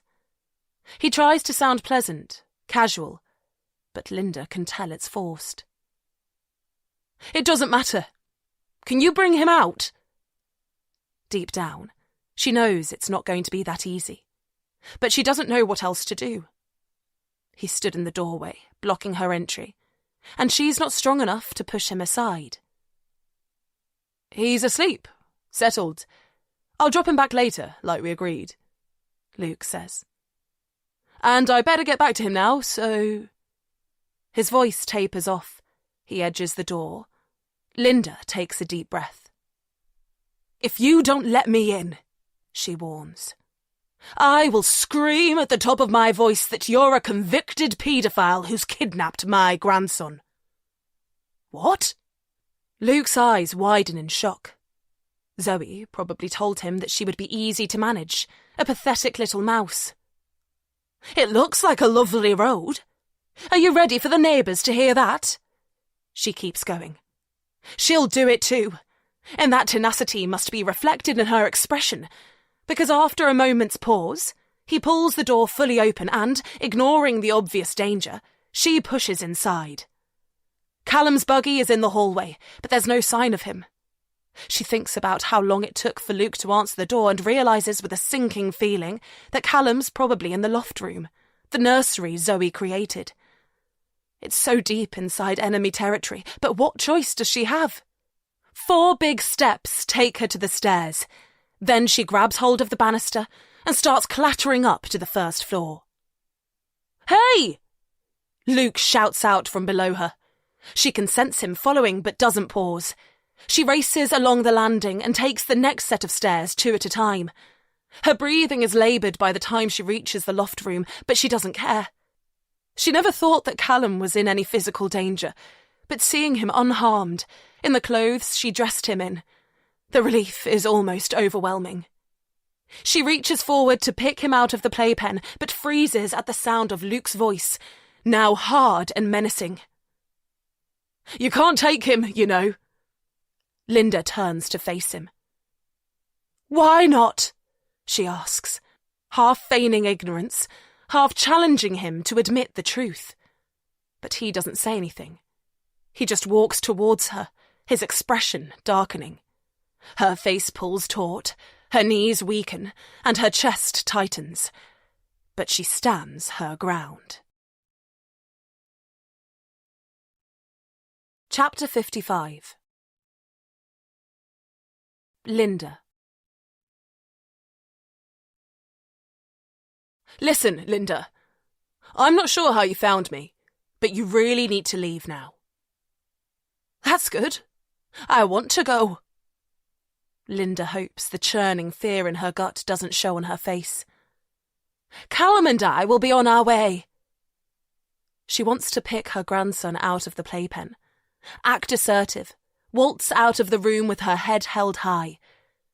But to do that, she'd need to turn around, and losing sight of Luke feels dangerous. Not to mention that she hasn't shown that kind of fearlessness in a quarter of a century. Luke lets out a short laugh. No, that's not what I meant. Callum is staying with me. Linda hesitates. Luke is bigger than her, stronger. He could fell her with one swipe. But he's young, and there's a hint of something familiar in his expression. fear. "On your sister's orders?" she tries, gripping the playpen frame more tightly. She steals a look at Callum, for a sense of purpose, then turns back to Luke and adds, "Do you usually do what a murderer tells you?" "Zoe is not a murderer," he throws back, his face screwing up in disgust. "Really? I heard that she killed her husband." "That's bullshit. He's the murderer, destroying their marriage, killing Zoe's dream for a baby, the thing she wanted most in the world, and then torturing her all over again by having one with your daughter. Zoe told me about it last Saturday night, before she went to France. So yeah, he deserved to fall from that mountain, but it's not Zoe's fault." "He didn't fall, Luke!" Linda shouts, not willing to let Luke's claims about Tom being Callum's father derail her.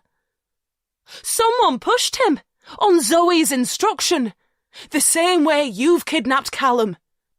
Luke leans forward, as though he's going to lunge at her, but his feet don't move. "You're lying," he spits out. "And I haven't kidnapped Callum.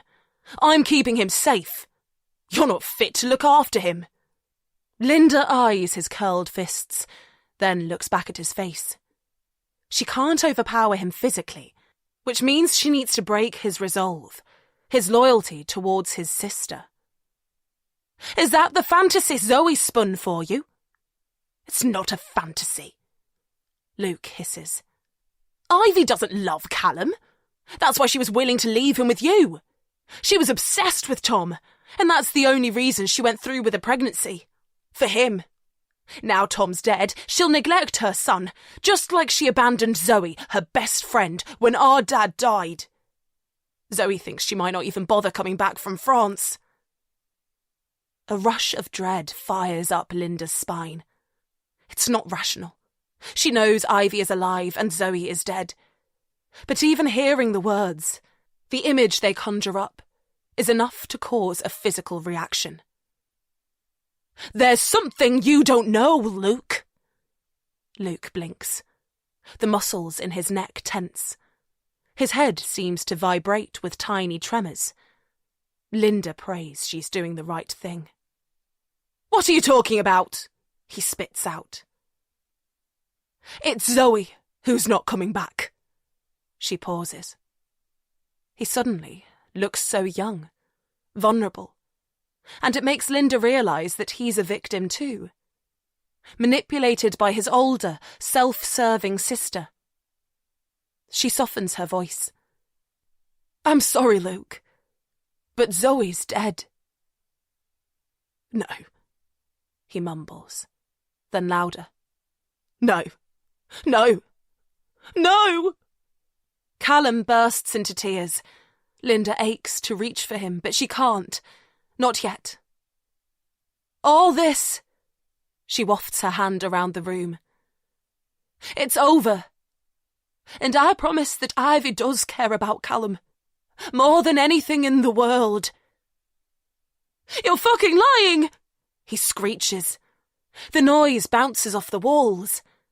Linda's breathing gets shallower. This is what she feared. Luke's grief turning violent. Him attacking her, hurting Callum, to soothe his own pain. A line of sweat trickles down her face. Callum's cries get louder. Her eyes grow hot with tears. "Gamma!" Callum suddenly shrieks. "Gamma!" Grandma. Is he calling for her? Relying on her to save him? "You know I'm not lying, Luke," she says, her voice finding a new strength. "You need to accept the truth." She twists around, lifts Callum out of the playpen, her shaking arms hardly slowing her down, and turns back. "If I were you, I'd get as far away from this mess, Zoe's vile plans, as you can," she adds. Then she takes a deep breath and walks past him towards the door. Their shoulders catch for a second, but it's his that yield. Chapter 56. Ivy. "Are you ready?" Julian asks, his voice gentle, like he's talking to a relative of one of his pathology patients. Even though I have nothing to grieve about, I'm back to full health. Harry is convalescing well and planning a visit soon. Baby steps. And Callum is with my mum again. I find I can't speak. My throat is too full of emotion. So I nod instead, smile, and blink away the tears that have been stubbornly refusing to dry up over the last week. "Come on, guys," Rob says. "I'm all for being polite, but if we don't shove our way into the line, we'll be stuck on this plane forever. And I have my first AA meeting to attend," he adds proudly. Julian rolls his eyes at me, but gives his friend's arm a clandestine squeeze before shuffling out of his seat and into the walkway. Then he creates a barrier for Rob and me to do the same. With our cabin bags retrieved, we follow the other passengers off the British Airways flight from Geneva and into the airport. "How will you get home from here?" Julian asks as we join the queue at immigration. "Black cab," I say. I would never normally choose such an expensive mode of transport, but I haven't seen Callum for 8 days, and I'm desperate to get home to him. I couldn't make my flight last Thursday, even though the avalanche onto the road was one of Nina's lies to keep me in Zoe's clutches. I was hooked up to machines in Tonon Hospital when it took off, but I booked one as soon as I was given the all-clear to leave. Once Rob and Julian heard what had happened from Dufour, they sacked off their rescheduled flight so that they could visit Harry and me in hospital, and then waited for me to be discharged so that I didn't have to travel home alone. Erin was theoretically out of work by then, one of her bosses dead, and the other in police custody after a night's observation in hospital, but she still turned up every day and cooked them breakfast and dinner. When Mum put the phone down on me as I lay shivering by Lake Chablais, I assumed my frantic plea had broken her. I was so sure that she wouldn't be able to help that I didn't even bother calling her back. I just demanded that Dufour contact Interpol and fretted that it was all taking too long. When the paramedics wheeled me away, I still thought that Zoe's brother had Callum and that getting him back was far from guaranteed. With my phone at the bottom of the lake, it took another couple of hours for the news to filter through. That my mom had saved Callum. Found out where he was, forced Luke to give him up. I still can't quite believe it. "What about you?" I ask.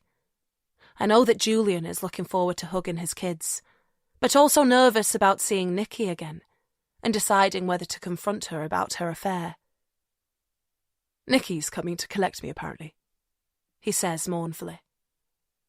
"I offered to get the tube and train, but she wouldn't hear of it." "That's good, isn't it?" I offer. "A sign that she values your marriage?" He shrugs. "I don't know.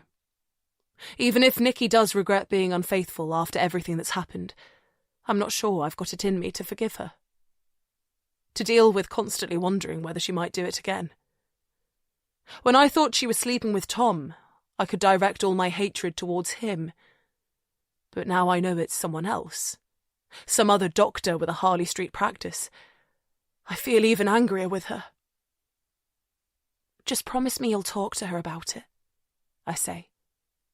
I know firsthand how dangerous keeping secrets can be. "Madam?" An immigration official gestures to a newly free kiosk and I walk over, position myself correctly and stare into the camera. My image stares back at me. Is this okay? Can I look myself in the eye after the carnage that I've been party to over the last few days? I blink, but don't look away. It was Tom's choice to keep his involvement in Callum's conception a secret from Zoe, and his idea to tag on a ski weekend in Morzine after our visit to the fertility clinic. And I didn't owe Zoe anything. Not after she accused me of killing her dad in front of every guest at her 21st birthday party, without a shred of evidence that I had anything to do with it. The glass screen splits, and I'm in the UK officially. Then Rob, Julian and I walk past baggage collection. We all have cabin cases, so don't need to stop. And through the nothing to declare customs exit. Rob looks at his watch, then gives me a big hug. Sorry I've been such a jerk on this trip. You've had a lot going on. Yeah. No excuse, though. It's time to stop blaming everything on my stressful job and crack on with sorting myself out. Well, I make a mean hot chocolate if you ever fancy popping over. An addiction to chocolate sounds like the perfect alternative to alcohol, he says with a wry smile. Then he gives Julian a short but tight hug and disappears into the crowd. There's a wall of people waiting in the arrivals area, but I raise my eyeline above their heads to look for the taxi sign. Ivy? I drop my gaze.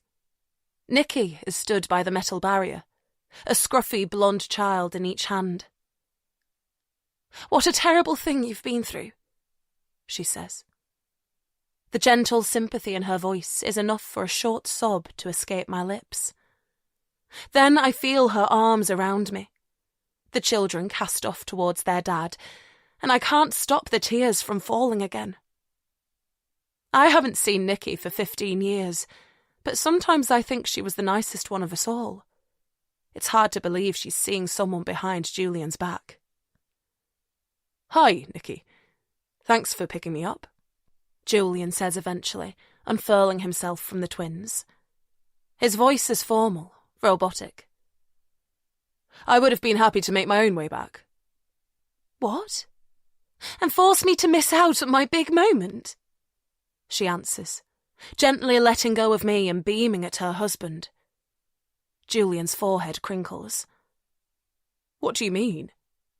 Well, I know under the circumstances that this is highly inappropriate, she says, an apologetic giggle escaping from her lips. But I wasn't to know that one of our friends was going to kill another one of our friends and then die herself after trying to drown her ex-best friend. Nikki, I'm really tired. Ta-da! Nikki whips down the zip of her puffer jacket and pulls it open. Julian stares, wide-eyed. I blink, then starts sniggering like a teenage boy. I'm sorry I've kept them a secret, she continues. I thought it would be a nice surprise, and you being away for a few days gave me time to have the operation without you knowing about it. You're mad, aren't you? She continues, her voice starting to wobble. I can tell by your face. It's just that I haven't felt myself since I had the twins, and I thought breast implants. What's the name of the surgeon? Julian interrupts. Oh, Mr. Hussain. But I think of him as Dr. Love, because I thought it would, help our love life, she adds sheepishly. Not that it needed fixing. What? Why are you looking at me like that? Oh, God! Nikki! Julian wails, but he's laughing too. Then he wraps his arms around his wife. When the kids start bundling on top, I take my opportunity. Bye, Julian, I call out. Don't be a stranger, he calls back. The taxi rank is outside the main arrivals door, and excitement starts to bubble again as I head towards it. I've FaceTimed on my new phone with Mom and Callum daily since she rescued him, but it's not the same as seeing him in real life. Holding him again. I wait for the automatic doors to slide open, and then I gasp. Mama! Callum! I squeak. Thank goodness we found you in time. The traffic was terrible. Mom? What are you doing here? I scrabble for the clasp of Callum's buggy, then lift him out, breathe in his sweet, milky smell. I missed you so much, I whisper. I hug his warm body against my chest and close my eyes. I got an Uber here. It's really easy. You just need to download the app. And we took one to Dean City Farm yesterday. Callum loved it. My eyes grow damp again. You sound like the mum I knew before Dad died, I whisper. She looks at me, tears welling up in her own eyes. I took my time getting here though, didn't I? Grief is different for everyone, I say gently. There is no standard. I allow myself a moment to reflect on the way I dealt with it, the time and energy it took for me to find peace. Then I push the memory away. It's all in the past. I thought it was my fault, Mum says. That Callum, the only man I've ever loved, died because of me. I know you did, but it wasn't. You were a victim of Dad's death, nothing else. She nods, gives me a half smile. Saving your Callum, finding the courage to stand up to Luke. It felt good, she admits quietly. With Callum in the crook of my arm, I lean over and wrap my spare one around her shoulders. He's our Callum, Mum, not mine.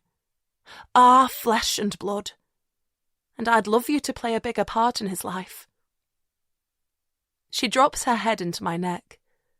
We're both quiet for a moment, and I can sense her mind whirring beside me. Does that mean I can buy him presents? She eventually asks. What? I pause to catch up. Of course you can. Even extravagant ones. You can buy him whatever you want. She smiles, releases a sigh of relief.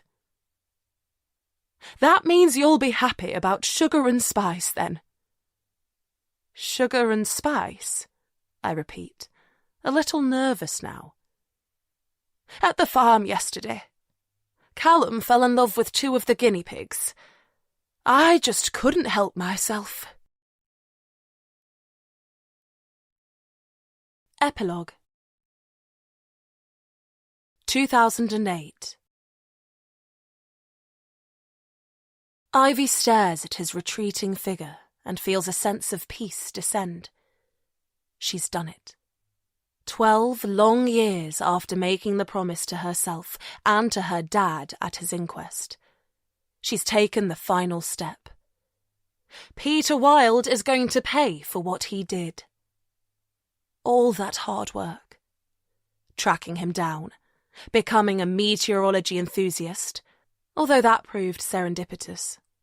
Doing well enough in her A-levels to get a place at Exeter University on the course he taught. Befriending his daughter. Putting up with his misogyny and horrendous ego for 3 years.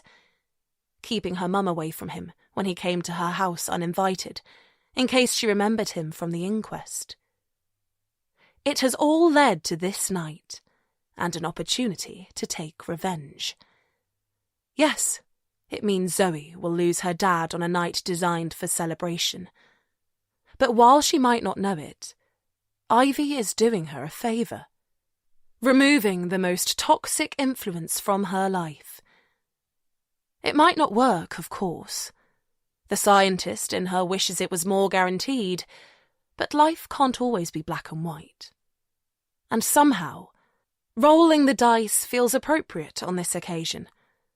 So she hopes that Peter's inability to refuse a drink, coupled with the Valium she's just dropped into his champagne glass, the one she knew he'd demand back, will be enough to cause him to veer off the road on his journey to Heathrow.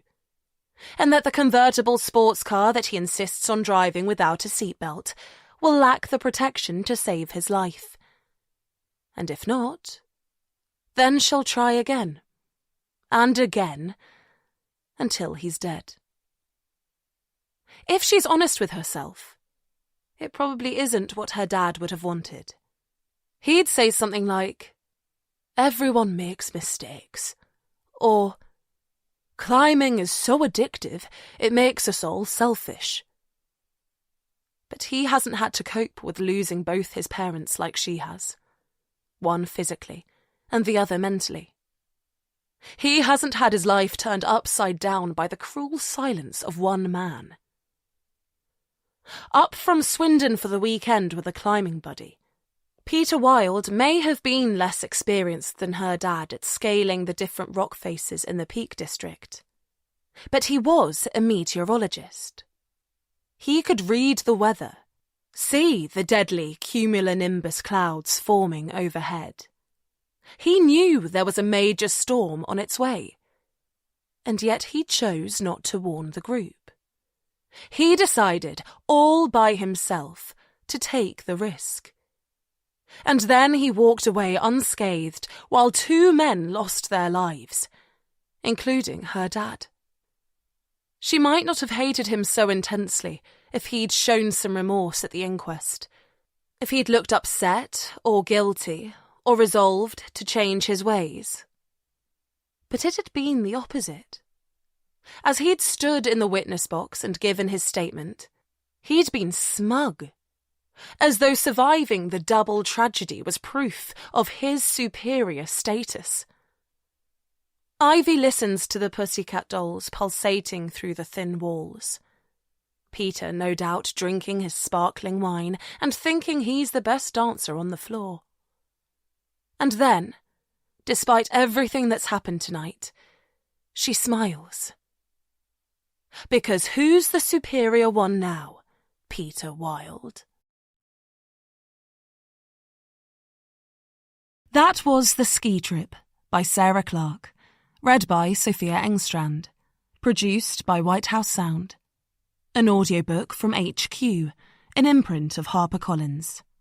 Text copyright 2023, production copyright 2023 by HarperCollins Publishers. All rights reserved. Sarah Clarke asserts the moral right to be identified as the author of this work. Thank you for listening.